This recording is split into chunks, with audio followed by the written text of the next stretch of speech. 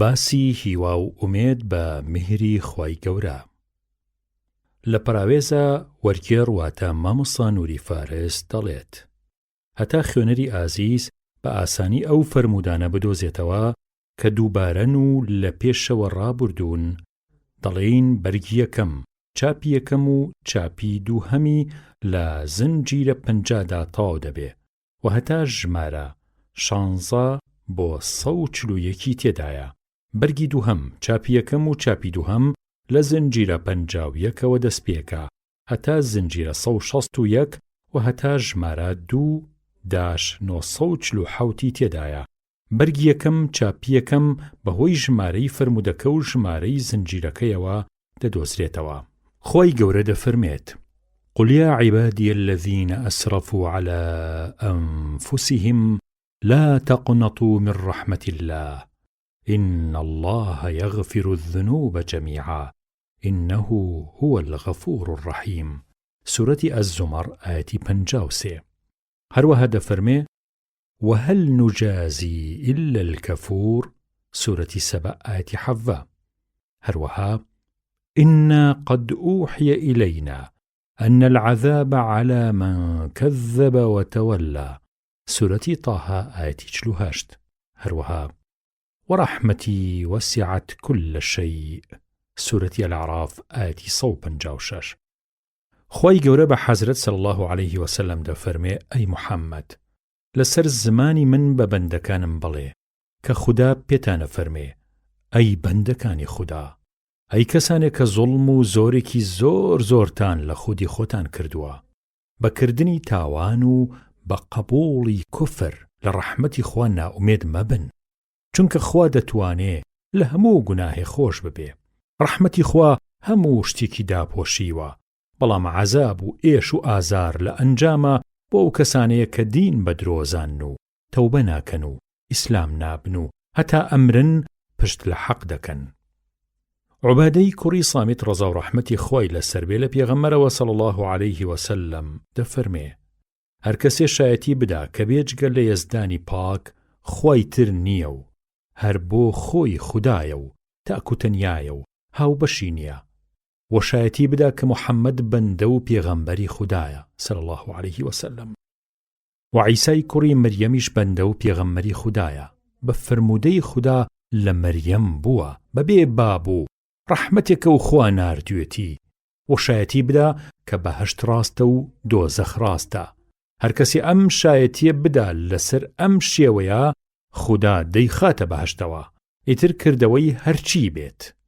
لە گەڕانەوەیەکی موسلیمە هاتووە: هەر کەسێ شایەتی بدا کە هەر خوددا خودایە و محەممەد پێغەمبەری خودایە صلی الله عليه وسلم، خوددا لە ئاگری دۆزەخ حرامی دەکا.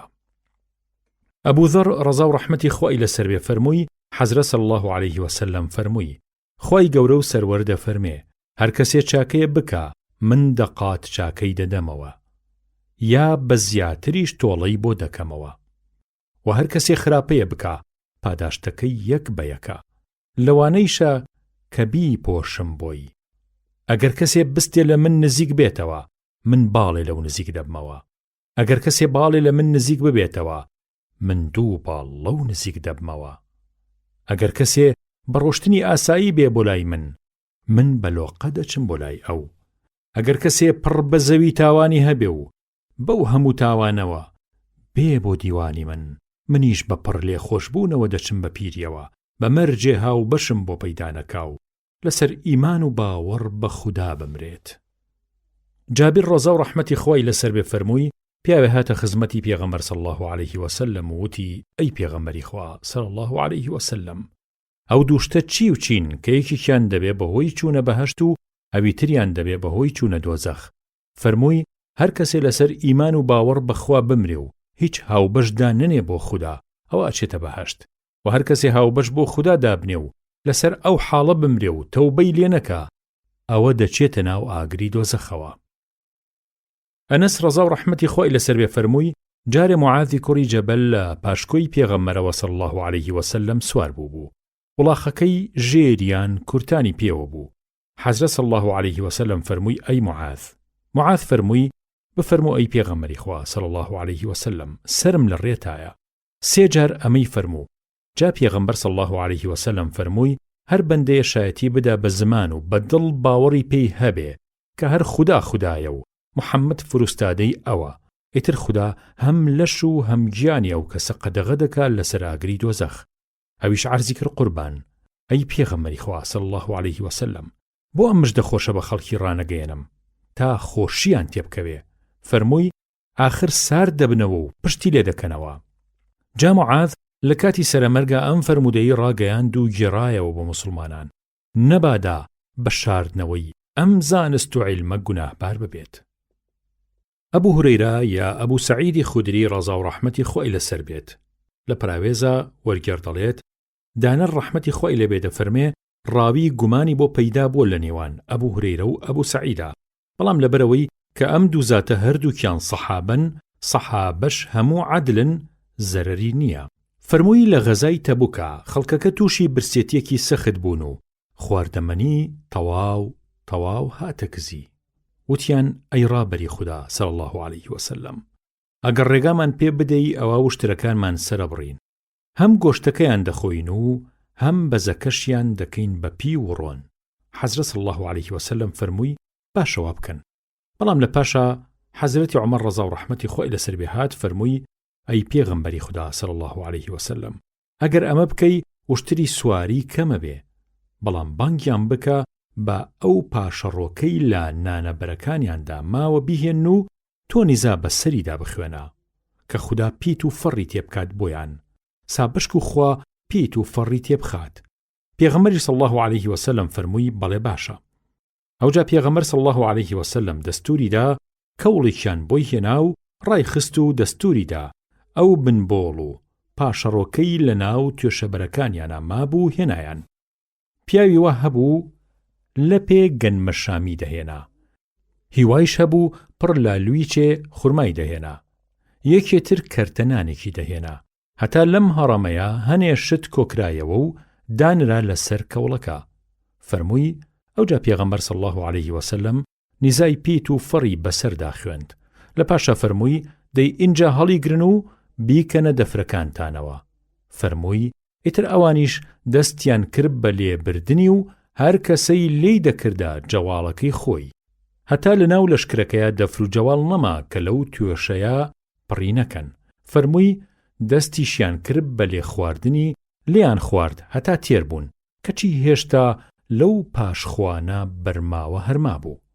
ئەوجا حەزرەت صلی الله عليه وسلم فەرمووی گەوا هوشایەتیە دەم کە هەر یەزدان خودایە و من پێغەمبەری خودام، هەر بەندێ بەم دوو شێ بچێتەوە دیداری خوددا بەمەرجێشک و گومانی تیاندا نەبێ، ئەو بەندێ ناومێد نابێ لە بەهاشت.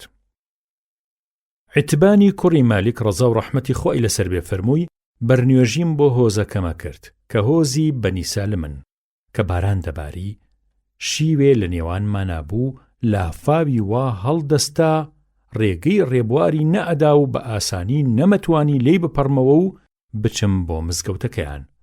جا چوومە خزمەتی پێغەمبەر صلی الله عليه وسلم و عەرزیم کرد قوربان، چاوم پەکی کەوتووە و شیوەکەی ناوەندی خۆم و خزمەکانیشم کە باران دەبارێ لافاوی هەڵەسێ و بە ئاسانی ناتوانم بپەڕمەوە و چەمەکە بوار نادات. لەبەرەوە حەزەکەم کە تەشریف بێنی بۆ ماڵم، لە شوێنەکە نوێژ بکەی هەتا ئەو شوێنە پیرۆزە بکەم بە نوێژگا بۆ خۆم. پێغەمبەریش صلی الله عليه وسلم فەرمووی باشە دێم. بۆ سبەینێ پێغەمبەر و صلی الله عليه وسلم ئەبوو بەکر هاتن، کە هاتن دەمە و نیوەڕۆ بوو. پێغەمبەر صلی الله عليه وسلم داوای ڕێگە پێدانی خواست کە بێتە ژوورەوە. منیش ڕێگەم پێدا. دانەنیش تا فەرمووی لەکوێدا پێت خۆشە کە لە ناو ماڵەکەتا نوێژ بکەم. منیش ئەو شوێنەم نیشاندا کە حەزمە کرد نوێژی تیا بکا بۆ مفەڕەکی. ئەوجا پێغەمبەر صلی الله عليه وسلم ڕوو و قیبلە ڕاوەستا و الله ئەکبەری نوێژ دابەستنی کرد. ئێمەیش لە پشتیەوە ڕیز بووین و لەگەڵ یا نوێژمان دابەست. ئیتر دوو ڕکعەت نوێژی بۆمان کرد و سڵاوی دایەوە و ئێمەش سڵاوماندایەوە لە دوای ئەوەوە. منیش حەزرەتم گلدایەوە صلی الله عليه وسلم کە پەڵوڵەی پیوی بۆ بکەین. ئیتر خەڵکی گەڕەکەکە زانیان کە پێغەمبەر صلی الله عليه وسلم لە ماڵی منە، پیاوگەلێکی زۆریان هاتن و لە ماڵەوە کۆبوونەوە. پیاوێ وتی ئەوە مالیک لەکوێیە بۆچی دیار نییە؟ پیاوێکی تریش وتی ئەوە ناپاکە و خوا و پێغەمبەری خۆی خۆش ناوێ. پێغەمبەری صلی الله عليه وسلم فەرمووی وا مەڵێ نابینی کە ئەڵێ لا إله إلا الله و مەبەستی پێی ڕزای خودای گەورەیە؟ پیاوەکەش وتی خوا و پێغەمبەری خوا باشتر دەزانن صلی الله عليه وسلم. بەڵام بەخوا ئێمەوە ئابینین کە دۆستایەتی و قسەی هەر بۆ ناپاکەکانە.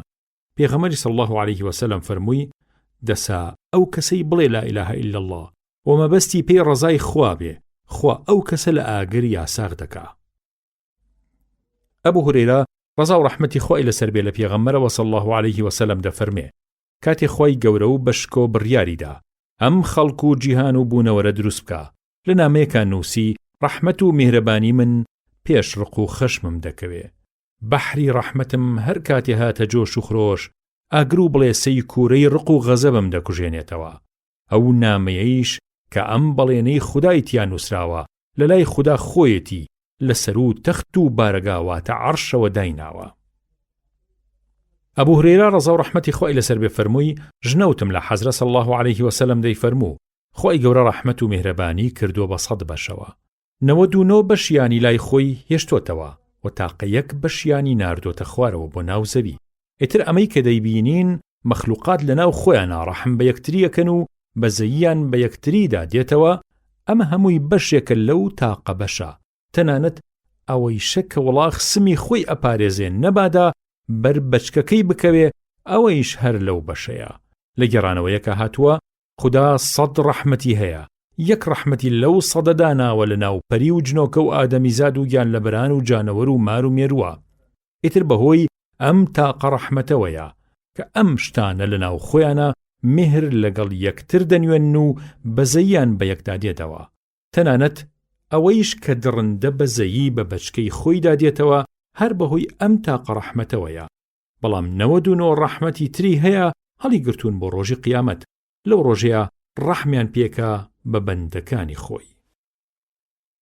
ئیمامی موسلیم ڕزا و ڕەحمەتی خوای لەسەر بێ هەمان فرمودەی لە سلمانی فارسیەوە ڕزا و ڕەحمەتی خوای لێبێ دەگێڕێتەوە. فەرمووی حەزرە صلی الله عليه وسلم فەرمووی خوای گەورە 100 ڕەحمەتی هەیە، یەکێ لەو ڕەحمەتانە ئەوەیە کە دروستکراوانی خوددا لەناو خۆیانە ڕەحمی بە یەکتری پێدەکەن و 99 داناوە بۆ ڕۆژی قیامەت. لە گێڕانەوەیەکە ئەو ڕۆژەی کە خوددا ئاسمانەکان و زەوی دروست کرد 100 ڕەحمەتیشی دروست کرد، هەر ڕەحمەتێکیان پڕناوەندی ئاسمان و زەوی دەبێ، یەکێکی لیان لە ناو زەویدا داناوە، هەر بەهۆی ئەو ڕەحمەتەوەیە کە دایک ڕەحم بە بەچکەی خۆی دەکا و درەندە و باڵندە و مەل و مۆر لە ناو خۆیانە ڕەحم بە یەکتری دەکەن کە ڕۆژی قیامەتیش هات ئەم ڕەحمەتەیش دەخاتە پاڵ ئەوانی تر. دیسان فەرمووی پێغەمبەر صلی الله عليه وسلم لە فەرمودەیەکی قودسیە لە پەروەردگاری گەورە و سەروەری خۆیەوە دەگێڕێتەوە کە خوا دەفەرمێ بەندەیە گوناهێ دەکا لە پاشە دەڵێ خودایە پەشیمانم لێم خۆش بە. خوای پیرۆز و گەورەیش دەفەرمێ ئەم بەندەیی من وەک ئەم گوناهەی کردووە دەیشزانێ کە خوایەکی وای هەیە دەتوانێ هەم لە گوناه خۆش بێ و هەم لەسەر گوناه تۆڵە بستێنێ. دیسان ئەو بەندەیە تێ هەڵەچێتەوە و گوناهێکی ترەکاتەوە و دەڵێتەوە خودایە پەشیمانم لە گوناهم خۆش بە. دیسان خوای پیرۆز و گەورەیش دەفەرمێتەوە ئەم بەندەیی من وەک ئەم گوناهەی کردووە دەیشزانێ کە خوایەکی وای هەیە دەتوانێ هەم لە گوناه خۆش ببێ و هەم لەسەر گوناه تۆڵە بستێنێ. دەی ئیتر هەرچی ئارەزوو دەکا بابیکە مادام ئەمە حاڵیەتی گوناه دەکات و تەوبەی لێ دەکا وا لێی خۆش بووم. دیسانەوە فەرمووی حەزرە صلی الله عليه وسلم فەرمووی بەو کەسەی کە گیانی منی وا لە دەستا دیارەکە ئەو کەسە خوای گەورەیە. ئەگەر گریمان ئێوە گوناه نەکەن ئەوە ئێوەی لا دەبرد و جۆرە کەسانێکی تری وای دەهێنا کە گوناه بکەن و لە خوا بپارێنەوە بۆ ئەوەی خوا لێیان خۆش ببێ. خالیدی کوڕی زەید ڕزا و ڕەحمەتی خوای لەسەر بێ فەرمووی ژنەوتم لە حەزرەتی ڕەسوول الله صلی الله عليه وسلم دەی فەرموو ئەگەر ئێوە گوناهتان نەکردایە خوا دروستکراوێکی تری دروستە کرد کە گوناهیان بکردایە و لە خوا بپارانایەتەوە کە لیان خۆش ببێ و خوداش لیان خۆش دەبوو. ئەبوو هورەیرە ڕزا و ڕەحمەتی خوای لەسەر بێ فەرمووی لە دەوری پێغەمبەر صلی الله عليه وسلم دانیشت بووین، ئەبوو بەکر و عومەر و چەند کەسێکی تریشمان لەگەڵدا بوون. پێغەمبەر صلی الله عليه وسلم لە ناومان دەرچوو نەهاتەوە بۆ ناومان هەتا درەنگی پێچوو. جا مەترسی ئەومان لێ نیشت کە لێمان بڕ بکرێ و خوا نەخواستە شتێکی بەسەر بێ، ئیتر تەواوش پرزەبووین و بە شڵەژاوی ڕاپەڕین و من یەکەم کەس بووم کە ڕاپەڕیم.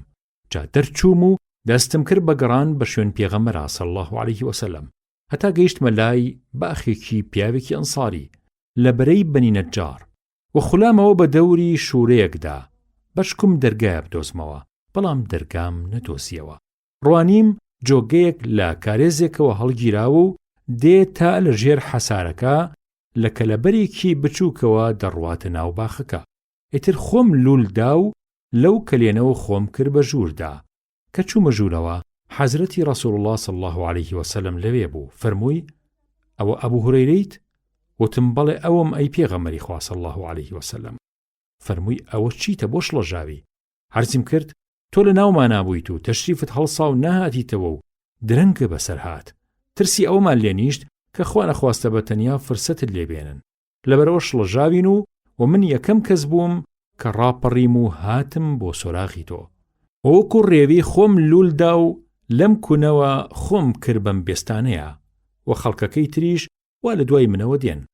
فەرمووی: ئەی ئەبوو هورەیرە، ئەوجا هەردوو سۆڵەکەی خۆی دا بە من، هەتا ببێ بە نیشانە لەسەر ئەوە کە ئەم موژدەیە لە پێغەمبەر خۆیەوە صلی الله علیه وسلم. فەرمووی: ئەی ئەبوو هورەیرە، ئەم دوو سۆڵەکەی من بەرە و هەر کەسێکت لەو دی و ئەو باخەوە پێگەیشت مژدەی بەهەشتی بدەرێ، بەمەرجێ شایەتی بدا و بڵێ: لا ئیلاهە ئیلا الله، بەس خوا خوایە و هیچ خوایەکی تر نییە.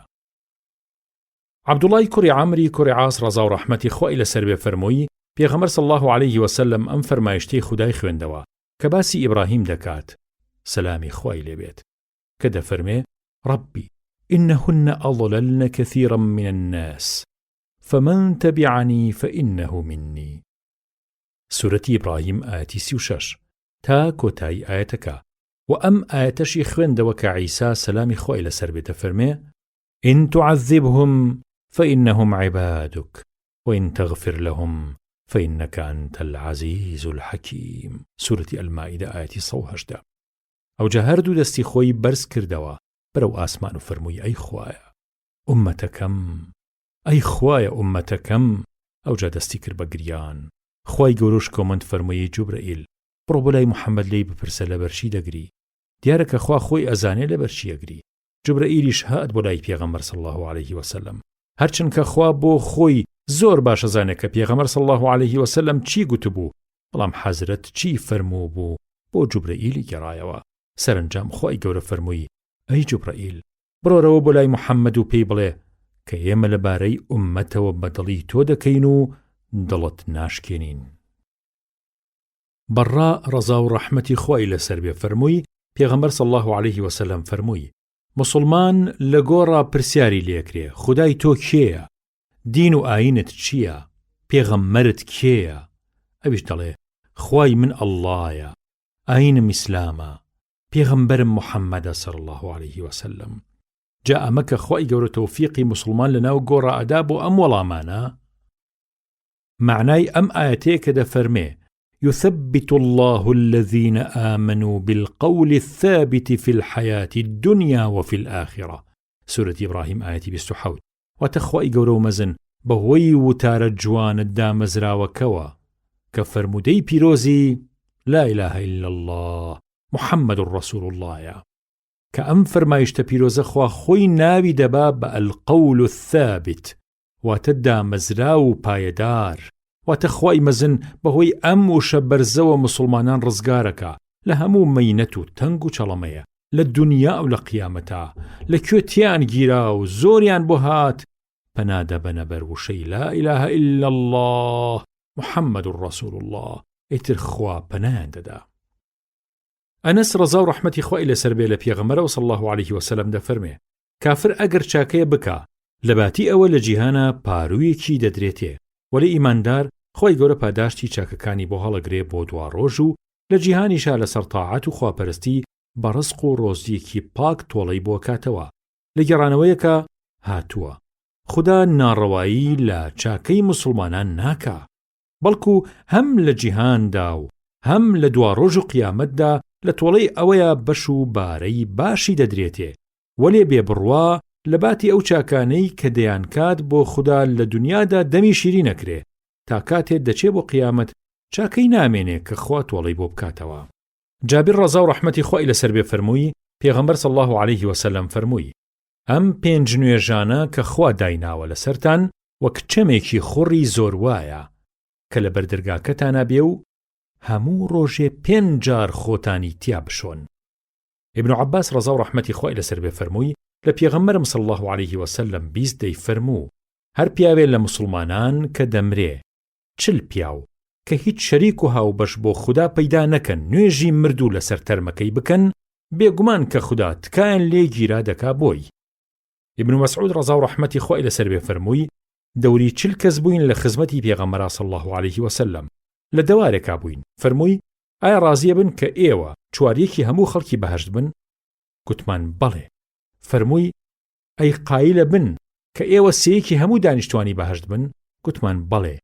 فەرمووی بەو کەسەی کە گیانی محەممەدی وا لەدەستا دەسا من ئومێ دەکەم کە ئێوەی گەلی ئیسلام نیوەی گشت بەهەشتیەکان بن چونکە بڕیاری خودای گەورەیە کەسێ بڕوادار نەبێ پێی ناچێتە بەهەشت و ئێوەش لە چاو ئەو خەڵکەی ترا کە هاوبەش بۆ خوا دائەنێن وەک تاقەموویەکی سپیوان کە بە پێستی گایەکی ڕەشەوە بێ یا فەرمووی وەک موویەکی ڕەشوان لە پێستی گایەکی سووردا. ئەبوو موسای ئەشعەری ڕەزا و ڕەحمەتی خوای لەسەر بێ فەرمووی پێغەمبەر صلی الله علیه وسلم فەرمووی کە ڕۆژی قیامەت هات هەر موسڵمانەی خوددا سەر و جوولەکەی یان سەر و گاوریەکی ئەداتێ و ئەفەرمێ ئەمە لە باتی تۆ لە دۆزەخدا بێت. لە گەڕانەوەیەکی تری ئەودا حەزرەت صلی الله علیه وسلم فەرمێت لە ڕۆژی قیامەتە مسلمانی وا هەیە کە دێ گوناهی وا لەگەڵ خۆی دێنێ بەقەت کێوێ دەبێ کەچی خوا لێی خۆشە بێت. ابن عمر ڕەزا و ڕەحمەتی خوای لەسەر بێ فەرمووی لە پێغەمبەرم ژنەوت صلی الله علیه وسلم دەیفەرموو ڕۆژی قیامەت مسلمان لە خودداوە نزیک دەخرێتەوە هەتا خوددا بە ڕەحمەتی خۆی پەردەی سیتری خۆی دەدا بەسەریدا و لە پەنای خۆیە پەنای دەدا. جا خوددایەکەیە کە پێی پێدەنێ لە گوناهەکانی و گشتجارێ پێ فەرمێ ئایا ئەم گوناهت لەبیرە؟ ئەویش هەموو جارە دەڵێ لە یادمە ئەی خوددایە. خوددا دەفەرمێ هەروەکو لە جیهانە بۆم پۆشیت ئەمڕۆکەش ئەوە لێت خۆش بووم لێی ئەوجا نامە و دەفتەری چاکەکانی خۆی دەدرێتێ. ابن مسعود ڕەزا و ڕەحمەتی خوای لەسەر بێ فەرمووی جارێ پیاوێ ماچێ لە ئافرەتێ دەسەنێ لە پاشە هات بۆ لای پێغەمبەر صلی الله علیه وسلم و ئەمەی بۆ باس کرد. جا خوددا ئەمەی ناردە خوارەوە وأقم الصلاة طرفي النهار وزلفا من الليل إن الحسنات يذهبن السيئات. سورة هود آية 114. واتا همو شو روجه 5 فەرزەکان لە کاتی خۆیانە بکەن. ئەم نوێژانە لە کردەوە هەرە باشەکانی ئێوەن بزانن کە یاسایەکی خواییە کە کردەوەی باش و کاری چاکە فریای خاوەنیان دەکەون و هەمیشە کردەوەی خراپ و تاوان لا دەبن. پیاوەکە شوتی ئەی پێغەمبەری خوا صلی الله علیه وسلم ئەمە هەر بۆ من وایە؟ فەرمووی ئەم حکمە بۆ گشت ئومەتەکەمە بۆ هەمویان هەروایە چاکە خراپە دەسڕێتەوە. ئەنەس ڕەزا و ڕەحمەتی خوای لەسەر بێ فەرمووی پیاوێ هاتە خزمەتی حەزرەت صلی الله علیه وسلم عەرزی کرد قوربان شایستەی حەدی شەرعی بووم دەی بفەرموو کە ئەو حەدەم لەسەر جێبەجێ بکرێ. جا کە نوێژ بوو پیاوەکە لەگەڵ پێغەمبەر صلی الله علیه وسلم بە جەماعەت ئەو نوێژەی کرد. کاتێ نوێژەکە تەواو بوو دیسانەوە کابراوتی ئەی پێغەمبەری خوا صلی الله علیه وسلم شایستەی حەدی شەرعی بووم کەواتە بەپێی نامەی خوددا تۆڵەی ئەو حەدەم لێ بسێنە. فەرمووی ئایا تۆ لەگەڵ ئێمەدا ئەم نوێژەت بە جەماعەت کردیان نا؟ وتی بەڵێ لەگەڵ ئێوەیە ئەم نوێژەم بە کۆمەڵی کرد. فەرمووی دەی خوا لەو تاوانەت خۆش بووە. باسی فەزڵ و گەورەیی هیوا و ئومێد بە کەرەمی خوا. کاروباری خۆمم سپارد بە خوددا و خۆم دایە دەست خوددا. دڵنیام کە خوددا چاوی خێری لە بەندە باشەکانی خۆی هەیە. ئیتر ئەوە بوو خوددا پاراستی و لەو فڕوفێڵە پیسەی ئەوان قوتاری کرد. وأفوض أمري إلى الله إن الله بصير بالعباد فوقاه الله سيئات ما مكروا. سورة غافر آتي 44-45. ناوەڕۆکیان فەرمودەیە لەم دوو باسەدا لە پێشەوە ڕۆشت لە باب التەوبە فرمودەی سێهەم باسی پێش ئەم باسە فرمودەی دووهەم لێرەدا لە سەرەتاوە ئاوایە کە دەفەرمێ تا کۆتایی فرمودەکە واتە ئەبوو هورەیرا ڕەزا و ڕەحمەتی خوای لێبێ فەرمووی حەزرەت صلی الله عليه وسلم فەرمووی خودای تاک و شکۆمەند لە فرمودەیەکی قودسیدا دەفەرمێ بەندەی من گومانی چۆن بێ بە من وا دەبم لەگەڵیا لەو شوێن و کاتەدا کە ئەو ناوی من دەبا و یاد و زیکری من دەکا لەو دەم و حەلەدا من وام لەگەڵیا. جابر ڕەزا و ڕەحمەتی خوای لەسەر بێ فەرمووی لە پێغەمبەر صلی الله عليه وسلم خۆیم بیست لە پێش مردنیا بە 3 ڕۆژ دەی فەرموو صلی الله عليه وسلم مەمرن تا ئومێدی باشتان قەوی دەبێ بە کەرەمی خوای گەورە و سەروەر. ئەنەس ڕەزا و ڕەحمەتی خوای لەسەر بێ فەرمووی لە پێغەمبەرم بیست صلی الله عليه وسلم دەی فەرموو خوای گەورە لە فەرمودەیەکی پیرۆزی خۆیان دەفەرمێ ئەی ئادەمی زاد هەتا تۆ هاوارم بۆ بێنی و ئومێد بە من بێ و چاوت لە قاپی ڕەحمەتی من بێ منیش لە تۆ خۆشە بم ئیتر کار و کردەوەت هەرچی بێ دەربەست نیم و هەر لێت خۆشە بم. ئەی ئادەمی زاد ئەگەر بێت و تاوانەکانت ئەوەندە زۆر و گەورە بن بگەنە قەراغ و کەناری ئاسمان وەلێ منت لە یاد بێ و داوای لێخۆشبوونم لێ بکەی ئەوە لێت خۆشە بم. ئەی ئادەمی زاد ئەگەر کاتێ دێیت بۆ دیوانی من نزیکەی پڕ بە زەوی تاوان لەگەڵ خۆت بێنی بە مەرجێ هاوبەشت بۆ دانەنابم و لەسەر ئیمان و باوەڕی ساغ بمریت ئەوە منیش یەک بە یەک لە تاوانەکانت خۆش دەبم. باسی کۆکردنەوەی ترس و هیوا لە دڵدا. دانەر ئیمامی نەوەوی ڕەزا و ڕەحمەتی خوای لەسەر بێ دەفەرمێ ئەی برای موسڵمان بزانەکەوە پەسەندە بۆ بەندە کە لە حاڵی ساغیدا هەم ترسی هەبێ و هەم ئومێدی هەبێ و هەردوو لایان چوون یەک بێ وەلێ لە کاتی نەخۆشیە ئومێدی گەورەی بە بەخششی خوا قەوی بێ. یاساکانی شەریعەت بە پێی دەقی ئایەتی قورئان کە نامەی خودایە و بە پێی دەقی سونەتی پێغەمبەر صلی الله عليه وسلم و بە پێی سەرچاوەکانی تری ئاین هەموو پشتیوانی ئەم فەرمایشتە دەکەن. خوای گەورە دەفەرمێ فلا يأمن مكر الله إلا القوم الخاسرون سورة الأعراف آية 99. هروها إنه لا ييأس من روح الله إلا القوم الكافرون سورة يوسف آية 87. هروها يوم تبيض وجوه وتسود وجوه سورة آل عمران آية 106. هروها إن ربك لسريع العقاب وإنه لغفور رحيم سورة الأعراف آية 168. هروها إن الأبرار لفي نعيم وإن الفجار لفي جحيم سورة الانفطار آية 114. هروها فأما من ثقلت موازينه فهو في عيشة راضية وأما من خفت موازينه فأمه هاوية سورة القارعة آية 6.9. وتاو مبستی ئاەتە پیرۆزەکان بەگشتی خوای گەورە لەم ئاەتانەدا دەدا بەگوێی مەردوومی خاوەن هۆش و گۆشتا کە لە مەکری خودا ئەمین نەبن و هەمیشە لە قاری خودا بترسن و بە هیچ جۆرێ لە خۆیان بایی نەبن و ئەوەیان لەبەرچاو بێ کە ڕۆژە دێت چاک و خراپ دەردەکەوێ چاکەکاران ڕوویان سپی دەبێت وەک ئەستێرەی ئاسمان سەریان بەرز دەبێ و ڕوخساریان گەشت دەبێ وەلێ زۆر کەسانی تر هەن ڕوویان ڕەش دەبێ و سەریان شۆڕ دەبێت. ئیتر دەستەی چاکان وان لە ناو ناز و نیعمەتا و گوزەرانێکی خۆش و باش و پەسەند و نایابیان هەیە چونکە خاوەنی کردەوەی باشن و تای تەرازوی خێریان قورس و گران بووە بەڵام دەستەی بەدکاران وان لە ناو ئاگری سووری دۆزەخدا چونکە لەبەر بێفەڕی بەهۆی تاوانی زۆرەوە تای تەرازوی خێریان سووک دەبێ و بەدی و خراپی و کاری خراپەیان زیاترە لە چاکەیان. ئەبوو هورەیرە خوای لێ ڕازی بێ لە حەزرەتەوە صلی الله عليه وسلم دەفەرمێ ئەگەر بێت و موسڵمان بزانێ کە تۆڵە و سزای خودا چەندە زۆرە و خوای گەورە چەندە بێ باکە ئیتر کەس بەتەمای بەهەشت نەدەبوو. هەروەها ئەگەر بێت و کافریش بزانێ کە دەروی ڕەحمەتی خوا چەندە گەورەیە ئەوە ئەویش لە بەهەشت نائومێد نەدەبوو. ئەبوو سەعید خۆی لێ ڕازی بێ فەرمووی پێغەمبەر صلی الله عليه وسلم فەرمووی کاتێ تەرمی مردوو دادەنرێ لە ناو دارە تەرما و پیاوان هەڵیەگرن و دەینێنەوە سەرشانیان تا بیبەن بۆ سەر گۆڕستان بۆ ناشتن لەو کاتەیە ئەگەر مردووەکە مرۆڤێکی باش بێ دەڵێ زووکەن زوو بمبەن وەڵێ ئەگەر مردووەکە مرۆڤێکی باش نەبێت دەڵێ هەی هاوار خۆڕۆ ئەو بۆ شۆمە بن. حەزرەت صلی الله عليه وسلم فەرمووی لەم کاتەدا هەموو شتێ دەنگی دەبیستێ ئادەمیزاد نەبێ. ئەگەر ئادەمیزاد گوێی لەم هاتوو هاوارەی بێ لە ترسا دەتۆقێ و زەندەقی دەچێ. بوخاری و نەسائی لەسەر فەرمودەی تاج الأصول ئەم فەرمودەیان گێڕاوەتەوە. ابن مسعود ڕەزا و ڕەحمەتی خوای لەسەر بێ فەرمووی پێغەمبەر صلی الله عليه وسلم فەرمووی هەر کەسێ لە ئێوە بگری بەهەشت لە بەرەزوانەی پێڵاوەکانی لێی نزیکترە و دۆزەخیش هەروایە.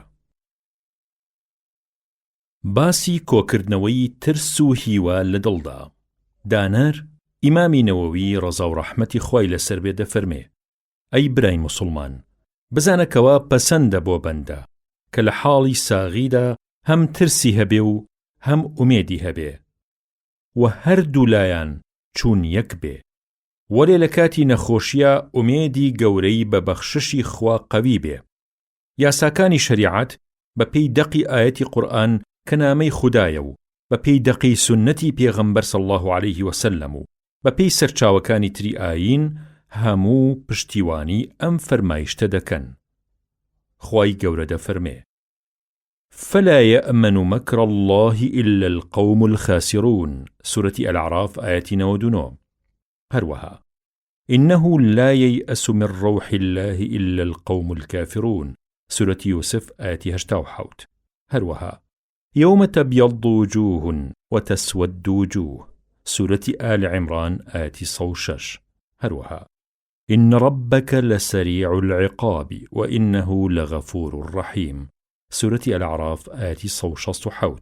هروها إن الأبرار لفي نعيم وإن الفجار لفي جحيم سورة الانفطار آية 114. هروها فأما من ثقلت موازينه فهو في عيشة راضية وأما من خفت موازينه فأمه هاوية سورة القارعة آية 6. وتاو مبستي آية بيروزكان بقشتي خوای گەورە لەم ئاەتانەدا دەدا بەگوێی مردومی خاوەن هۆش و گۆشتە کە لە مەکری خودا ئەمین نەبن و هەمیشە لە قاری خودا بترسن و بە هیچ جۆرێ لە خۆیان بایی نەبن و ئەوەیان لە بەرچاو بێ کە ڕۆژێ دێت چاک و خراپ دەردەکەوێ چاکەکاران ڕوویان سپی دەبێت وەک ئەستێرەی ئاسمان سەریان بەرز دەبێ و ڕوخساریان گەش دەبێ وەلێ زۆر کەسانی تر هەن ڕوویان ڕەش دەبێ و سەریان شۆڕ دەبێت. ئیتر دەستەی چاکان وان لە ناو ناز و نیعمەتا و گوزەرانێکی خۆش و باش و پەسەند و نایابیان هەیە چونکە خاوەنی کردەوەی باشن و تای تەرازوی خێریان قورس و گران بووە. بەڵام دەستەی بەدکاران وان لە ناو ئاگری سووری دۆزەخدا چونکە لەبەر بێفەڕی بەهۆی تاوانی زۆرەوە تای تەرازوی خێریان سووک دەبێ و بەدی و خراپی و کاری خراپەیان زیاترە لە چاکەیان. ئەبوو هورەیرە خوای لێ ڕازی بێ لە حەزرەتەوە صلی الله عليه وسلم دەفەرمێ ئەگەر بێت و موسڵمان بزانێ کە تۆڵە و سزای خوددا چەندە زۆرە و خوای گەورە چەندە بێباکە ئیتر کەس بەتەمای بەهەشت نەدەبوو. هەروەها ئەگەر بێت و کافریش بزانێ کە دەروی ڕەحمەتی خوا چەندە گەورەیە ئەوە ئەویش لە بەهەشت نائومێد نەدەبوو.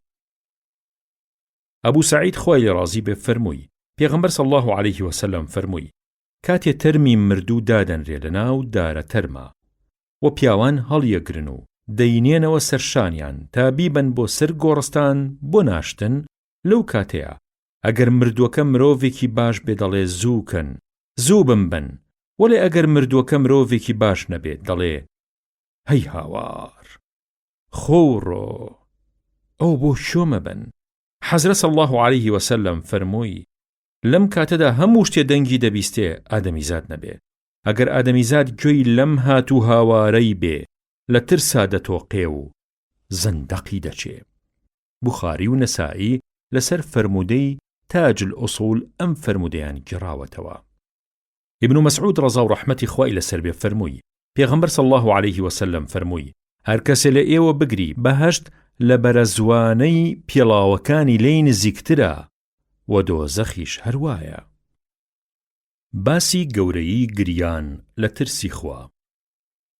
خوای گەورە دەفەرمێت ويخرون للأذقان يبكون ويزيدهم خشوعا. سورة الإسراء آية صونو. واتا زانایانی میلەتەکانی پێش هاتنی قورئان هەر کاتی ئاەتەکانی ئەم قورئانە پیرۆزیان بەسەردا دەخوێنرێتەوە لە پەوڕوو و کڕنوش دەبن بۆ خودا و کوڵی گریانیان هەڵدەستێ و ئەم قورئانە دەبێ بە مایەی دڵگەرمی و ملکەچی و سەردانەواندنیان بۆ فەرمانەکانی خودا.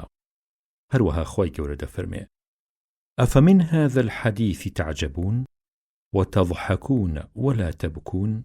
واتە ئەوە ئێوە لە باتی ئەوەی بەژنەوتنی ئەو بەڵێن و هەڕەشانەی کەوان لەناو ئەم قورئانەدا دەست بکەن بە گریان و بگرین کەچی بەلاتانەوە سەیرە و لەبەرەوە بڕوای پێناکەن و گاڵتەتان پێی دێ لەبەر ئەوە پێی پێدەکەنن. ابن مسعود ڕەزا و ڕەحمەتی خوای لەسەر بێ فەرمووی پێغەمبەر صلی الله عليه وسلم پێی فەرموو هەندێک قورئانم بۆ بخوێنە. عەرزم کرد قوربان قورئان بۆ تۆ هاتووە و من بۆتی بخوێنم؟ فەرمووی حەزەکەم یەکێکی تر بخوێنێ و من گوێی لێ بگرم. ئیتر منیش سورەتی نیساءم بۆ خوێند تا گەیشتمە ئەم ئایەتە فكيف إذا جئنا من كل أمة بشهيد وجئنا بك على هؤلاء شهيدا. سورة النساء آية 41. واتا دەبێ حاڵی ئەو کافرانە چۆن بێ لە ڕۆژی قیامەتە لەو کاتەیە کە لە هەموو میلەتێ شایەتێ دێنین شایەتی ئەدا لەسەر کوفر و بێبڕوایی و نامەردی ئەوان و تۆیش دەهێنین و دەتکەین بە شایەت لەسەر ئەوان کە گەیشتمە ئەمێ ئیتر فەرمووی ئیتر بەسە کەچی تەماشایم کرد و ئەسرین هۆن هۆن بە چاوەکانیان دێتە خوارەوە. ئەبوو هورەیرە ڕەزا و ڕەحمەتی خوای لەسەر بێ فەرمووی حەزرەت صلی الله عليه وسلم دەفەرمێ هەر کەسێ لە ترسی خودا دڵی پڕ ببێ و ساغ لەبەر ڕەزای خوا بگری ئیتر دوو پێی ناچێتە ناو ئاگری دۆزەخەوە و زۆر ئەستەمە کە ڕێگەی بکەوێتە ناو دۆزەخ وەک چۆن ستەمە کە شیری دۆشرا و جارێکتر بچێتەوە ناو گوانی ئاژەڵ تۆز و گردی خەبات و تێکۆشانیش لە ڕێگەی خودادا لەگەڵ دووکەڵی دۆزەخدا قەت یەک ناگرن. ئەوەی تۆزی ڕێگەی خەبات و تێکۆشان بچێ بەسەریا لەم جیهانەدا لەو جیهاندا دووکەڵی دۆزەخ ناچێ بەسەریدا.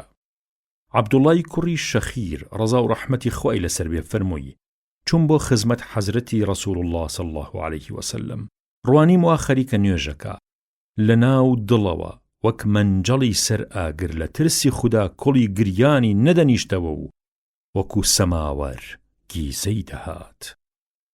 ئەنەس ڕەزا و ڕەحمەتی خوای لەسەر بێ فەرمووی حەزرەت صلی الله عليه وسلم بە ئوبەی کوڕی کەعبی فەرموو خوای گەورە و سەروەر فەرمانی پێکردووم کە سوورەتی لەم یەکونی الذین کەفەڕوت بە دەرس لەلا بخوێنم. ئوبەی فەرمووی خوا بۆ خۆی ناوی منی هێنا بۆت؟ فەرمووی بەڵێ. ئیتر ئوبەی لە خۆشی ئەوەی کە خودا ئەو دەستی قەدر و ڕێزەی لێناوە دەستی کرد بە گریان. ئیبن عومەر ڕەزا و ڕەحمەتی خوای لەسەر بێ فەرمووی کاتێن نەخۆشینەکەی حەزرەت صلی الله عليه وسلم تەواو گران بوو لەبارەی بەرنوێژی نوێژەکانەوە قسەیان لەگەڵ حەزرەت کرد صلی الله عليه وسلم فەرمووی لە زمانی منەوە فەرمان بکەن بە ئەبوبەکر بالەجیاتی من بەرنوێژیەکە بکە بۆ مەردوومەکە. عائیشەش ڕەزا و ڕەحمەتی خوای لەسەر بێ فەرمووی ئەبوبەکر پیاوێکی دڵنەرمە ئەگەر لە جێگەی تۆدا ڕابوەستێ لەبەر گریان خۆی بۆ ڕاناگیرێ و ناتوانێ بەرنوێژی بۆ خەڵکەکە بکە. بەڵام عایشە لە دڵەوە مەبەستی ئەوە بوو کە باوکی لەم کاتی سەرمەرگەیە لە جێگەکەی پێغەمبەر صلی الله عليه وسلم نەوەستێ نەبادا خەڵکەکە بڵێن ئەبوبەکر پێی ڕەش بوو. بەڵام پێغەمبەر صلی الله عليه وسلم فەرموویەوە فەرمان بکەن بە ئەبوبەکر بە بەرنوێژیەکە بۆ خەڵکەکە بکە. ئیبراهیمی کوڕی ئەو ڕەحمانی کوڕی عەوف ڕەزا و ڕەحمەتی خوای لەسەر بێ فەرمووی باوکم بەڕۆژوو بوو کەنانی بربانگیان بۆ دانا فەرمووی: مۆسعابی کوڕی عومەیر ڕەزا و ڕەحمەتی خوای لەسەر بێ، کە لە من باشتر بوو، کە لە غەزای ئوحودا شەهید کرا، هیچ نەبوو بیکەن بە کفنی، عەباکەی خۆی نەبێ بۆیان کرد بە کفن، بەڵام بە تەواوی بەشی کفنەکەی نەدەکرد و هەموو لەشیدا نەدەپۆشی. ئەگەر دەیاندا بەسەر سەریا قاچەکانی دەردەکەوتن، ئەگەر دەیاندا بە قاچەکانیا سەری دەردەکەوت. هەتا حەزرەت صلی الله علیه وسلم و درود و سەڵات و سەلامی خوای گەورە و مەزنی لێبێ و سەر و ماڵ و مناڵ باڵاگردانی گەردی سەرگۆڕی پیرۆزی بێ و خوا بە میهر و ڕەحمەتی خۆی چاومان بەدیتنی ئەو گۆڕە پیرۆزە بڕێژێ و لە خاک و پای شەهیدانی بەدر و ئوحودا لە هەردوو جیهانە پەنامان بدا لەژێر ئاڵا بەرزەکەی ئەودا. فەرمووی: بە عەباکە لای سەری داپۆشن و پووشی سوڕناتک واتە ئیذخەریش بدەن بەسەر قاچەکانیا، وەلێ ئەوەتە ئێمە جیهان هاتووە بە پیرمانەوە، دەترسین ئەوەیش لەبەر ئەوە بێ کە پاداشتی چاکەکانمان خرابێتە ئەم دنیا و پێش خرابێ و بەشمان بەو دنیاوە نەبێ. ئێتر عەبدوڕەحمان دەستی کرد بە گریان و دڵی پڕ بوو، واسی لە نانەکە هێنا. سۆدەیی کوڕی عەجلان کە ناوی دەرکردووە بە ئەبوو ئومامە فەرمووی: حەزرەت صلی الله علیه وسلم فەرمووی: هیچ شتێ لە لای خودا وەک ئەم دوو دڵۆپەیە و ئەم دوو شوێنەوار و نیشانەیە پەسەند و خۆشەویست نییە. دڵۆپێ فرمێسک کە لەبەر ترسی خودا بێ و دڵۆپێ خوێن کە لەبەر ڕەزای خوا بڕێژرێ. مەبەست لەم دوو شوێنەوارەکانیش یەکەم واریس و ئەسەر و شوێنپایێ کە ساغ لەبەر ڕەزای خوا بێ و لە ڕێگەی ئەودا بێ. دووهەم ئەسەری ئەو شوێنپایانە کە لە پێی بەندە بەجێ دەمێنن کاتێک کە خەریکی کردنی فەرزێ لە فەرزەکانی خوای گەورە دەبێت. باسی گەورەیی و خێری هەژاری و دڵنەدان بە خۆشی دنیا و زوهد و نەویستنی خۆشی ئەم جیهانە و بارسووکی لە ژیانی جیهاندا. لە ڕاستیدا مانا و ڕاوە و مەبەستی وشە و ئایەت و ڕستە و عیبارەتی قورئانی پیرۆز زۆر قوڵ و وردە و هەتا بڵێی پڕمەعنا و سەیر و عەجیبە.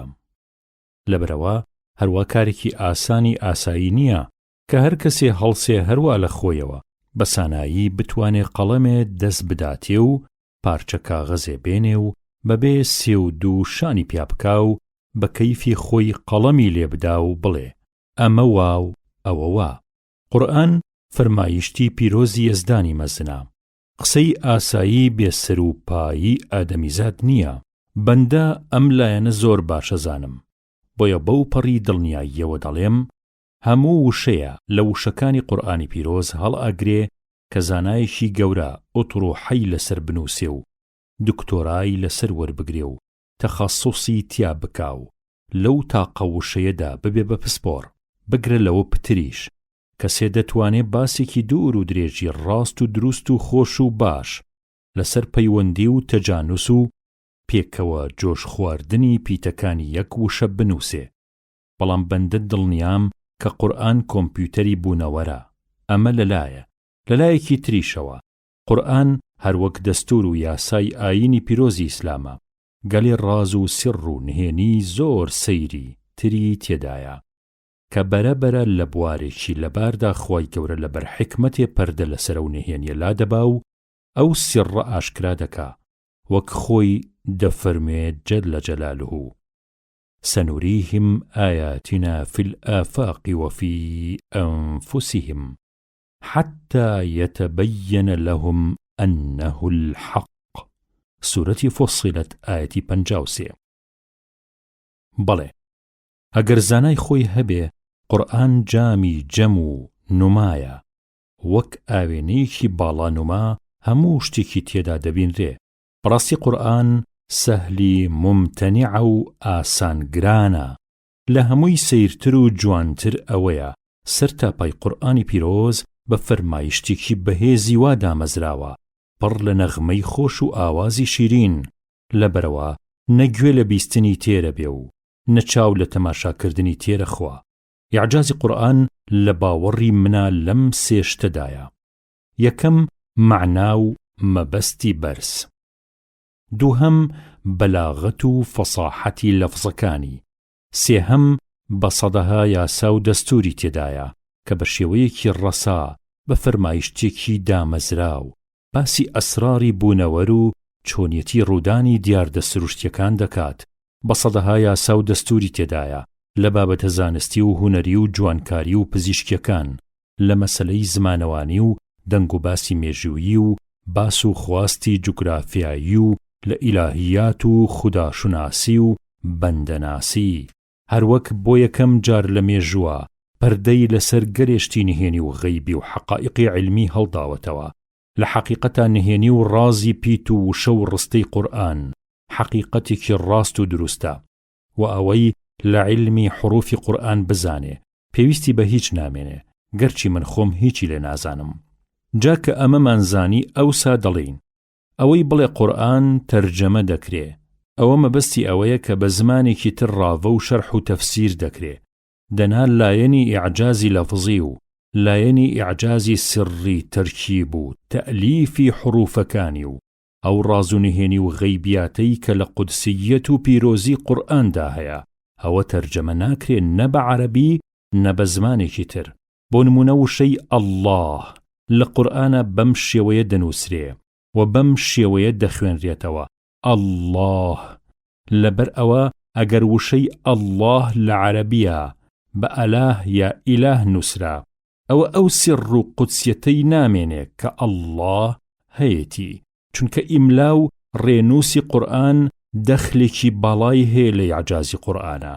چۆن فاریزە و کەوانە و زائید و ناقص ڕۆڵێکی گەورە دەبینن لە کۆمپیوتەرە، پیتی وشە قورئانیەکانیش ئاوەها ڕۆڵێکی گرنگ دەبینن، بەڵام ئەوەی بڕوای بە کۆمپیوتەر نەبێ لەبەرەوەی کە نەیدیوە، وەکەو کەسە وایە کە ئینکاری ئیعجازی تەرکیب و تەئلیفی پیتەکانی قورئان بکە چونکە هیچی لێ نازانێ. جا لەسەرم ئەساس و بنیاتە تەرجەمەی قورئان هەتا پاراوتر و تێر و تەسەلتر و بەرزتر بێ باشتر و پەسەندترە، چونکە مەبەست لەم تەرجەمە ئەوەیە کە خوێنەر چێژ لە مەعنا و مەبەستی قورئانەکە وەربگرێ و بە پێی بواری گونجاو و بە پێی توانای پیرۆزی و بەرەکەت لە معنای قورئانەکە وەربگرێ.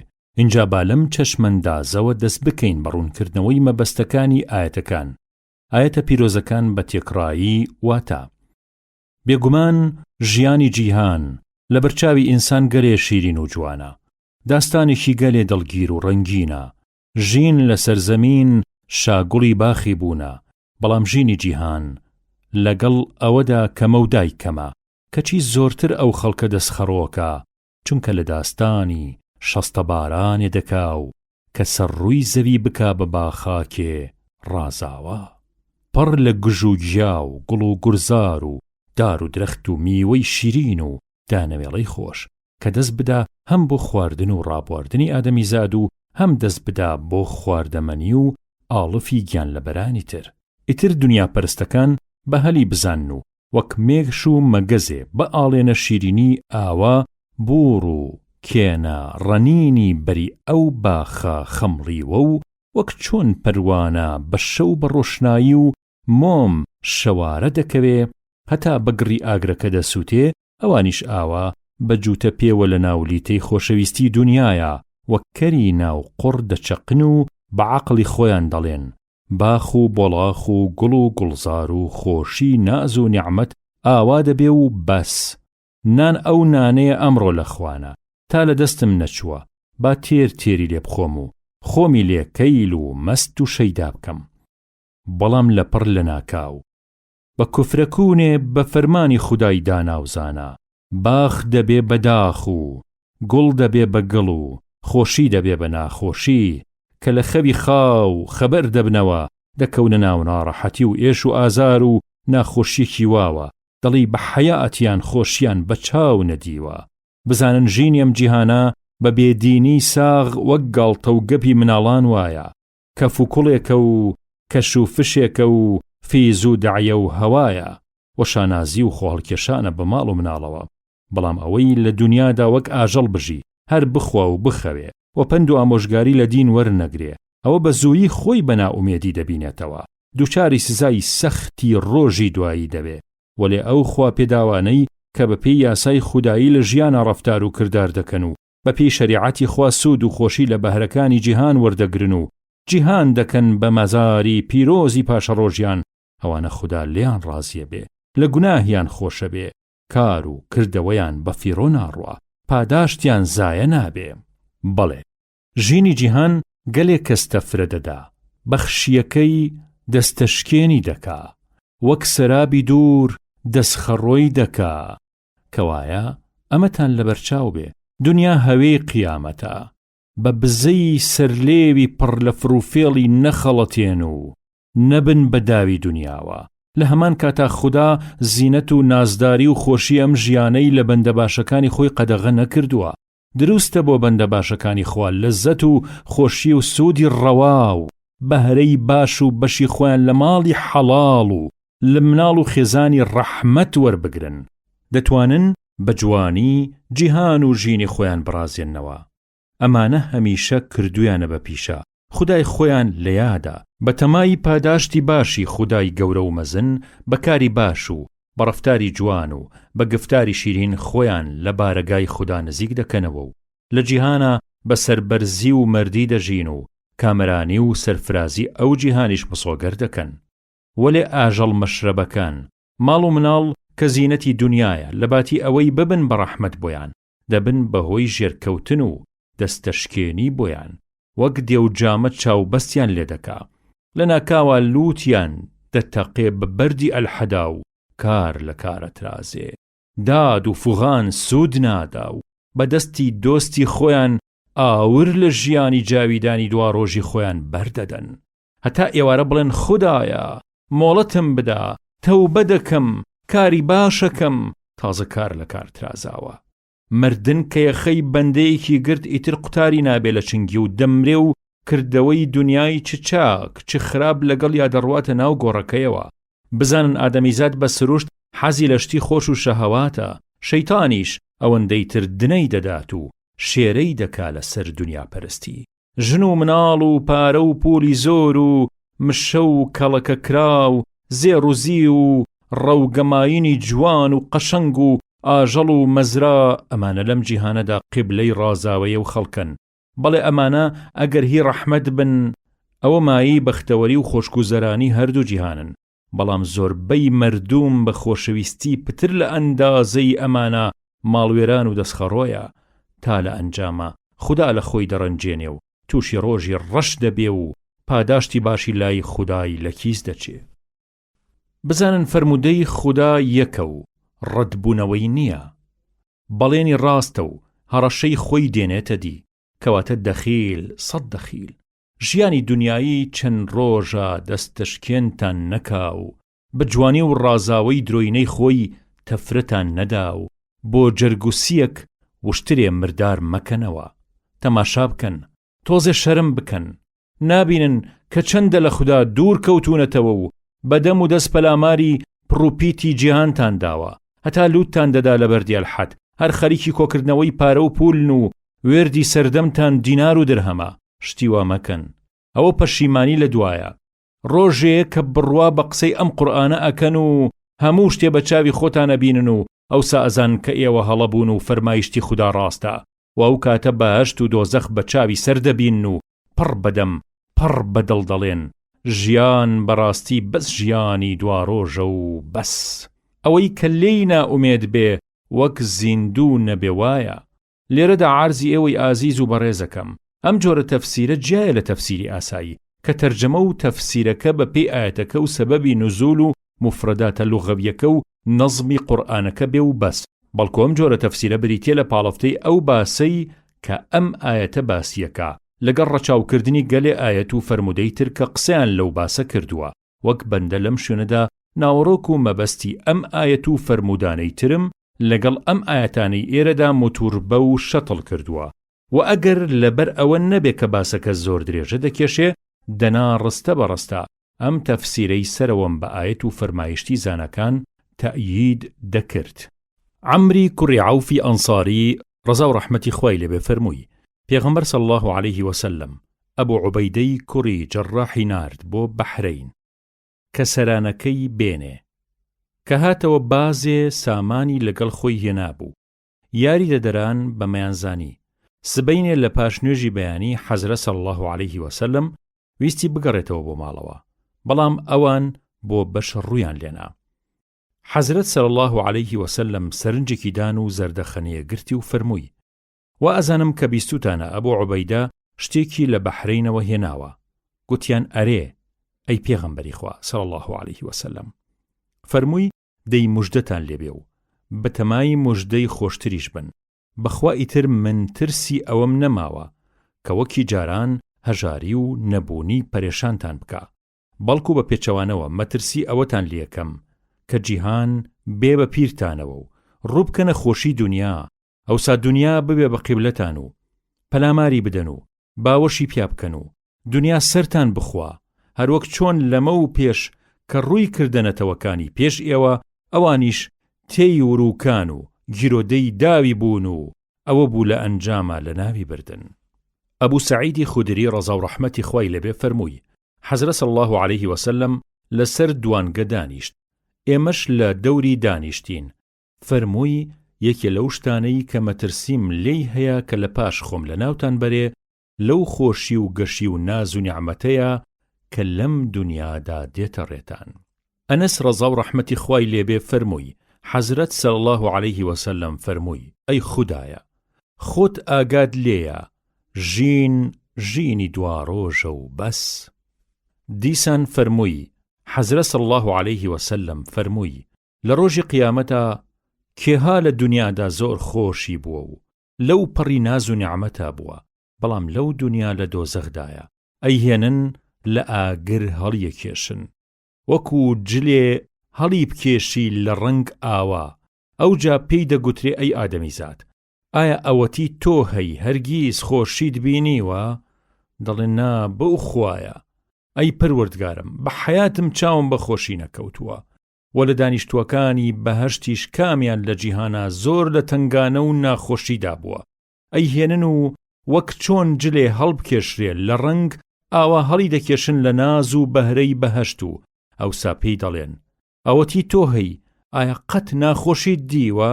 هیچ سەختی و تنگانەیەکت هاتۆتە ڕێ؟ دەڵێ نەبەو خوایە، نە ناخۆشیم توش بووە و نەتەنگانەم دیوە. ئیمامی موسلم ڕیوایەتی کردووە. مستەوریدی کوڕی شەداد ڕەزا و ڕەحمەتی خوای لەسەر بێ فەرمووی: حەزرەت صلی الله عليه وسلم فەرمووی: ئەم جیهانە لە چاو ئەو جیهانی ترا، وەک ئەوە وایە کە یەکێکتان پەنجەیە بژەنێ بەناو ئاوی دەریادا، دەی باش سەرنج بدەن کە بەقەت چەنێ ئاو لەو دەریایە هەڵدەگرێ. جابر ڕەزا و ڕەحمەتی خوای لەسەر بێ فەرمووی: ڕۆژی حەزرەت صلی الله عليه وسلم لەناو بازاڕە ڕەت بوو، مسلمانەکانیش لەم شان و شانیەوە لەگەڵی دەڕۆشتن. دای بەلای گیسکێکی گەڕیلەی مردارەوە بوودا، گوێشکەی گیسکەکەی گرت و فەرمووی: کامتان بە درهەمێ ئەمەی دەوێ؟ یاران فەرموویان بە بەلاشیش کەسمان نامانەوێ. جا ئەوە چی لێ بکەین؟ دیسان فەرمووی: حەزەکەن هی ئێوە بێیان نا. عەرزیان کرد: بە خودا مەگەر ئەگەر زیندووش بێ هەر عەیبدارە، چونکە گەڕیلەیە، ئیتر بە مردارەوە بوویی چۆنەمانەوێ؟ پێغەمبەر صلی الله عليه وسلم فەرمووی: دەسا بە یەزدانی پاک، ئەم دنیایە لەلای خوای گەورە گەلێ سووک و بێنرخترە هەتا ئەم گیسکە لەکن ئێوە. ئەبوو زەر ڕەزا و ڕەحمەتی خوای لەسەر بێ فەرمووی: جارێ لە خزمەتی حەزرەتا صلی الله عليه وسلم بە خڕە بەرداویەکی مەدینەیە دەڕۆشتین، ڕوومان لە ئوحود بوو. فەرمووی: ئەی ئەبوو زەر، گوتم بفەرموو قوربان، وام لە خزمەتدا. فەرمووی: ئەگەر بەقەد ئەم کێوی ئوحودە زێڕم هەبێ، حەز ناکەم کە 3 ڕۆژ زیاتر هیچی لەلام بمێنێ مەگەر ئەو ئەندازەیە کە بۆ دانەوەی قەرز دای بنێم. حەزەکەم کە ئەو کێوە زێڕا بە هەر چوارلایە ئاوا و ئاوا و ئاوا، بەڕاست و چەپ و لە بەردەم و لە دواوە بەناو بەندەکانی خۆیان بیبەخشمەوە. ئەوجا کەمێ ڕۆشت و فەرمووی: بێگومان ئەوانەی لە جیهانە زۆریان هەیە، لە ڕۆژی هەستانەوەیە کەمیان هەیە، مەگەر ئەو دارا و دەوڵەمەندانەی کە ماڵی ڕەحمەتیان هەیە و درێغی لێ ناکەن و بە هەر چوار لای خۆیانە خێر و خێرات و پیاوەتی لێەکەن. ئەوە ئەو خوددا پێداوانە لەو دنیاش وەک ئەم دنیا دەوڵەمەندن، وەلێ ئەم جۆرە بەختەوەرانە گەلێ گەلێ کەمن. ئەوجا بە منی فەرمووی لێرە لە شوێنی خۆت مەبزوە تا دێمەوە بۆلات. ئیتر بەو تاریکەشەوە ملی ڕێیگرت و ڕۆشت تا لەبەر چاوم ون بوو. زۆری پێنەچوو دەنگە بەرگۆم کەوت. بەرەبەرە دەنگەکە بەرز بووەوە. ترسم لێ نیشت کە خوا نەخواستە شتێ تووشی حەزرەت صلی الله عەلەیه وسەلەم بوو بێ و کەسێ پەلاماری دابێ. جا خەریک بوو بچم بە هاواریەوە. بەڵام کە بیری ئەوەم کەوتەوە کە فەرمووی پێم لە شوێنی خۆت مەجوڵێ تا دێمەوە بۆلات، ئیتر ئەمرەکەیم نەشکاند و لە جێگەی خۆم جوڵم نەکرد هەتا تەشریفی هاتەوە. ئەوجا باسی ترسەکەی خۆمم بە تەواوی بۆ گێڕایەوە. فەرمووی ئەدی گوێت لێ بوو؟ عەرزم کرد ئەرێ. فەرمووی ئەوە جوبرەئیل بوو، هات بۆلام. ئەم مژدە خۆشەی بۆم هێنا. فەرمووی کە هەر کەسێ لە ئومەتم لەسەر ئیمان بمرێ و لەسەر شیرک و کوفر نەمرێ لە بەهەشت ناومێد نابێ و سەرنجام دەچێتە بەهەشت. منیش گوتم ئەی پێغەمبەری خوا صلی الله عەلەیه وسەلەم، با بەدکاری و دزیش بکە؟ فەرمووی با زیناش بکە و با دزیش بکە. ئەمە گفتەی بوخاریە ڕزا و ڕەحمەتی خوای لێبێ. دیسان فەرمووی حەزرەتی سەروەر صلی الله عەلەیه وسەلەم فەرمووی تەماشای حاڵی خۆتان خواردتر بکەن، تەماشای لە خۆتان بەرەو ژوورتر مەکەن، چونکە ئەگەر وانەکەن لەوانەیە ئەو ناز و بەهرانەی کە بە پێی حاڵ خوددا داونی پێتان لە بەرچاوتان بکەون و بە کەمیان بزانن. ئەمە گفتەی موسلیمە. گێڕانەوەی بوخاریە فەرمێ ئەگەر کەسێ لە ئێوە تەماشای حاڵ و ماڵی کەسێکی تری کرد کە ماڵ و مناڵ و حاڵ و ڕنگ و ڕووی لە خۆی باشتر بوو، با تەماشای حاڵی خوار خۆیشیەوە بکە، نەبادا دڵ لە دڵ بدا و ناسوپاس دەرچێ و شکری بەهرەی خودا نەکا و خۆی بەهرە خوار و بزانێ. دیسان فەرمووی سەروەر صلی الله عەلەیه وسەلەم فەرمووی پارەپەرستی پولەکی شڕەخۆر داوەشێ، هەر چاوی لە زێڕ و زی و جلو بەرگی قەیفە و ڕازاوەیە، هەتا چاوی لە دەستە و تەماعی پێتە لێت ڕازیە، کلکە لە قێت بۆکە، هەر کە تەمای پێت نەما ئیتر لوتەلایە.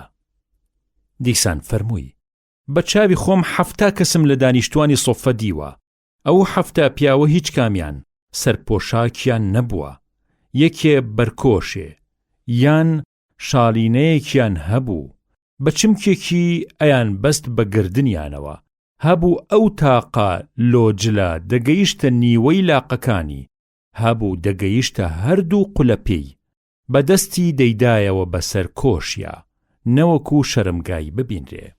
فەرمووی حەزرەت صلی الله عەلەیه وسەلەم فەرمووی دنیا زیندانی موسڵمانە، بەهەشتی کافرە.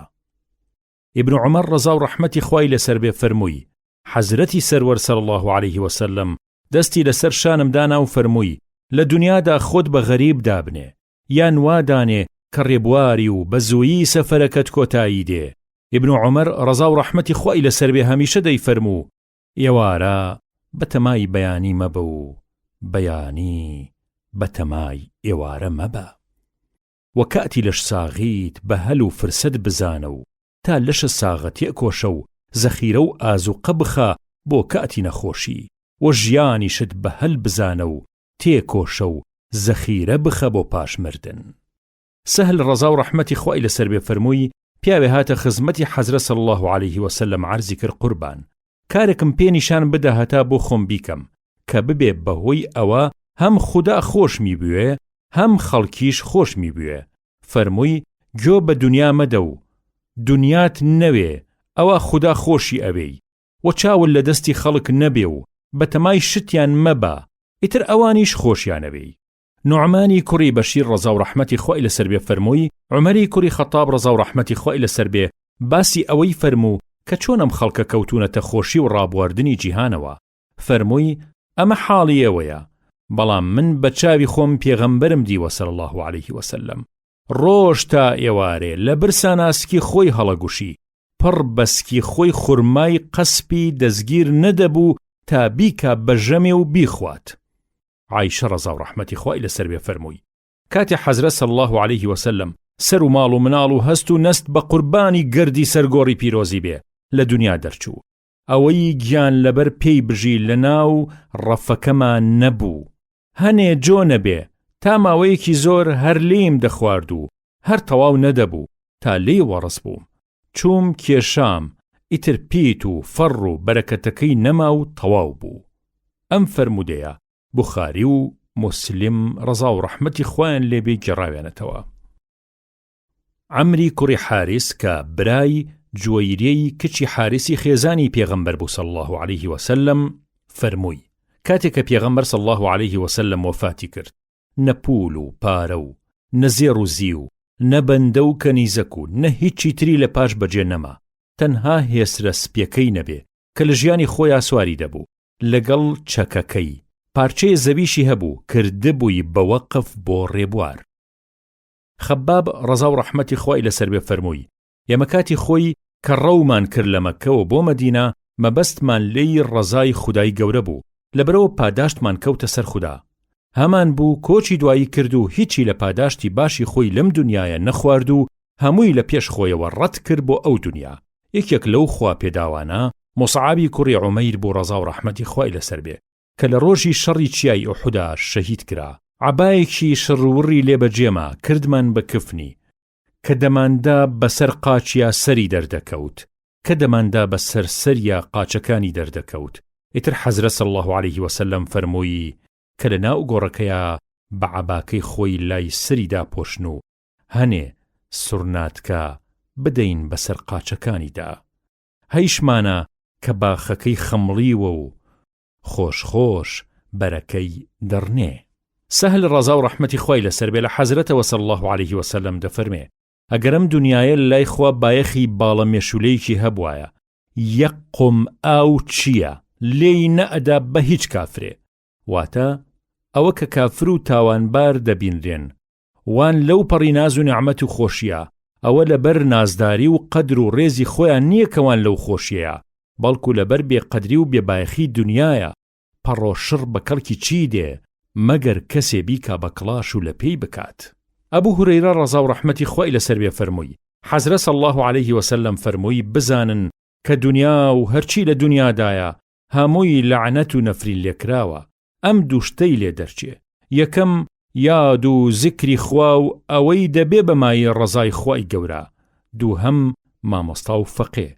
دیارە ئەوەی دەبێ بەمای ڕەزای خوددا ئەمانە دەگرێتەوە ماڵ و مناڵی ڕەحمەت و کەسابەتی حەڵاڵ و پێنج ڕوکنەی ئیسلام و ڕاگرتنی یاسای ئاین بەگشتی، تەنانەت خۆلادانیش لە بێشەرعی هەر بە تاعەتی خوا دانرێ و بەر ئەم فەرموودە پیرۆزە دەکەوێ.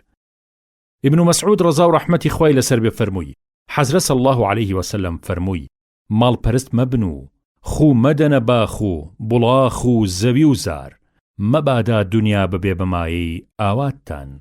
عەبدوڵڵای کوڕی عەمر ڕەزا و ڕەحمەتی خوای لەسەر بێ فەرمووی جارێک حەزرەت صلی الله عليه وسلم بەلامانەوە ڕابرد، زنجێکمان هەبوو پەڕپوت بوو، خەریک بووین بیرازمان دەکرد و فەرمووی ئەمە چییە؟ وتمان قوربان، زنجەکەمان شلۆق بووە، وا چاکیەکەینەوە. فەرمووی کێ ئەڵێ کە ئێوە ئەوەندە ئەژین تا ئەم کووخە دەڕوخێ؟ من لەو باوەڕەدام کە تەمەن ئەوەندەی بەبەرەوە نییە و دوور نییە کە هێرشی مەرگ زووتر یەخەتان نەگرێ. کەعب فەرمووی ژنەوتم لە سەروەر صلی الله عليه وسلم دەی فەرموو هەر گەلێ فیتنەیەکی تایبەتی بووە، فیتنەی ئومەتی من ماڵ و سامانە. حەزرەتی عوسمان ڕەزا و ڕەحمەتی خۆی لەسەر بێ فەرمووی حەزرەتی ڕەسوول الله صلی الله عليه وسلم فەرمووی ئادەمیزاد تەنیا مافی ئەم چەند شتەی هەیە و بەس، خانوویە تیا دانیشێت، جلکێ شەرم و عەورەتی بشارێتەوە، نانی وشک و ئاو.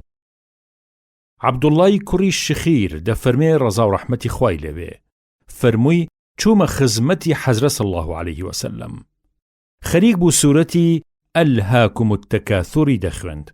فەرمووی ئادەمیزاد هەر دەکڕوزێتەوە و دەڵێ ماڵەکەم وا و ماڵەکەم ئاوا، ئیتر پێم ناڵی ماڵەکەت کامەی هی تۆیە. ئەم سێشتەی لێ دەرچێ، یەکەم ئەوەی کە ئەی خۆی و لە ناویە بەی، دووهەم ئەوەی کە ئەی پۆشی و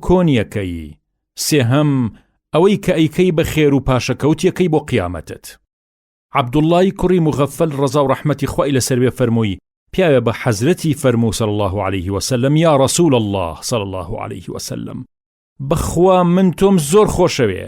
پێغەمبەر صلی الله عليه وسلم فەرمووی ئاخر باش ورد بەرەوە کە قسەکەت کوێ ئەگرێتەوە. 3 جار ئەم گفتوگۆیەیان دووبارە کردەوە. ئەوجا حەزرەتی رسول الله صلی الله عليه وسلم فەرمووی ئەگەر بەڕاستی تۆ منت خۆشەوێ ئەوە پەڵاسێ وەک نەرمەزین ئامادە بکە بۆ خۆت، چونکە هەژاری وەک شاسوار سواری شانتە بێ. لە ڕاستیە هەژاری وەک لافاوی بەرەوژوور کە چۆن خێرا دەگاتە ناو ئاوەڕۆکەی ئەویش ئاوا بگرە خێراتریش دەگاتە سەر ئەو کەسەی کە منی خۆشەوێ. کەعب ڕەزا و ڕەحمەتی خوای لەسەر بێ فەرمووی حەزرەت صلی الله عليه وسلم فەرمووی 2 گورگی برسی بکەونە ناو ڕانێ ئەوەندەی ئەم دووشتە زیان بە دین و ئایینی پیاو دەگەێنن. ئەو 2 گورگە ئەوەندە زیان بەو ڕانە ناگەێنن. یەکەم حەریسی و سووربوون لەسەر ماڵی دنیا، دووهەم حەریسی و سووربوون لەسەر پایە بەرزی و پلە و پایەی دنیایی. ئیبن مەسعود ڕەزا و ڕەحمەتی خوای لەسەر بێ فەرمووی پێغەمبەر صلی الله عليه وسلم لەسەر حەسیرە نووست بوو کە هەڵسا حەسیرەکە چەقی بۆ لاتەنیشتی و جێگەی تەڵەکانی لا قەبرغەی چاڵ کردبوو. وتمان قوربان بریا دۆشەکێکمان بۆ دروسە کردی. فەرمووی من لەکوێ و دنیا لەکوێ؟ حاڵی من لەم جیهانەیە وەک حاڵی سوارێکی ڕێبوار وایە کە لەژێر سێبەری دارێکا و چانێ بگرێ و پشوویە بدا و لە پاشکەمێ بڕوا و بەڕێ خۆیەوە و درەختەکە بەجێ بێڵێ. ئەبوو هورەیرە ڕەزا و ڕەحمەتی خوای لەسەر بێ فەرمووی پێغەمبەر صلی الله عليه وسلم فەرمووی هەژارانی مسلمانان بە 500 ساڵ لە پێش دەوڵەمەنەکانەوە ئەچنە بەهەشت. ابن عباس و عمران ڕەزا و ڕەحمەتی خوایان لەسەر بێ فەرموویان حەزرەت صلی الله عليه وسلم فەرمووی سەرنجی ناو بەهەشتمدا. تەماشام کرد زۆربەی خەڵکەکەی لە هەژارانی جیهان بوون. سەرنجی ناو دۆزەخیشمدا ڕوانیم زۆربەی خەڵکەکەی لە ژنانی جیهان بوون. لە ئەبوو هورەیرەوە ڕەزا و ڕەحمەتی خوای لەسەر بێ فەرمووی حەزرەت صلی الله عليه وسلم فەرمووی ڕاستترین وشەیە کە شاعر بە شعر گوتبێتی ئەم شعرەی لەبی دەکە دەڵێ ئەلا كل شيء ما خلا الله باطل وكل نعيم لا محالة زائل. ئەم دنیاە کاوبایە هەرچی تایە بێبەقایە هیچ و پوچ و بێنوایە ئەوەی ڕاست بێ بەس خودایە. باسی خێر و بەهرەی برسێتی و سادەیی گوزەران و ژینی زبر و کەمکردنەوەی خواردن و کەم نۆشین و نەکردنی جلو و بەرگی کەشخە و پشتگوێخستنی ئارەزوەکانی دەروون.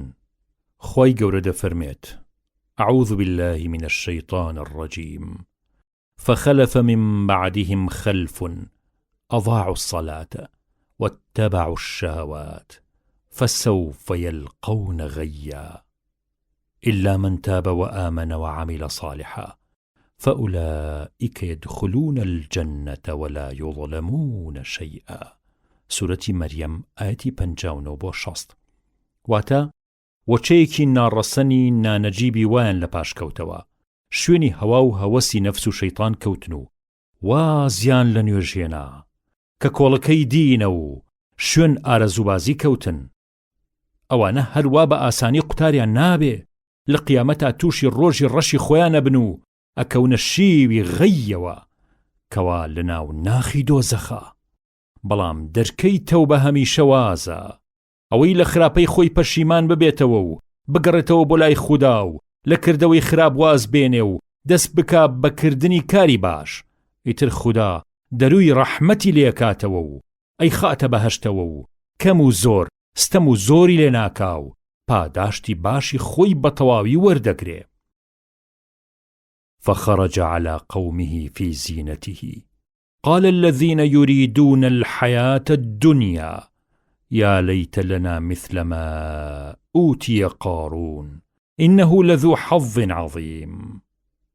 وقال الذين أوتوا العلم ويلكم ثواب الله خير لمن آمن وعمل صالحا. سورة القصص آية 79-80. قارون خوي رازانەوە لەگەڵ دەست و پەیوەندەکەی خۆیان بە سواری وڵاخی کەشخا بە کەش و فشێکەوە هاتە دەرەوە و دەستی کرد بە خۆ نواندن بە بەرچاوی هۆزەکەیەوە. ئەوانەی کە عاشقی ژیانی بێبەقای ئەم جیهانن یەکسەر پڕ بەدەم خۆزگەیان پێخواست و وتیان ئای لەم بەختەوەرە، خۆزگە ئێمەش وەک قاڕون ئاوا دارا و دەوڵەمەند و دەستڕۆییە بووین. بەڕاستی بەختێکی زۆر گەورە و شانسێکی زۆر چاکی هەیە. وەلێ زانا و داناکان فەرمویان ماڵ خراپینە، خۆزگە بە چیە خوازن؟ کەی ئەوە ماڵی ڕەحمەتە، ئەوە هۆی تووڕەیی خوایە. بزانن کە ئەوەی دەبێ بە مایەی ڕەزای خودا و دەبێ بە هۆی بەش و بارەی باش و پاداشتی چاک لە لای خودا لە هەردوو جیهانە. ئەوە مایەی خێر و خۆشیە بۆ ئەو موسڵمانەی کە کردەوەی باش دەکا بە ئومێدی سۆز و ڕەحمەتی خودا. خۆی گەورە دەفەرمێت ثم لتسألن يومئذ عن النعيم. سورة التكاثر آية 8. هروها دەفەرمێ من كان يريد العاجلة عجلنا له فيها ما نشاء لمن نريد ثم جعلنا له جهنم يصلاها مذموما مدحورا. سورة الإسراء آية 8. واتا ئەو کەسەی کە کار و کردەوەی بۆ ڕزای خودا ئەنیە و بۆ خۆشی و ڕابواردنی ئەم دوو سێ ڕۆژەی ژیانی دنیایە، ئەوە دوور نییە کە بۆ بازێ لەم دنیا پەرستانە لەم دنیا بێبەقایەدا لەسەر خواستنی خۆمان هەنێ لە خۆشی دنیایان پێ بدەین، لە پاشا لەو دنیا لەناو ئاگری دۆزەخە بە سووک و بەڕیسوایی دوور لە ڕەحمەت دەیان گەوزێنین. عایشە ڕەزا و ڕەحمەتی خوای لەسەر بێ فەرمووی خێزانی محەممەد صلی الله عليه وسلم هەتا ئەو ڕۆژەی حەزرەتی محەممەد صلی الله عليه وسلم وفاتی کرد نەبووە دوو ڕۆژ لەسەر یەک تێرسکی خۆیان نانی جۆ بخۆن. لە گەڕانەوەیەکی ترا هاتووە لەو کاتەوە کە پێغەمبەر صلی الله عليه وسلم کۆچی کرد لە مەکەی پیرۆزەوە بۆ مەدینەی نازدار تا ئەو ڕۆژەی کە خوددا بردیەوە بۆ لای خۆی.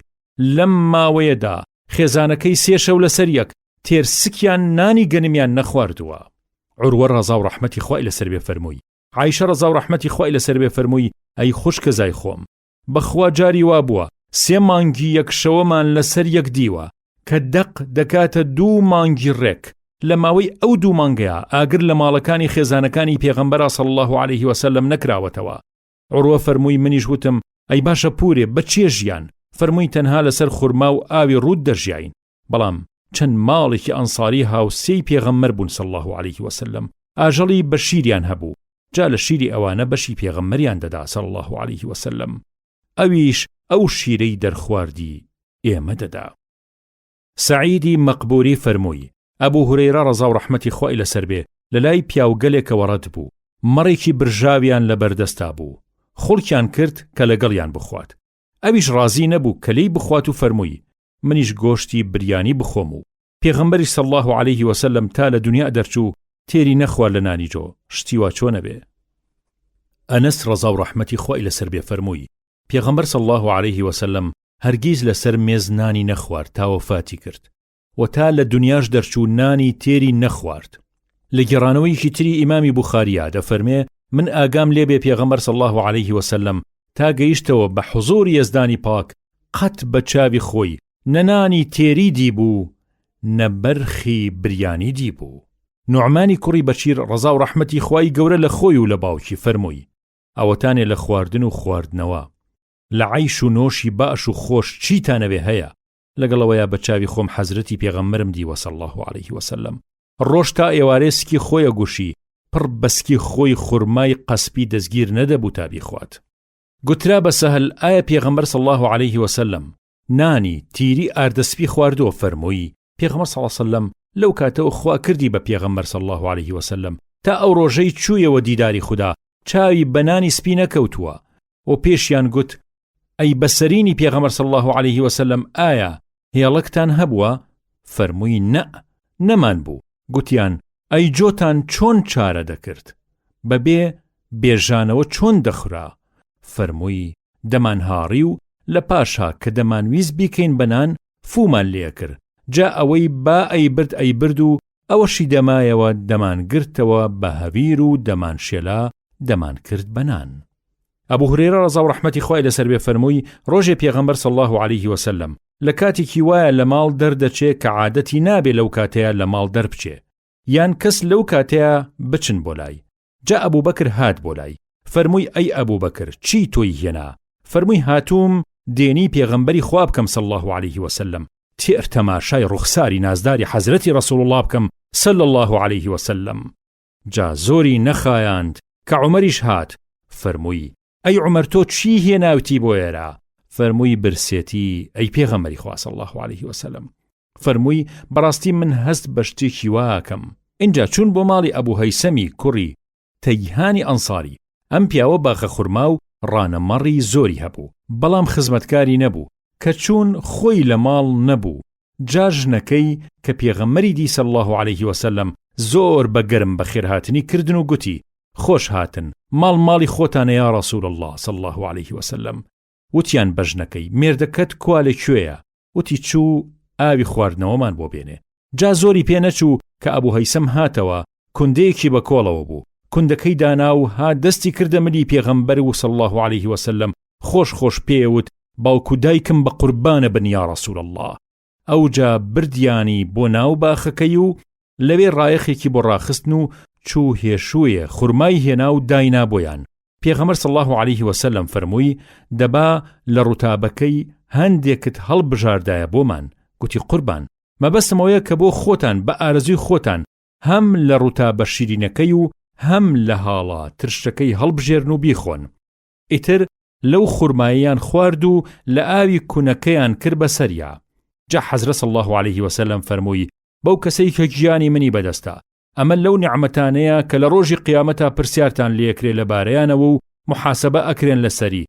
سێبەری فێنک و تەڕە خورمای خۆش و ئاوی ساردی سازگار، ناز و نیعمەت لەمە باشتر ئەبێ چی بێ؟ کەواتە ئەمە بەر ئەو ئاەتە ئەکەوێ کە ئەفەرمێ ثم لتسألن يومئذ عن النعيم سورەتی التەکاثور ئاەتی 8. واتە لە پاشان سوێن ئەخۆم لە ڕۆژی قیامەتا محاسبە ئەکرێن لەسەر ئەو نیعمەتانەی کە خوا لە دنیا داونی پێتان. ئەوجا ئەبوو هەیسەم دەستی دایە کێردێکی گەورە واتە چەقۆیەکی گەورە، ئاژەڵێکیان بۆ سەر ببڕێ. حەزرەت صلی الله عليه وسلم فەرمووی ئاژەڵی شیردار سەر نەبڕی. اینجا گیسکێکی سەر بڕی بۆیان و دروستی کرد و هێنای داینا بۆیان. جا کە لەو گیسکە و لەو هێشوە و لەو ئاوە تێر و تەسەلیان خوارد، حەزرەت صلی الله عليه وسلم فەرموویەوە بەو کەسەی کە گیانی منی بەدەستە لە ڕۆژی قیامەتا لەبارەی ئەم نیعمەتەوە پرسیارتان لێکرێتەوە. لە پێشەوە برسێتی لە ماڵ دەری پەڕاندون کەچی ئاوا بە تێر و تەسەلی دەگەڕێنەوە بۆ ماڵ. لە گێڕانەوەیکی ترا هاتووە فەرمێ ئەبوو هەیسەم کە دێتەوە چاوی بە پێغەمبەر صلی الله عليه وسلم و دوو هاوڕێکەیەکەوێ دەڵێ سوپاس بۆ خوا، ئەمڕۆ کەس نییە وەک من ئاوا میوانی ئازیز و بەرز و بەڕێزی هەبێت. خالیدی کوڕی عەمری ئەلعەدەوی فەرمووی عوتبەی کوڕی غەزوان کاتێ فەرمانڕەوایی بەسرە بوو و تاریکی بۆماندا ستایش و سوپاسی خوای گەورەی کرد و فەرمووی پاش سوپاسی خوا وا جیهان ملی پێوە ناوە و نیشانەی کۆتایی و تەوابوونی دەرکەوتووە، بە زوویی دەبڕێتەوە. ئەوەی ماوە لە دنیا لە چاو ئەوەیدا کە ڕۆشتووە وەک خەڵتەی بنجام وایە کە خاوەنەکەی لە هەر چوار لای جامەکەوە کۆی بکاتەوە تا بە تەواوی دایچۆڕێنێ. بزان کە ئێوە لەم جیهانە بێ بەقایەوە دەگوێزرێنەوە بۆ خانەی ئەجگاری کە ببڕای بڕانەوەی نییە. دەیکەوایە زووکەن هەتا هەل لە کیس نەچووە و دەرفەت ماوە هەرچی چاکەیەکتان لە دەست دێ درێغی لێ مەکەن و لە پێش خۆتانەوە بیکەن و ڕەتی بکەن بۆ ئەو دنیا، چونکە خانەی ئێجگاریتان ئەوەیە، لەوێ کارتان بەچاکە زۆرە، لەبەرەوەی کە ڕۆژی ڕەشی زۆرتان لە پێشەوەیە و ڕێگەی سەختتان لەبەرە گەیشتۆتەوە بە ئێمە کە بەردێ لەسەر لێواری دۆزەخەوە گلێر دەکرێتەوە 70 ساڵ لەسەر یەک بەبێ وەستان هەر گلۆر دەبێتەوە کەچی هێشتا هەر ناگاتە بنی ئەو شوێنەی پێی بگا. دەقەسەم بە زاتی خوا ئەم دۆزەخە بەم گەورەیە پڕ ئەبێت. ئەوە وا دیارە کە ئێوە لەم باسە سەرسامە بن. دەسا لە لایەکی تریشەوە باس کراوە بۆمان کە بەهەشت زۆر گەورە و پان و پۆڕ و بەرینە. لەم لاشیپانی دەرگاکانیەوە هەتا ئەو لاشیپانەکەی 40 ساڵ ڕێیە. دەیسا بەخوا ڕۆژێ ئەبێ کە هەموو دەرگاکانی بەهەشت ژمەیان دێ لەوانەی کلیانەوە ئەچنە ژوورەوە و لەبەر قڕەباڵغی دەروازەکانی بەهەشت ژمەیان دێ و مەردوم بە پاڵەپەستۆ ئەچنە ژوورەوە کەس بە خۆشی و ناخۆشی جیهان نەنازێ و دەستخەڕۆ نەبێ. ڕۆژێ بوو ئێمە حاڵمان وابوو بەخۆمەوە 7 کەس بووین لە خزمەتی پێغەمبەرا بووین صلی الله عليه وسلم ئەوەی پێی بڵێ خواردەمەنی نەمان بوو گەڵای دار و درەختی ئەو بیابانە نەبێ ئەوەندە گەڵا و دارمان خواردبوو لە تاو برسێتی لالغاومان تەرەکی بوو بەبرین ئەمەیش حاڵی پۆشتەیی و پەرداخیمان بوو ڕوت و ڕەجاڵ بووین عەبایەکمان پەیدا کردم بە 2 کەرتەوە نیوەیم بۆ خۆم لە باتی دەرپێ کرد بە بەرکۆش و پێچام بەلای خوارمەوە ئەو نیوەکەی تریشمدا بە سەعدی کوڕی مالک ئەویش کردی بە بەرکۆش و پێچای بەخۆیەوە لە جیاتی دەرپێ ئەو ساکە ئەمە حاڵمان بوو ئەوە خواردنەکەمان بوو ئەوەیش جلی شایی و شینمان بوو ئەوەتانە ئێستایش هەر کەسێ لە ئێمە دەبینی یان فەرمانڕەوایی سەرشارێکە یا پاشای سەر وڵاتێکە خودایە باییمان نەکەی و پەنامان بدەیلەوە کە هەوا بکەین و لە دڵی خۆمانە خۆمان بەزل بزانین و لە لای تۆیش بچووک و بێوەچ بین بیشزانن کە هەموو پەیامێکی پێغەمبەران پاش خۆیان لە پاش ماوەیە لە حاڵێکەوە ئەگۆڕێ بۆ حاڵێکی تر بە تایبەتی حاڵی فەرمانڕەواکانیان تەواوە گۆڕێ تەنانەت لە ئەنجامە دەوڵەتی ئیسلامە بێ بە پاشایی و سەڵتەنەت و ڕەفتاری بەرزی سەردەمی پێغەمبەرایەتی لە ناو فەرمانڕەواکانە بە حاڵ شوێنەواری ئەمێنێ دڵنیام کە بە چاوی خۆتان ئەمەی من ئەیڵێم لە فەرمانڕەواکانی پاش ئێمە دەیبینن لە پاشەوە کە بە تەجروبە و ئەزمون لە حاڵی ئێمە و ئەوان بە باشی حاڵی ئەبوون و بە بەراورد ئەمەتان بۆ دەرەکەوێ ئەمە دەقی ئەم فەرمودەیە لە صحیحی مسلیمە لە بەرگی 18 لە کتاب الزهدا هاتووە ئەبوو موسای ئەشعەری ڕەزا و ڕەحمەتی خوای لەسەر بێ فەرمووی جارێک عایشە ڕەزا و ڕەحمەتی خوای لەسەر بێ عەبایەک و دەرپێکی ئەستوری زبری دەرهێنا و نیشانی یاین و فەرمووی حەزرە صلی الله عليه وسلم کە وەفاتی فەرموو ئەم 2 پارچەیەی لەبەرا بوو سعدی کوڕی ئەبی وەقاس ڕەزا و ڕەحمەتی خوای لەسەر بێ فەرمووی من یەکەم کەس بووم لە عەرەب کە یەکەم تیرم هاوێشت لە ڕێگەی خوایە حاڵیشمان گەلێ پەرپوت بوو گەلێ جار لەگەڵ حەزرەتا صلی الله عليه وسلم کە دەرەچوین بۆ غەزا خۆراکمان تەنیا بەر و گەڵای دارە کێویلەی ئەو بیابانە بوو کە خواردنیان گەلێ زەحمەتە تەنانەت وامان لێ هاتبوو کە سەراومان دەکرد دانیشتنەکەمان وشک و پچڕ بوو کڵۆ دەوەستا دەق وەک پشقلی مەڕ ئاوا بوو کەچی ئێستا هۆزی بەنی سەعەد سەرزەنشتی منەکەن لەسەر ئاینداری بەڕاستی ئەگەر قسەکەیان ڕاست بێ و سەرزەنشتەکەیان لەسەر حەق بێ و گومانی درۆ نەبێ معنای وایە کە من نائومێد دەرچووم و خوا نەخواستە ڕەنجم با بردوێتی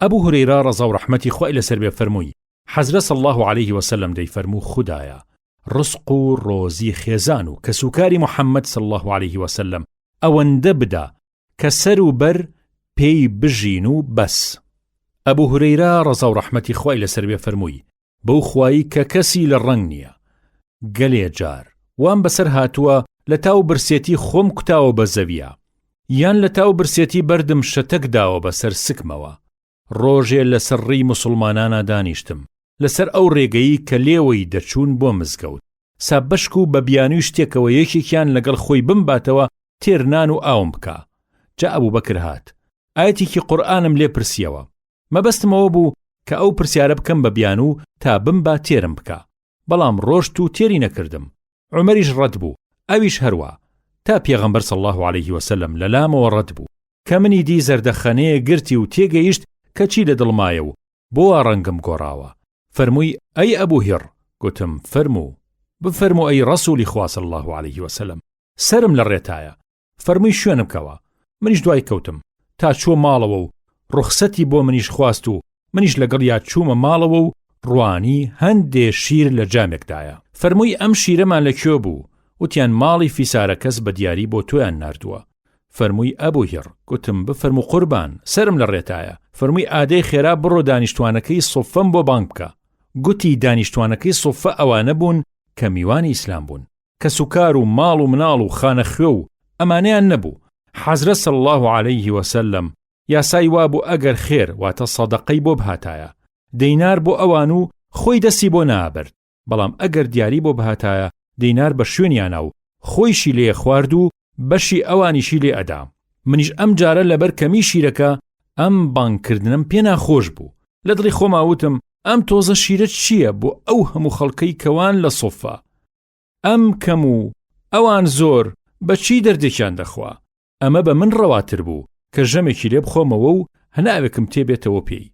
خۆ کاتێ هاتیشن حەزرە صلی الله عليه وسلم فەرمانم پێکا و ئەبێ من شیرەکە بەسەریانە بگێڕم. جاکەوابێ ئەبێ چی لەم شیرەکەمە بە من ببڕێ؟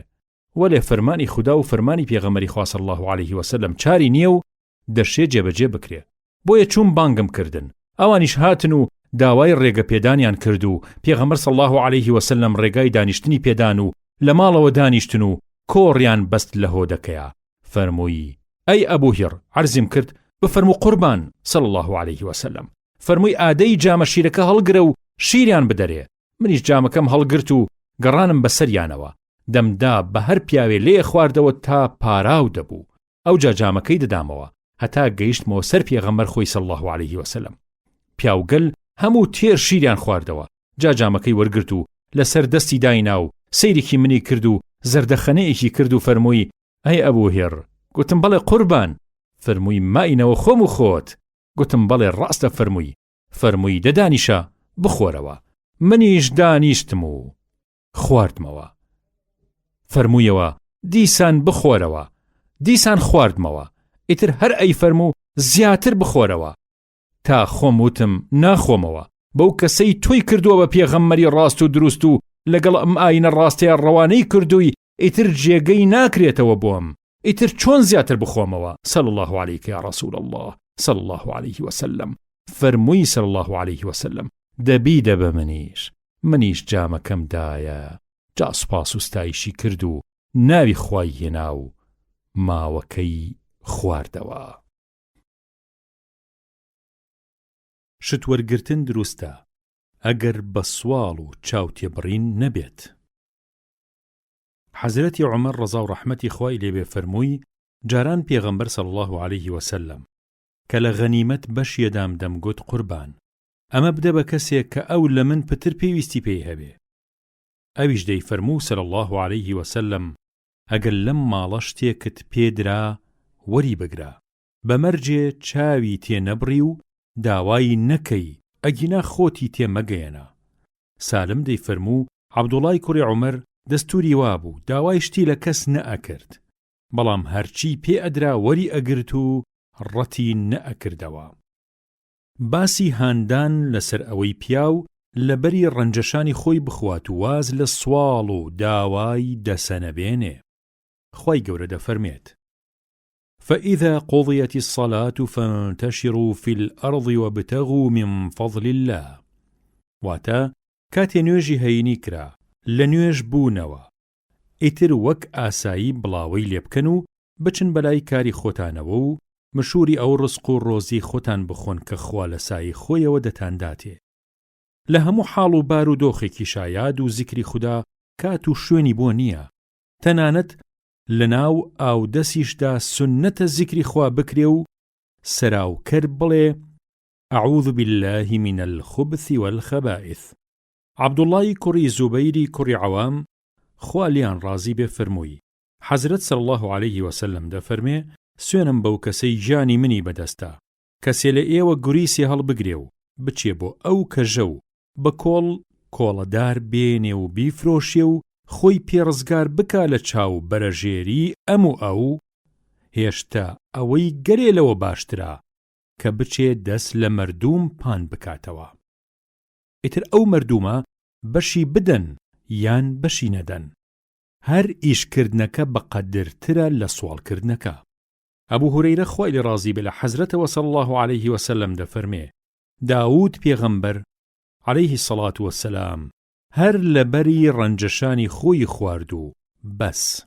دیسان پێغەمبەری خوا صلی الله عليه وسلم فەرمووی زەکەریا پێغەمبەر درودی خوای لەسەر بێ دارتاش بوو. مقدام ڕەزا و ڕەحمەتی خوای لەسەر بێ فەرمووی حەزرەت صلی الله عليه وسلم دەفەرمێ هیچ نانێ وەک ئەوە باش نییە کە مرۆڤ لەبەری ڕەنجەشانی خۆی بخوات. داوود کە پێغەمبەری خوا بوو درودی خوای لەسەر بێ هەر لەبەری ڕەنجەشانی خۆی دەخوارد. باسی سەخاوەت و بەخشینەوە و ماڵبەختکردن لە ڕێگەیەکی باشەوە بە پشتی خوای گەورە باسیەکەین. خوای گەورە دەفەرمێ: وما أنفقتم من شيء فهو يخلفه. هەروەها فەرمێ: وما تنفقوا من خير فلأنفسكم وما تنفقون إلا ابتغاء وجه الله وما تنفقوا من خير يوفى إليكم وأنتم لا تظلمون. خوای گەورە دەفەرمێ: وما تنفقوا من خير فإن الله به عليم. تێکڕای واتای ئاەتە پیرۆزەکان ئاوایە: هەرچی بەختەکەن لە ڕێگەی باشەوە بە مەرجی ئەوەی بۆ ڕەزای خوددا بێ، ئەوە خێرێکە و بۆ خۆتان یەکەن، خوا پاشەکەوت یەکا بۆتان لەم جیهانەیە یان لەو جیهانەکەی ترا یان لە هەردوو جیهانە تۆڵەتان بۆ کاتەوە و بە زیادەوە حەقتان بۆ دەکاتەوە. بزانن خێر کەم بێ یان زۆر بێ لای خواون نابێ. خوا ئاگای لە هەموو شتێکە. گرنگەوەیە کە ئێوە نیازتان پاک بێ و ئەو ماڵەی ئەیبەخشن حەڵاڵ بێ و بە چاوە و ڕواڵەت و منەتکردن پاداشتی باشی خۆتان پوچ نەکەنەوە. ابن مسعود ڕەزا و ڕەحمەتی خوای لەسەر بێ فەرمووی: پێغەمبەر صلی الله عليه وسلم دەفەرمێ: حەسوودی و بەخیلی بە کەس دروست نییە، بەم دوو کەسە نەبێ. یەکەم بە پیاوێ خوا ماڵی ڕەحمەتی بداتێ و خۆشی دەستی تێ بچێ لە ڕێگەی ڕاستە داغانی بکا واتە بیبەخشێتەوە. دووهەم بە پیاوێک کە خوددا دانایی و بەندیاری و زانستی بەسوودی پێ بدا، جا هەم خۆی ڕەفتاری پێ بکا و هەم لە نێوانی خەڵکا حکمی پێ بکا، هەم فێری خەڵکی تریشی بکا، بە تایبەتی فێرخوازانی. مەبەست لە حەسوودی و بەخیلی پێبردن خۆزگە پێبردنە. دیسان فەرمووی: حەزرە صلی الله عليه وسلم فەرمووی: کامتان ماڵی میراتبەرەکەی لە ماڵی خۆی خۆشترەوێت؟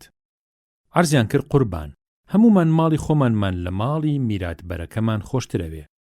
فەرمووی صلی الله عليه وسلم: دەبزانن ماڵی ئادەمیزاد کە بە کەڵکی هەردوو جیهانی بێ، ئەو ماڵەیەتی کە لە پێش خۆیەوە ڕەتی ئەکا و ڕەوانەی ئەکا بۆ ئەو دنیا.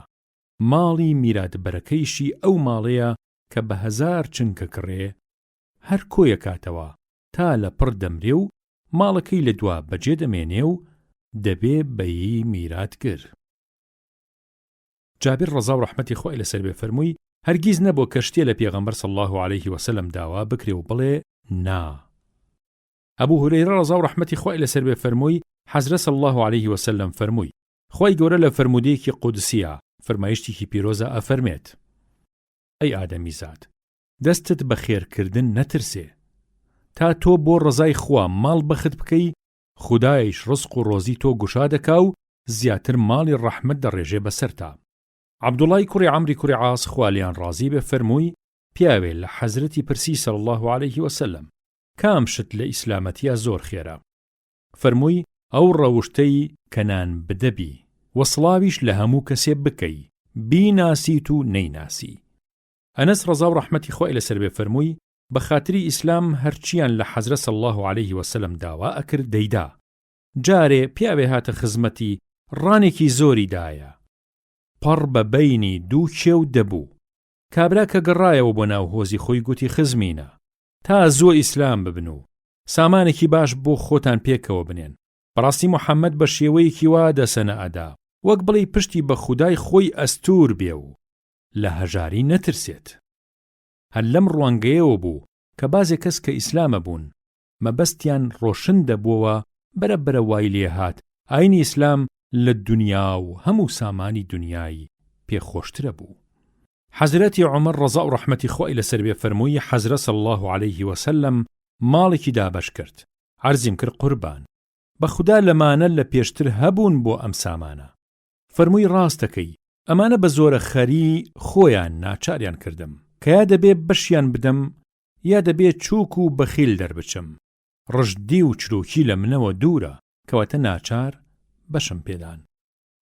جوبەیری کوڕی مطعیم ڕەزا و ڕەحمەتی خوای لەسەر بێ فەرمووی: لە خزمەتی حەزرەتا صلی الله عليه وسلم بووم، لە غەزای حونەین دەگەڕایەوە. عەرەبە بەدووەکان تێی ئاڵان داوای دەسەنە و بەشیان لێ دەکرد. تەنگیان پیاڵچنی و هەڵاندیانە بنجێ دڕگەزی. عەباکەی ئاڵا لە بنکە دڕگەزیەکەوە. ئەو جاوەستا و فەرمووی صلی الله عليه وسلم: عەباکە من بدەنەوە، ئەگەر بەقەد ژمارەی ئەم دڕگەزیانە ئاژەڵم بوایە هەمووم دا بەشە کرد بەسەرتانە. قەت بەڕشتی و چروکی و درۆزنی و ترسنۆکی من نابینن. ئەبوو هورەیرە ڕەزا و ڕەحمەتی خوای لەسەر بێ لە حەزرەتەوە صلی الله عليه وسلم دەگەڕێتەوە دەفەرمێ: ماڵ بە بەخشین و خێرکردن کەم ناکات. بەندەی خوش بە چاوپۆشی و لێبوردن خوا زیاتر پایی بەرزەکە. ئەو کەسەیشی لەبەر خوا خاکی و بێهەوا بێ و خۆی بەکەم بگرێ مسۆگەر کە خوا پایە بەرزتریەکە. ئەبوو کەبشەی ئەنساری ڕەزا و ڕەحمەتی خوای لەسەر بێ فەرمووی: پێغەمبەر صلی الله عليه وسلم دەفەرمێ: سوێن لەسەر ئەم سێشتە دەخۆم، ئێوەش ئەم قسەیەی کە لەم بارەیەوە بۆتان یەکەم لەبەری بکەن. یەکەم ماڵی بەندە بە خێرکردن کەم ناکا. دووهەم هەر کەسێ یەکێ زۆر و ستەمی لێ بکاو، ئەویش سەبر و ئارام بگرێ لەبەر باری خودایە. خدا سەربەرزی دین و دنیایەکە. سێهەم هەر کەسێ دەرگای سوال لە خۆی بکاتەوە، خوا دەرگای هەژاری بۆ کاتەوە. یان حەزرە صلی الله عليه وسلم قسەیەکی ئاوای فەرمووشی گوێ بگرن، قسەیەکی تریشتان بۆ کەم ئەویش لەبەری بکەن. جا فەرمووی: جیهان بۆ ئەم چوار کەسەیە. یەکەم کەسێ خوا ماڵی ڕەحمەت و علم و زانستی بە پیت و بە بەرەکەتی پێ ببەخشیە، ئەویش تەقوای خودای پێ بکاو، سیلەی ڕەحمیان پێ بەجێ بێنێ و ماف و حەقی خودایان لێ بدا. ئەمە گەورەترین پایی هەیە. دووهەم کەسێ خوا زانستی پێ ببەخشێ بەڵام ماڵ و دارایی نەداتێ، ئەویش بە نیازێکی پاک بڵێ خۆزگە ماڵم دەبوو، منیش وەکو فیسارە کەس خێر و خێراتم پێ کرد. ئەمە بەهۆی نیازی پاکیەوە لەگەڵ کەسی یەکەمە لە پاداشدا چوون یەکن. سێهەم کەسی خوا ماڵی پێ بدا بەڵام علم و زانستی پێ نەدا، جا بۆ خۆی بەنادانی چەپ و گوپی تیا بکا و تەقوای خوای پێ نەکا و مافی خزم و خوێشی لێ نەدا و سیلەی ڕەحمی پێ جێبەجێ نەکا و مافی خودای لێ نەدا. ئەمە پیسترین پایی هەیە. چوارەم بەندەی خوا نەماڵ و نەزانستی پێ نەدابێ، کەچی بۆ نەکبەتی بڵێ بریا ماڵم ئەبوو منیش وەکو فیسارە کەس بە نەفامی خەرجمە کرد. جا ئەم نەکبەتە بەهۆی نیازی پیسیەوە لە تۆڵەی تاوانە لەگەڵ کەسی سێهەمە چوون یەکن. عائیشە ڕەزا و ڕەحمەتی خوای لەسەر بێ فەرمووی: جارێکیان مەڕێکمان سەر بڕی بوو، پێغەمبەر صلی الله عليه وسلم فەرمووی: هیچی لێ ماوە؟ گوتم: بەس شانێکی ماوە. فەرمووی: هەمووی ماوە، ئەو شانەی نەبێت. ئەسمائی کچی ئەبوو بەکری سەدیق ڕەزا و ڕەحمەتی خوا لە هەمویان فەرمووی: حەزرە صلی الله عليه وسلم پێی فەرمووم خێر بکە و بیبەخشەرەوە، مەیکەرەکی سەو توورەکە و پریاسکەوە و دەرگاکەی بەدەمبێن مەبەستە و پارە و پۆڵی زۆر بە بێسوودێکی ڕەوا کەڵەکە مەکە، ئەگینا خودایش لە تۆی دەگرێتەوە. ئەبوو هورەیرە ڕەزا و ڕەحمەتی خوای لەسەر بێ فەرمووی: ژنەوتم لە حەزرە صلی الله عليه وسلم دەی فەرموو پیاوی ڕەزیل و پیاوی بەخشندەواتە سەخی مانەندی دوو پیاوان کە یەکی سەر و زریەی ئاسنینی تەسکیان لەبەردا بێ، لە مەمکیانەوە بێ تا ددانەی سنگیان، جارجار لەگەڵ جاردا کە بەخشندەکە شتێ ئەبەخشێ زرێەکەی کشی دێ و گوشاد و گەورە ئەبێ تاوای لێ دێ لەبەر پێی دەخشێ، وەک چۆن جلی شۆڕ شوێن پێ کوێرە کاتەوە، خێر و خێرات و بەخشندەیش ئاوا گوناه و تاوانی خاوەنەکەی دادەبۆشێ. بەڵام پیاوی ڕەزیل و چروک هەر کاتێویستی خێرێ بکە یان شتێ ببەخشێ، ئەڵقەی زریەکەی دێتەوە یەک و زیاتر قوڵفەکانی تەسکە بنەوە، هەتا بەرەبەرە هەردوو دەستی شەتەک دەدرێن بە بەربینیەوە. فەرمووی لە پێغەمبەرم بی صلی الله عليه وسلم دەی فەرموو جا ڕەزیلەکە هەر هەوڵ و تەقەلا دەدا کە کشێ بنێ بەڵام ناتوانێ. دیسان فەرمووی پێغەمبەر صلی الله عليه وسلم دەفەرمێ ئەوەی خێرێ بکە لە حەڵاڵ، چونکە هەرچی حەڵاڵ نەبێ خواوەری ناگرێ. ئەوەی خێرێ بکە لە حەڵاڵ، خوای میهرەبان بە دەستی ڕاستی خۆی وەریەگرێت. جا دەنکە خورمایەکیش بێ، جا ئەو خێرە لە ناو لەپی قودرەتی پەروەردگاری میهرەبانە نەشو نما و گەشە ئەکا وەک چۆن یەکێ لە ئێوە جوان و ماینێ یان پارێنە وشترێ بۆ خۆی پەروەردە بکە خودایش ئەو خێرە ئاوا پەروەردە ئەکا گریمان ئەگەر دەنکە خوڕمایە بێ بەقەت کێوێ گەورە دەبێ. دیسان فەرمووی صلی الله عليه وسلم جارێ پیاوێ لە بیابانێکەوە ئەڕۆشت گوێی لە دەنگێ بوو لە ناو پەڵێ هەورە بە هەورەکەیە فەرموو باخەکەی فیسارە کەس ئاو بدا. ئیتر هەورەکە دەست بەجێ لەلایەکەوە کۆبووە و هەرچی ئاوێکی تیا بوو هەڵی ڕژاندە ناو تاوێ ڕەڵانێکەوە لەو لاشەوە ئاوەڕۆگەیە کە لە ناو چەند ئاوەڕۆگەیەکی ترا بوو. ئەو باراناوەی هەموو گرتە خۆی و بردی. ئەوی شوێنی کەوت ڕوانی وا پیاوێ لە باخەکەیە بە بێڵێکەوە وەستاوە لەم دێراوە بۆ ئەو دێرا و ئاوەکە دەگوازێتەوە بە بێڵەکەی. پێیوت ئەی عەبدی خوا ناوت چییە؟ گوتی ناوم ئەوەیە. ڕێک ئەو ناوەی وت کە لە ناو هەورەکەوە گوێی لێبوو بیستی. گوتی بەندەی خوا تۆ بۆ لە ناوی منە پرسی؟ وتی دەنگێکم بیست لە ناو پەڵێ هەورە کە ئەمە ئاوەکەیەتی تۆ ئەم باخەی پێ ئاوەدەی دەی فەرموو ئەی هەور باخەکەی فیسارە کەس ئاو بدا کە ئەم ناوەش ناوی تۆیە. ئەوە بەری ئەم باخە چی لێکەی کە لە خوداوە ئاوە چاودێریەکرێیت؟ فەرمووی مادەم واتوت ئەوە منیش بۆت ڕوونەکەمەوە بەرهەمی ئەم باخە ئەکەم بە سێ بەشەوە سێیەکێکی ئەکەم بە خێر خۆم و خێزانەکەیشم سێیەکێکی ئەخۆین و ئەو سێیەکەکەی تریشی ئەچێنمەوە بەخۆیەوە. باسی جڵەوگیری لە ڕژدی و چروکی. خۆی گەورە فەرمێت وأما من بخل واستغنى وكذب بالحسنى فسنيسره للعسرى وما يغني عنه ماله إذا تردى. واتە بەڵامەو کەسەی کە ڕژد و بێئەمەک بێ و گوێ بە فەرمانی خوددا نەدا و بگرە خۆی بە بێنیاز بزانێ لە خوددا و باوەڕ بە پلەی باش نەکا کە بریتێ لە هەموو شتێکی حەق و ڕاست و دروست وەک وشەی لا ئیلاهە ئیلا الله و ئاینی ئیسلام. ئەوە ئێمەیش ئامادەیەکەین بۆ ئەنجامی خراپ و کاتێکیش کە پاشووی دادەچێ سەری تیاچێ و ماڵ و دارایی بە دەردی هیچی ناخوات. خۆی گەورە فەرمێ ومن يوق شح نفسه فأولئك هم المفلحون. واتە هەر کەسێ بە تەوفیقی خوا خۆی بپارێزێ لە چاوچنۆکی و بەرچاوتەنگی و بەرچاوی تێر بێ و لە پێناوی جیهان و خۆشی ژیانی جیهانە خوددا لە خۆی نەڕەنجێنێ و ئەرکی ماڵی و جەستەی خۆی بەجێبێنێ. بەڕاستی ئەم جۆرە مەردە خوددا پێداوانە سەربەرز و سەرفرازی هەردوو ژیانن لە هەردوو جیهانە. فرمودەیەکی زۆر لە بابەتی ئەم باسە لە پێشەوە ڕابرد بە تایبەتی لە باسی پێش ئەم باسەیە.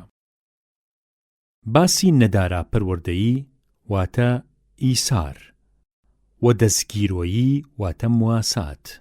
خۆی گەورە فەرمێت ويؤثرون على أنفسهم ولو كان بهم خصاصة.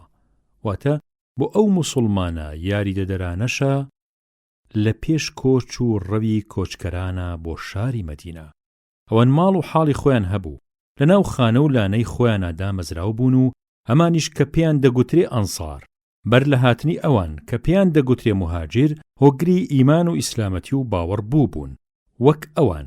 بۆیە کاتێ خەڵکی مەکە و کەسانی تر کۆچیان کرد بۆ لایەن ئەوان زۆر بە گەرم و گوڕی و گەلێ بە سۆز و شەوق و خۆشەویستی و خۆشیەوە بە خێرهاتن و پێشوازیان لێکردن و بەسەر و بە ماڵ تێدەکۆشین بۆ خۆشی و کامرانی ئەوان زیاتر لە خۆیان هەرچی خێر و خۆشیەکی دین و دنیایان دەستکەوێ پێیان خۆشە و بەخێلی و حەسوودی و ڕشتیان پێنابن.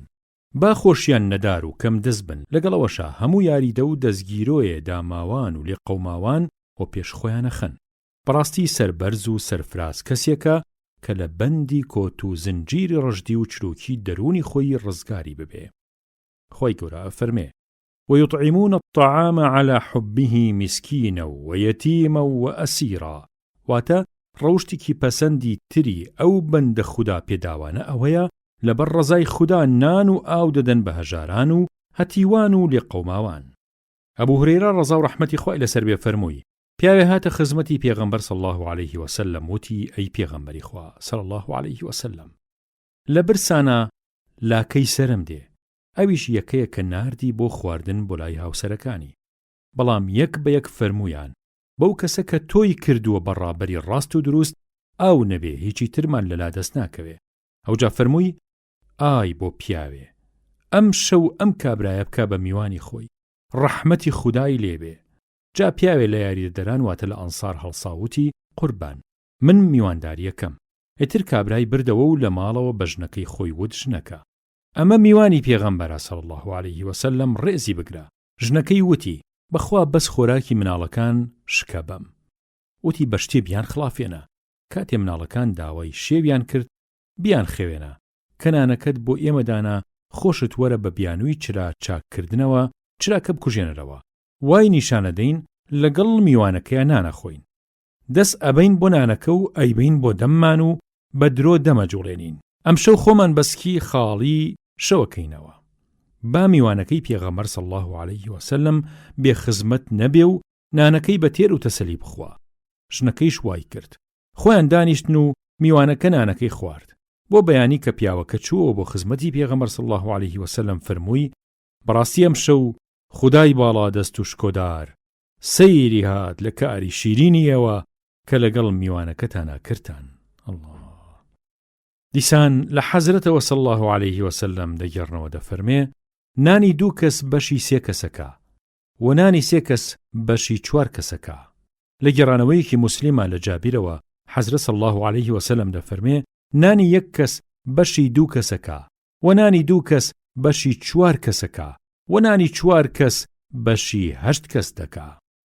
ئەبوو سەعیدی خودری ڕەزا و ڕەحمەتی خۆی لەسەر بێ فەرمووی لە سەفەرێکە لە خزمەتی حەزرەت ئەبووین صلی الله عليه وسلم پیاوێ بە سواری وڵاخێ هات.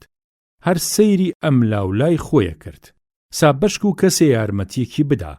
حەزرەت صلی الله عليه وسلم فەرمووی هەر کەسێ وڵاخی سواری زیادەی هەیە با بیدا بەو کەسەی کە وڵاخی نییە. هەر کەسیش توێشووی زیادەی هەیە با بیدا بەو کەسەی کە توێشووی نییە. ئیتر حەزرەت صلی الله عليه وسلم باسی زیادە ماڵی زۆری کرد لە هەموو جۆرێ تەنانەت هاتینە سەر ئەو باوەڕە کە کەسمان مافمان لە ماڵی زیادەدا نییە. سەهل ڕەزا و ڕەحمەتی خۆی لەسەر بێ فەرمووی ئافرەتێ پارچەیە شاڵی هێنا و وتی ئەی پێغەمبەری خوا صلی الله عليه وسلم ئەم پارچە شاڵم بە دەستی خۆم چنیوە و بۆم هێناوی هەتا بۆ خۆت لەبەری بکەی. پێغەمبەری صلی الله عليه وسلم لێی وەرگرت. پێویستیشی بە شاڵەکە هەبوو. ڕۆژێ ئەو شاڵەی کردبوو بە دەرپێ و تەشریفی هات بۆ ناومان. جا پیاوێ لە پیاوگەل دەستیدا لە قوماشەکەی و گوتی پێغەمبەری خوا صلی الله عليه وسلم ئەم شاڵم بدەرێ تا لەبەری بکەم. فەرمووی باشە. جا چەند حەزی خودای لەسەر بوو پێغەمبەر صلی الله عليه وسلم ئەوەندە لە ناو کۆڕەکەیان مایەوە. لە پاشان گەڕایەوە بۆ ماڵەوە لەوێ شاڵەکەی پێچایەوە و ناردی بۆ کابرا. خزمانیش پیان وت جوان نەبوو کە داوای ئەو شاڵەت لێ کرد. ئەو خۆی ئاتاجی پێی هەبوو. ئەوە بوو لەبەری کردبوو.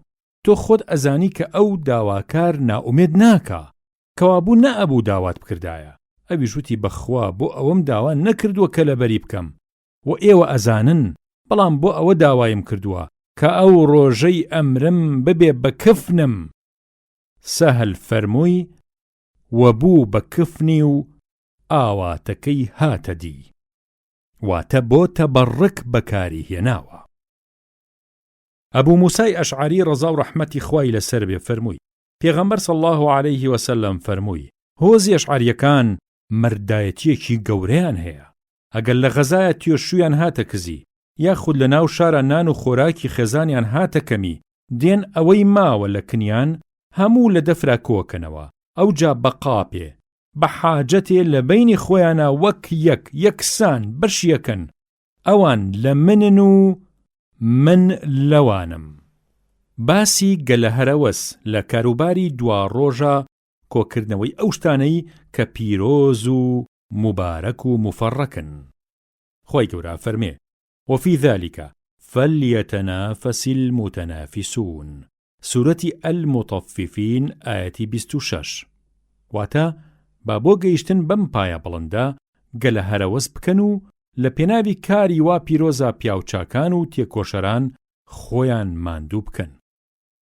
سەهل ڕەزا و ڕەحمەتی خۆی لەسەر بێ فەرمووی جارێکیان جامێ خواردنەوەیان هێنا بۆ پێغەمبەر صلی الله علیه وسلم خۆی لێی خواردەوە. لە لای ڕاستیەوە کوڕێکی لاوی لێبوو، لە لای چەپیشیەوە پیرەکان دانیشت بوون. بە کوڕە گەنجەکەی فەرموو ئایا ڕازیە بیت کە خواردنەکە لە پێش تۆیە بدەم بەمانە؟ کوڕەکەش کە ئیبن عەباس بۆ ڕەزا و ڕەحمەتی خوا لە خۆی و لە باوکی وتی نەبەخوای پێغەمبەری خوا صلی الله علیه وسلم بەشی خۆم لە بەرماوی پیرۆزی تۆ بە کەس نادەم.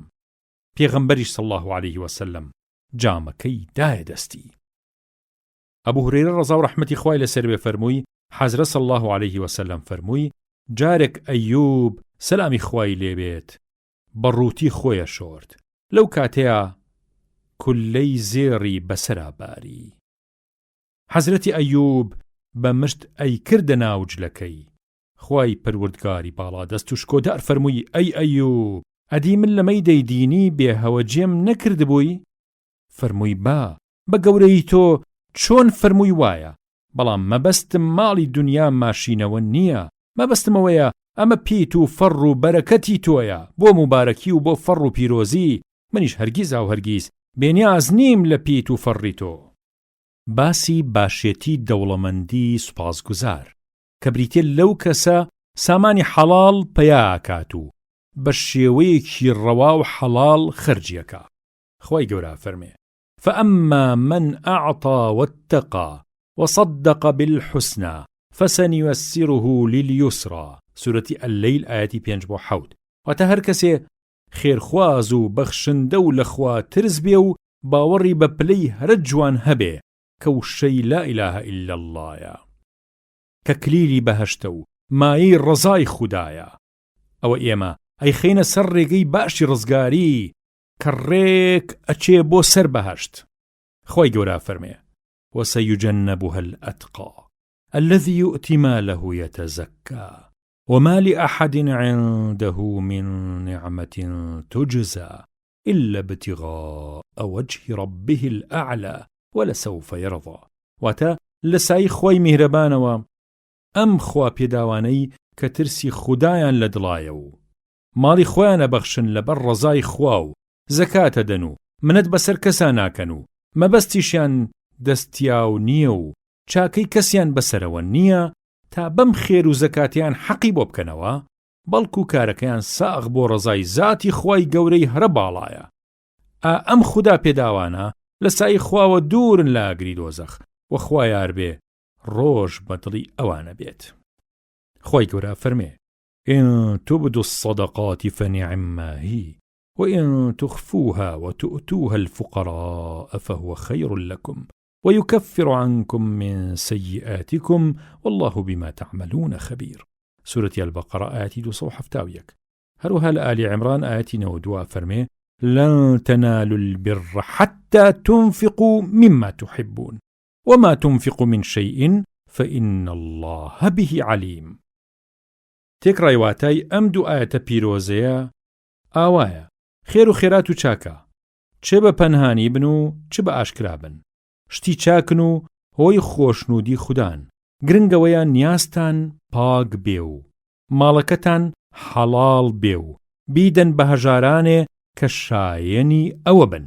ئیتر کەم و زۆری بە پێی حاڵ زۆر گرنگ نییە، وەلە خێری گەورە و باش و نایابەوەیە کە باش و نایابی سامانەکانتان بێ، نەک بچن هەرچی ئایەخە ئەوە بکەن بەخێر، خوا ئاگای لە هەموو شتێکە.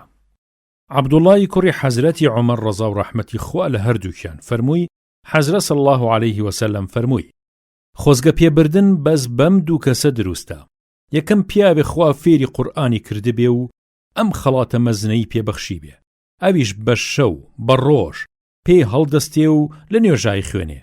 دووەم پیاوێ خوا ماڵی ڕەحمەتی پێبەخشی بێ، ئەویش درێغی لێ نەکا و بە شەو و بە ڕۆژ خێر و چاکەی لێ بکات. ئەبوو هورەیرە ڕەزا و ڕەحمەتی خوای لەسەر بێ فەرمووی هەژارانی کۆچکەران واتە مهاجرین هاتن بۆ خزمەتی حەزرەت صلی الله علیه وسلم وتیان یا ڕەسوول الله صلی الله علیه وسلم هەرچی پایی بەرز و ناز و نیعمەت و بەهرەی پایەدار هەیە هەمووی دارا و دەوڵەمەندەکانەی بن بۆ خۆیان، فەرمووی چۆن؟ عەرزیان کرد چونکە ئەوان وەک ئێمە نوێژەکەن و وەک ئێمە ڕۆژوەگرن و سەرڕای ئەوەیش ماڵیان هەیە خێر و خێراتی لێکەن و بەندەی لێکردن و بۆ ڕزای خوا بەندەکان ئازادەکەن. بەڵام ئێمە ماڵمان نییە، لەبەرەوە نە خێرمان پێکرێ و نە بەندەمان پێ ئازادەکرێ. پێغەمبەری صلی الله علیه وسلم فەرمووی دەبا شتێکتان فێر بکەم کە ئەوانەی پێئەگرنەوە کە پێشتان کەوتون و هەمیشەیش پێش ئەوانە ئەکەون کە ئێستا وان لە دواتانەوە و کەس لە ئێوە باشتر نابێ و کەس وەک ئێوە ئاوا باش نابێ مەگەر کەسێ وەکو ئێوە بکات. گوتیان فەرموو بفەرموو ئەی پێغەمبەری خوا صلی الله علیه وسلم. فەرمووی لە پاش هەموو نوێژێکی فەرزەوە 33 جار بڵێن سبحان الله، 33 جار بڵێن الحەمدولله، 33 جار بڵێن الله ئەکبەر. گوتی دیسانەوە هەژارانی کۆچەران گەڕانەوە بۆ خزمەتی حەزرەتی ڕەسوول الله صلی الله علیه وسلم وتیان برا موسڵمانە دەوڵەمەندەکانمان ئەوەیان بیستوتەوە کە ئێمە ئەیکەین و ئەوانی ژۆک و ئێمە هەمان شتەکەن. پێغەمبەری صلی الله علیه وسلم بەم بۆنەیەوە ئیستیشهادی بەم ئاەتە پیرۆزەیە کرد و فەرمووی ذلك فضل الله يؤتيه من يشاء. سورەتی ئەلمائیدە ئاەتی 54. واتە ئەوە لە سایە و فەزڵ و گەورەی خوداوەیە لەگەڵ هەر کەسێکە کە مەیلی هەبێ دەیکا. باسی بیرکردنەوە لە مردن و هیواکورتی واتە قەسڕ الئەمەل. خۆی گەورە فەرمێت كل نفس ذائقة الموت وإنما توفون أجوركم يوم القيامة فمن زحزح عن النار وأدخل الجنة فقد فاز وما الحياة الدنيا إلا متاع الغرور. سورة آل عمران آية 185. هروها خواي قورد فرمي وما تدري نفس ماذا تكسب غدا وما تدري نفس بأي أرض تموت. سورة لقمان آية 34. هروها فرمي فإذا جاء أجلهم لا يستأخرون ساعة ولا يستقدمون. سورة الأعراف آية 34.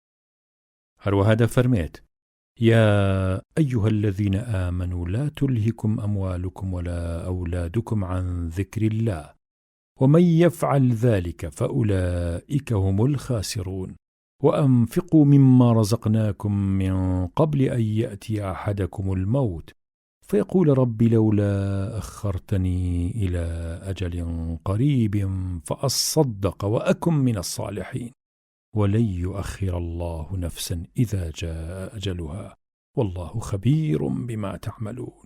هروها خواي قورد فرميت حتى إذا جاء أحدهم الموت قال رب ارجعوني لعلي أعمل صالحا فيما تركت كلا إنها كلمة هو قائلها ومن ورائهم برزخ إلى يوم يبعثون فإذا نفخ في الصور فلا أنساب بينهم يومئذ ولا يتساءلون فمن ثقلت موازينه فأولئك هم المفلحون ومن خفت موازينه فأولئك الذين خسروا أنفسهم في جهنم خالدون تلفح وجوههم النار وهم فيها كالحون ألم تكن آياتي تتلى عليكم فكنتم بها تكذبون. حتى أقاتوا آياتك أفرمي قال كم لبثتم في الأرض عدد سنين قالوا لبثنا يوما أو بعض يوم فاسأل العادين قال إن لبثتم إلا قليلا لو أنكم كنتم تعلمون أفحسبتم أنما خلقناكم عبثا وأنكم إلينا لا ترجعون. سورة المؤمنون آية 9 وصودا. هروها خوي قول الله سورة الحديد آية 16 فرمي ألم يأن للذين آمنوا أن تخشع قلوبهم لذكر الله وما نزل من الحق ولا يكونوا كالذين أوتوا الكتاب من قبل فطال عليهم الأمد فقست قلوبهم وكثير منهم فاسقون. تكراي واتاي آياتكان واتا همو كسي هرچی گیاندارە تامی تاڵاوی مەرگ دەچێژێ کەس لە چنگی مردن قوتاری نابێ دەردی بێ دەرمانە مردن برای گەورەیە، کاتی بۆ نییە. کەس نازانێت کەی ئەمرێ و لەکوێ ئەمرێ. حەج کاتێ مردن بەرەوەکی بە کەسێک گرت، ئیتر یەخەی بەرنادات. ئەو کاتە ئاواتی بەلاش و خۆزگەی نابەجێ سوودی نییە. کەواتایی موسڵمانینە، مشوری خۆتان بخۆن و بزانن مردنتان لە پێشە و لە پاش مردنیش چەند گێرە و کێشەیەکەیە. ماڵ و مناڵی غەزەب دەستخەڕۆ و دەستەشکێنتان نەکەن و لە زیکر و یادی خوا بێئاگاتان نەکەن و ڕەزای خوا مەگۆڕنەوە بۆ خۆشەویستی ماڵ و مناڵ و ژن. بزانن لە پاش مردن بەرزەخە، حەشرە، نەشرە، ژیانەوەیە واتە بەعثە، لێپرسینەوەیە، پردی سیڕاتە، تەرازوو واتە میزانە، مەحکەمەیە. جا لە پاش ئەم هەموو کەین و بەینە ئەو کەسەی بە چنکە کڕە و بەلە پرۆزە لە چنگی ئاگری سووری دۆزەخ قوتاری ببێ و بەهەشتی بەنسیب ببێ، بەڕاستی سەربەرز و سەرفراز و کامران و شادومان خۆیەتی. ئەو دەما زۆر بە باشیە زانێ کە ژیانی جیهان و دنیا دانە و داوە و ئادەمی زادی نەفام و کورتبینی پێ هەڵخەڵەتاوە. کەواتە تا مەوداماوە و هەل لە دەست نەچووە، بەدەم و بەدەست و بەدڵ تێبکۆشن، بەسەر و بەماڵ خوددا لە خۆتان ڕازی بکەن، نەباداوەک هەندێک کەس لە خۆتان لە کاتی سەرمەرگا خۆزگەی بەلاش بخوازن و بڵێن یا ڕەب بریا کەمێ مەوداتە دام، مەرگت ماوەیە دوا خستم، هەتا خێر و چاکەوە پێش خۆم بخەم و واز لە خراپە بێنم و ببم بە ئینسان و مرۆڤێکی باش. بەڵام تازە کار لە کار ترازاوە. بۆ ئێوە ئەجەل واتە ئاکام بە چیە زانن کە ئەتانەوێ هەروە بە ئاسانی بەری بگرن؟ وەک کێو دەڕوخێ ناکام لە ناکاو نەئەگەڕێتەوە چون تیری قەتا، ناگەڕێتەوە چون تیری تەقاو. تۆ ماسی ناوتۆڕ چنگی مەرگیش گاز، ڕیشەکەن تەکا وەک پۆڕی دەمباز. ئەوجا دەداتە دەستگۆڕی تاریک، تەنگ و شێدار و قوڵکە و باریک. گەر بە نسیب بێ لۆیە کفنی جاو، بەرگی غەریبیت تازەیە و تەواو. مەبەست لە هەڵبەست هاندانی هەستە، دەروون بربەسکە لە هەرچی پەستە. ئایا دەزانێ ڕۆژ بە ڕۆژ نووری لە مردن نزیک لە خوددا دووری؟ باسی مەرگە نەوەک بە هەڵا، بفەرمووی نووری لە باز بوو هەڵا. خاسە زمانی هەستی دەهەستە، هەڵبەست بنووسە تا هەل لە دەستە. وەکی وەسیەتێ مەلا بۆ خەستە، خامە پێی فەرمووم ئەم شیعرە بەستە. دڵ بە کەروێشکەی خەیاڵ پێپەستە، خەیاڵی کۆچی ڕەوان لە جەستە. هەروەک لەلایەکی تریشەوە کافرەکان لە سەرەمەرگا بەدەم گیانەڵاوە دەڵێن و دەپاڕێنەوە پەروەردگارم پەشیمانم. بە فریشتەکانت بفەرموو مۆڵەتم بدەن، ساب بەشک و فرێی خۆم بکەوم و هەڵەی خۆم هەڵبگرمەوە. دەست بکەم بەکاری باش، ڕووی ڕەشی خۆم سپی بکەمەوە. نەخێر، ئەمە خەیاڵ پڵاوە، تازە کار لە کار ترازاوە. جا بۆ خۆی هەر با بڵێ قسەی وا بە دەردی ناخوا، تازەیەوە لە دنیا دەرچوون و پەردەی خودایی تا ڕۆژی ژیانەوە و قیامەت بەرێ لێم بڕیونەتەوە. ئەی مردوم، ڕۆژی سەختی واواتان لە بەردەمایە کە بۆ دوجار فۆکرێ بە سووردا. هەمووش پرزە ئەبن، کەس سەر کەسی ناپەرژێ. ئیتر نەبنە چە و نەخزمایەتی و نەکەسایەتی هیچیان سوودیان نامێنێ. وەک نەبوو بێت و نەبێ وایە. تاکەی چاکی و خراپی خۆتان نافامن و جیهان بەریتە و پیتە و زەرقی و برقی خۆی هەڵتان دەخەڵەتێنێ. لە ڕۆژی قیامەتا کار و کردەوەتان هەمووی بە تەرازوی خێر و شەڕ دەکێشرێ. ئەو تەرازوە بەموو یەکسەر ناکا. جا ئەوانەی خاوەنی بیر و باوەڕی باش بوون و کردەوەی باشیان کردووە، ئەوانە سەنگین و سەلار و بەڕێز و بەقەدرە بن. و لێوانەی بیر و باوەڕیان خراپ بوو بێ و کار و کردەوەیان ناشرین بوو بێ، شادەبن بە دۆزەخ و دەبێ بە زیندانیان هەتا هەتایە. سەرەڕای ڕەزیلی و بێڕێزی و ئێش و ئازاری زۆری هەمە جۆریش گڕیاگری سووری دۆزەختم و چاویان باوە شوێنەکات و لێویان وەکداری سوتەمەڕ و کۆڵەوژی تەنور هەڵە قرچێنێت. پێشیانە وترێت ئەمە تۆڵی بێگوێی خۆتانە کە ئاەتەکانی خواتان بۆ دەور دەکرایەوە کەچی گاڵتەتان پێهات. ئاەتی خواتان بە درۆزانی ئەوانیش لە تەریقیاڵن پەروەردگاری ئێمە. بەدبەختی و چارەڕەشی خۆمان تووشی ئەم ڕۆژە ڕەشەی کردوین. پێ لە تاوانی خۆمانەنین وا سەرمان کردبووە نەکبەتی لێمان بوو بەخوو لێمان بوو بە ئیش و کاری ڕۆژانە تا حاڵمان گەیشت بەم حاڵە پیسەی تێکەوتوین. بەڕاستی سەر لێ شێوا و لە ڕێ دەرچوو بووین و لە ئێستا ڕاستیمان بۆ دەرکەوت. بە چاوی خۆمان بینیمان بە گوێی خۆمان هەموو شتێکمان بۆ دەرکەوت.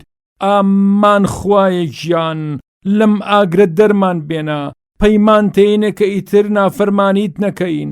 ئەم جارەش تاقیمان بکەرەوە ئەگەر درۆمان کردەوە و چووینەوە سەرباری بەڕەبۆر ئەوە خۆمان مۆری ستەمگەری و زۆرداری بە خۆمانەوە ئەنەین. زوڵم و زۆر لە خودی خۆمانەکەین. خوای گەورە ئەفەرمێ دوورکەونەوە ئێوە وەک سەگوان. ئەمە جێگەتانە هەتا هەتایە. جارێکترم قسەیە لە ڕووی منان نەکەنەوە. ئەوە بوو لە دنیا کۆمەڵێ لە بەندە باشەکانی من هەمیشە لە منە پاڕانەوە و بە سۆزی دڵیان گوت پەروەردگارمان باوەڕمان هێناوە دەی تۆیش لە تاوانمان خۆش ببە گوناهمان بپۆشە ڕەحم بە حاڵمان بفەرموو. بەڕاستی تۆ باشترین خاوەن میهرەبانیت و لە هەموو کەسێ بەڕەحمتری. کەچی ئێوە گاڵتەتان پێکردن پێیان پێکەنین گاڵتەتان بەکار و کردەوەیان نەهات. ئەوە بوو بەهۆی ئەم ڕەوشتە پیسەتانەوە لەگەڵ ئەو خوا پێداوانەی کە یاد و زکری منیانە کرد و ئێوەش گاڵتەتان پێکردن بەدەستی خۆتان ئاگرتان بە ماڵی خۆتانەوە نا. وەلی ئەمڕۆ ئەوان بە پاداشتی باشی خۆیان گەیشتون و شادمان بوون بە مرازی خۆیان گەیشتن. بەری ڕەنجی سەبر و ئارامی خۆیان وەرگرت. ڕووڕەشی بۆ ئێوە ماوەتەوە. ئەوجا فەرمێت لەسەر زەوی چەند ساڵمانەوە ئەو ماوەیە ئەوەی دەهێنا کە خۆتان تووشی ئەم گۆبنە گەورەیە هەتا یەبکەن. دەڵێن ئەوەندە نەبوو زۆر کەم ژیان لە دنیاە. ژیانی دنیامان لە چاو ژینی ناخۆشی بێبڕانەوەی ئێستامانە وەک دڵۆ پێک بۆ دەریایەک وابوو زیاتریش. هەموو یەک دوو ڕۆژێ بوو ژیان لە دنیاە بگرە کەمتریش. ئەگەرەتەوێت تەحقیقی بکەی لە فریشتەکانی سەرمان بپرسە کە هەموو شتێکی ئێمەیان نەژمارد. خۆی گەورەشە فەرمێ بەڕاستی چاک خۆتان دەستە پاچە کردووە ئەگەر بە خۆتان بزانن ژینی نەبڕاوەی پڕخێر و خۆشی بەهەشتی خۆتان لە پێناو چەند ڕۆژی کەمە گۆڕیوەتەوە بەم ژینە پیسە بەدبەختی ئێرە. لاتان وابوو ئێمە بۆ هەوانتە ئێوەمان دروست کردووە واتە نەزانی دروستکردندان بێهودە و هەر بەمایە پوچی ئەڕۆنە ئەو ژیانەی تر و مردن کۆتایی هەموو شتێکە. واتە نەزانی زین و نابنەوە لەم حاڵەتی بێکەسی و داماوی خۆتان هیچ خەبەرێکتان نەبوو. موسڵمانینە ئەوە ئەو خەڵکەی تر بێ ئاگا و کاس و بێهۆش و گۆشن. ئەی ئێوە چی؟ پاشەم شەرحی حاڵ و باسی مردن و گۆڕ و مەینەتیانی کە لە پێشتانە نابێ هۆشێ بکەنەوە لایەک لە بەندایەتی و تاعەت و زیکری خوا بەڕاستی بکەنەوە. ئەگەر ئێستا کاتی ئەوە نەبێ ئەی کەی کاتێتی بزانن غەیب هەر خوا ئیزانێ کەس نازانێ سبەینێ چی تووشە بێ. نەمان و ئاکام و مەرگ و مردن شەرمیان لە کەس نییە. هەموو هۆزێ گشت میلەتێ گشت کەسێک ماوەیەکی بۆ دانراوە کە تەواو بوو خۆشی تەواوە بێت. کەواتە خۆتان لە خاوەن نامەکانی پێش خۆتان جیا بکەنەوە وەک ئەوان مەبن کە بەرەبەرە لە خوا دوورکەوتنەوە و دڵڕیان بە زرق و برقی ئەم دنیای خۆش بوو بەهۆی ئەوە دڵیان ڕەش بوو ڕق بوو زۆربیان لە ڕێگەی ڕاست لایەننا. ئێوە وەک ئەوان مەبن بەڵکو ڕوو لە خوا بکەن و بە دڵێکی نەرمی پڕ لە سۆزەوە پەلامار یاد و زیکری خوا و تاعەتی خوا بدەن. فکرێ بکەنەوە دڵ بدەنە قورئان و ئەم سونەتە پڕدانایەی کە بە محەممەدا صلی الله عليه وسلم بۆتان ڕەوانە کراوە. ئەم دووە بکەن بە بەرنامەی ژیانتان تا لە هەردوو جیهانەکەیە بەحەسێنەوە. دیسان فەرمووی حەزرە صلی الله عليه وسلم فەرمووی هەر موسڵمانێ شتێکی هەبێ کە بێوێ ڕاست پێرێواتە وەسیەتی بۆ بکە حەق وایە دوو شەوی بەسەرا تێنەپەڕێ هەتا وەسیەتنامەکەی بە نووسراوی لە لای خۆی دانێ. ئەمە گفتی بوخاریە. لە گێڕانەوەیەکی موسلیمە فەرمێ حەق وایە 3 شەوی بەسەرا تێ نەپەڕێ. ئیبن عومەر ڕەزا و ڕەحمەتی خوایان لێبێ دەفەرمێ ئەوەتی ئەم فەرمودەیەم لە پێغەمبەر صلی الله عليه وسلم بیستووە شەوێ نەبووە کە وەسیەتەکەمم نەبوو بێ. ئەنەس فەرمووی حەزرەت صلی الله عليه وسلم چەند خەتێکی کێشا. فەرمووی ئەم یەکەیان ئادەمی زادە و ئەمەشیان هیوا و ئاواتەکەیەتی و ئەمەشیان ئاکامەکەیەتی.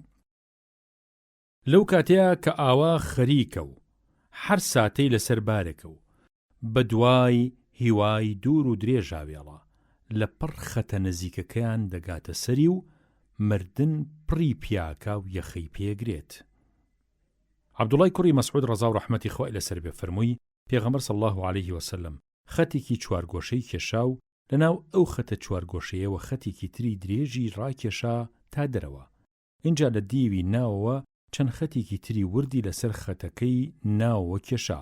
ئەوجا فەرمووی صلی الله عليه وسلم ئەم خەتەیان کەوا لە ناو خەتە 4 گۆشەکەیە و خەتە وردەکانی لەسەرە ئەمەیان وێنەی ئادەمی زادە و ئەم خەتە 4 گۆشەیەشیان وێنەی ئاکام و ئەجەلەکەیەتی.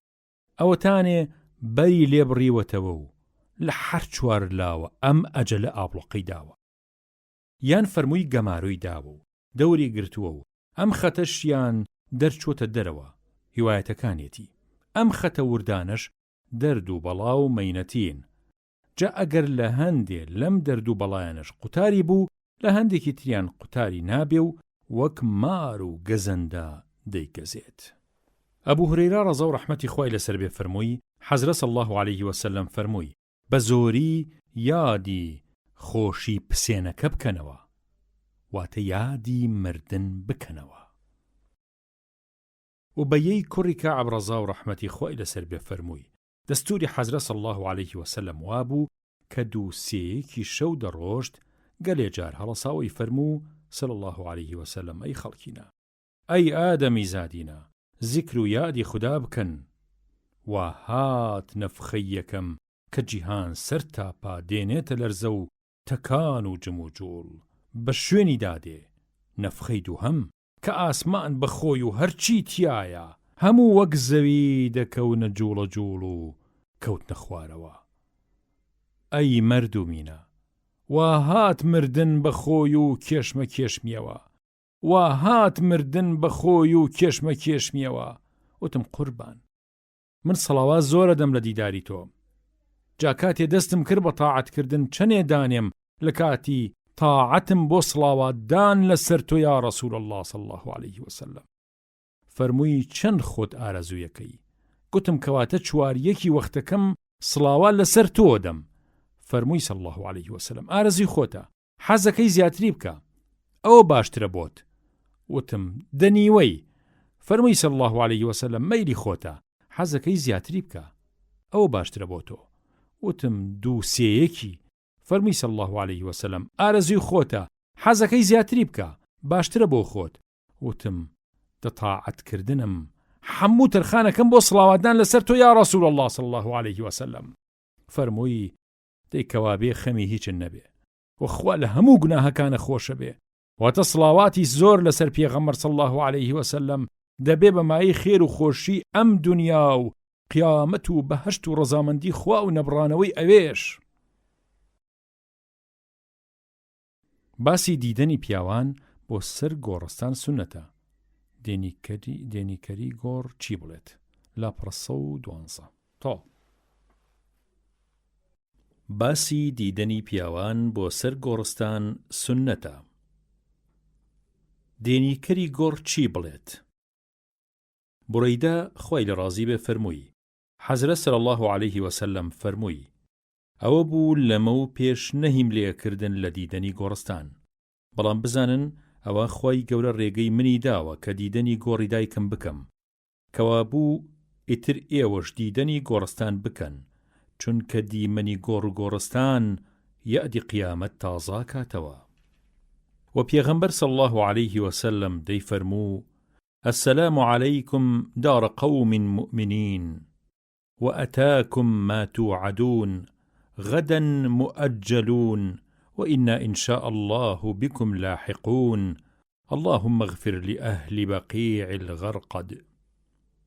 عائشة رضا و رحمەتی خۆی لەسەر بێ فەرمووی هەموو جارێ کە سەرەی شەوی من بوایە پێغەمبەر صلی الله عليه وسلم لە کۆتایی شەوە دەردەچوو بۆ دێنی گۆڕنشینەکانی گۆڕستانی بەقیع و بۆیان نەپاڕایەوە و دەیفەرموو السلام عليكم دار قوم مؤمنين وأتاكم ما توعدون غدا مؤجلون وإنا إن شاء الله بكم لاحقون اللهم اغفر لأهل بقيع الغرقد. واتا سڵاوتان لێبێ مەبەستم لەو مسلمانانەیە کە ئەم گۆڕستانە بووە بە ماڵی دواڕۆژیان ئەی مردووەکان. ئەو بەڵێنەی پێتان درابوو کە ئەو زیندوانەی لە دوای ئێوە دێن خوا ناخوا زوو یان درەنگ ئەوانیش دەمرن و دێن بۆلاتان. ئەوە ئەو بەڵێنە ڕۆژ بە ڕۆژ دێتە جێ و هەر ڕۆژەی دەستەیە دێن بۆلاتان. ئێمەیش خوا حەسکا پێتانەگەینەوە. خودایە لە دانیشتوانی گۆڕستانی بەقیع خۆش ببە. بوڕەیدە خوای لێ ڕازی بێ فەرمووی جاران پێغەمبەر صلی الله عليه وسلم یارانی فێرە کرد کاتی ئەڕۆن بۆ گۆڕستانەکان قسەکەریان بفەرمێت السلام عليكم أهل الديار من المؤمنين والمسلمين وإنا إن شاء الله بكم لاحقون أسأل الله لنا ولكم العافية. سڵاوتان لێبێ ئەی دانیشتوانی ئەم خانەیانە لە مسلمانان و خاوەن باوەڕتان ئێمەیش خۆ ئەیار بێ هاکا پێتانەوە نیشتین و هاتین بۆلاتان. داوای ئاسوودەیی و خێر و خۆشی لە خواکەم بۆ خۆیشمان و بۆ ئێوەیش. ابن عباس رضا و رحمەتی خۆیان لێبێ فەرمووی پێغەمبەر صلی الله عليه وسلم لە لای گۆڕستانێکی مەدینەوە تێپەڕی ڕووی تێکردن و فەرمووی سڵاو و درود لە ئێوە ئەی دانیشتوانی ئەم گۆڕستانە خوددا لە ئێمەش و لە ئێوەش خۆش ببێ. ئێوە پێشینانی ئێمن و ئێمەیش بە شوێن ئێوە داوا دێین. لەبەرەوەی ئەم بابەتە زۆر هەست بزوێنە ئەم ڕوونکردنەوەی لەسەر دەنووسین. یەکەم دێنی گۆڕ و گۆڕستان سنەتە بۆ ژن و بۆ پیاو بە مەرجێ بێشەرعی تیا ڕوونەدات. حەزرەتی عائیشە ڕەزا و ڕەحمەتی خۆی لێبێ دێنی گۆڕی مێرد و باوک و برای خۆی کردووە. پێغەمبەری صلی الله عليه وسلم گوتەی کاتی دێنی گۆڕستانی فێر کرد وەک لە صەحیحی موسلیمدا دەفەرمێ. دووهەم سڵاوکردن لە مردوو سنەتە ناوهێنانیان بە ناوی خۆیان بە ناوی گۆڕستانەکەیانەوە دروستە وەک سڵاو لێبێ ئەی پێغەمبەری خوا صلی الله عليه وسلم سڵاو لێبێ ئەی باوکە ئەی دایە هەتا دوایی ئەی دانیشتوانی گۆڕستانی شەمحێدین. سێهەم ئاراستەکردنی قسە و گفتوگۆ بۆ مردوو دروستە قسەکردن لەگەڵیانە دروستە.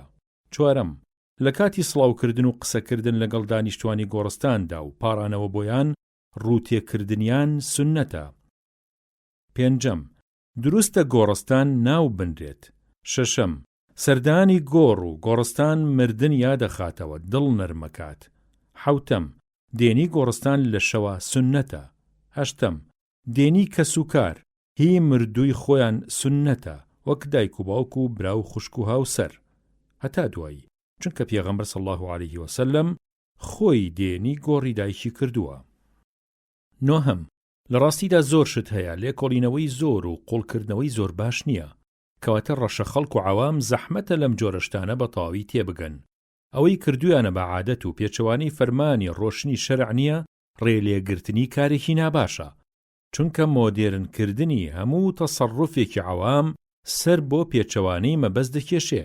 بڕوانە صەحیحی موسلم نەوەوی بەرگی 3 لاپەڕە 137 هەروەها تاج بەرگی 7 لاپەڕە 41 تاج الئوسوڵ بەرگی 1 لاپەڕە 381 کوردیەکەی لاپەڕە 591 بۆ 227 مغنی المحتاج شەرحی منهاج بەرگی 1 لاپەڕە 365 هەروەها جەڵدی 3 لاپەڕە 69 فتح المعین لاپەڕە 51 فقهی ئاسان بە کوردی بەرگی یەکەم لاپەڕە 400 هەتا 407 باسی سەردانی مزگەوتەکەی پێغەمبەر و صلی الله عليه وسلم مەرقەدی مبارەکی پیرۆزی حەزرەتی ڕەسوڵ الله صلی الله عليه وسلم دەکات. باسی ئەوە خراپە مەرگ بە ئاوات بخوازێ مەگەر لە ترسی توشبوونی ئاژاوەی ئاینی ئەوە قەیدی نییە. ئەبوو هورەیرە خوای لێ ڕازی بێت لە حەزرەتەوە صلی الله عليه وسلم دەفەرمێ کەستان مەرگ بە ئاوات مەخوازن چونکە ئەوەی خۆی باشە و پیاو چاکە سابەڵک و باشتر دەبێ و پتر چاکە دەکا ئەوەیشی خۆی خراپە و پیاو خراپە سابەشک و خۆی گەورە مۆڵەتی بدا تا تەوبە ئەکا و دەگەڕێتەوە. ئەمە گفتی بوخاریە. گێڕانەوەی موسلیم ئاوایە. ئەبوو هورەیرە خوای لێ ڕازی بێ فەرمووی حەزرەت صلی الله عليه وسلم فەرمووی کەستان خۆزگە بۆ مردن نەخوازێ و بەر لەوەی خۆی بێ داوای نەکات چونکە کە مرد کردەوەی دەبڕێتەوە تەمەنی درێژیش بۆ موسڵمان هەر خێری پتر دەکا. قەیس خوای لێ ڕازی بێ فەرمووی چوون بۆ لای خەباب نەخۆش بوو سەرمان لێدا لە حەولاوە سکی خۆی داخ کردبوو فەرمووی ئەو هاوڕێیانەمان کە سەریان نایەوە و لە دنیا دەرچوون لە پێش ئێمەوە دنیا لە پاداشت و پایەی بەرزی ئەوانی هیچ کەم نەکردەوە وەلێ ئێمە ئەوەندە ماڵ و سامانمان دەستکەوتووە لە خاکان نەبێت جێگەی نابێتەوە مەگەر لە ترسی دز و درۆزن لە ناو خاکە بیشارینەوە. پێغەمبەر صلی الله عليه وسلم یاساغی کردووە لێمان کە مەرگ بە ئاوات بخوازین ئەگینا مەرگی خۆم بە ئاواتە خواست لەوە دوا جارێک تریش چووینەوە بۆ لای خەریک بوو دیوارێکی خۆی دروست دەکرد فەرمووی موسڵمان هەرچی سەرف بکاو مەبەستی ڕەزای خودا بێ پاداشتی باشی لەسەر وەرەگرێ مەگەر شتێ لە خۆڵ و قوڕا خەرج بکرێ و بۆ خان و سەرف بکرێ. باسی پارێز و سەڵکردن لە گوناه و دوورگرتن لە شتی گوماندار. خۆی گەورە دەفەرمێ وتەحسەبونەه هەیینە وهو عند الله عظیم واتە ئێوە ئەو بوختانە گەورەیە بە شتێکی سووک و ئاساندا ئەنێن و کردوتانە بە بنێشتە خۆشەی خۆتان والحەڵ ئەوە لای خوای گەورە و مەزن دا ئەنرێ بە تاوانێکی زۆر گەورە. هەروەها قورئانە فەرمێ ئین ڕەبەکە لەبیلمیرصاد واتە خواوە لە کەمینی تاوانبارە هاکات تەقانی ببناگوێیە. نوعمانی کوڕی بەشیر ڕەزا و ڕەحمەتی خوای لێ بێ فەرمووی بەگوێی خۆم بیستم لە زاری حەزرەتی ڕەسوڵ الله صلی الله عليه وسلم دەی فەرموو شتی حەڵاڵ دیار و ئاشکرایە و بۆ خۆی هاوارەکا کە حەڵاڵە حرامیش بە هەمان شێوە بەڵام لەم ناو بەینەیە هەندێ شت هەن دوو بەینین و لە هەندێ ڕووەوە هەردوو لا دەچن لەبەرەوە گەلێک کەس حوکمەکەیان نازانن بەڵام زانایانی ئاین لە پاش پەیجۆری و لێکۆڵینەوەی باش حوکمەکەیان دەدۆزنەوە و بڕیارەدەن کە حەڵاڵن یان حرامن. جا حەزرەتە فەرمێ جا ئەوەی کە خۆی بپارێزێت لە شتی شوبهەدار و گومان لێکراو ئەوە ئاین و ناموسی خۆی لە نەنگ و لەکە دەپارێزێ بەڵام ئەوەی کە توخنی شتی شوبهەدار و گومان لێکراو دەکەوێ خوا نەخواستە تووشی ئەبێ بە شتی حرامیشەوە وەک چۆن شوان ئەگەر ڕان لە دەوروبەری پاکژ و پاوەند بلەوەڕێنێ بەرەبەرە ڕانەکە لە پاوەندەکەیش دەلەوەڕێ. باش ئاگادار بن کە هەموو پادشایە بەست و پاوەندێکی تایبەتی خۆی هەیە بزانن کە بەست و پاوەندی خودایش ئەو شتانەیە کە حرامی کردوون. باش ئاگادار بن کە گوڵمەیە گۆشت هەیە لە ناو جەستەیە ئەگەر ئەو گوڵمە گۆشتە ساز و باش بوو ئەوە جەستەیش هەموو ساز و باش دەبێ بەڵام ئەگەر ئەو گوڵمەیە خراپ بوو ئەوە جەستەیش هەموو خراپ دەبێ. بزانن کە ئەو گوڵمەیە بریتیە لە دڵی پاک و جەستەی پاک دڵی پیس و جەستەی ناپاک. ئەنەس خوای لێ ڕازی بێ فەرمووی پێغەمبەر صلی الله عليه وسلم لە سەرەڕێی خۆیان دەنگی خورمای دۆزیەوە فەرمووی نەبادا هیچ زەکات بێ ئەگینا دەم خوارد. نەواسی کوڕی سەمعان خوای لێ ڕازی بێ فەرمووی لەبارەی چاکە و خراپەوە لە پێغەمبەرم پرسی صلی الله عليه وسلم فەرمووی چاکە بریتیە لە خوی شیرین و ڕەفتاری جوان زۆربەی چاکە بریتیە لە ڕەوشت بەرزی خراپەیش بریتیە لەو شتەی دڵ ئاوی پێ ناخواتەوە لێی دوو دڵیت کە بێگەردەیان نا لەبەرەوەی حەز ناکەی کەس پێی بزانێ. وابیسەی کوڕی مەعبەد خوای لێ ڕازی بێ فەرمووی چوومە خزمەتی پێغەمبەر صلی الله عليه وسلم فەرمووی ئەزانم هاتووی لەسەر چاوەی چاکە ئەپرسیت گوتم بەڵێ وایە فەرمووی پرسیار لە دڵی خۆت بکە و ڕای دڵی خۆت وەربگرە دڵ پێش ئەوەی تاوان نوری بکوژێنێتەوە بە سروشت هەست بە چەشنی چاک و خراپ دەکا لەگەڵەوەی شا چاکە ئەوەیە دڵ و دەروون متمانەی پێ بکەن گوناهیشەوەیە کە لە دەروونە جێی نەبێتەوە، دڵ پێی نەکرێتەوە و ببێ بەهۆی دوودڵی و دڵڕاوکێ. سەرڕای ئەوەیش نەفام و نەزانەکانیش ڕای لەسەر ئەدەن و پێت ئەڵێن ئەمە حەقە و بەهەڵە فتوا لەسەر فتوات بۆ دەدەن. نەوەوی ئەفەرمێ فەرمودەیەکی جوانە. ئیمامی ئەحمەد و شێخی داریمی ڕەزای خۆیان لێبێ لە دوو مەسنەدەکەی خۆیانە گێڕامێنێتەوە. ئەبوو سیروەعە فەرمووی عوقبەی کوڕی حارس خۆیان لێ ڕازی بێ فەرمووی ژنێکم مارە کرد، کچی ئەبوو ئیهابی کوڕی عەزیز بوو، کەچی ئافرەتێکی ڕەشمان لێ پەیدا بوو ئەیگوت مەمکم داوە بە هەردووکتان، واتە شیری منتان خواردووە. منیش پێم گوت من تا ئێستا ئاگام لە شتیوانیە کە تۆ مەم کرد بە من دابێ و بە منی شت نەگوتووە. جا هەڵسام و سوار بووم چوون بۆ مەدینە بۆ خزمەتی پێغەمبەر صلی الله عەلەیه وسەلەم. ئەمەم عەرزی کرد و وتم ئەم ژنە درۆکە، کەچی پێغەمبەر صلی الله عەلەیه وسەلەم ڕووی کرد بەولاوە. منیش لەولاوە چوومە بەردەمی و عەرزیم کردەوە ئەم ژنە درۆکە. جا فەرمووی چی لێکەی؟ ئەو بە قسەی خۆی ئەڵێ گوایە شیری داوە بە هەردووکتان. ئیتر چۆن لەگەڵ ئەو ژنەیە دڵت بەرایی ئەدا کۆ ببیتەوە؟ واز لەو ئیشە بێنە. گوتی ئیتر لێی جیابوومەوە و بۆ دڵنیاییش تەلاقمدا. ئەویش شووی کرد بە کابرایەکی تر. عائیشە خۆی لێ ڕازی بێ فەرمووی باوکم ئەبوو بەکری سەدیق ڕەزا و ڕەحمەتی خۆی لێبێ غولامێکی هەبوو، ڕۆژانەی ئەدا بە ئەبوو بەکر، ئیتر هەرچی تری پەیدا ئەکرد بۆ خۆی بوو. ئەبوو بەکریش گەلێ جار لەو ڕۆژانەی دەخوارد. ڕۆژێ غولامەکە لە باتی ڕۆژانەکەی سەری شتێکی بۆ هێنا، ئەویش لێی خوارد. جا غولامەکەی پێی گوت دەزانی ئەمە چییە؟ فەرمووی بۆچی چی بوو؟ وتی لە سەردەمی نەفامی واتە نەزانی و جاهیلیەتدا جارێ فاڵم بۆ مرۆڤێ گرتەوە و گەرچی فاڵگرتنەوەیش باش نازانم، بەڵام خۆم لێ کرد بە کولەنانی واتە بە کاهین و خەڵەتانم. جا تووشی بووم لەباتی ئەوە ئەم شتەیدا پێم کەوا تۆ لێت خوارد. ئەمەی تۆ خواردێ بە فاڵگرتنەوە و بە فێڵ پەیدا کراوە. ئیتر ئەبوو بەکر پەنجەی کرد بە قوڕی خۆیە و خۆی ڕشانەوە و هەرچی لە ناوسکیا بوو هەڵی هێنایەوە. نافع خۆی لێ ڕازی بێ فەرمووی عومەری کوڕی خەتاب خۆشنودی خودای لەسەر بێ کاتێ جێنشین واتە خەلیفە بوو، بۆ کۆچەرە پێشینەکان سەری 4000 درەمی موچە و بەراتی بڕیەوە، بەڵام بۆ عەبدوڵای کوڕی 3500 درهەمی موچە بۆ بڕیەوە. جا پێیان گوت خۆ ئەویش لە کۆچەرانە وەک ئەوان لە مەکەوە هاتووە، بۆ پاراستنی ئاینی خۆی هاتووە، کۆچی کردو بۆ لای پێغەمبەری خوا صلی الله عەلەیه وسەلەم لە مەدینەی پیرۆز، کەواتە بۆچی کەمی بۆ دائەنەی؟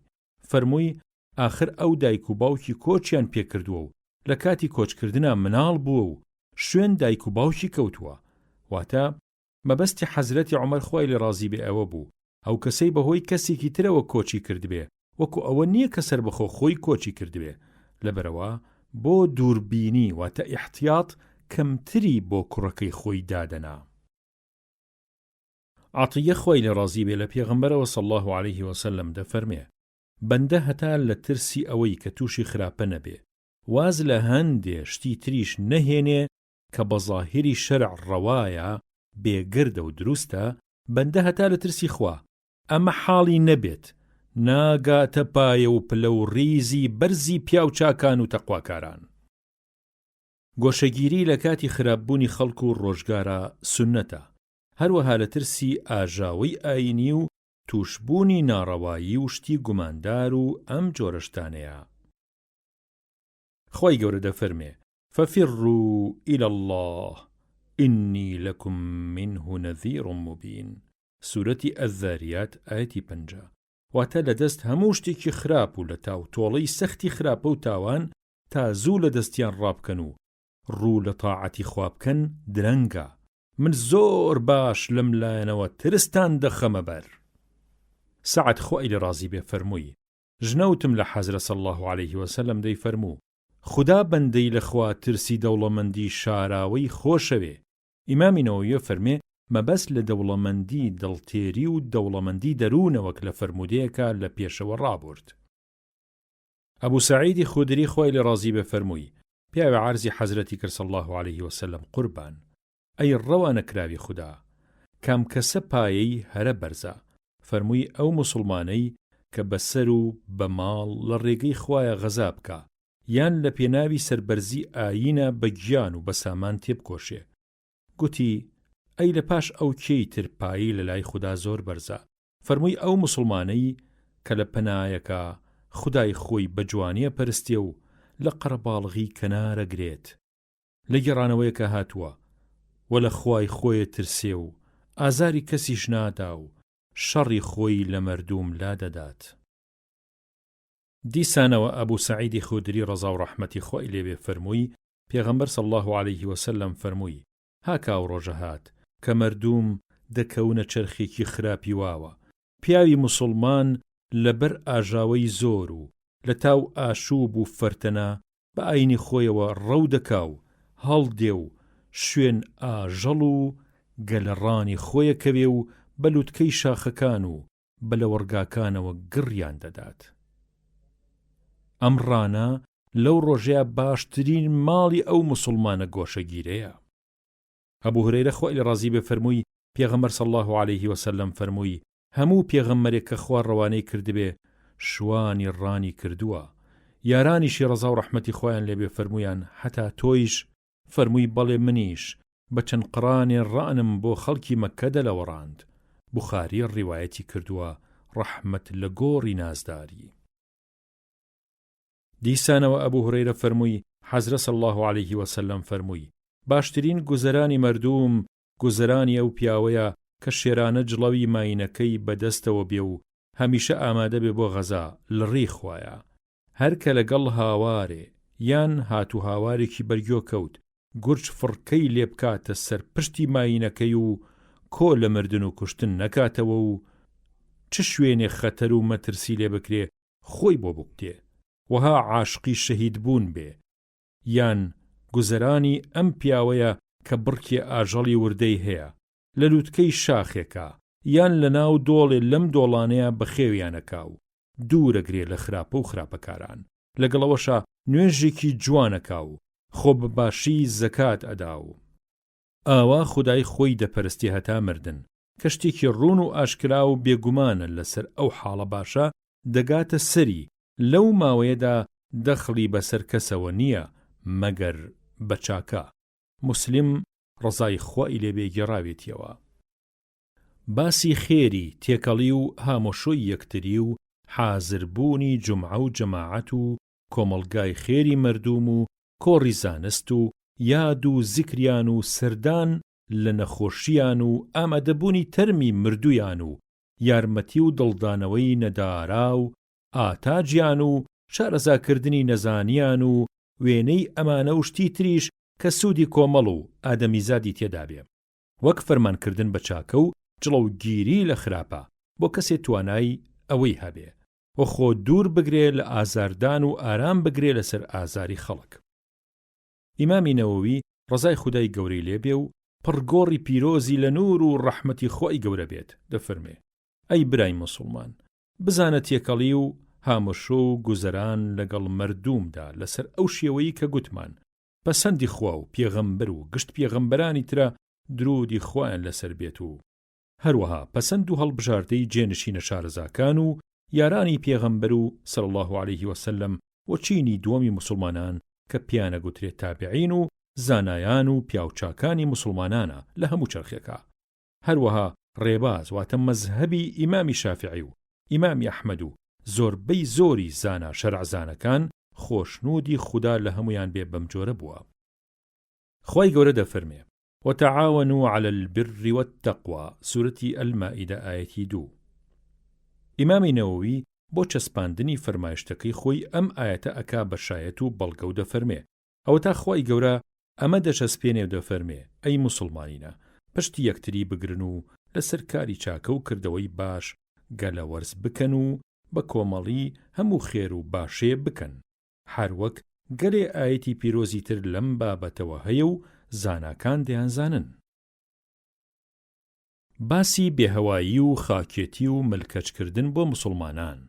خوای گەورە دەفەرمێ واخفض جناحك لمن اتبعك من المؤمنين سورەتی الشعراء ئاەتی 215. ئەی پێغەمبەری بەڕێز و خۆشەویست صلی الله عليه وسلم ببە بەسەر مەشقێکی جوان بۆ گەلی خۆت و باڵی میهرەبانی خۆت بۆ موسڵمانان دانەوێنە و نەرمونیان بە لەگەڵیان. هەروەها خۆی گەورە دەفەرمێ: يا أيها الذين آمنوا من يرتد منكم عن دينه فسوف يأتي الله بقوم يحبهم ويحبونه أذلة على المؤمنين أعزة على الكافرين. سورة المائدة آية 54. أي كساني باورتان هناوە بە ئیسلام. هەر کەسێ لە ئێوە لە ئیسلام هەڵگەڕێتەوە بزانن ئیسلام بەوە نافەوتێ. ئیسلام ئاینی خودایە. خوا خۆی لە فەوتانەی پارێزێ، بەڵکو خوا بە ڕەحمەتی خۆی لە باتی ئەوان کۆمەڵێ دێنێ بۆ سەر ئەم ئیسلامە کە خوا ئەوانی خۆشەوێ و ئەوانیش خوایان خۆشەوێ. نیشانەیان ئەمەیە لەگەڵ موسڵمانانە نەرمونیان و لە ئاستیان گردنکەچن، بەڵام لەگەڵ بێبڕوا و خوانەناسانە تاپڵی بە زەبر و زەنگ و زاڵ و نەبەرد و توند و تیژن. خۆی گەورە دەفەرمێ: يا أيها الناس إنا خلقناكم من ذكر وأنثى وجعلناكم شعوبا وقبائل لتعارفوا إن أكرمكم عند الله أتقاكم. سورة الحجرات آية 13. وتأي مردوم ئێوەمان دروست کردووە لە پیاوێک و ژنێ کە ئادەم و حەوان، و ئێوەمان کردووە بە چەند گەل و هۆز و نەتەوەیە هەتا لەناو خۆتانە ببن بە دۆست و ناسیاوی یەکتری و هۆگری یەکتر ببن. ئەمە بار و حاڵی ڕەگەز و بنەچەتانە. هەموو چڵ و پەل و لقی یەک درەختی دوو پەلن. لە لای خودای گەورەیش ئەو کەسەتان زۆر بەڕێز و نازدارە کە پتر لە خوددا دەترسێ و خۆی لە بێگوێی ئەو زاتە مەزنە دەپارێزێ. خۆی گەورە دەفەرمێ: فلا تزكوا أنفسكم هو أعلم بمن اتقى. سورة النجم آية 32. واتە نەپەسن و مەدحی خۆتان بکەن و نەبەکار و کردەوەتان فیز و دەعیە بکەن و نەخۆتان بە بێتاوان و بێگردا بنێن. خوا خۆی زۆر باش بەندەی خۆی ئەناسێ. ئیتر چ پێویست بە خۆ هەڵکێشانی درۆیە؟ خۆی گەورە دەفەرمێ: ونادى أصحاب الأعراف رجالا يعرفونهم بسيماهم قالوا ما أغنى عنكم جمعكم وما كنتم تستكبرون أهؤلاء الذين أقسمتم لا ينالهم الله برحمة ادخلوا الجنة لا خوف عليكم ولا أنتم تحزنون. سورة الأعراف آية 48-49. وتخلق أعراف بریتیە لە چڵەپۆپەی ئەو شوورایەی کە لە نێوانی دۆزەخ و بەهەشدایە. بانگی پیاوگەلێ ئەکەن و پیانەڵێن: کوا کۆمەڵ و تاقمەکەتان کە پیانەوە دەنازین، کوا کەش و فشەکانتان و مایی فیز و داعیەزلەکەتان. دیارە ئەوە هەمووی هیچ و پوچ بوو، بە دەردی ئەم ڕۆژەتان ناخوا. ئەوەتانێ ئەو کۆمەڵە موسڵمانە هەژارانە کە ئێوە سوێنی قورستان دەخوارد و دەتان گوت خدا ڕووی ڕەحمەت لەمانە ناکا. ئەوەتانێ ئەو هەژارانە بەهەشتیان بۆ ئامادەکراوە. ئێوەش ئەمە حاڵتانە. لە سایی خوداوە بە کوێرایی چاوی ئێوە لە هەموو لایەکەوە فەرمویان لێ دەکرێ و پێیان دەفەرمون بفەرمون بە خێر و خۆشی و بە ڕووسوری و سەربەرزیەوە بە بێترس و بە بێ خەم و خەفەت بڕۆنە ناو بەهەشتەوە. خەڵکی عراف ئەو پیاوگەلە بەدبەختە بە شێوەی دزێ و چارەی بەدیانە دەناسنەوە. عیاضی کوڕی حیمار خۆی لە ڕازی بێت دەفەرمێت: حەزرە صلی الله عەلەیه وسەلەم فەرمووی: خدا سروشی بۆ ناردووم کە گەلێ خاکی و بێهەوا بن و خۆتان بەکەم بگرن بە جۆرێکی وا کە کەس شانازی بەسەر کەسان نەکا و کەس زۆر و ستەم و ناحەقی لە کەس نەکات. ئەنەس ڕەزا و ڕەحمەتی خۆی لەسەر بێت جارێ لەگەڵ پێغەمبەر صلی الله عەلەیه وسەلەم دەڕۆشتم. لە لای تاقمێ مناڵەوە ڕەت بوو سڵاوی لێکردن. دیسانەوە ئەنەسە فەرمێ: حەزرە صلی الله عەلەیه وسەلەم ئەوەندە بێهەوا بوو، جاری وا دەبوو یەکێ لە کەنیزەکەکانی مەدینە دەستی پێغەمبەری دەگرت و صلی الله عەلەیه وسەلەم بۆ کێو کاری پێی هەبوایە دەیبر بۆ ئەوێ. ئەسوەدی کوڕی یەزید ڕەزا و ڕەحمەتی خۆی لەسەر بێ فەرمووی: لە عایشەی هاوسەری حەزرەتم پرسی صلی الله عەلەیه وسەلەم. پێغەمبەر صلی الله عەلەیه وسەلەم کە لە ماڵەوە دەبوو خەریکی چی بوو؟ فەرمووی: خەریکی خزمەتی خێزانەکەی بوو. مەبەستی عایشە ئەوە بوو کە حەزرەت کاتێ لە ماڵەوە دەبوو ئیشی ناوماڵی دەکرد، وەک ئەوە چێشتی دەکرد، گسکی ئەدا، ئاژەڵی ئەدۆشی، جلی پینە ئەکرد، جلی خۆی دەدۆزی، ئالیکی ئەدا بە ئاژەڵ، وشتری ئەشکێڵە کرد، لەگەڵ کارەکەر و کەنیزەکەکانە نانی ئەخوارد، هەویری لەگەڵە ئەشێلا، شمەکی خۆی لە بازارەوە ئەهێنایەوە لە ماڵەوە. ئەمە کاری بوو کە کاتێکیش نوێژ ئەبوو ئەچوو بەلای نوێژەوە و بە زوویی نوێژەکەی ئەنجامەدا. تەمیمی کوڕی ئوسەید ڕەزا و ڕەحمەتی خۆی لەسەر بێ فەرمووی چون بۆ خزمەتی حەزرەت صلی الله عليه وسلم لەو کاتەیە خوتبەیەدا گوتمەی پێغەمبەری خوا صلی الله عليه وسلم پیاوێکی ئاوارە و غەریبم، هاتووم ئەمەوێ خۆم فێری ئاینی خۆم بکەم و پرسیارم هەیە لەم لایەنەوە.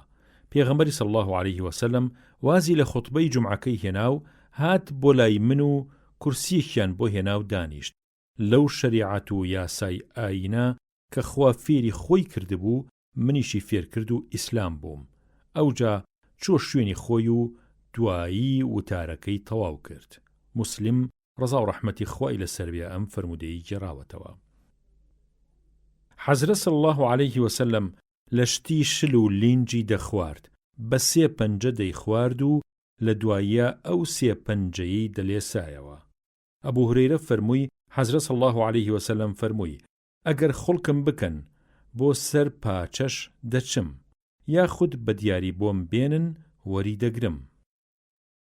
ئەنەس ڕەزا و ڕەحمەتی خوای لەسەر بێ فەرمووی حەزرەت صلی الله عليه وسلم وشترە مێچکەیەکی هەبوو ناوی عەضبا بوو، لەبەر خێرایی وڵاخ نەبوو پێشی بکەوێ، یان فەرمووی مەگەر چۆنها وڵاخ پێشی بکەوتایە، کەچی ڕۆژێ عارەبێکی بەدەوی لەولا بەلایەوە بە سواری نۆبەنە وشترێکی سرک هاتە پێش عەضبا کەوت.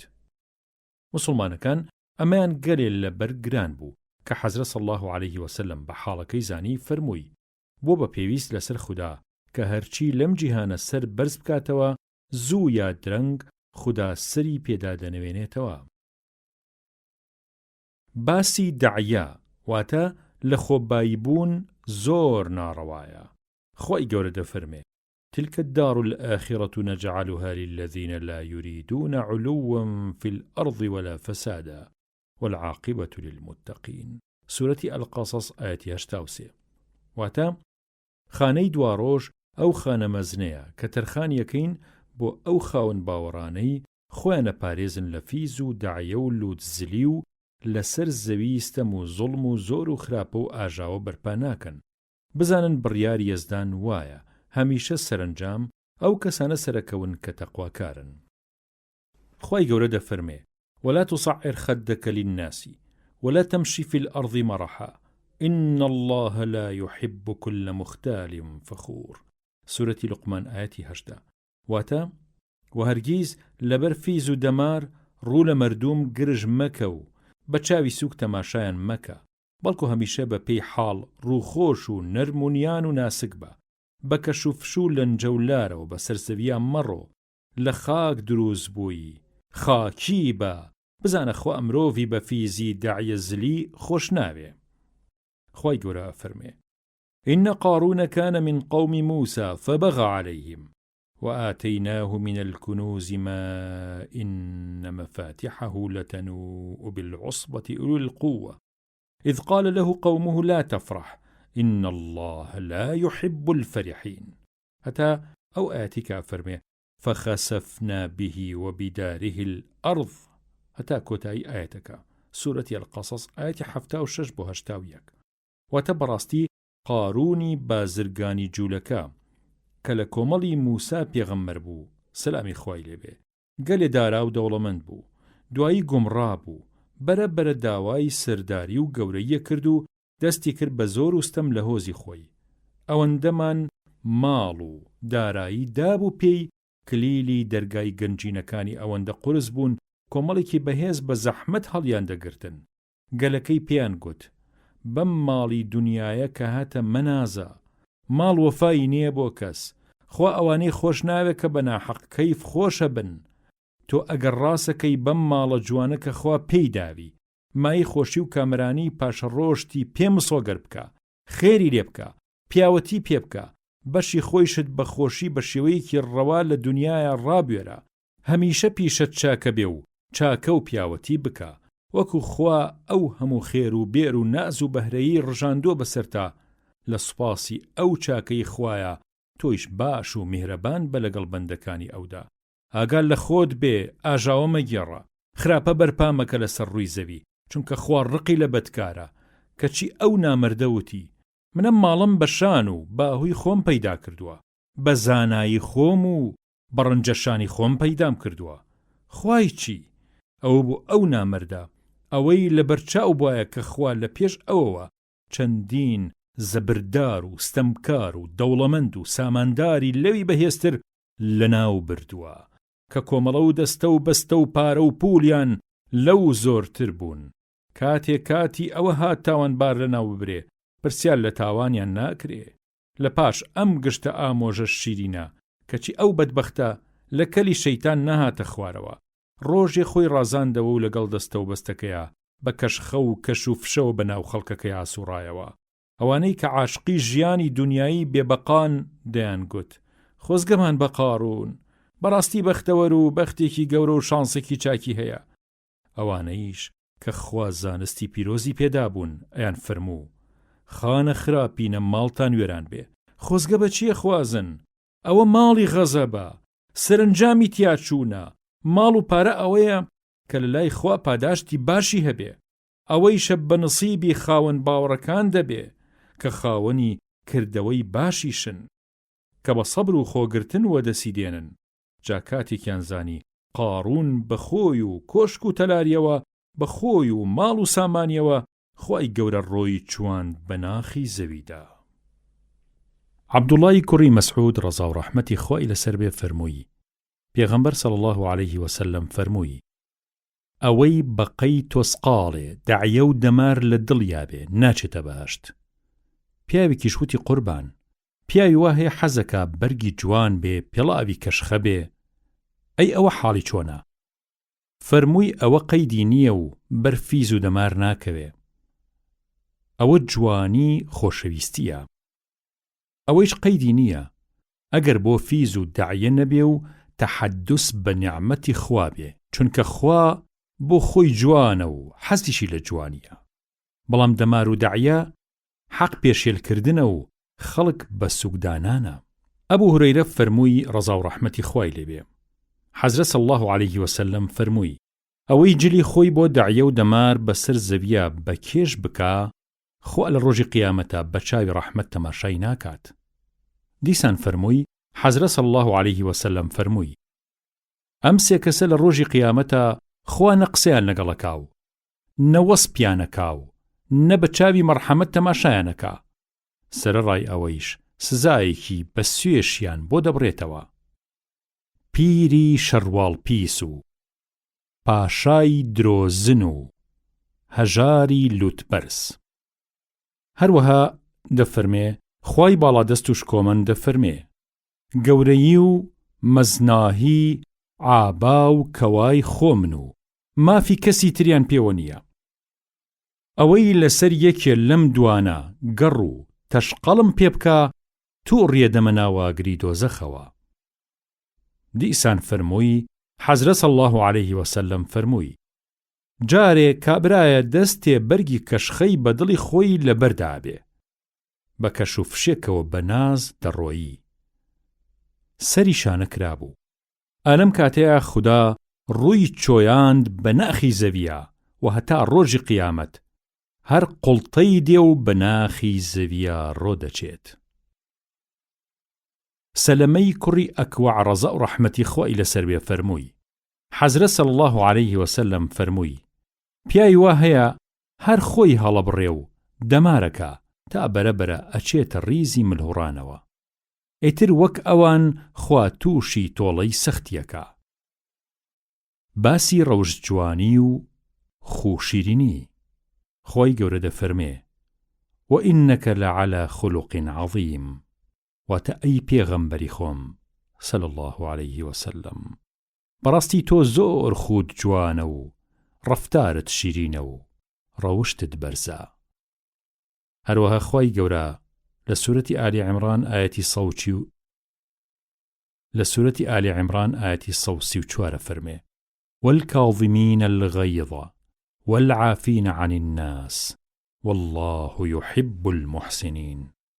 وتروشتي كتري أو تقوى كارانا أويا رقي خوان خونوو بأجري رقوقين كسناسو تينو سلارو هيمنو لسرخونو دڵیان فراوانە و تەنگەچی قەڵانە نین و چاوپۆشی لە هەڵەی مەردوومەکەن بزانن کە خوا هەموو چاکەکارێکی خۆشەوێ. ئەنەس ڕەزا و ڕەحمەتی خوای لەسەر بێ فەرمووی پێغەمبەر صلی الله عليه وسلم لە هەموو کەسی ڕەفتاری شیرینتر بوو.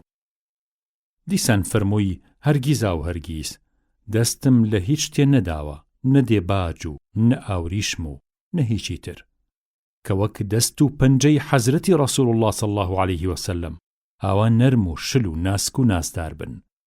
و هەرگیز بۆنی هیچ شتێکم نەکردووە، نە عنبەر و نە میسک و نە هیچی تر کە بۆنی لە بۆنی پێغەمبەر صلی الله عليه وسلم خۆشتر بێ. 10 ساڵی ڕەبەقیش چ لە ماڵەوە و چ لە سەفەرە من خزمەتی ئەو زاتم کردووە، قەت نەبوو پێم بفەرمێ ئۆف داد لە دەستۆ، بەخوا چیم کردبێ و چیم نەکردبێ نەیفەرمووە پێم بۆ ئەمە توا کردووە یا بۆ ئەوە توا نەکردووە. سەعبی کوڕی جەثامە ڕەزا و ڕەحمەتی خوای لەسەر بێ فەرمووی پێغەمبەر صلی الله عليه وسلم لە ئیحراما بوو، کەرەکێویەکم بە دیاری بۆ برد، دایەوە بەسەرما وەری نەگرت، کەڕوانی ڕەنگم گۆڕاو لەبەرم گران بوو، فەرمووی لەبەرەوە لێت وەرناگرین چونکە لە ئیحراماین، ئەگینا لێمان وەرەگرتیت. عەبدوڵڵای کوڕی عامر ڕەزا و ڕەحمەتی خوای لەسەر بێ فەرمووی پێغەمبەر صلی الله عليه وسلم زمانی زۆر پاک بوو، هەرزەگۆ و هەرزە نەبوو، زۆر جارانی فەرموو بەشێکن لە هەرە باشەکانی ئێوە، ئەو کەسانەتان کە خوو ڕەفتاریان زۆر جوان و شیرینە.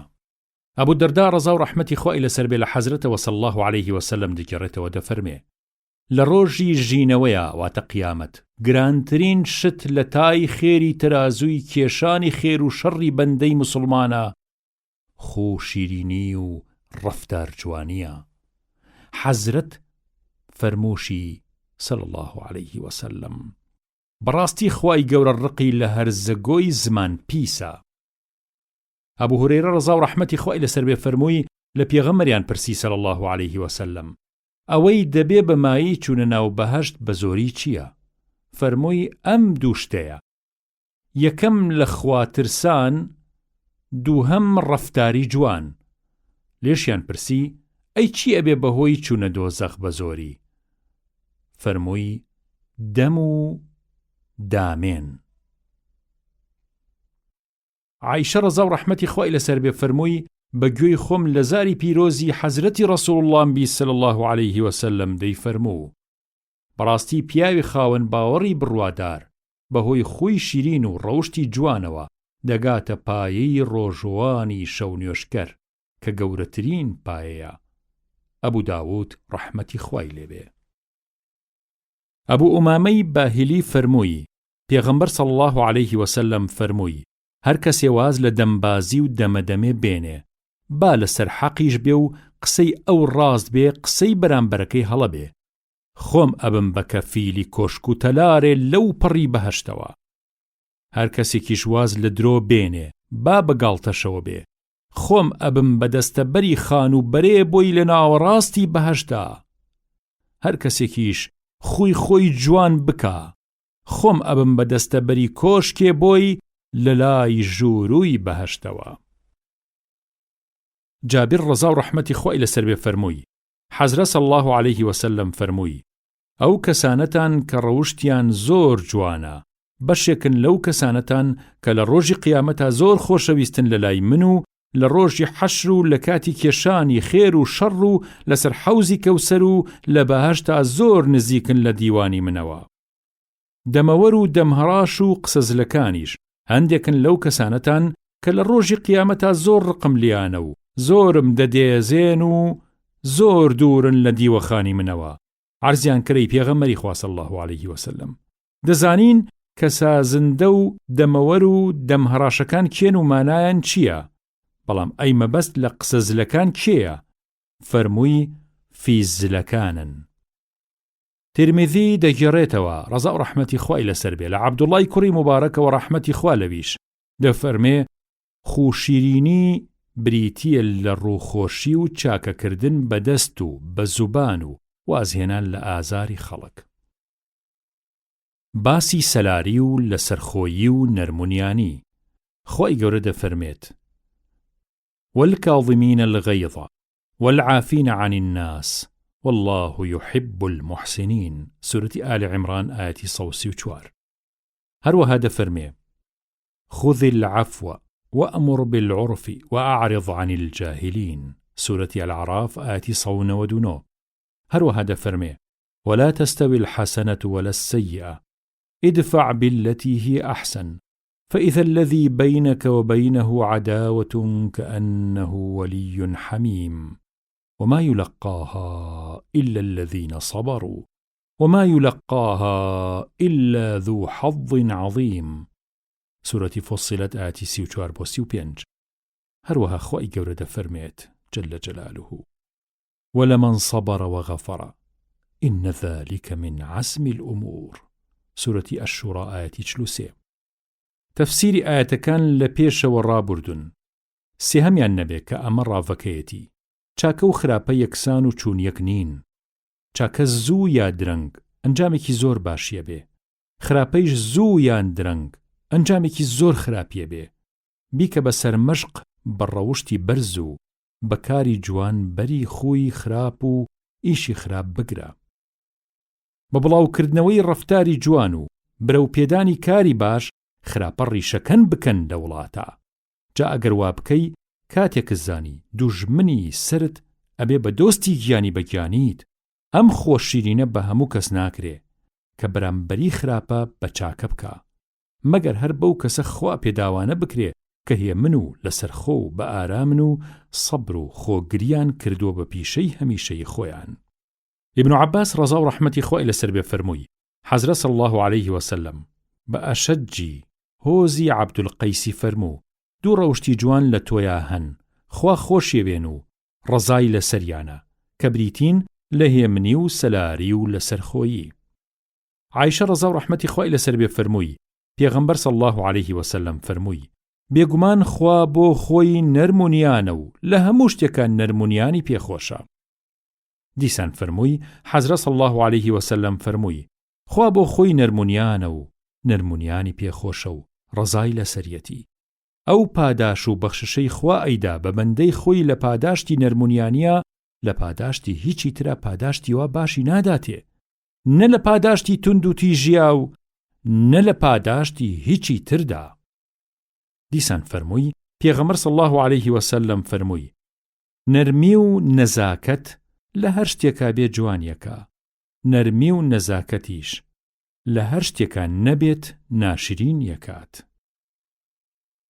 ئەبوو هورەیرە خۆی لە ڕازی بێ فەرمووی عەرەبێکی دەشتەکی هەڵسا لە ناو مزگەوتەکەی پێغەمبەر صلی الله عليه وسلم میسی کرد. چەند کەسێ هەڵسان بۆی و تیان خوڕی کوڕە نەکەی خەریک بوون جمێنی پێ بدەن. پێغەمبەری صلی الله عليه وسلم فەرمووی وازی لێبێنن چونکە نۆ موسڵمانە و شێواز و دەستورەکانی ئیسلام هێشتا بەباشی فێر نەبووە، بەڵام سەتڵێ ئاو یان دۆڵچێ ئاو بکەن بە شوێنی میزەکەیە. خۆی گەورە بۆیە منی کردووە پێغەمبەری ئێوە کە کار ئاسان بکەن نەوەک کار گران بکەن، کەواتە چاو لە نەزان بپۆشن و بە نەزاکەت فێری یاساکانی ئیسلامی بکەن. ئەنەس ڕەزا و ڕەحمەتی خوای لەسەر بێ فەرمووی حەزرە صلی الله عليه وسلم فەرمووی کار ئاسان بکەن و کار گران مەکەن، موژدەی خۆش بە خەڵک بدەن و بە هەڕەشە و گوڕەشەی زۆر خەڵک لە دین مەتەکێننەوە. جەریر ڕەزا و ڕەحمەتی خوای لەسەر بێ فەرمووی ژنەوتم لە حەزرە صلی الله عليه وسلم دەی فەرموو هەر کەسێ بێبەش بێ لە نەرمونیانی ئەوە بەڕاستی بێبەش بۆ لەو گشت خێر و بێرە زۆرەیە. ئەبوو هورەیرە ڕەزا و ڕەحمەتی خوای لەسەر بێ فەرمووی پیاوێ بە پێغەمبەری وت صلی الله عليه وسلم ئامۆژگاریم کە یا ڕەسوول الله صلی الله عليه وسلم. ئەویش صلی الله عليه وسلم فەرمووی تووڕە مەبە. پیاوەکە چەند جارێ داواکەی خۆی دووبارە کردەوە، پێغەمبەر هەردەی فەرموو صلی الله عليه وسلم تووڕە مەبە. شەدادی کوڕی ئەوس ڕەزا و ڕەحمەتی خۆی لەسەر بێ فەرمووی دووشتم لە پێغەمبەر صلی الله عليه وسلم خۆیەوە لەبەر کردووە. فەرمووی صلی الله عليه وسلم خوا چاکەی لەسەر هەموو شتێ نووسیوە و فەرمانی کردووە کە هەموو شتێ بەڕێک و پێکی و لەسەر شێوەیەکی جوان و ڕەوا بکرێ. جاکەوا بوو ئەگەر کەسێکتان لە تۆڵەی کەسێکی کوژراوە کوشتەوە یا بە حەدی شەرعی کوشتان ئەوە لەسەر شێوەیەکی باش بیکوژنەوە و لەو کاتەیە بە نەزاکەت بن لەگەڵیا و ئەگەر داوای شتێکی کرد لە پێش کوشتنیا بیدەنێ و شایەتومانی پێبێنن تا لەسەر ئیسلامەتی بمرێ. و ئەگەر شتێکتان سەر بڕی لەسەر شێوەیەکی باش سەری ببڕن و تیغەکەتان واتە چەقۆکەتان تیش بکەن و پشووی کوشتیەکەتان بدەن و زیادە ئازاری مەدەن. عایشە ڕەزا و ڕەحمەتی خۆی لەسەر بێ فەرمووی پێغەمبەر صلی الله عليه وسلم ئەگەر خۆی بکردایە بەسەر پشک لە نێوانی کردنی دوو کارە کە کارێکیان لەوی تریان ئاسانتر بووایە هەمیشە ئاسانەکەیانی هەڵەبژارد بە مەرجێ ئەو کارە گوناه نەبووایە ئەگینا لە هەموو کەس زیاتر لێی دوورەکەوتەوە. هەرگیزیش پێغەمبەر صلی الله عليه وسلم حەق و تۆڵە سەندنێک کە پەیوەندی تایبەتی بە خودی خۆیەوە هەبوایە نەیدەسەند و کابرایە بەخشی مەگەر کەسێ قەدر و ڕێزی شەریعەتی خوای گەورە و مەزنی بشکاندایە ئەوە بۆ خوا تۆڵی ئەوەی لێدەسەند. ابن مسعود ڕەزا و ڕەحمەتی خۆی لەسەر بێ فەرمووی حەزرە صلی الله عليه وسلم فەرمووی ئاگدارەوە بن با پێتان بڵێم کە کێ لە ئاگر قەدەغەیە یان ئاگر لە کێ قەدەغەیە. بزانن ئاگر قەدەغەیە لە هەموو کەسێ کە لە خەڵک نزیک و نەرمونیان و ئاسان خوا بێ. باسی لێبوردن و چاوپۆشیکردن لە نادانایان. خوای گەورە فەرمێت خذ العفو وأمر بالعرف وأعرض عن الجاهلين. سورة الأعراف آية 199. هروها دفرمي فاصفح الصفح الجميل. سورة الحجر آية 85. هروها دفرمي وليعفوا وليصفحوا ألا تحبون أن يغفر الله لكم. سورة النور آية 22. هروها دفرمي والعافين عن الناس والله يحب المحسنين. سورة آل عمران آية 134. هروها دفرمي ولمن صبر وغفر إن ذلك من عزم الأمور. تفسير ام آياتانا لبيش والرابورد. حضرت عائشة رضا و رحمتي خوای لێ بێ فەرمووی گوتمەی پێغەمبەری خوا صلی الله عليه وسلم ئایا لە ڕۆژی ئوحود ناخۆشترێ بەسەر هاتووە؟ فەرمووی ئەم هۆزەی تۆ تووشی دەردی سەری و ئێش و ئازاری زۆریان کردووم بە تایبەتی لە ڕۆژەکەی عەقەبەیە تەواو سەغڵەتیان کردم. مەبەستم ئەو ڕۆژەیە کە خۆم پێشکەشی ئیبن عەبدولیالیلی کوڕی عەبدولکولال کرد و داوام لێی کرد کە خۆی و هۆزەکەی ببن بە پەناگای ئیسلام، بەڵام مەرازمیان نەدا. ئیتر بە غەمباری کەوتمە ڕێ و بەبێ ئاگا ڕێگەم گرتە بەر و ڕۆشتم کە هۆشم هاتەوە بە ئاگا هاتمەوە. تەماشام کردوا لە قەرن و ثەعالبم کە سرم هەڵبڕی تەماشام کرد و پەڵێ هەور لە ڕاست سەرمەوە ڕاوەستاوە سێبەری بۆ کردوم کە سەرنجمدا جوبرەئیلم بینی لە ناویا سەلامی خوای لێبێ. بانکی کرد و فەرمووی خوای گەورە ئاگای لێبوو کە هۆزەکە چیان پێوتیت و چۆنیان وەڵام دایتەوە. ئەوە فریشتەی کێوانی بۆ ناردووی چی فەرمانێکت هەیە پێی بفەرموو چۆن تۆ حەزەکەی ئاوایان لێکە. ئەوجا فریشتەی سەرکاری سەرکێوانیش بانگی کردم و سڵاوی لێکردم و فەرمووی ئەی موحەممەد خوا ئاگای لێبوو کە هۆزەکە چۆن بەناشرینی وەڵامیان دایتەوە. من فریشتەی سەرکاری سەرچیاکانم و کێ و چیاکان هەمووی بەدەستی منە. خوا منی ناردۆ بۆ لای تۆ فەرمانە بەچیە تا جێبەجێ بکەم. ئەگەر ئارەزووەکەی هەردوو کێوەکەی ئەبوو قوبەیس قەیقوقاع تەبک بکەم بە سەریانە. پێغەمبەر صلی الله عليه وسلم دەفەرمێ خەیر شتیوا ناکەم، بەڵکو من ئومێدەکەم کە خوا لە پشتیەمانە وە چێ بخاتەوە کە ئەوان خواپەرست بن و بە تاک و تەنیای بزانن و هیچ هاو بەشی بۆ دانەنێن. دیسان حەزرەتی عایشە ڕەزا و ڕەحمەتی خوای لەسەر بێ دەفەرمێ پێغەمبەر صلی الله عليه وسلم بەدەستی خۆی هەرگیز لە هیچ کەسی نەداوە، نە لە گیاندار و نە لە ژن و نە لە نۆکەر، مەگەر لە کاتی غەزایە بەدەستی خۆی لە شتێکی دابێ. ئەو ئێش و ئازارەیش کە لە خەڵکەوە تووشی ئەبوو لە خاوەنەکەی دەبورد و تۆڵەی لێ نەئەسەند، وەک ئەوە سەریان شکاند و دانیان خست و گەلێ ناخۆشی تریش هاتەڕی، مەگەر ڕێزی یاسا ڕێزدارەکانی خوش کابێ، ئەوە بۆ حەقی خوا تۆڵەی لەو تاوانبارە دەسەند. ئەنەس ڕەزا و ڕەحمەتی خوای لەسەر بێ فەرمووی لە خزمەتی پێغەمبەر صلی الله علیه وسلم دەڕۆشتم بەڕێدا، شاڵێکی نەجرانی بەراوێز ئەستوری بەسەر شانەوە بوو. عارەبێکی دەشتەکی پێی گەیشت، یەخەی پۆشاکەکەی پێغەمبەری گرت و صلی الله علیه وسلم بە توندی وا ڕای کێشا لامەلی حەزرەتی دابڕی. ئەوجا پێی وت: لەم ماڵە کە هی خوایە و لە لای تۆیە بەشم بدە. پێغەمبەری صلی الله علیه وسلم ڕووی تێکرد و بەدەمیەوە پێکەنی و فەرمانی کرد کە بەشی بدەن و خەڵاتێکی بکرێ. باسی خۆڕاگرتن لە ژێرباری ئازاردا. ئایەتی وەلکاظمینە الغەیظە، هەروەها وەلەمەن سەبەڕ وەغەفەڕە لە دوو باسەکەی پێش ئەم باسییان ڕابرد. باسی تووڕەبوون لەسەر ئەوە کە ڕێزی یاسا ڕێزدارەکانی خۆی گەورە نەگیرێ لاپەڕە 144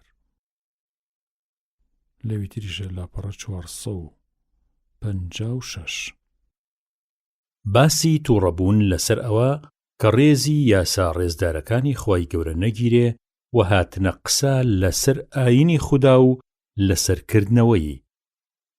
خۆی گەورە دەفەرمێت: أعوذ بالله من الشيطان الرجيم ومن يعظم حرمات الله فهو خير له عند ربه. هەروەها خۆی گەورە دەفەرمێت: إن تنصروا الله ينصركم ويثبت أقدامكم. سورة محمد آية 7.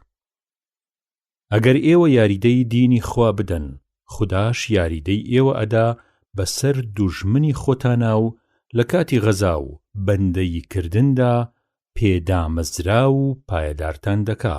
ئەبوو مەسعود ڕەزا و ڕەحمەتی خوای لەسەر بێ فەرمووی: پیاوێ وتی بەخوا ئەی پێغەمبەری خوا صلی الله علیه وسلم، من لەبەر فیسارە کەس لە نوێژی بەیانی دوا دەکەوم، چونکە ئەوەندەی درێژەکاتەوە پێمان.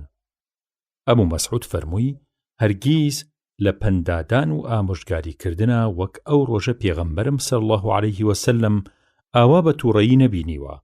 ئەوجا فەرمووی، واتە پێغەمبەر صلی الله علیه وسلم: ئەی خەڵکینە، هەندێ لە ئێوە مردوم دەڕەوێنێتەوە و بە نوێژی دوور و درێژ خەڵک لە مزگەوت و نوێژی جەماعەت دەتەکێننەوە. جا هەر کامێکتان پێش نوێژی هەر نوێژێ دەکا بۆ ئەم خەڵکە با نوێژێکی کورتی پوختیان بۆ بکە، چونکە ئەوانە هەیانە لاواز و زەبوونە، هەیانە پیرە، هەیانە ئیشوکاری تری هەیە و پەلەیەتی. بەڵام ئەگەر یەکێکتان بەتەنیا بۆ خۆی نوێژیە کرد، ئەوە چەنێ حەزەکە ئەوەندەی درێژ بکاتەوە. حەزرەتی عایشە ڕەزا و ڕەحمەتی خوای لەسەر بێ فەرمووی: حەزرەت صلی الله علیه وسلم لە سەفەر بوو کە تەشریفی هاتەوە، هات بۆ لای من. کولێنێکم هەبوو، پەردەیەکم پیادا بوو، پەردەکە وێنەی پێوە بوو کە پێغەمبەر صلی الله علیه وسلم ئەوەی دی دڕی و ڕەنگی گۆڕا و ڕووی گرژ بوو. فەرمووی: ئەی عایشە، ئەوانەی کە لە قیامەتە سزا و ئێش و ئازاریان لە هەموو کەس سەختترە ئەو کەسانن کە دەیانەوێ لاسکایی خوددا بکەنەوە و لە شێوەی دروستکراوەکانی ئەو شت دروست بکەن. عایشە فەرمووی: ئیتر پەردەکەمان دادڕی، سەرینێ دوو سەرینمان لێ دروست کرد. دیسان فەرمووی: ژنێکی مەغزومی دزی کردبوو. قوڕەیش زۆر بە تەنگیەوە بوون، وتیان بەکێ بڵین کە لەگەڵ پێغەمبەر صلی الله علیه وسلم قسە بکە. وتیان کێ پڕکێشی ئەوە ئەکا لە ئوسامە بەولاوە کە خۆشەویستی پێغەمبەرە صلی الله علیه وسلم. جا کاتێک کە ئوسامە ئەوەی عرض کرد، فەرمووی: چۆن تکاکەی بۆ جێبەجێنەکردنی حەدێکی شەرعی کە خوا خۆی دایناوە. دوایە حەزرە صلی الله علیه وسلم هەستاوە، دوانێکی فەرمووی: ئەی خەڵکینە، ئەزانن بۆچی نەتەوەکانی پێشێوە لە ناوچوون؟ چونکو کاتێ پیاوێکی خانەدان لە ناویانە دزی بکردایە، حەدیان لێ نەئەدا، سوێندم بە یەزدانی پاک، ئەگەر فاتیمەی کچی محەممەدیش دزی بکا دەستی ئەبڕم. لە تاجا دەفەرمێ ئینجا فەرمانی فەرموو دەستی ژنەکەیان بڕی. ئەنەس خودای گەورە و مەزنی لێ خۆشنود بێت فەرمووی حەزرە صلی الله عەلەیه وسەلەم لەناو مزگەوتە بەڕووی قیبلەوە بەڵغەمێکی چاو پێکەوت زۆری لەبەرگران بوو، هەستا بە دەستی خۆی بە شتێک ڕاندی. ئەوجا فەرمووی ئێوە کە لەناو نوێژا ڕادەوەستن، ئەوە لەگەڵ پروردگاری خۆتانە قسەی پەنهانی خۆتانەکەن و گفتوگۆ لەگەڵ ئەو زاتە مەزنەیە ئەکەن کەوابوو لە ڕووی ڕووگەوە تف و بەڵغەم و چڵم ڕۆمەکەن، چونکە خوددا کە ڕزای ئەو مەبەستی ئێوەیە. لەو نوێژەیە وا لە نێوانی ئێوە و ڕووگەکەتانە ئیتر چۆن کاری وا ناشرین دەکەن، بەڵام ئەگەر هەرچارتان نەبوو لە لای چەپتانەوە یا لە ژێر پێتانە تف ڕۆب بکەن و بە خۆڵ و چەوی ناو مزگەوتەکەدای پۆشن. اینجا حەزرە صلی الله عەلەیه وسەلەم چەمکی لەشپۆشەکەی خۆی گرت و تفی کرد و وڵیەوە بەسەریەکە و فەرمووی یاخود ئاوا بکەن. دانەر پڕگۆڕی پیرۆزی لە نووری خۆی گەورە بێ دەفەرمێ کاتێ بۆی هەیە لە لای چەپیەوە یان لە ژێر پێیا تف ڕۆبکە کە لە ناو مزگەوتا نەبێ، بەڵام لە ناو مزگەوتا ئەگەر تف ڕۆبکە دەبێبی کاتە جلەکەیەوە. قسەی دانەر ڕەزا و ڕەحمەتی خوای لەسەر بێت تەواو بوو. مەبەست لەم جۆرە فەرمانەی پێغەمبەر صلی الله عەلەیه وسەلەم ئەوەیە کە فێری ڕێزگرتنی مزگەوتمان بکات. ئێستا کلێنس و جۆرەها شتی تر هەیە بۆ ئەوەی مرۆڤ پاک و تەمیز بێت، نەوەک فێری دەستوری تفڕۆکردنمان بکا. کەواتە چ لە ناو مزگەوتە چ لە دەرەوەی مزگەوت مەردوم دەبێت بە جۆرێکی وا تفڕۆ بکە کە نەبێت بەهۆی بێڕێزی بۆ خوددا یان بۆ خۆی یان بۆ خەڵکی تر. لەم ڕۆژگاری ئێمەدا پاک و خاوێنی گەلێ پەرەی سندووە، خاولی و دەسەسڕ و کلێنس و شتی لەم بابەتە بۆ دەم و لووتسڕین زۆرە. وەلێ مەبەستم ئەوە نییە کە بڵێم بابەتی ئەم فەرمودەیە بەسەر چووە. ئەوانەی قسەی وا بێجێ دەکەن نابەجا دەکەن، لە کڕۆکی مەبەست تێناگەن، بە دەم و بە دەست و بە دڵ و بە هەوڵ دەدەن کە یاساکانی ئیسلام بۆ نیازی پیسی خۆیان زەدەدار بکەن. ڕەحمەت لەوەی کەوتوێتی تا کۆن بێ بۆنی خۆش دەبێ گوڵاو، دەریا بەدەمی سەگ نابێ گڵاو. باسی ئامۆژگاری کاربەدەستان کە نەرمونیان بن لەگەڵ ژێردەستەی خۆیانە و دڵسۆز و میهرەبان بن لەگەڵ یانە و گزی و فێڵیان لێ نەکەن و باریان گران نەکەن و بەرژەوەندی ئەوان پشتگوێ نەخەن و گوێ بە خۆیان و کاروباریان بدەن. خۆی گەورە دەفەرمێ إن الله يأمر بالعدل والإحسان وإيتاء ذي القربى وينهى عن الفحشاء والمنكر والبغي يعظكم لعلكم تذكرون. سورة النحل آية 90. واتا خۆی گەورە دەفەرمێ خدا فەرمان دەدا بە میانەکاری و ئەمر دەکا بە عەدالەت و دادپەروەری، هەروەها فەرمان دەکا بە چاکەکردن و بە بەشدانی خزم و خوێش، و بەرگری و جڵەوگیری دەکا لە گفتار و کرداری خراپ و ناپەسەند، و لە ستەمگەری و دەستدرێژی. خۆ ئامۆژگاریتانەکە بە هیوای ئەوە بیر بکەنەوە لە پاشە ڕۆژی خۆتان. مەعەقیلی کوڕی یەسار نەخۆش بوو. عوبەیدوڵڵای کوڕی زیاد کە فەرمانڕەوای بەسرە بوو چوو بۆ لای بۆ سەرخۆشی لێکردنی. مەعەقیل پێی فەرموو گوێ بگرە، فەرمودەیەکی پێغەمبەرت صلی الله عەلەیه وسەلەم بۆ بگێڕمەوە کە خۆم لێم بیستووە دەی فەرموو صلی الله عەلەیه وسەلەم هەر کار بەدەستێ ببێ بە گەورەیی دەستێ لە موسڵمانان و گزی و ناپاکیان لێ بکاو لەسەر ئەو حاڵە بەردەوام بێت تا ئەمرێ، ئەوە بێگومان کە خوا بەهەشتی لێ قەدەغە دەکا. لە گێڕانەوەیەکی ترا هاتووە هەر بەندەیە خوا بیکە بەسەر گەورەی کۆمەڵێ و بە باشی و دڵسۆزی سەرۆکاری کاروباریان نەکا، بێگومان کە ئەو بەندەیە بۆنی بەهەشت ناکا. لە گێڕانەوەیەکی موسلیمە هەر فەرمانڕەوایە ببێ بە سەرۆکاری کاروباری موسڵمانان وەلێ بە پێی توانای خۆی بۆیان تێنەکۆشێ و ئامۆژگاری خێریان نەکا، بێگومان کە ئەوان دەچنە بەهەشت ئەویان لەگەڵ نابێت. عایشە ڕەزا و ڕەحمەتی خۆی لەسەر بێ فەرمووی لە حەزرەتم بی صلی الله عەلەیه وسەلەم لەم ماڵەی منە دەی فەرموو ئەی خودایە هەر کەسێ بوو بە سەرۆکاری شتێل لە کاروباری گەلی ئیسلامی من و خراپ بوو بۆیان و سەغڵەتی کردن تۆیش خراپ بە بۆ ئەو سەغڵەتی بکە و هەر کەسێ بوو بە سەرۆکاری شتێل لە کاروباری گەلی ئیسلامی من و باش بوو بۆیان و دڵی پێیان سووتا تۆیش باش بە بۆی و دڵت پێی بسووتێ. ئەبوو هورەیرە خۆی لە ڕازی بێ فەرمووی حەزرە صلی الله عەلەیه وسلم فەرمووی جارانەوەی ئیسرائیل پێغەمبەران دەیان بردن بەڕێوە و سەرپەرشتی کاروباریان دەکردن. هەر کاتێ پێغەمبەرێ فەوتیە کرد گورچ پێغەمبەرێکی تر لە جێگەیدا دەنیشت، بەڵام ئاشکرایە کە لە پاش من پێغەمبەری تر نابێ، وەلێ جێنشین دەبن و زۆریش دەبن نەکەم. یاران وتیان جا فەرمانە بە چیە پێیان و ئەرکی سەرشانی ئێمە چیە لەگەڵیانە؟ فەرمووی یەک لە دوای یەک پەیمانیان بدەنێ، با هیچ کاتێ بێ ئیمام و بێسەرۆک نەبن، وەلێ لە هەر چەرخێکە کێ لە پێش پێشەوە پەیمانتان دا پێی ئەوە جێنشینی ڕاستەقینەیە و پەیمانەکەیشیان ببەنە سەر و مافی خۆیانیان بدەنێ و لە فەرمانیان دەرمەچن و ئەو مافەی خۆیشتان کە هەتانە لەسەر ئەوان لە خودای داوا بکەن، بێگومان کە ئەوانیش لە لای خوداوەند بەرپرسیارن دەرحەق بەژێر دەستەکانیان کە خوا ئەوانی کردووە بە شوانیان. ئەبوو مەریەمی ئەزدی ڕەزا و ڕەحمەتی خۆی لەسەر بێ بە معاویەی فەرموو لە پێغەمبەرم بی صلی الله عەلەیه وسلم دەی فەرموو هەر کەسێ ببێ بە سەرۆکاری شتێ لە کاروباری موسڵمانان دەرگای خۆی دا بخا لە هەژاران و داماوان و لەوانەی کە ئیش و کاریان پێی هەیە و نەیەڵێ بگەنە لای و سکاڵای حاڵی خۆیان بکەن هەتا بە پێی شەرع دادیان بپرسێ، خدا لە ڕۆژی قیامەتا دەرگای خۆی لە ئاستی هەژاری و ئیش و کاروباری ئەو دادەخا. ئیتر معاویە پیاوێکی دانا بۆ جێبەجێکردنی ئیش و کاری خەڵک هەتا ئەگەر بە خۆشی جێبەجێ نەکرا بیگەێنێ بە معاویە. باسی کاربەدەستی دادپەروەر. خوای گەورە دەفەرمێ إن الله يأمر بالعدل والإحسان وإيتاء ذي القربى. هروها دەفەرمێ وأقسطوا إن الله يحب المقسطين. سورة الحجرات آية 9. واتە لە هەموو شتێکە بەداد و دادپەروەر بن، چونکە خوددا لە ئادەمی زادی دادپەروەر زۆر ڕازیە. عەبدوڵڵای کوڕی عومەر ڕەزا و ڕەحمەتی خوا لە خۆی و لە باوکی فەرمووی حەزرەتی ڕەسوول الله صلی الله عەلەیه وسلم فەرمووی ڕۆژی قیامەت دادپەروەران لە خزمەتی خوددادان، وان لەسەر مەشخەڵی نور، وان لە دەستە ڕاستی خودای میهرەبانەوە.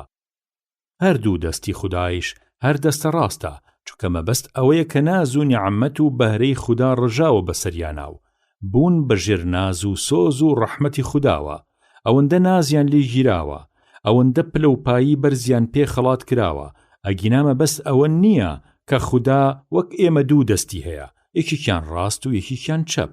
نەخێر، مەبەست ئەمە نییە.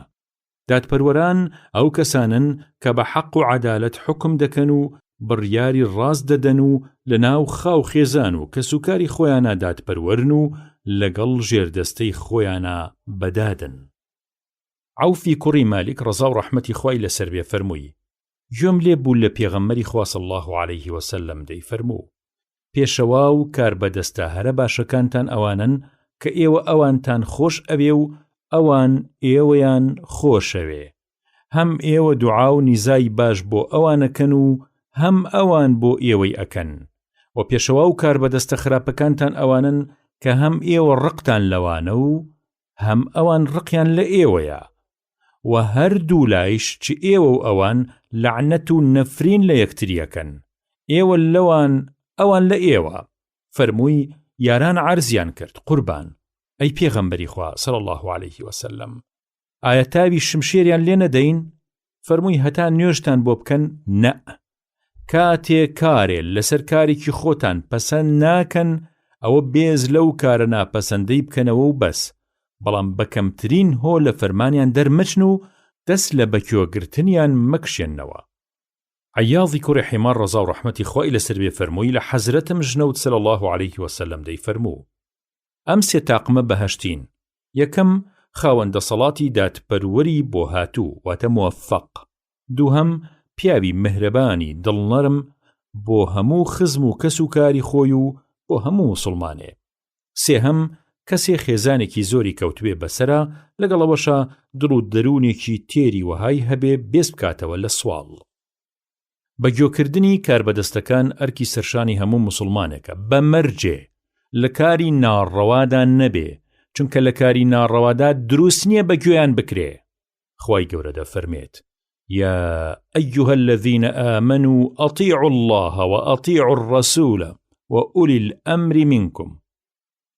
ابن عمر رضا و رحمەتی خوای لەسەر بێ فەرمووی: حەزرە صلی الله عليه وسلم فەرمووی: پیاوی موسڵمان لەسەرێتی کە گۆڕایەڵ و فەرمانبەر بێ و لە فەرمانی گەورەی خۆی دەرنەچێ، ئیتر ئەو کارەی پێخۆش بێیاننا بە مەرجێ فەرمانی پێ نەکرێ بە گوناه و خراپە، بەڵام ئەگەر فەرمانی پێکرا بە گوناه و خراپە ئەوە نابێ بەگوێی بکە. دیسان فەرمووی: جاران کە پەیمانمان دەدا بە پێغەمبەر صلی الله عليه وسلم لەسەرەوە پەیمانمان دەدایە کە لە قسەی دەرنەچین و فەرمانبەری بکەین، پێغەمبەر صلی الله عليه وسلم دەینایە بەردەممان و فێری دەکردین کە بڵێین ئەوەندەی کە لە تواناماندا هەیە لە فەرمانی خوا و پێغەمبەر صلی الله عليه وسلم دەرناچین.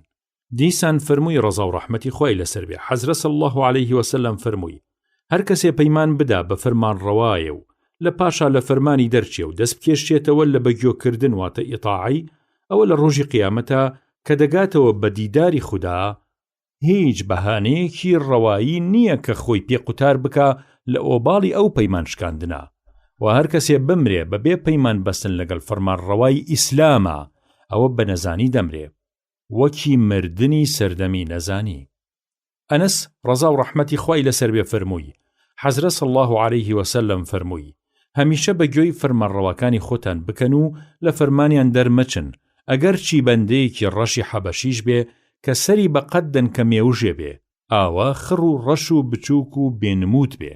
ئەبوو هورەیرە ڕەزا و ڕەحمەتی خوای لەسەر بێ فەرمووی: پێغەمبەر صلی الله عليه وسلم فەرمووی: لەسەرتە ئەی موسڵمان، گۆڕایەڵ و فەرمانبەری فەرمانڕەوایی خۆت بی لە کاتی خۆشی و ناخۆشیتا، لە حاڵی ئاسوودەیی و تەنگانەدا، ئەگەر چی فەرمانڕەوەکانت خۆخۆییشت لەگەڵدا بکەن و نازی ئەم و ئەو بدەن بەسەر تۆدا.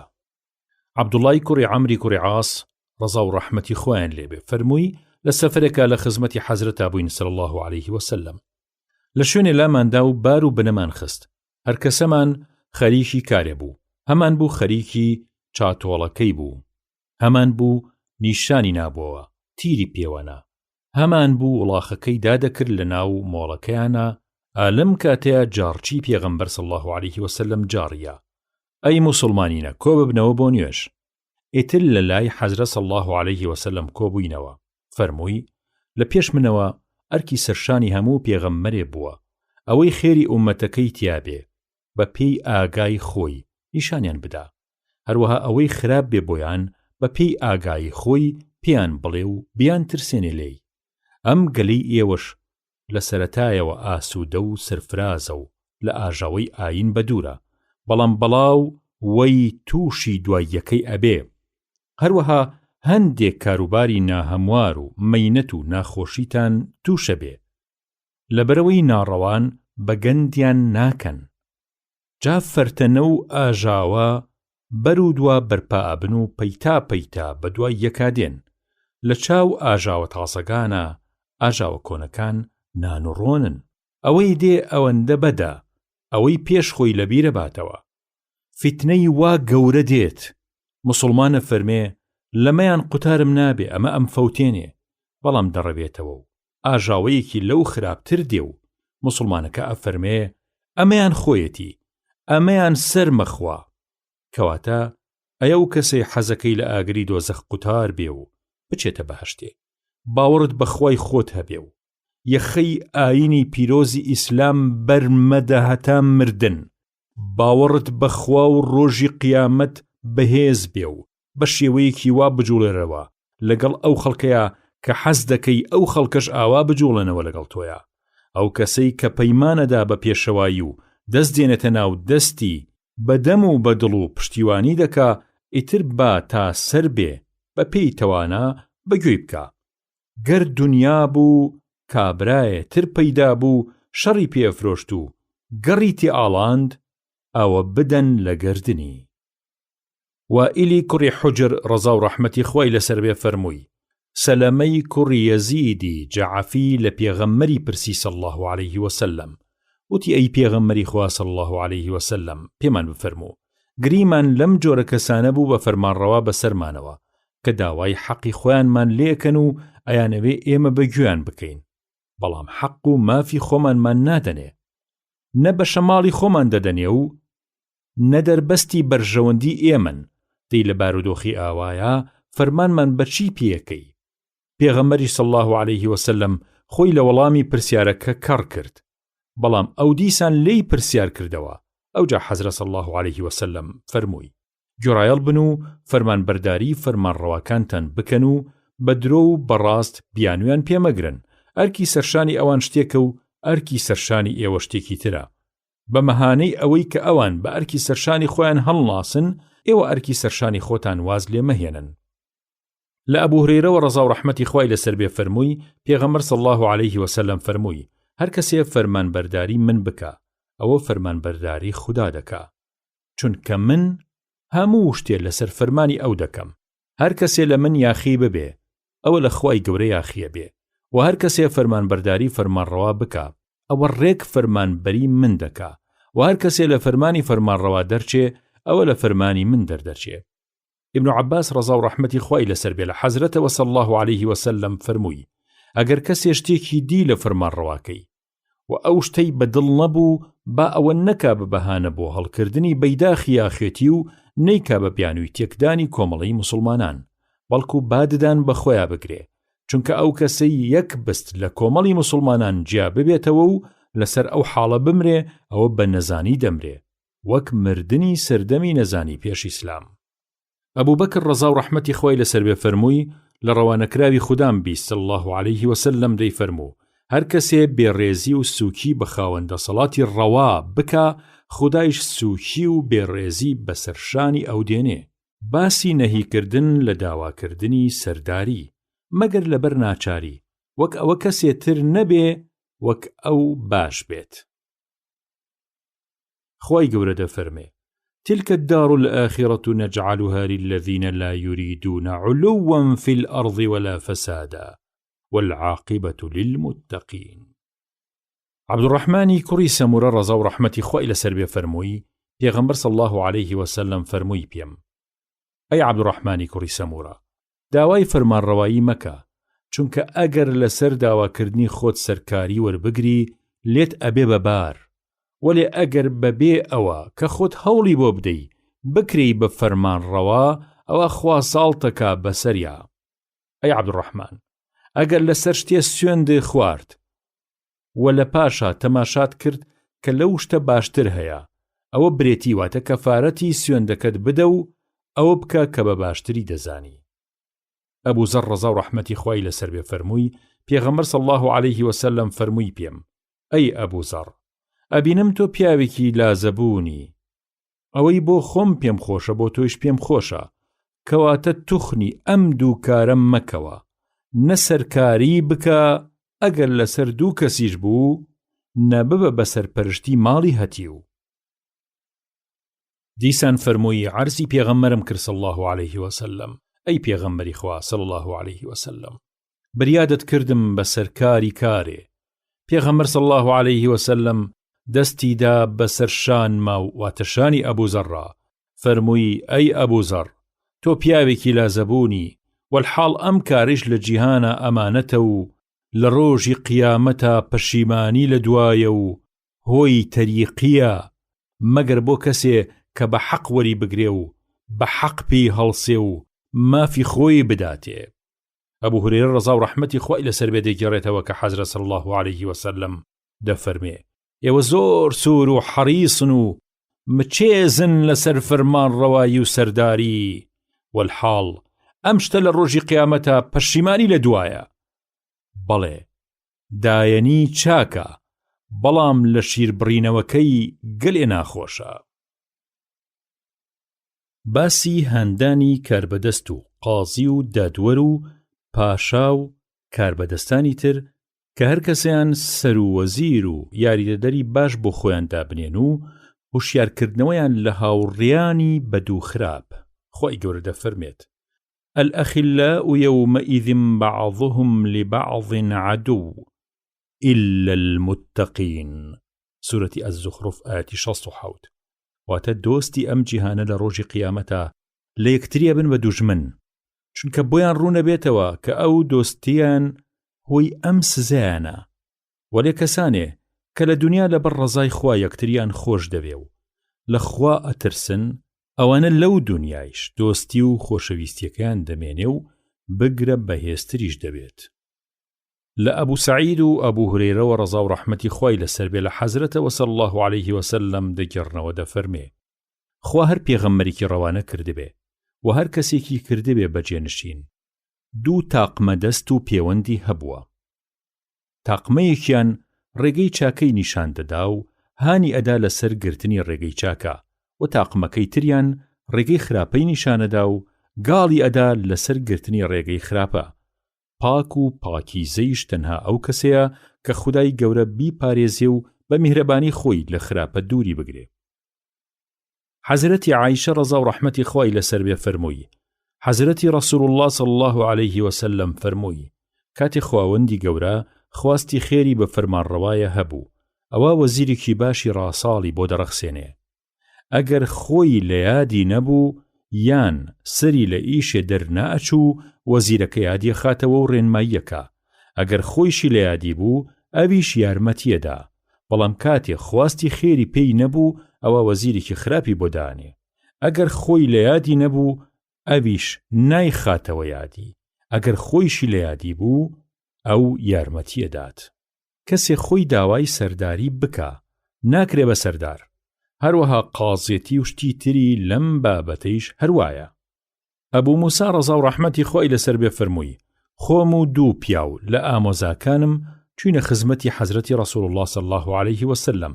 پیاوێکیان وتیەی پێغەمبەری خوا صلی الله عليه وسلم: بمان کە بە سەرکاری شتێ لەو شتانە کە خوا سپاردوونی بە تۆ و تۆی کردووە بە خاوەنیان، تا تۆیش بیان سپێری بە کەسی شایان. ئەوی تریشیان هەمان قسەی کرد. فەرمووی صلی الله عليه وسلم: بەخوا هەر کەسێ خۆی هەوڵ بدا بۆ ئەم ئیشە یان سوور و حەریص بێت لەسەری، ئێمە ئەو کەسە ناکەین بەسەرکاری. نامەی وێڵە جوانەکان واتە ئەدەب، باسی پەسەندی شەرم و شکۆ و خوگرتن پیانەوە. ابن عمر ڕەزا و ڕەحمەتی خوا لە خۆی و لە باوکی فەرمووی: حەزرەتی ڕەسوول الله صلی الله عليه وسلم لە لای پیاوێکەوە ڕەت بوو، ئەنساری بوو، خەریک بوو ئامۆژگاری برادێکی خۆیە کرد لەسەر ئەوە کە زۆر شەرمنە. پێغەمبەر صلی الله عليه وسلم پێی فەرموو وازی لێبێنە، چونکە شەرم و حەیا بەشێکە لە باوەڕ و ئیمان.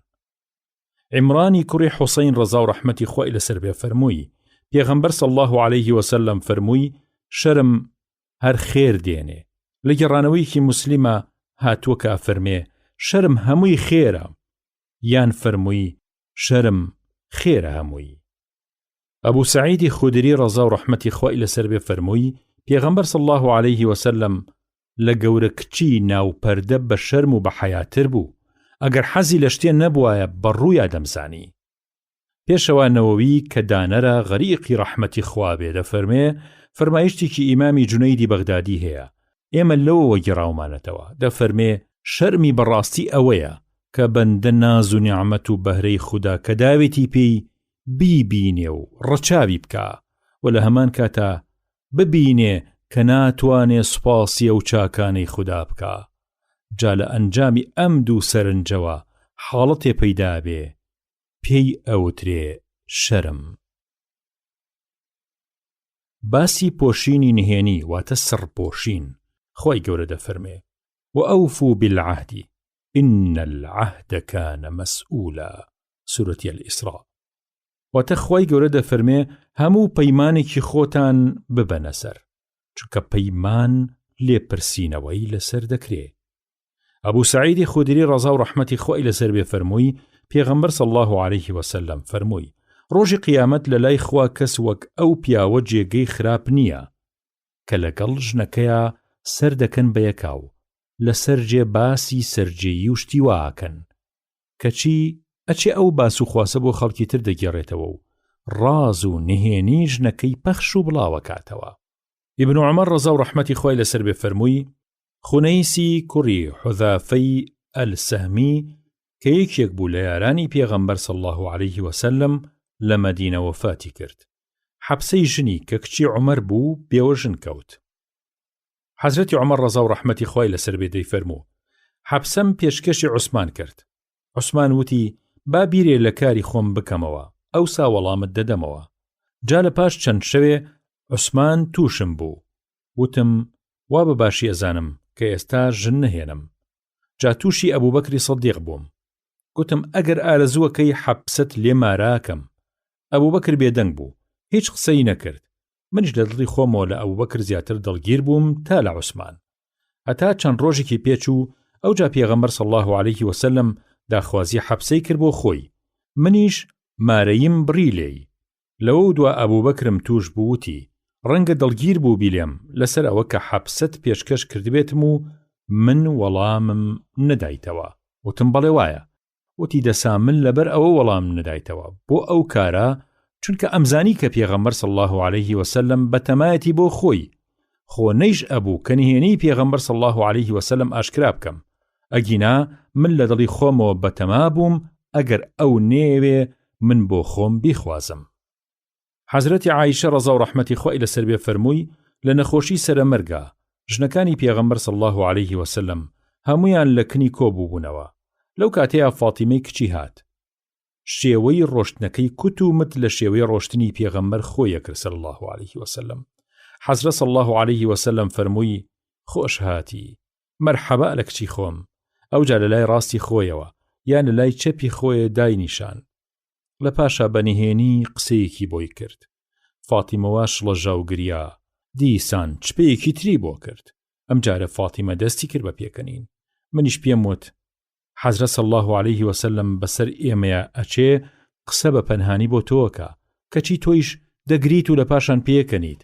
جا کاتێ پێغەمبەر صلی الله علیه وسلم لە کۆڕەکە هەڵسا پرسیارم لێ کرد: ئەوە پێغەمبەر صلی الله علیه وسلم چی فەرموو پێت؟